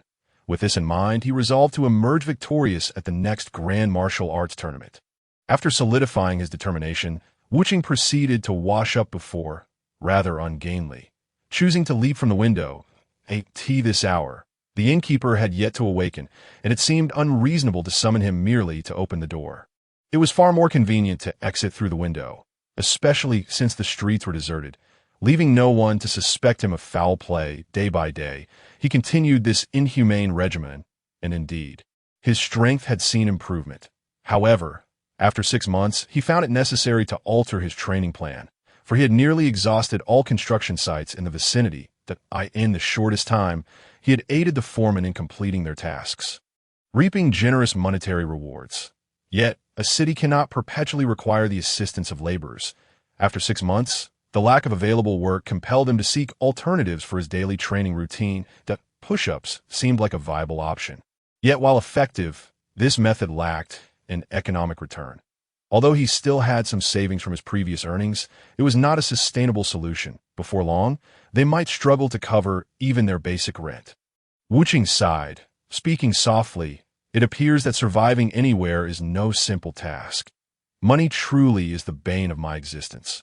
Despite my formidable strength, without work, I cannot sustain even the most basic aspects of daily life, which leaves me feeling quite unsettled. With your abilities, you could acquire any amount of money. Yulin teased. Those policemen and bullets can't possibly harm you. Wuqing chuckled. though his smile bore an air of resignation. Robbery, indeed, was a last resort. Sometimes such actions were unavoidable. Yet, it hardly seemed necessary to resort to that at this point. All right, just jesting. Yulin smiled gently and then remarked, however, there are indeed solutions, since there are no jobs here that allow you to train while also earning money. You could consider moving to another city. This world has opportunities for such work every day. You merely need to find a new place. Moreover, this approach is comparatively the simplest. Indeed, this is a viable option. And there's no need to worry about whether Yulin might encounter any problems. Yet, speaking of leaving, Wuching has already spent over half a year in this place, developing a certain attachment to it. The thought of departing truly evokes a sense of reluctance. However, if one does not leave this place, finding a way to earn money without hindering training is no simple task. Hesitant, observing the conflicted expression on Wuching's face, Yulin naturally discerned her thoughts and said, sometimes, I genuinely cannot comprehend what is on your mind, but it is merely leaving this place. It does not mean you cannot return in the future. Your indecision makes it seem as though this departure is permanent, which is rather excessive. Who can predict the future? Perhaps once you leave, there may be no opportunity or time to return. Wuching replied softly, tinged with sadness. Yet, Yulin was not entirely incorrect. Currently, Wuching's strength is such that few can rival her in this world. And truthfully, returning here in the future is not an impossible endeavor. Why mourn over a temporary departure? Having made up her mind, Wuching and Yulin tidily gathered their belongings and approached the innkeeper to bid farewell. The innkeeper was quite taken aback upon learning of their departure and upon understanding the primary reason for it. He refrained from attempting to persuade them to stay. Indeed, Wuching had lent him a hand, but he was not a wealthy man. Foregoing rent would make it difficult for him to maintain his daily livelihood. After saying goodbye to the city, the two embarked on a period of wandering, traversing forests, mountains, and streams until they arrived at a bustling city. Upon entering, a hint of nostalgia flickered across Wuching's face. This was the very city she had first come to when fleeing the Red Ribbon Army. Little did she expect to find herself back here again. However, she mused that few would likely recognize her. Yet, Wuching underestimated herself. After all, she was the champion of the previous World Martial Arts Tournament, and this city had a reputation for honoring martial arts. Upon their arrival, she immediately captured the attention of many. Being under such scrutiny felt exhilarating, akin to being on stage. Yet it also made Wuching somewhat uncomfortable. She had not anticipated her fame would be so pronounced here, after finally escaping the gazes of onlookers. Wuching and Yulin found a quaint little inn to stay in. Wuching then ventured out to seek employment that would allow her to train while earning money. However, after circling the city, she was disappointed to discover that due to advanced technology, many jobs have been replaced by robots, leaving no openings for human workers. However, since finding a dual-purpose job was proving difficult, there was still no issue with earning money. The establishment known as Heaven on Earth had remained steadfast, providing Wuching with a potential source of income. The owner of this establishment had been startled upon seeing Wuching on television over half a year ago, fearing she might return to seek revenge. Yet, the tranquility of the past months had allowed him to forget that worry. Today, however, Wuching's reappearance was unexpected. A few newcomers, unfamiliar with Wuching, saw the owner's expression and confidently asserted that they would certainly teach her a lesson. However, the owner coldly replied without even glancing at them, "This person is not someone you can handle. Master Taobai has not shown up for half a year. Perhaps there is something amiss, causing his temporary absence. It is impossible to deal with this girl without someone of Master Taobai's caliber. For now, let her enjoy her moment. Just give her the money and send her on her way. Are we really just going to let her take the money?" Boss. The phrase "the fearless young bull is not afraid of tigers" was aptly demonstrated in these newcomers, who were blissfully ignorant. No one could take anything from me without paying a price. A flicker of malice glinted in the owner's eyes as he extinguished his cigar in the ashtray, standing up and expressing his displeasure. However, it is impossible to confront her openly. During the World Martial Arts Tournament, she used a technique that resembled a laser, and no one knows what it is. Thus, to deal with her, we must resort to underhanded methods. You few, go find out where she is staying and spread rumors that a sunken ship lies off the nearby coast, purportedly containing treasure left by pirates from centuries past. I refuse to believe she won. Take the bait. This plan seemed promising. Wuching's abilities were indeed formidable, but it remained uncertain how capable she was in the water. The owner's strategy was reasonable, but it hinged on one crucial premise. Wuching had to go for them to have a chance. One of the lackeys raised a concern. "Boss, what if she doesn't go? Won't our efforts be in vain? Anyone participating in this competition is undoubtedly in dire need of money, and she is no exception. While I cannot ascertain the reason, I am certain she requires funds. Thus, once this news spreads, she will undoubtedly take the bait." The owners seem to have seen through it all, speaking confidently that I acknowledge that she is formidable on land, but that does not guarantee her prowess in water. I will ensure personnel accompany her to handle this matter. His subordinates had no reason to question their boss's words. This plan indeed held a high probability of success, and they promptly set about arranging it. Meanwhile, Wuching had effortlessly defeated all her opponents, claiming the champion's prize of 1 million. But upon returning to the inn, Yulin expressed that she had noticed someone seemingly investigating the two of them. Wuching remained silent. Believing it was merely another of the owner's tricks aimed at her to AT the time, she lacked the strength to contend with Tao Bai. But now that he had been vanquished, although she might still not be able to defeat those two, the outcome was uncertain. Moreover, she sensed no murderous intent from them, suggesting they were likely not professional assassin. 8 days passed. Having acquired funds, Wuching temporarily ceased her search for a dual-purpose job and dedicated her time to training. During this period, nothing particularly unusual occurred, allowing her to gradually relax her previously cautious mindset.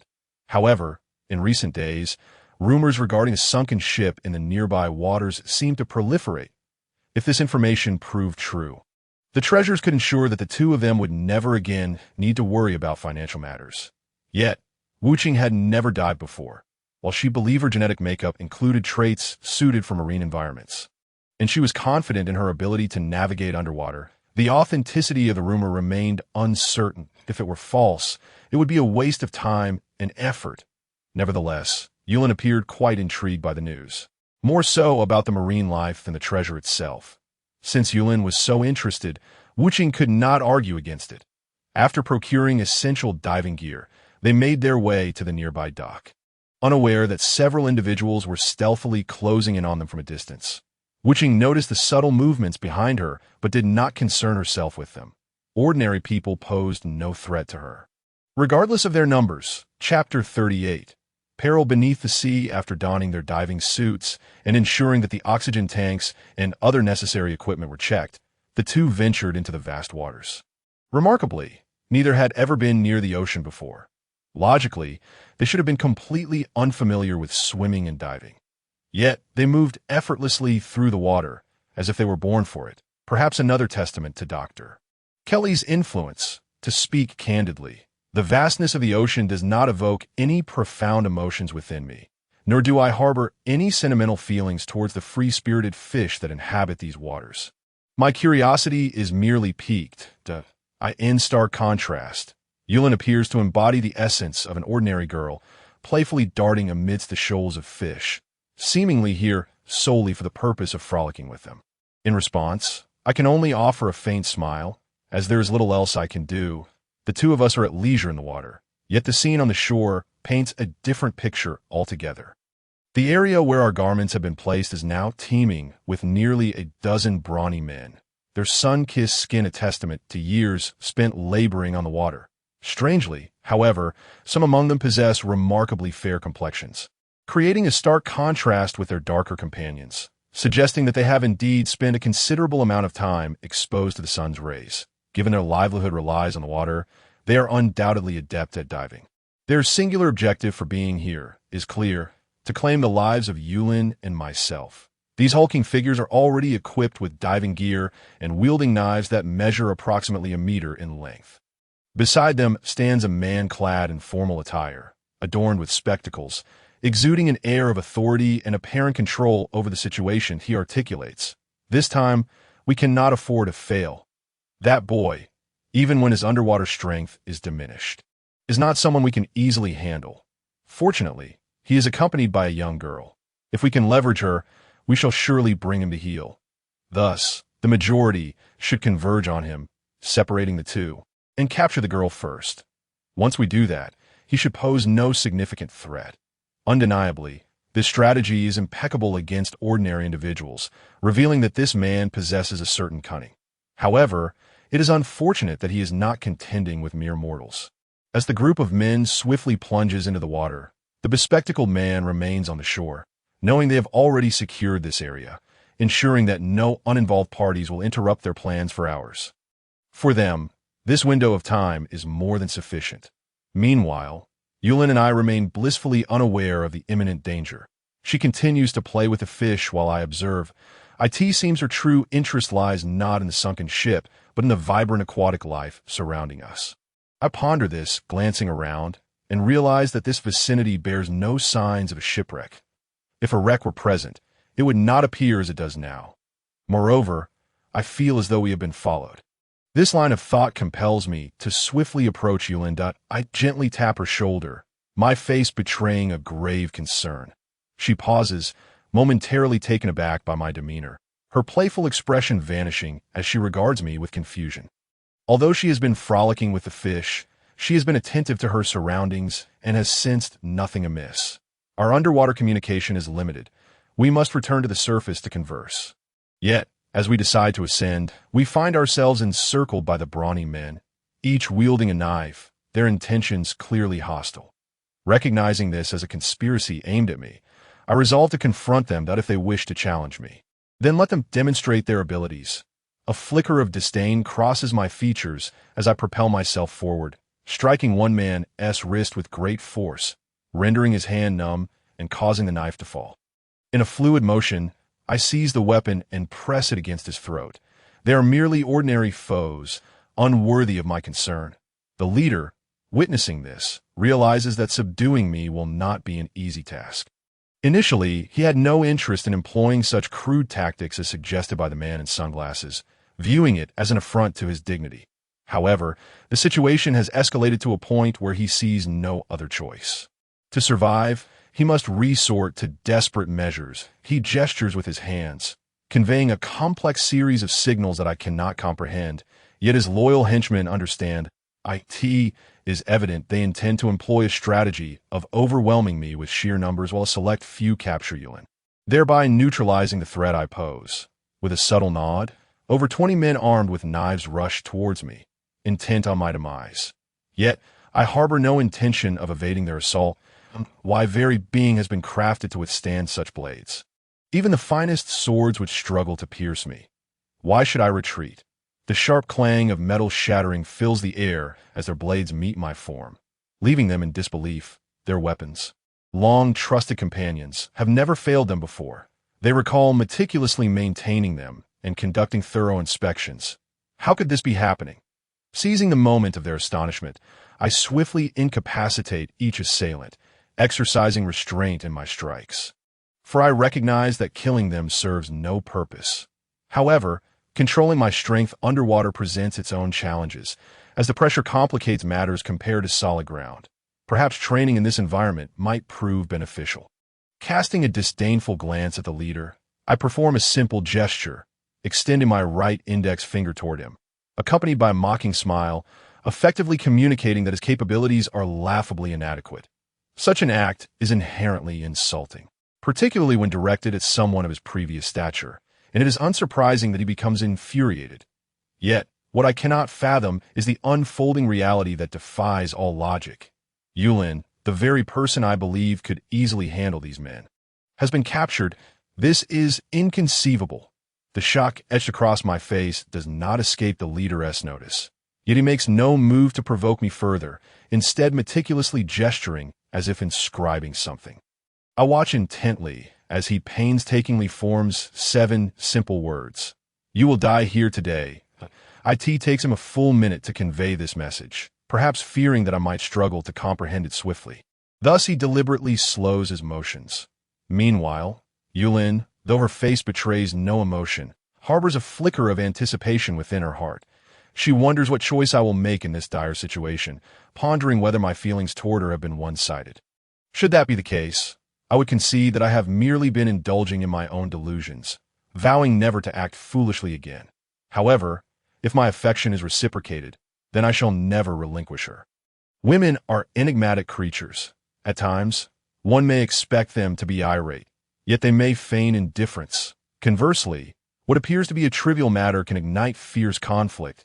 In moments like these, when scenarios reminiscent of romantic tales unfold, many silently harbor a glimmer of hope. A life for a life seems a fair exchange, does it not? A cold smirk flickers across my mind, and without a trace of hesitation, I propel myself forward, seemingly indifferent to Yulin's fate. The rest of the onlookers are taken aback by my daring choice. Could it be that I truly possess such unwavering confidence that Yulin will remain unharmed? Such a notion is unfathomable, especially considering I was informed that we share living quarters. How can this be? The leader could scarcely believe the turn of events, yet now it appeared that the situation had entirely caught him off guard. The primary concern was no longer how to resolve the merciless dilemma, but rather how to ensure a safe escape for himself and the remaining individuals. Releasing Yulin was a logical decision, since the merciless one showed no interest in her. Capturing her held no value. The foremost objective for these individuals was to flee, and the merciless one exhibited no intent to pursue, instead drifting closer to Yulin. A flicker of uncertainty crossing his face, he did not perceive those people as capable of harming Yulin, nor was he particularly clear on why she had been seized. Nevertheless, it was essential to address the remaining issues promptly. In stark contrast to the merciless one, Yulin's face was clearly etched with disappointment, though he remained oblivious to her sentiments. Upon reaching the shore, it was evident that all others had long since fled, seemingly having anticipated an escape plan should matters turn awry. Yet, even so, the merciless one was acutely aware of who sought to confront him. Initially, he had no intention of letting this affair trouble him. Thus, he would not hold back from taking action. After both had changed into fresh attire, the merciless one finally noticed the displeasure etched across Yulin's face and could not help but inquire, "What is troubling you? Those individuals were hardly capable of subduing you." "I have no interest in fighting them," she retorted coldly, clearly displeased, while the merciless one remained unaware that her discontent stemmed from his actions. He had acted with clear intent, knowing that hesitation would only place him at a disadvantage. He could not fathom why Yulin had been captured. Perhaps those individuals had employed some stratagem. However, as long as he maintained an indifferent demeanor and disregarded Yulin's plight, they would undoubtedly abandon her in their quest for survival. After all, while eliminating the merciless one might promise a fortune that would free them from financial woes for a lifetime, wealth was of little use if one were not alive to enjoy it. Thus, they would inevitably choose their own escape. Yet, this was merely the merciless one's interpretation. To Yulin, it appeared as though he cared little for her. Both were reluctant to clarify their feelings with one another, leading to a palpable rift between them. "If there are no issues, you may return first. I have matters to attend to, and once resolved, I shall seek you out," he stated, unwittingly deepening Yulin's dissatisfaction. The moment those words left his lips, it was clear that a barrier had begun to form between them. Though I am uncertain if this is merely my own sentiment, it seems that remaining together holds little significance. Perhaps only in my absence will we truly comprehend the depth of our feelings for one another. Yulin mused silently. She nodded, then turned to head back towards the inn, while the merciless one made his way towards the realm of indulgence. "You initiated this, so do not blame me." In but a few minutes, the merciless one arrived at the establishment known as the Paradise of Heaven and Earth. Aware that his intrusion would likely reveal his identity, he first sought refuge in a secluded alley to conceal his face before proceeding. Although the Paradise of Heaven and Earth appeared to be merely an ordinary entertainment venue, it harbored an abundance of firearms and personnel, rendering it nearly impossible for an average individual to dismantle. However, to the merciless one, these adversaries were but inconsequential insects, hardly worthy of mention. The ammunition that would terrify an ordinary person posed no threat to him, barely grazing his skin, merely offering the sensation of something brushing against him. In a mere span of 10 minutes, the entire establishment was reduced to ruins, with everyone from the owner to the lowly henchman thoroughly dispatched. Initially, he had no intention of such destruction, even when the paradise had caused him near fatal harm.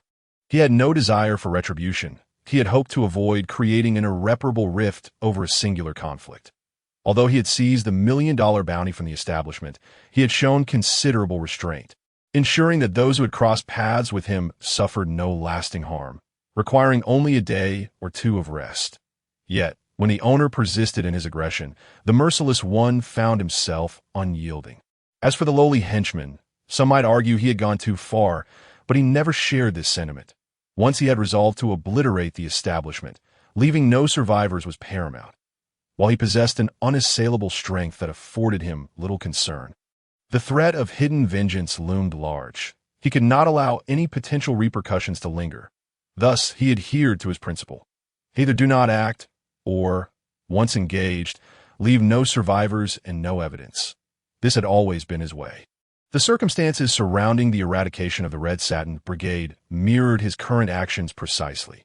Naturally, those who were merely patrons of paradise were merely rendered unconscious to prevent them from alerting the authorities before his departure, sparing him unnecessary complications that a half-hour later, having changed his attire, the merciless one returned to his own room, where he found only an envelope awaiting him, indicating that Yulin had likely stepped out for some errand. Noticing the inscription on the envelope, which seemed to beckon him to open it personally, he proceeded to unveil the contents of the lengthy letter within. Merciless one, the name you have chosen for yourself is quite intriguing. To be candid, I hold a certain admiration for you, a sudden arrival in this world, yet you have managed to thrive, even to the extent of living with remarkable ease, winning the title of champion at the Grand Martial Arts Tournament, and single-handedly dismantling the Red Satin Brigade, all in the name of avenging a friend, truly embodies loyalty and valor, especially considering your origins as a product of that very brigade. You are number one, the result of that old fool Cole's extensive research. However, he never anticipated that you would turn out to be a failed experiment, a runaway from the Red Satin Brigade, to surpass you and to uncover the flaws in your design, why you are not merely a simple combat machine, but an entity with independent thought. I was created and brought into this world. In a sense, you are my benefactor, for without you, I would likely not exist. Yet I must confess that prior to our actual encounter, I harbored no gratitude towards you. Indeed, I rather despised you. Had it not been for your existence, I would not have found myself trapped within the confines of the Red Satin Brigade. However, fortune smiled upon me, as my time within the brigade was fleeting, and your emergence prompted unforeseen developments. What astonished me further was your proposition of partnership to dismantle this place. Admittedly, I had contemplated such a course of action.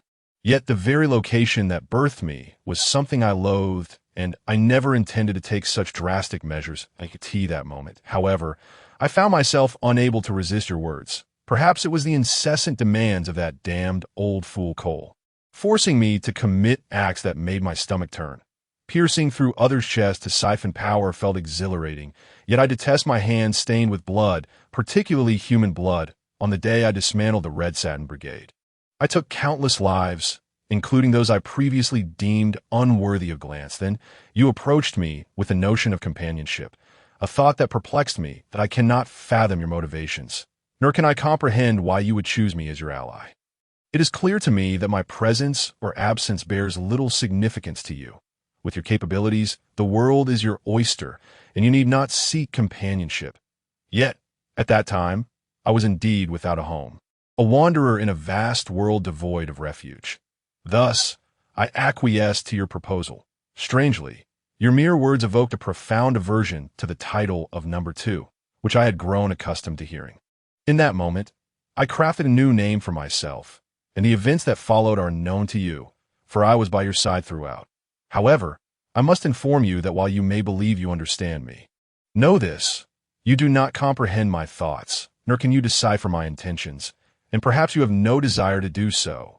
The elderly gentleman, Kelly, has in certain respects achieved considerable success in your research. At the very least, you possess an insatiable yearning for combat and strength. However, I am quite different.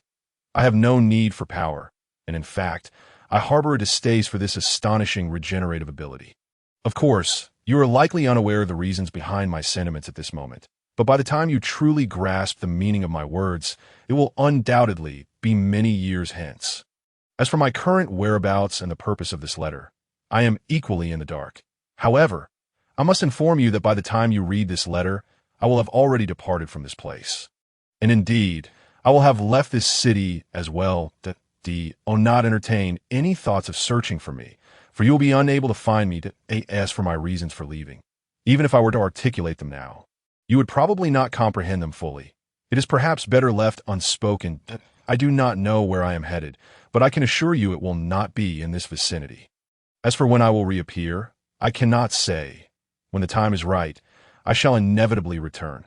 This interval will allow both of us to clearly recognize whether our lives will change in each other's absence, and whether it is better for us to lead our own separate existences.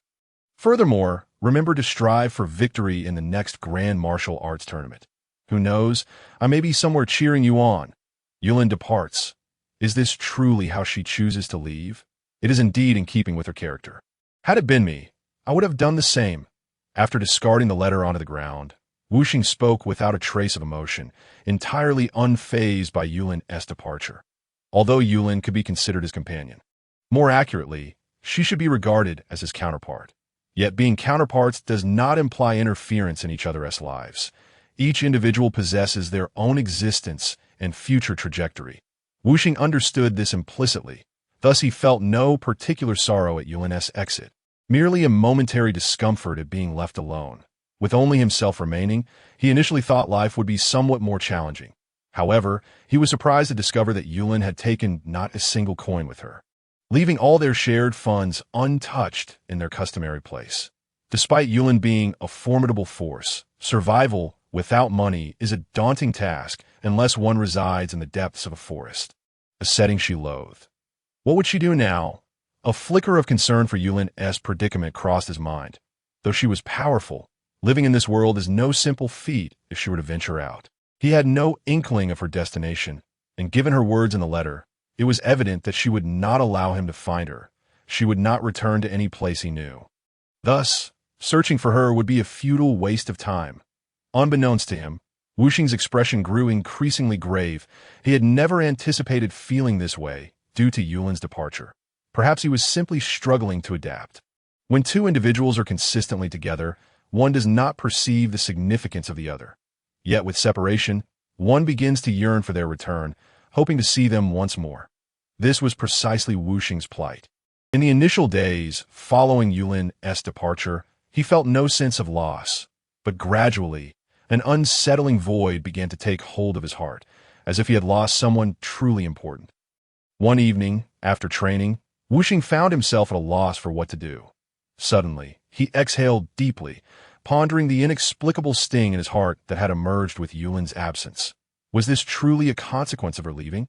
He chuckled to himself, recalling that he had always been a solitary individual.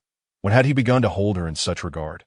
Slowly, he sank to the ground, his previous ease replaced with a heaviness he could not shake. He had never imagined things would unfold in this manner. Yulin's departure had caught him off guard, and he had never expected to care for her so profoundly in such a short span of time. Indeed, the adage that time breeds affection proved to be true. He had thought it merely a platitude. Rising to his feet, Wuxing sighed and ambled to the window, throwing it open to gaze at the world outside. A bittersweet smile flitted across his face as he thought, "Yulin, you were mistaken this time. You claimed I do not understand your reasons for leaving, but now I do. I see everything clearly. Indeed, in the past, I had contemplated my future. However, following the demise of Uncle Brola, all my aspirations were cast aside, for I realized my strength was insufficient. Otherwise, Uncle Brola would not have faced such misfortune. Thus, I have longed to enhance my abilities, knowing that when I stand atop the world, those I cherish will no longer suffer due to my inadequacies. They will respect my prowess, and even those who wish to trouble them will hesitate. Only then can I genuinely pursue the life I desire and chase after my future. Yet now, it seems my future has become irrevocably marred." Gazing out the window, Wuxing muttered to himself, recalling the first encounter with the Red Ribbon Army. "My decision to join forces with you stemmed solely from the reflection of my own past that I saw in you, that I knew you held no affection for the Red Ribbon Army. You remained only because they had birthed us and not out of loyalty. Yet, I had not realized that unbeknownst to me, you had come to mean so much to me that I am truly sorry. I have been oblivious to your feelings all along. Had I recognized them sooner, perhaps Yulin would not have departed. Time flew by, and 5 years passed in the blink of an eye. That evening, Wuxing found himself alone in a bar, drinking to the point of oblivion. To be honest, he had never envisioned himself in such a state. Drowning his sorrows in alcohol, in the past, he had regarded such behavior as cowardly. Something beneath him. Yet now, following Yulin's departure, he found himself engaging in actions he once deemed unthinkable. The first day of drunkenness led to Wuxing rising late the following morning, only awakening as the sun reached its zenith. As he basked in the bright sunlight, his spirits were far from elevated. After a deep sigh, he commenced his training for the day. Days turned into weeks, and slowly, he began to regain his composure. Strictly speaking, during training, he managed to maintain his usual demeanor. However, the rigorous regimen momentarily distracted him from thoughts of Yulin. Yet, during his moments of rest, her image would inevitably resurface. Her smile, her words, haunting him and compelling him to immerse himself deeper into training. Hoping to recover from his emotional turmoil. Half a year later, Wuxing decided to leave the city, not due to a depletion of funds, but because he felt he had reached an impasse that he sensed his abilities stagnating. Trapped at a certain level with no means of advancement. Remaining in this city held no purpose for him and would only squander precious time. Moreover, he believed that leaving would free him from the memories of Yulin that plagued him during the quiet hours of the night. The depths of the forest, a place where ordinary folk would hesitate to tread, was where Wuxing found his solace. Here, he could roam freely, untouched by the disturbances of civilization. When hunger struck, he had no need to venture to the market. He could simply fish from the stream or hunt a wild boar to satiate his appetite. The fresh air was a far superior alternative to the stifling atmosphere of the city. In the mountains, the absence of culinary luxuries, such as cooking oil, impeded his ability to refine his striking speed. Yulin's departure also hindered his capacity to enhance his reflexes. After all, the speed of a stone thrown by an ordinary person was far too slow to provoke any interest in evasion. The impact would hardly cause him any harm, merely rendering the experience dull. He had buried all his money in a plastic bag, a vessel concealed underground, where it would remain undisturbed until the end of his days. Unfeeling, he had also interred it in the depths of a sleeping cave. After all, during his lifetime, he would have no need for this wealth. Storing it elsewhere might see it swept away by the winds when he was not present, but buried, it granted him a sense of security. Training. Each day, apart from the necessities of eating and sleeping, over 90% of Unfeeling's time was devoted to rigorous training. Yet, as days passed, he lamented his inability to transcend his current state. Discontent and anger frequently marred his expression. Yet even in his fury, he showed no signs of breaking through his limitations. It appeared that achieving a breakthrough was not as simple as he had hoped. Certainly, the best course of action would be to engage in combat daily with an opponent of comparable strength. Such balanced encounters often shattered one's previous tranquility. However, there were few in this world who could match Unfeeling's prowess, and among those he knew, only Master Wu Tian and Wukong seemed to fit this criterion. The others, like Lepin and Krillin, fell just short of providing him with the genuine pressure he required. Those individuals were likely undergoing their own rigorous training, preparing for the next World Martial Arts Tournament. This evening, under a canopy of twinkling stars, Unfeeling reclined outside his cave, gazing at the heavens and muttering to himself. For once, her visage did not invade his thoughts. Instead, he envisioned his future adversaries, those who would undoubtedly become his rivals. You all toil so diligently. I, too, shall absolutely not be defeated by you. Rising to his feet, Unfeeling declared confidently. Strangely, he found himself without much inclination for sleep that night. Yet, this was fortuitous, as he could utilize the night for training. Relying on his body for an all-night workout would not overly strain him, and he could simply rest well the following day. Without a phone or any advanced communication devices, Unfeeling had spent over 3 years in this place, marking a line in the dirt each day to count down the days until the World Martial Arts Tournament. His training regimen now included standing beneath a waterfall, enduring its torrents for several hours at a time, often remaining there until deep into the night before finally resting. Over these 3 years, Unfeeling's skin had darkened significantly, yet his appearance had changed little. he still resembled the youthful figure he was when he first departed from the Red Ribbon Army, maintaining the visage of a 17 or 18-year-old, devoid of facial hair and with hair showing no signs of lengthening. Perhaps it was merely that he was destined to be a fighting machine, thus rendering this period the longest he had maintained such a state. When the time came for him to age, it would likely signal his end. The next World Martial Arts Tournament was now only about half a month away. If his calculations were correct, gazing at the myriad scratches on the ground, unfeeling muttered, "Wukong, Master Wu Tian, Lepin, Krillin, wait for me. I shall soon arrive at this World Martial Arts Tournament. But those two, the ones who left me in such a predicament last time, I wonder if they will show up."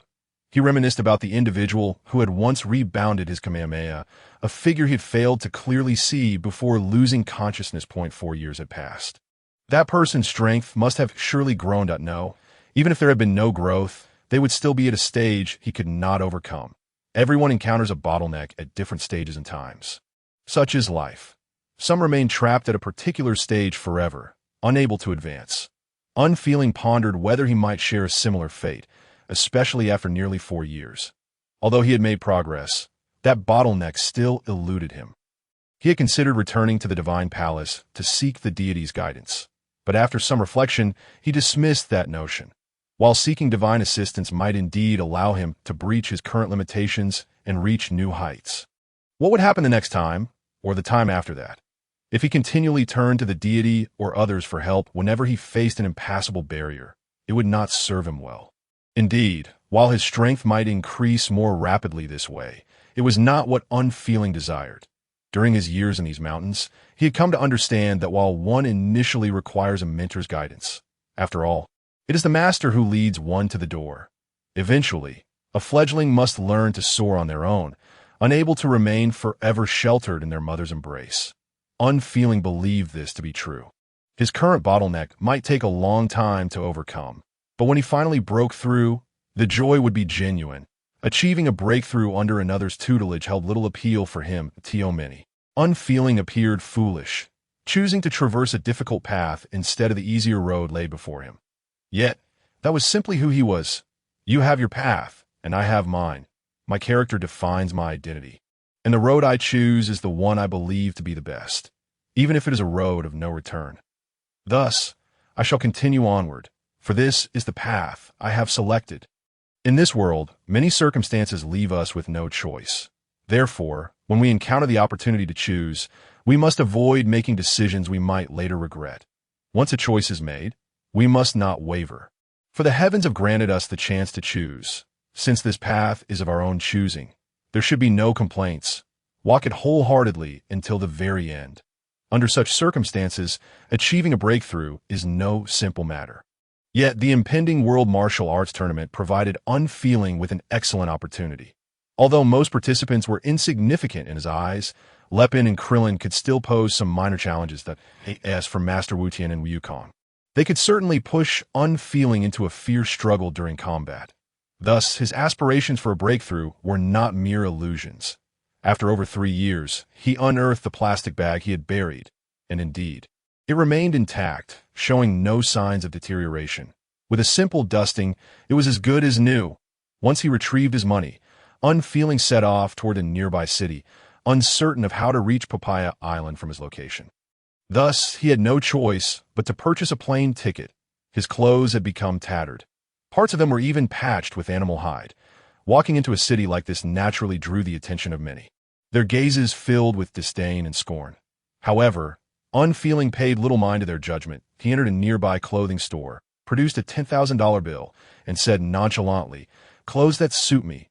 The adage money talks held true at all times. Initially, the shopkeeper seemed eager to dismiss him, but upon seeing the money laid upon the counter, his demeanor shifted dramatically. He began enthusiastically introducing the quality of the clothing and suggesting what styles would be appropriate for someone of Unfeeling's age to appear vibrant. After listening for a while, without comprehending much of what the proprietor was saying, Unfeeling casually selected an outfit and entered the fitting room to try it on. A sleeveless top paired with athletic pants. Ideal for combat without hindrance. "Keep the change," he coldly remarked as he departed. The top and pants had cost him merely $1,000, meaning the shopkeeper's earnings for the day surpassed what he would typically make in a week. After changing into a new outfit, the indifferent gazes of others have significantly improved. At least the disdain and contempt that once lingered in their eyes have diminished. However, there now exists an air of unexpected intrigue. Perhaps due to the realization that the character of Wu Qing is not as simplistic as it may seem. After walking for a while, Wu Qing inquired of a passerby about the location of the airport and where to purchase a plane ticket. Once the passerby pointed in a direction, Wu Qing hurriedly made his way there. He secured a ticket for a flight the following day and spent the night at a nearby inn. Early the next morning, he boarded a plane destined for Papaya Island, a place renowned for hosting the World Martial Arts Tournament. As he sat on the plane, gazing out at the scenery, a wave of nostalgia washed over him. He reflected on the passage of time, marveling that so many years had slipped by since he was merely someone fleeing from the Red Ribbon Army. The vastness of the world left him pondering where his true home lay. Although he still lacked a place to call his own, his strength had grown immensely compared to that earlier time. Moreover, he recalled that had it not been for Uncle Bra's timely intervention, he would not be where he is today. The thought of Uncle Bra stirred a realization within Wu Qing. It had been quite some time since he had visited Bra and his son. He resolved that after the conclusion of the World Martial Arts Tournament, he would make the effort to see them, especially since the troubles that befell Uncle Bra were largely due to his own involvement. Although Goku had mentioned the Dragon Balls, which could bring back the deceased, he understood that he must visit in person to apologize to Uncle Bra for the past. Chapter 41. The Gathering of Heroes. New opponents a few hours later, the plane touched down on Papaya Island. Despite the passage of 5 entire years, the place appeared remarkably unchanged, identical to how Wu Qing remembered it upon his initial visit. He recalled that the driver must have taken a similar route. After reminiscing about his journey to the venue, he confirmed a direction and proceeded to follow the path etched in his memory. Fortuitously, after walking for over half an hour, he arrived at the registration site for the World Martial Arts Tournament, the registration area. A few individuals had already begun signing up. Wu Qing was momentarily taken aback, but then approached. Initially believing he had several days left, his surprise, he had miscalculated the dates. Thankfully, he had purchased a ticket. Otherwise, he might have missed this grand event altogether, a thought that would surely have left him regretful. The registration process was familiar to him. Yet this time, Wu Qing did not enter the venue alone. He noticed that the number of registrants was still quite sparse, and his friends, such as Krillin and Yamcha, had yet to arrive. Concluding that it would be best to wait for them, he decided to linger a while longer, hoping to enter together and have familiar faces to converse with once inside. As time passed, more individuals began to arrive for registration, and soon only half an hour remained until the deadline. However, Krillin and the others still had not shown up, seemingly oblivious to the tournament's commencement. Wu Qing remained patient, standing quietly as he awaited their arrival. After another 10 minutes, a vehicle pulled up, and Krillin and the others alighted, greeting Wu Qing warmly and exchanging updates on the years gone by. By the way, Wu Qing, do you know if Goku has registered? Krillin suddenly asked, eliciting curious glances from Yamcha and the others. Goku? Wu Qing paused before replying. It's been a long time since we parted ways. I assumed he would be with Master Roshi and the others. Since parting at Kirin Tower, he had not seen Goku again. Initially, he thought Goku's absence was due to his company with Master Roshi. But now it appeared something might be amiss. He pondered whether Goku had indeed forgotten about the tournament's date. Could it be that he forgot today was the day of the World Martial Arts Tournament? Master Roshi ventured, suggesting that given Goku's nature, such a scenario was not entirely implausible. However, Wu Qing felt that forgetting seemed unlikely. He himself had not lost track of the date, even while secluded in the mountains. Goku, too, should not have forgotten. Yet considering that Wu Qing had made arrangements to arrive in time with a plane ticket, Goku's journey might not have been as straightforward. Hey Oolong, why don't you transform into Goku's likeness and help him register? Bulma proposed a rather clever suggestion. Oolong considered it, but Wu Qing interjected, while that may sound feasible, if Goku truly forgot and doesn't show up, who will take his place in the competition? Oolong, you wouldn't stand a chance. Although his words might have seemed demoralizing, they were grounded in reality. Oolong would merely be a facade, lacking any real value in the tournament. With only 5 minutes remaining, the question lingered. Would Goku make it in time? Master Roshi glanced at his watch, muttering to himself, When suddenly struck by inspiration, he discreetly approached the registration area to inscribe a name. Time dwindled to 5 minutes, and truth be told, the wait felt insufficient. Registering Goku without certainty of his appearance was fraught with risk. Just then, Wu Qing caught sight of 3 men clad in yellow and green attire, each adorned with a prominent crane symbol, suggesting they hailed from the same faction. The central figure among them appeared quite aged, likely the master of the other two. His hair was styled to resemble the wings of a crane, and he wore a crane-headed hat. One of the younger men was remarkably tall and possessed 3 eyes, while the other was quite diminutive, his face pale to an unsettling degree. A most peculiar combination. These two seemed familiar to Wu Qing scrutinized them, a flicker of recognition sparking his mind. Yes, these were the very individuals who had once defeated him soundly, leaving him with no means of retaliation. It seemed fortune smiled upon him this time, as he could finally demonstrate his growth and prowess in the tournament. The duo also noticed Wu Qing, their tall companion, displaying a hint of surprise at his presence, given that he had recovered so well from his previous injuries. Yet, that surprise quickly morphed into disdain. In their eyes, he remained an insignificant opponent. I could see this moment. Master Rashi observed the 3 individuals with a hint of recognition, and the elderly man with the crane hat scoffed. Humph, I thought I recognized you. Rashi, is it? The words drew the attention of all present, and after a few seconds of mutual scrutiny, Master Rashi replied, Is that you, Crane Hermit? I never expected you to still be alive. It was indeed a perplexing sight to witness a martial arts master like Rashi addressing someone of similar age in such a manner. Typically, Rashi exuded the demeanor of a wise martial artist, yet upon encountering the Crane Hermit, he reacted as if ready for a quarrel. Humph, you're still as insufferable as ever, the Crane Hermit retorted, clearly unfazed by Rashi's words. The tension between the two hinted that matters were far from simple, that a sense of foreboding washed over Bulma. As she remarked, I have a bad feeling about this. Women's intuition often proved accurate, and this occasion was no exception. Observing the Crane Hermit and his companions, Master Rashi surmised their intentions but still inquired, What brings you here this time?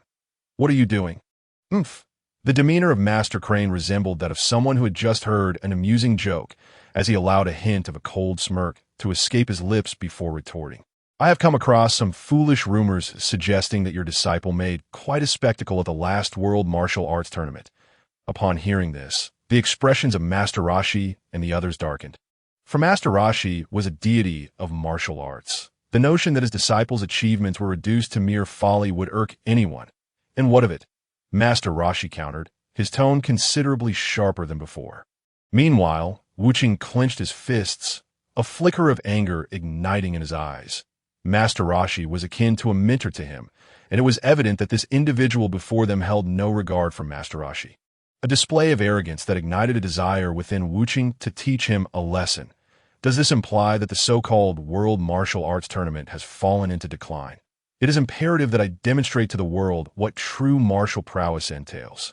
Master Crane declared nonchalantly, For this purpose, I have brought my disciple to participate in this grand contest. Each word dripped with scorn, devoid of any semblance of respect. Wu Qing gritted his teeth, suppressing his impulses. He understood that acting rashly would yield no benefits. The best way to show Master Crane his worth will be to thoroughly instruct his disciple during the tournament. This was not merely for himself, but also for Master Rashi, to make these arrogant individuals aware of their limitations. Lepin and Krillin, too, wore expressions of displeasure. Having gained a modicum of fame in the previous tournament, they found the dismissive remarks of this man deeply unsettling. Apologies, but the championship will undoubtedly belong to my disciple this time. So, Master Rashi, it would be wise for you and your disciple to retreat while you still can. As if sensing his words were insufficient, Master Crane continued, as if his disciple were the strongest in the world. Upon hearing this, Wu Qing resolved not to endure any longer. You arrogant old fool, your words are utterly excessive, just as Wu Qing was about to act. Master Rashi intervened, laughing heartily. Are you jesting? You remain, as you always have. Their banter suggested a familiarity, yet soon the two elders began to bicker. Ultimately, Master Crane turned away, his tone laced with disdain. Do not stoop to the level of these worthless fools. Let us depart.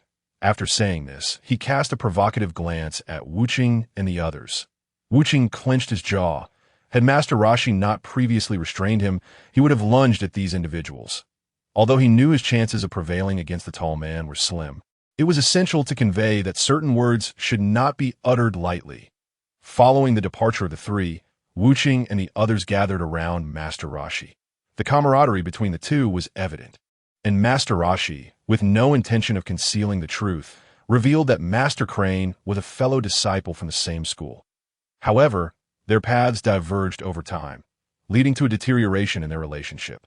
Given the current circumstances, it was likely that their intentions were far from benign, prompting Master Rashi to advise everyone to exercise caution during the tournament. None of this is of paramount importance. What truly matters is that we have only 1 minute left, Wulong suddenly exclaimed, causing Wuching and the others to realize that if Goku did not appear, their chances would dwindle. There's no other option. Regardless of whether Goku shows up or not, we must register him, Lepin suggested, intending to have Puar transform into Goku for the registration. Just then, a figure sprinted towards them, and in mere seconds, Goku appeared before them, clad in a tiger-striped outfit, having discarded his previous turtle school attire. Goku had indeed arrived just in time for the tournament, yet everyone was left in shock upon learning that he had run from the other side of Earth. It was clear that Goku was not one to lie. This implied that his strength had undoubtedly increased significantly since then. Wuching and the others regarded Goku with a mix of surprise. While Wuching anticipated Goku's power would have grown, the notion of traversing such a distance in such a short time while appearing unscathed was something he had never experienced. Nonetheless, he surmised that he would likely not fare any better under similar circumstances.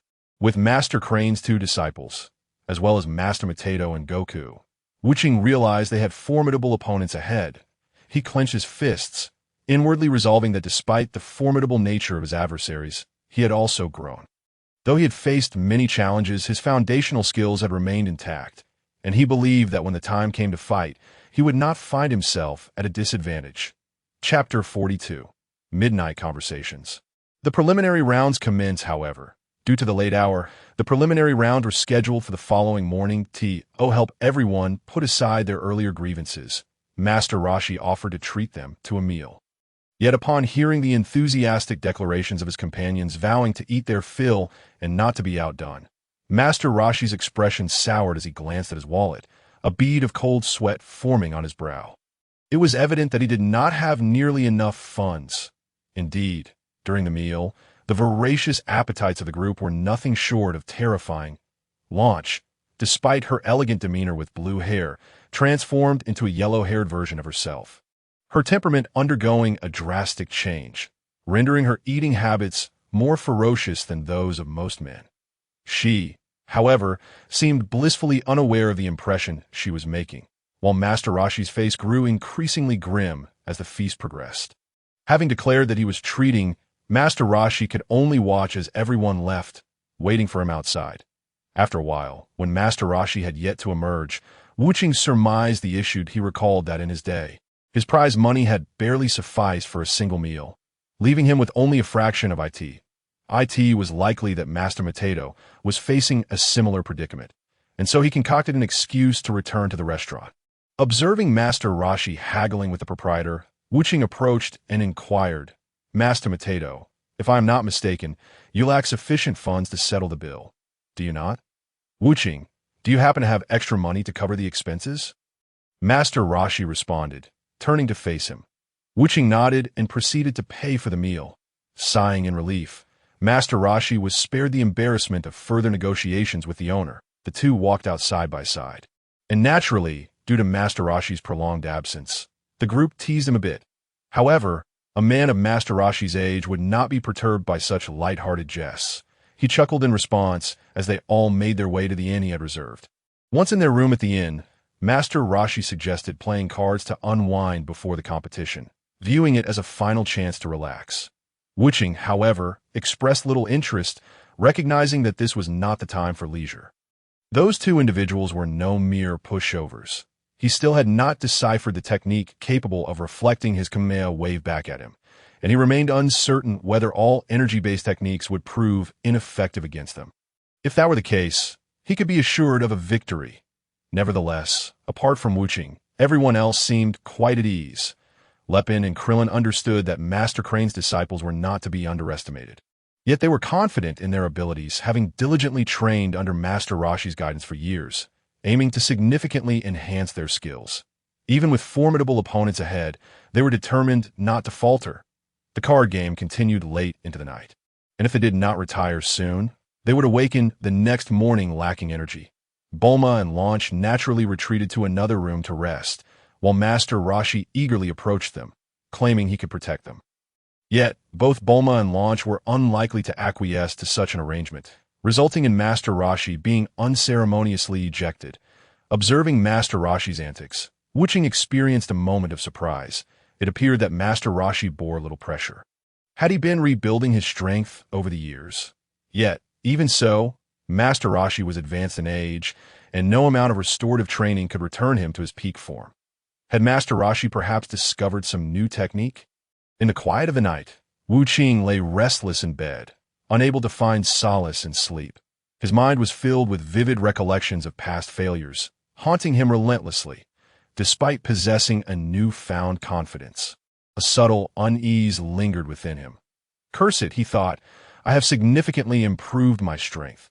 The last time I faltered was merely due to my inadequate stamina. This time, I absolutely cannot afford to lose.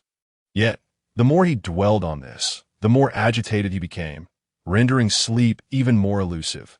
Rising from his bed, he gazed at Wukong, who was sleeping soundly, and felt a twinge of surprise. This fellow truly possessed an extraordinary ability to remain unfazed. Regardless of the adversaries he faced or the odds stacked against him, he could sleep deeply when it was time to rest and eat heartily when it was time to dine, leaving Wu Qing astounded at his remarkable strength. Well, since I cannot sleep, I might as well go out and take a look, he murmured softly to himself before stepping out of the room. To his astonishment, he discovered that he was not the only one struggling with insomnia. Many others were also awake, making final adjustments in preparation for the impending competition. It seemed that everyone shared similar thoughts. Shortly thereafter, Krillin and Lepin emerged as well, both appearing to have been unable to sleep.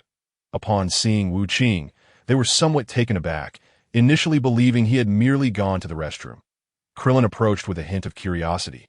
Wu Qing, what brings you here unable to sleep? It's understandable for us, but you were the champion of the last World Martial Arts Tournament. In response, Wu Qing smiled and spoke earnestly. I once battled the two disciples of Master Roshi several years ago. That encounter ended in utter defeat for me. Although I was severely fatigued at the time, their strength was truly formidable, and Kamehameha was utterly ineffective against the taller one, and it even rebounded back at me. His revelation left Krillin and Lepin speechless. The Kamehameha was an extraordinary technique that Master Roshi had spent 50 years developing, and for it to have no effect was already astonishing, but for it to rebound was simply inconceivable. This implied that the strength of those two was perhaps far beyond what they could contend with now. Do not be so alarmed. Wu Qing quickly added, sensing their unease. That was years ago. Had I been in peak condition, the outcome might have been different. However, if you encounter them, exercise caution, whether in the quarterfinals or the preliminaries. The taller one possesses immense strength and speed, both impeccable as for the shorter one. I cannot say much since he never fought back, but his head is remarkably hard. He once broke my rib with a single charge, so, when facing him, do not underestimate his resilience. Admittedly, revealing such insights about future opponents was somewhat against the rules.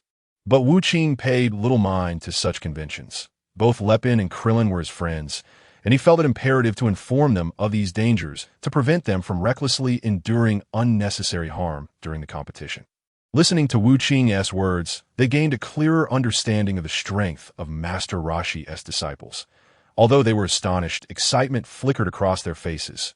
Indeed, their opponents were formidable, presenting a significant challenge. However, if they triumphed, it would undoubtedly signify their own growth and strength. Besides, Wu Qing had mentioned that his previous defeat stemmed from exhaustion. Otherwise, the results could have been different. Seeing their expressions, Wu Qing sighed in relief. The three of them then began to share stories from the past few years. as Wu Qing listened to Master Rashi's training methods. He realized they bore similarities to his own, albeit with a more rigorous approach. Observing the other competitors, he felt confident that, barring any unforeseen circumstances, they would easily advance as the night passed. The following morning, after a hearty breakfast, Wu Qing and the others arrived at the venue. Already bustling with a multitude of competitors, the judges, as per tradition, delivered some formal remarks. The most significant announcement indicated that due to the increasing number of participants, the next World Martial Arts Tournament would be held in 3 years, effectively providing more opportunities for competitors to face off. Once the judges concluded their speeches, it was time for the draw. The participants discovered that they were not placed in the same brackets, ensuring they would not face each other in the preliminaries. When Lepin showcased his abilities, Wu Qing was pleasantly surprised. Lepin had grown remarkably. His current prowess was worlds apart from his previous self. If he could refine his Wolf Fang fist, it would be an incredible boon. Yet if he did not achieve further growth, he might still struggle against the disciples of the Crane School. Meanwhile, Krillin, ever the entertainer, feigned weakness at the start of his match, only to effortlessly defeat his opponent. Amidst the light-hearted atmosphere, the 2 disciples of the Crane School approached, mocking them. Just as Wu Qing and Lepin prepared to retaliate, Jackie Chan intervened, preventing the confrontation. However, the Crane School disciples regarded him with disdain, their arrogance unmistakable.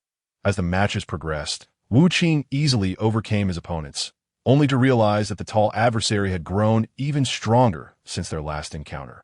It was evident he had not exerted himself fully, yet he already possessed such strength. Should he unleash his full power, Wu Qing feared he might not stand a chance. But perhaps a battle with this individual could elevate his own skills. Finally, it was Wukong's turn to compete. His opponent was Chai Ba Wang, whom Wu Qing had defeated in the last tournament. Given Wukong's current strength, victory was a foregone conclusion. Wukong triumphed effortlessly, and in response to the crowd's cheers, he grinned, claiming that had he not held back, Chai Ba Wang would have perished. He expressed his eagerness to encounter someone as powerful as Wu Qing soon. Truly, Wukong had grown immensely since seizing the holy water from the cat sage. Jackie Chan mused that with Wukong's progress, he could now enjoy his twilight years without regrets. Yet the 2 disciples of the Crane School were far from benevolent. And unforeseen complications could arise during this tournament. He knew he must devise a plan to steer them back to the right path. As the preliminaries commenced, the judges had already noted the increased number of participants this time compared to previous tournaments. Consequently, the matches that once concluded by noon would now extend beyond lunch. Fortunately, there would be a 1-hour break for recovery. However, for Wu Qing and his friends, this was merely a formality. They had been warming up throughout the matches, hardly breaking a sweat. In contrast, many other competitors appeared fatigued, highlighting the stark disparities in their abilities. The significant gap in strength foreshadowed a pronounced division in this tournament. The group made their way to the dining area provided by the tournament, where the food was nothing short of exceptional, remarkably difficult to find elsewhere. However, witnessing Wukong's voracious appetite was a spectacle. He devoured food as if he had never experienced a proper meal in his life. Observing such a sight, Wu Qing felt as though he had no need to eat. Simply watching Wukong feast was enough to satiate him. Initially, Wu Qing thought their lunch would be uneventful, but the 2 Crane School disciples approached the chef, visibly displeased, declaring the food unfit for consumption, akin to swine fare. Seeing this, Lepin rushed over to intervene, but the tension in their voices hinted at an impending clash between Lepin and the Crane School disciples. Chapter 43. The Ruthless Fury. The quarterfinals lineup as the battle was about to commence. Lu Ping was evidently prepared to settle the score here. However, once again, Chung Long took on the role of a peacemaker, hastily approaching the 2 and beginning to impart his wisdom. Although this wisdom was well known to all, at that moment, the only person truly brave enough to address them was none other than Chung Long himself. In the face of Chung Long, Lu Ping remained humble, obediently heeding his words and refraining from escalating the situation further. The 2 practitioners from the Crane School also seemed disinclined to exacerbate matters, thus bringing this incident to a close. Upon returning to his seat, Lu Ping's face clearly displayed his displeasure, while Wu Qing remarked coolly, "It is not the first time those 2 have spoken in such a manner." Initially, It was their conflict with the owner of the inn where I was staying that compelled me to intervene. Although my physical condition was severely diminished after training, I had not anticipated the true strength of those two, which ultimately led to my downfall. I have fought them before, and they are formidable. Wukong recalled something and spoke up, recounting his encounter with the Crane School's practitioners during his solitary training. Despite sharing the same master, the martial philosophies of Crane Hermit and Turtle Hermit appeared to be fundamentally opposed. If these disciples had been under Turtle Hermit's tutelage, they would likely have been expelled multiple times by now. Such potential squander due to their misguided intentions is truly regrettable. Every word exchange between Wu Qing and Wukong reached Cheng Long's ears, who, with a look of sympathy, mused, if given the chance, I must guide those two back to the right path. This way, the younger generation can genuinely shoulder the responsibility of safeguarding this world, allowing an old man like me to enjoy a peaceful retirement. Mr. Cheng Long, your tone and voice bear an uncanny resemblance to Master Wu Tian's. Could it be that you are, in fact, Master Wu Tian? Lu Ping inquired once more, having harbored such suspicion since the previous World Martial Arts Tournament, but lacking any concrete evidence. He hoped that Cheng Long would finally divulge his true identity. Surely you jest. How could I possibly be Master Wu Tian? Cheng Long replied, maintaining his habitual smile, seemingly reluctant to reveal his identity. For knowing it would alter everything that I am certain he is indeed Master Wu Tian. Lu Ping thought to himself, steadfast in his long-held suspicions, but without compelling proof, and with Cheng Long's denial. It remained merely wishful thinking. After dining, the group made their way back to the competition venue, encountering a familiar face along the way. Nan Wu, who had battled Wukong for a significant duration during the last tournament.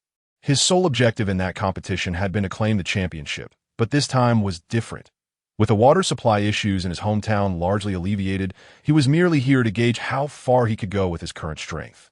Free of any burdens, the group mutually agreed to emerge from the preliminaries and advance together to the quarterfinals. The respite passed swiftly, and one by one, Wu Qing and the others took to the stage. Defeating their opponents in the blink of an eye, the only one yet to compete was Nan Wu. Clearly, anyone else would have been no match for him, yet his opponent was none other than a towering figure from the Crane School. This individual appeared utterly oblivious to the concepts of mercy and restraint. Though he did not deliver a fatal blow, Nan Wu sustained severe injuries. Such wounds, even if healed, would likely leave lingering shadows that would hinder his growth. While Wu Qing and Nan Wu had no significant ties, they were acquaintances, and this excessive force was simply unacceptable. Wu Qing approached the towering man, stating, I can see that your strength is formidable. However, it seems you have no understanding of mercy. While these injuries may not be life-threatening, they could very well impede his progress for life. Are you aware of this? If you lack strength, why come here? Is it not courting death? The towering man replied dismissively, clearly disregarding Wu Qing's words. The only reason I didn't kill you before was that I showed you mercy. You wish to provoke me now. Fury ignited in Wu Qing's eyes. He gritted his teeth, clearly inclined to settle the score with this arrogant individual. If this man continued to participate in competitions in such a manner, it posed a threat not only to them, but to anyone who dared to face him, potentially driving many to abandon martial arts entirely. Unfazed by Wu Qing's stance, the towering man scoffed. You wish to fight? Then show me what you've got. With a fierce shout, Wu Qing charged forward, delivering a powerful punch. His patience had worn thin. He could no longer tolerate the audacity of this man. Impressive speed, the towering man thought, momentarily surprised that the once malleable boy had developed such formidable strength. Clearly, he was no longer to be underestimated. The two fists collided, unleashing a force that left the less skilled spectators at a loss. Cheng Long observed the towering man, who matched Wu Qing blow for blow, and could not help but marvel at the potential of the younger generation. However, such strength must not be allowed to veer down a dark path. He hoped to encounter this man in the tournament and use his own prowess to guide him, almost simultaneously withdrawing their fists. Wu Qing declared, Not bad. You've managed to block my punch. Now let me see just how fast your reflexes are. As his words fell, Wu Qing unleashed a flurry of rapid strikes, so swift that it seemed as though multiple hands were attacking the towering man simultaneously. For anyone else, confusion would have ensued, but the towering man's reflexes and speed were astonishing. He retaliated with a series of punches, engaging Wu Qing in a contest of speed. Their fists clashed incessantly, both parties exerting their strength. Yet the encounter remained a mere exploration of each other's capabilities, not yet reaching the stage of a decisive showdown. Indeed, Wu Qing remains as formidable as ever, Wu Kong remarked with a smile. Observing the fierce battle, while noting that the towering man held his own remarkably well. Among the many spectators, only Wu Kong seemed relaxed enough to enjoy the spectacle. Lu Ping, Krillin, and Cheng Long, however, wore expressions of astonishment. Wu Qing's strength had exceeded their expectations, and they were equally surprised that the Crane School's practitioner could match him without faltering. Truly impressive. Meanwhile, the short figure from the Crane School remained calm, seemingly unfazed by the unfolding spectacle, while the remaining competitors wore expressions of shock, their mouths agape. Had they known such extraordinary talents would compete, they would have gladly forfeited rather than face this daunting challenge. As time passed, the two combatants had unknowingly fought for over 3 minutes. The referee genuinely wished to intervene and move on to the next match, but clearly, the strength of these two was beyond the control of a mere official. Until they chose to cease their contest, it seemed no one could truly halt this clash. The mutual probing between the two has reached its limit. Neither party has genuinely engaged in combat. Wu Qing is simply seeking to vent the dissatisfaction and anger simmering within, while the tall man is merely curious to gauge Wu Qing's true strength, prompting their exchanges. That be why this point, both have garnered a rough understanding of each other's capabilities and can calculate their odds should they engage in earnest. In a tacit agreement, they cease hostilities. Wu Qing slips his hands into his pockets, appearing to have calmed his emotions, while the tall man has developed a modicum of interest in Wu Qing. Yet, both are acutely aware that this is not the time for a true battle. Determining a victor now would be futile. Should they unleash their full potential, the venue would undoubtedly descend into chaos. Casting a glance at the tall man, Wu Qing remarked, "Let it be. Whether I triumph or falter here, the outcome remains inconsequential to our future matches. Therefore, let us await the quarterfinals to settle our scores. That, of course, if fortune smiles upon me, then I shall make you fully aware of my prowess." With that, Wu Qing turned and leaned against the wall of the arena, seemingly indifferent to the happenings around him. However, he was cognizant of the fact that he had lost that last exchange. It appeared that neither had gained the upper hand. Yet his initial strike had been executed with all his might, its speed so formidable that it was improbable for anyone to react in time. Yet, that individual had effortlessly discerned his attack trajectory and countered with his own fist. Merely this realization indicated Wu Qing's defeat. It was evident that his opponent had not squandered his abilities over the years. That young man possesses remarkable strength. My hand now tingles with a slight numbness. Such overwhelming power is indeed astonishing. Similarly, feeling the sensations in his right hand, the tall man clenched his teeth. But this is all for the better. I shall allow you to witness the might of our Crane School martial arts in the very first round of the quarterfinals. This time, I shall not hold back as I did before. This minor incident, while shocking to many, came to a close. The preliminary rounds continued, yet the recent clash left those of lesser strength somewhat distracted, unable to perform at their fullest potential. When faced with the two, many chose to forfeit immediately upon the referee's signal to commence, recognizing the futility of a contest devoid of any chance of victory. Matches proceeded one after another, with Wu Qing, Wu Kong, Klin, Lepin, and Cheng Long, along with 2 disciples from the Crane School, advancing effortlessly, leaving no one capable of challenging them. Among the remaining competitors, the last spot was claimed by a man covered in hair, whose strength was commendable, yet he regarded Cheng Long with a lingering malice that puzzled onlookers. Thus, the quarterfinals were determined, leading to the drawing of lots to establish the matchups for each subsequent round. Nevertheless, there was a brief respite, not only allowing competitors to recuperate, but also enabling the friends and family of those waiting outside the arena to learn of their successes. That I cannot help but wonder if fortune will favor me in the quarterfinals and allow me to confront that individual. If so, I shall take great pleasure in teaching him a lesson in front of everyone. As I made my way to the agreed-upon meeting place with Bulma and the others, Wu Qing silently resolved that this endeavor was not solely for his own sake. but also for those who had suffered grievous injuries at the hands of that man, that I must emerge victorious. Chapter 44. Underhanded manipulations. Just as I desired among Wuching, Wukong, Klin, and Lepin, 3 are disciples of Master Rashi. Although Wuching has not formally undergone the initiation rites, nor received any training from Master Rashi, he regards both Master Rashi and Master Cat as his mentors.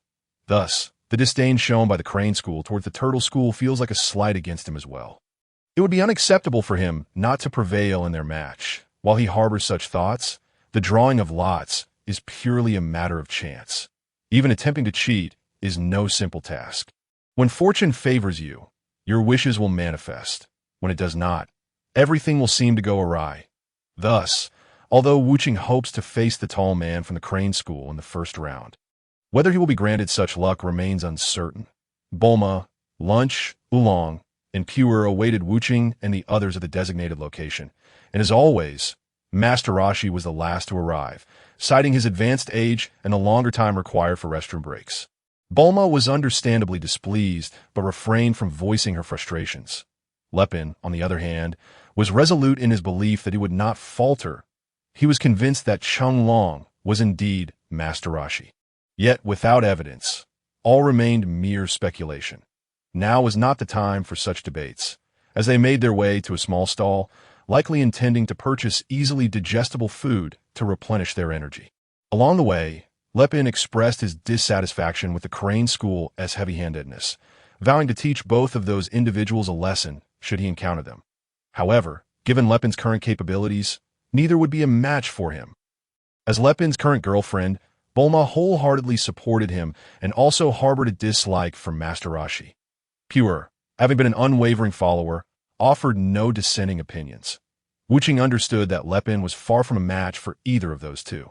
Yet he hesitated to dissuade him for fear of dampening his spirits. Suddenly, an idea struck him, and he turned to Master Rashi, asking, "Master Wutian, you must have some insight into the capabilities of that tall man from the Crane School. If I were to face him, what are my chances of victory in your view?" Upon hearing this, Master Rashi paused. Wuching had indeed grown significantly stronger since 5 years ago, yet the man from the Crane School was no ordinary opponent. Master Rashi had closely observed their preliminary match. The man struck with speed, precision, and ferocity, but had not shown his full strength.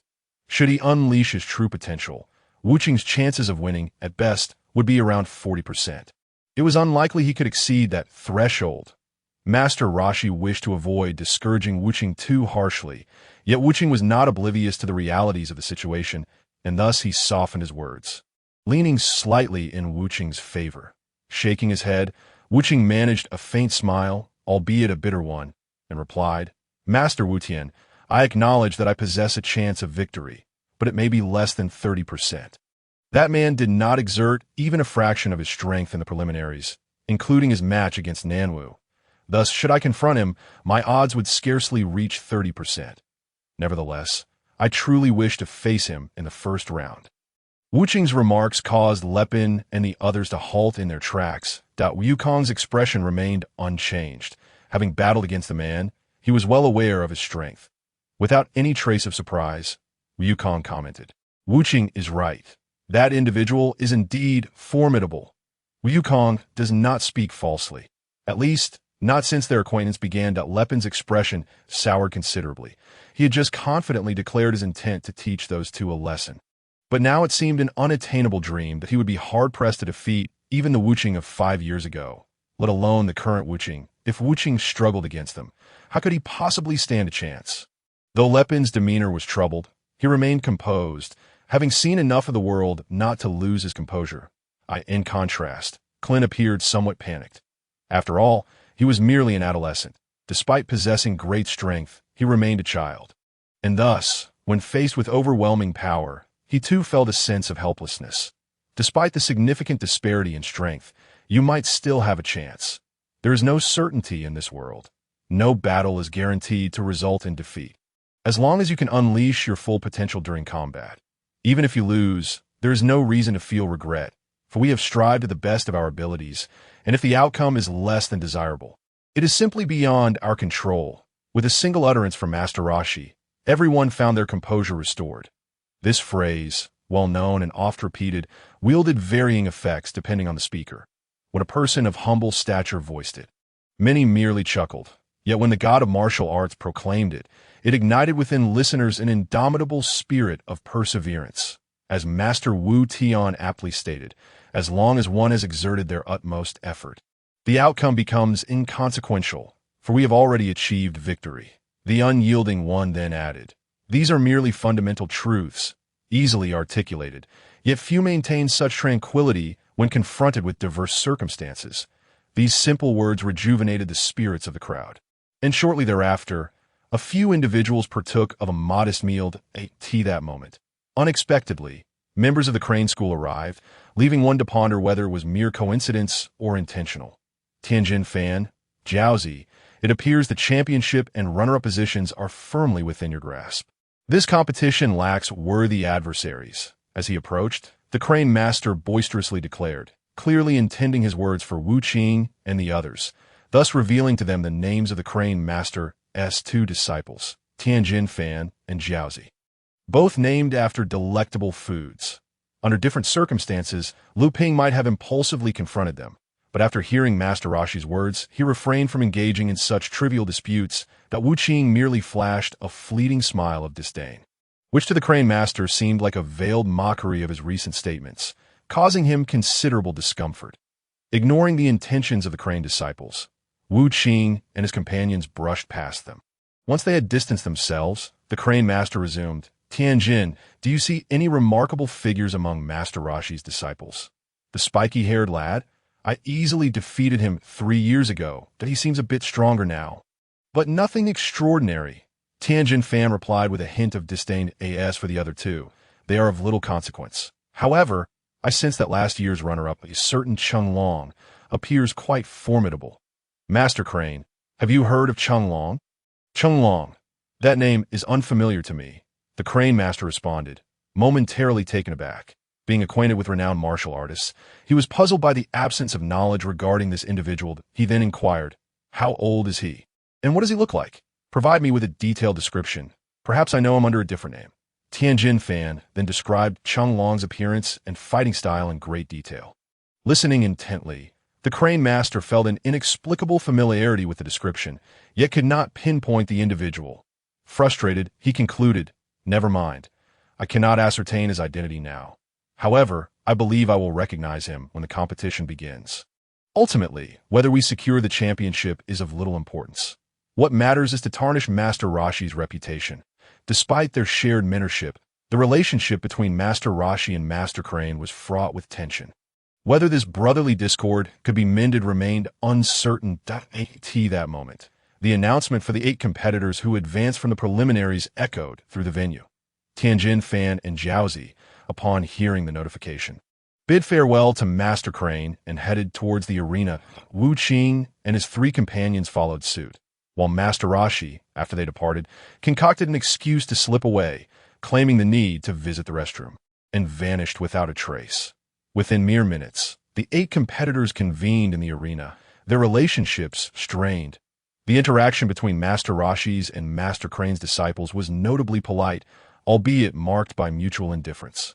Conversely, the beastly figure known as Ren Lang glared intently at Cheng Long, his eyes glinting with a menacing aura, as if Cheng Long had wronged him gravely. The golden-haired host then made his entrance, attired similarly to his previous appearance, accompanied by an attendant bearing a draw box. Jiaozi, just as I previously instructed, ensure that I am placed in a group separate from that fellow, Tianjin Fan instructed, seemingly preoccupied with brushing off imaginary dust from his brother's attire. Unbeknownst to others, they communicated silently, employing a form of telepathy that required no spoken words. Jiaozi nodded, and as the host announced Wu Qing's name, Jiaozi discreetly pointed with his right index finger that a number emerged from the draw box, seemingly flying into Wu Qing's hand. Unbeknownst to him, he felt no indication of anything amiss. Upon unfurling the paper, he discovered a prominent 1, indicating his participation in the first round. Subsequently, the others proceeded to draw their lots, and Wu Qing was astonished by the fortuitous outcome.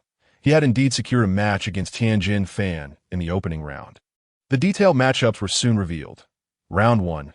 Wu Qing versus Tianjin Fan. Round 2, Qin versus Jiaozi. Round 3, Yu Kong versus Lu Ping. Round 4, Cheng Long versus Renlang. The order of these matchups seemed almost too coincidental, as if orchestrated by unseen hands. A flicker of surprise crossed Wu Qing's face. It was as if fate had granted him the opportunity to battle his desired opponent. Renlang, harboring deep-seated grievances against Master Wu Tian, was indeed pitted against Cheng Long from the outset. While Lu Ping regarded Yu Kong as his rival, eager for a showdown, Wu Qing, too, wished to confront Tianjin Fan immediately. What an uncanny twist of fate. Was this truly the workings of destiny, or was there manipulation occurring behind the scenes? Unnoticed by all, an enormous question mark loomed in Wu Qing's mind, but he had no means of uncovering the truth. At that moment, Tianjin Fan suddenly swatted away Jiaozi's outstretched hand, and Wu Qing observed several draw papers gently floating to the ground, previously lying on the floor. Could it be that this seemingly diminutive individual possessed the ability to manipulate objects? Noticing Tianjin Fan's wary demeanor, Wu Qing concluded that his suspicions were correct. It appeared this fellow was equally eager for a confrontation, even resorting to such tactics. Yet, this was advantageous. Their encounter in the preliminaries would merely serve as a warm-up? No, even less than that. Both aimed to maintain their peak performance, which was precisely what Wu Qing desired. A fierce battle was about to unfold, yet one could only wonder whether Wu Qing's confidence would wane as the competition progressed. Chapter 45, Clash with Tianjin Fan. Two tigers at odds as Wu Qing approached. His target was undeniably Tianjin Fan. Cheng Long registered a flicker of surprise. Did Wu Qing intend to instigate a confrontation with Tianjin Fan at this critical juncture? Such provocations would benefit neither party, especially with the competition on the verge of commencing. Before Cheng Long could intervene, Wu Qing had already spoken. "You are truly desperate to face me in battle." "I cannot comprehend your words," Tianjin Fan replied, his expression unchanged, coldly retorting, "If you are fearful, now is the time to surrender and flee." "Flee? If anyone should flee, it ought to be you." Wu Qing shot back with a smile before returning to his original position, choosing not to engage further. His intention had merely been to provoke Tianjin Fan to gauge his response, yet it seemed unnecessary now. Though this individual lacked finesse, he was not someone easily riled into a reckless fury. In stark contrast to the tense atmosphere within, the spectators gathered beside the arena outside brimmed with anticipation for this year's Grand Martial Arts Tournament.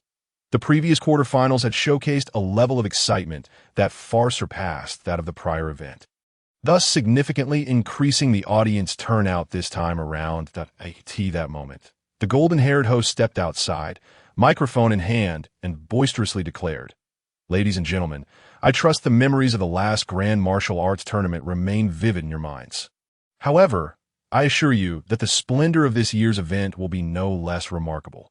Not only are the disciples of the martial arts deity, Master Wu Tian, participating, but the esteemed Crane Immortal, a fellow disciple of Master Wu Tian, has also brought along two of his own students, who effortlessly triumphed in the preliminaries. In this quarterfinal round, 5 of the slots have been claimed by the disciples of these two illustrious figures, while the remaining spots are occupied by last year's champions, the ruthless competitor and the dragon, alongside the formidable Wolfman." Upon mentioning the Wolfman, a flicker of anger crossed his face, yet he quickly redirected his focus solely on the dragon, his eyes unmistakably communicating his intent to eliminate him. Such overtly menacing demeanor suggested a lack of true prowess. A genuine master would never reveal their full energy at such a moment. The dragon, however, remained unfazed by the hostile glare and approached Ruthless, saying, "Ruthless, the first match is about to commence, so be cautious." After ensuring that Lepin was not watching, Ruthless responded, "Rest assured, Master Wu Tian, I am thoroughly prepared to avenge the disgrace of the past and secure victory." Observing the confidence radiating from Ruthless, the dragon refrained from further comments, acknowledging that excessive words might disrupt his focus, and nodded before stepping aside. The roster for the first match was clearly visible to all. At this juncture, the commencement of the first bout was merely moments away, and the host endeavored to ignite the audience's enthusiasm, exclaiming, The contestant Tianjin Fan is a disciple of the Crane Immortal, possessing unfathomable strength, while his opponent, Ruthless, the reigning champion, is no less formidable. I believe this first round will undoubtedly be a visual feast. With that, let us welcome our two competitors to the stage. As the host's voice faded, the crowd erupted in fervent cheers for Ruthless. His status as the previous champion had garnered him a multitude of fans, and both Ruthless and Tianjin Fan understood that it was their turn to take the stage. They stepped forward side by side, their faces betraying no signs of their mutual disdain, maintaining an air of calm. The host promptly announced the start of the match, and both Ruthless and Tianjin Fan prepared for battle. Initially, Ruthless showed no inclination to strike first. They stared at one another, hands poised in the basic starting position, neither making a move, seemingly engaged in a contest of patience to see who would falter first. Many assert that the early bird catches the worm, and while this adage holds merit in the realm of skilled fighters, striking first does not guarantee an advantage. If you fail to land a hit, you become a target for retaliation. Thus, should one choose to act first, they must possess absolute certainty in their ability to succeed. Otherwise, it is wiser to remain passive. This principle was understood by the dragon and his companions. Yet the audience was less inclined to accept such restraint. Having paid to witness a contest, they yearned for an exhilarating exchange rather than witnessing two combatants standing still like statues. AS time ticked away. Murmurs of impatience began to ripple through the crowd. Yet neither Tianjin Fan nor Ruthless exhibited any desire to engage. "Excuse me, esteemed contestants, but you have maintained this standoff for nearly half an hour. Might we expect you to commence the battle soon?" The golden-haired host, aware of the situation but compelled to speak for the sake of his livelihood, wiped the sweat from his brow with a handkerchief before inquiring. With a bemused smile, Ruthless withdrew his stance and addressed Tianjin Fan. "It seems we were evenly matched just now. I have no interest in indulging in such a tedious game any longer. Let us engage in earnest." This declaration ignited the audience's fervor, signaling that the two would soon engage in genuine combat. Those who had appeared lethargic moments ago now roused themselves, eager to witness the action. Without uttering a word, Tianjin Fan suddenly vanished, and before anyone could react, he reappeared before Ruthless, delivering a powerful punch to his abdomen, but a fleeting expression of pain crossed Ruthless' face as he instinctively bent forward, only for Tianjin Fan to follow up with a kick that sent Ruthless soaring into the air. Suspended mid-air, Ruthless failed to adjust his position, appearing significantly affected by the prior impact. As Tianjin Fan calculated Ruthless' landing point, he clasped his hands together, mimicking the posture of a volleyball player. When Ruthless descended, Tianjin Fan thrust his hands upward with remarkable force, propelling Ruthless back into the air, repeating this maneuver several times. After multiple repetitions, Tianjin Fan leapt above Ruthless and, with a forceful clap of his hands, struck down upon the back of Ruthless' head, the immense impact causing him to crash to the ground. Motionless, gradually descending, Tianjin Fan surveyed the seemingly unconscious Ruthless and noted the referee preparing to count. He coldly remarked, "This fellow is in no danger. There is no need for a count." Before he could finish speaking, Ruthless sprang to his feet. Although his clothing bore the marks of the previous exchange, his body remained unscathed. Wiping his face, he remarked, "Your observation skills are commendable. It is evident that I am unhurt. However, your prior techniques were rather amusing. Save for the final blow, the rest were merely child's play. Indeed, aside from the concluding slam, the earlier actions have been unnecessary. Perhaps Tianjin Fan had merely sought to test Ruthless' capabilities. I was merely concerned about striking too hard and causing your demise," Tianjin Fan retorted coldly, then dashed forward with astonishing speed.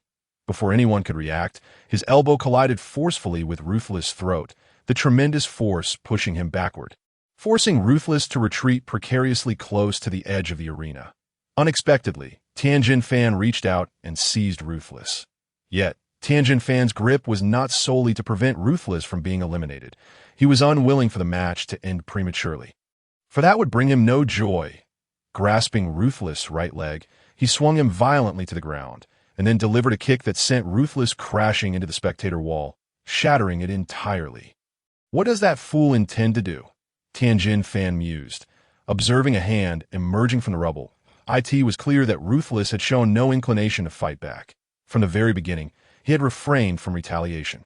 What was his purpose? Did he harbor such high self-regard that he believed my attacks would not harm him? Not only Tianjin Fan, but the dragon also felt a sense of astonishment that he recognized that Ruthless had not yet revealed his true abilities. If it were merely a test, that could not be the entirety of the situation. Before either could grasp the significance of the unfolding events, Ruthless had extricated himself from the debris and stood before Tianjin Fan, calmly stating, from the beginning until now, I have refrained from striking back primarily to assess your abilities. However, I did not anticipate that your skills would prove so lackluster. I wonder if you share my sentiments, or if you are genuinely expending your full effort. Enough of the chatter. Show me what you can do. I shall not be intimidated by your meager skills. Tianjin Fan spoke coldly, expressing some surprise at the relentless ability to withstand blows, yet he did not let it trouble him. A subtle curve appeared at the corner of his mouth as Wuqing swiftly advanced. Suddenly, his figure split into 7, transforming into 7 identical Wuqing, all rushing towards Tianjin Fan, encircling him and unleashing a flurry of punches and kicks. It appeared that Tianjin Fan would suffer greatly.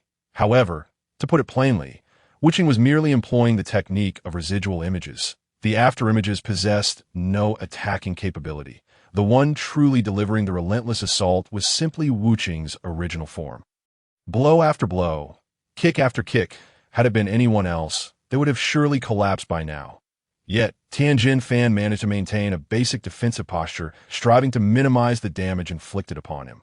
Additionally, his eyes were fixed intently on Wuqing's movements. Suddenly, with a forceful punch, Tianjin Fan struck out, causing Wuqing to stagger backward, and all the afterimages vanished in an instant. He actually broke the illusion, Jackie Chan exclaimed. A hint of surprise flashing across his face. Just moments ago, he had failed to discern the location of Wuqing's true form, yet Tianjin Fan had swiftly identified it and sent him flying. Impressive, truly impressive. It seemed Tianjin Fan had surpassed Master Rashi. But why? Why did someone with such strength lack the corresponding martial virtues? Blood trickled slowly from the corner of Wuqing's mouth, dripping onto the ground. And his face bore an expression of astonishment. He had exerted himself to the utmost, believing that even Master Wu Tian would struggle to uncover his true position in such a brief span of time. Yet, Tianjin Fan had accomplished it, and he hadn't even noticed during the attack. Remarkable. It seemed I still fall slightly short of him. Your movements are indeed extraordinarily swift. Had it been anyone else, they would have been utterly helpless. Unfortunately, before my third eye, all your efforts are in vain, Tianjin Fan declared, gesturing to his distinctive third eye, adding with a tone of derision, relying on such tactics to defeat me is utterly impossible. If you have any other techniques, do showcase them. Are you aware of the King of Beasts? Wuqing suddenly spoke, catching Tianjin Fan off guard. Wuqing continued, some say the king is a tiger, others claim it is a lion. I cannot ascertain who truly holds the title of King of Beasts, but in my view, the dinosaur is far more formidable than either of these creatures. Now, let me demonstrate how a dinosaur brings its prey to utter submission. Is that akin to the so-called dragon claw technique? A flicker of disdain crossed Tianjin Fan's mind. While mimicking the hunting movements of animals could be considered a skill, such trivial tactics would be of no use against him. Chapter 46. The King of Beasts, escalating conflict indubitably. If it were merely the dragon claw technique, it would hold no value against a contender of Tianjin Fan's caliber. Though dinosaurs may have an overwhelming presence when hunting defenseless creatures, one cannot expect to achieve victory against a powerful martial artist through such means. Thus, Tianjin Fan paid little heed to Wuqing's words. However, a sinister expression flickered across Wuqing's face, not from pain, but seemingly in preparation for a formidable technique. The veins on his forehead bulged, and his fangs were bared. The moment Tianjin Fan beheld Wuqing's fangs, he was momentarily stunned. Those teeth were longer and sharper than those of any vampire depicted in American films. How had this individual acquired such a set of teeth? This could be considered Wuqing's gain. During his years in the deep mountains, he had encountered a myriad of dinosaur species. He could not fathom why there were so many tigers in this place, which hardly seemed like a nature reserve. There was no notion of protected species here. If one had the capability, one could slay dinosaurs and sell their remains without issue. Wuching had realized that when he destroyed the Red Ribbon Army, as his hands penetrated the bodies of his foes, they would naturally absorb their life energy. While outright murder was not condoned, Wuching's current strength meant he need not fear the police. He would not target ordinary individuals unless provoked. In the mountains, to procure food, he relied on hunting animals, with the dinosaur being an excellent target due to its size.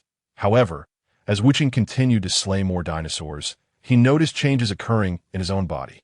It appeared that the situation was not as simplistic as Dr. Cole had suggested.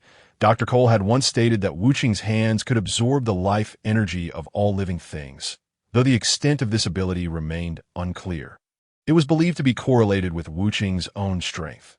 Moreover, Wuching observed that the more life energy he absorbed from a particular species, the more his body would undergo subtle transformations, albeit small, that bore resemblances to that creature. His once human teeth had become remarkably sharp, resembling those of small dinosaur, and the low growls emanating from his throat evoked the calls of dinosaurs.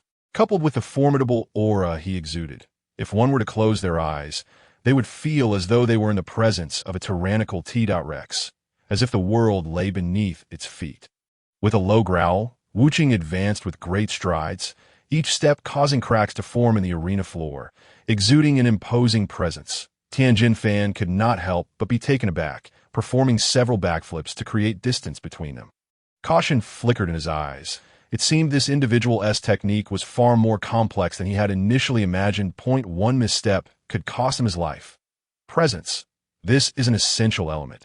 When one fully unleashes their aura, even if they are inferior to their opponent, such reckless abandon can instill fear in the adversary. Xiangyu is a prime example.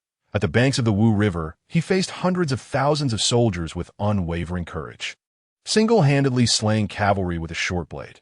Such feats are unparalleled in history, and even when Liu Bang openly promised wealth to anyone who could bring him Xiangyu's head, who among them dared take a step closer?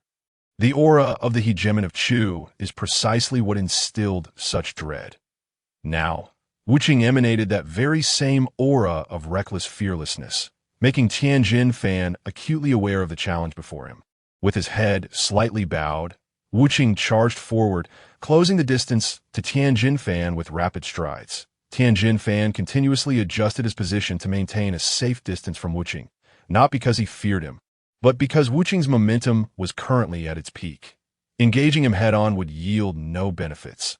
The moment Wuching's stamina waned from relentless charging would be Tianjin Fan's prime opportunity for counterattack.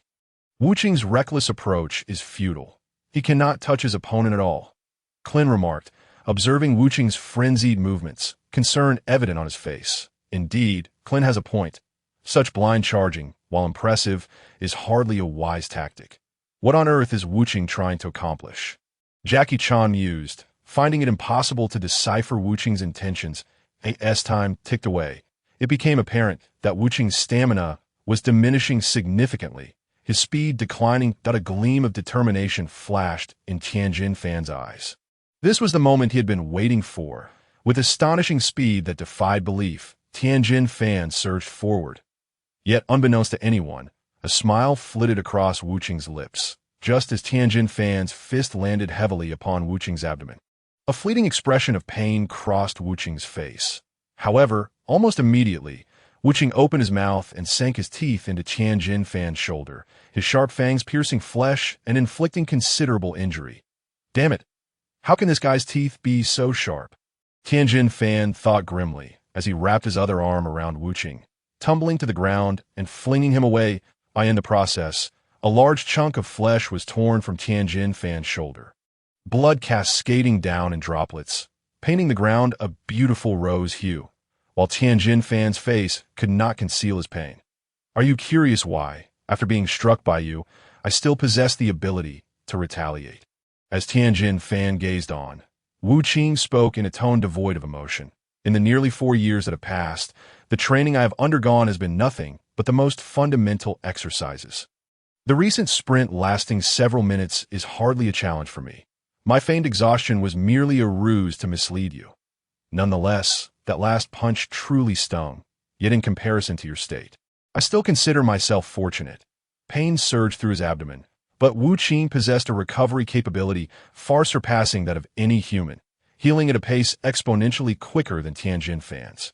Meanwhile, Tianjin Fan, whose shoulder was bloodied, was evidently suffering from significant injuries. Should the battle continue in this manner, excessive blood loss could very well cause him to lose consciousness. Yet, judging by Tianjin Fan's demeanor, he showed no intention of conceding this match. Biting, after all, was but a child's play.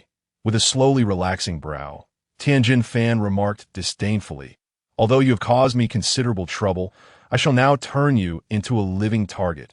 After uttering these words, Tianjin Fan approached the edge of the arena and spoke to the host, who then handed him a handkerchief-like cloth. Subsequently, Tianjin Fan tied the cloth around his shoulder, performing a rudimentary treatment before addressing Wu Qing. "Youngster, prepare to witness the formidable prowess of our unique martial art, the sky dance technique from the Crane School." No sooner had he spoken than Tianjin Fan began to ascend gracefully. Indeed, it was not a mere leap. He floated effortlessly into the air as if supported by invisible wings. MY's shoulder is already injured, and that brat struck with considerable force. The bleeding shows no signs of abating, and if this drags on too long, it will certainly prove detrimental to me. Thus, I shall employ the dodging wave to knock this brat down, that if I can launch a relentless series of attacks within a short span, even if this child is swift, evasion will be exceedingly challenging. With a decisive kick, I can send him packing, resolute in his intent. Tianjin Fan extended his right index finger towards Wu Qing's position, but a golden energy wave erupted from the tip of his finger. Hurtling directly towards Wu Qing, Wu Qing beheld this familiar energy wave. Memories of his battle with Tao Bai resurfaced, recalling the techniques employed by the world's foremost assassin. To think that he was connected to Tianjin Fan in some way. This revelation hinted at a potential link to the Crane Sage as well. Lost in these thoughts, Wu Qing found himself momentarily distracted, causing his movements to falter slightly. It was only at the last possible moment that he managed to evade the dodging wave. While his vital areas remained unscathed, a wound had formed on his arm. Fortunately, the injury was not deep, and with his recovery abilities, he would be back to normal in less than a minute.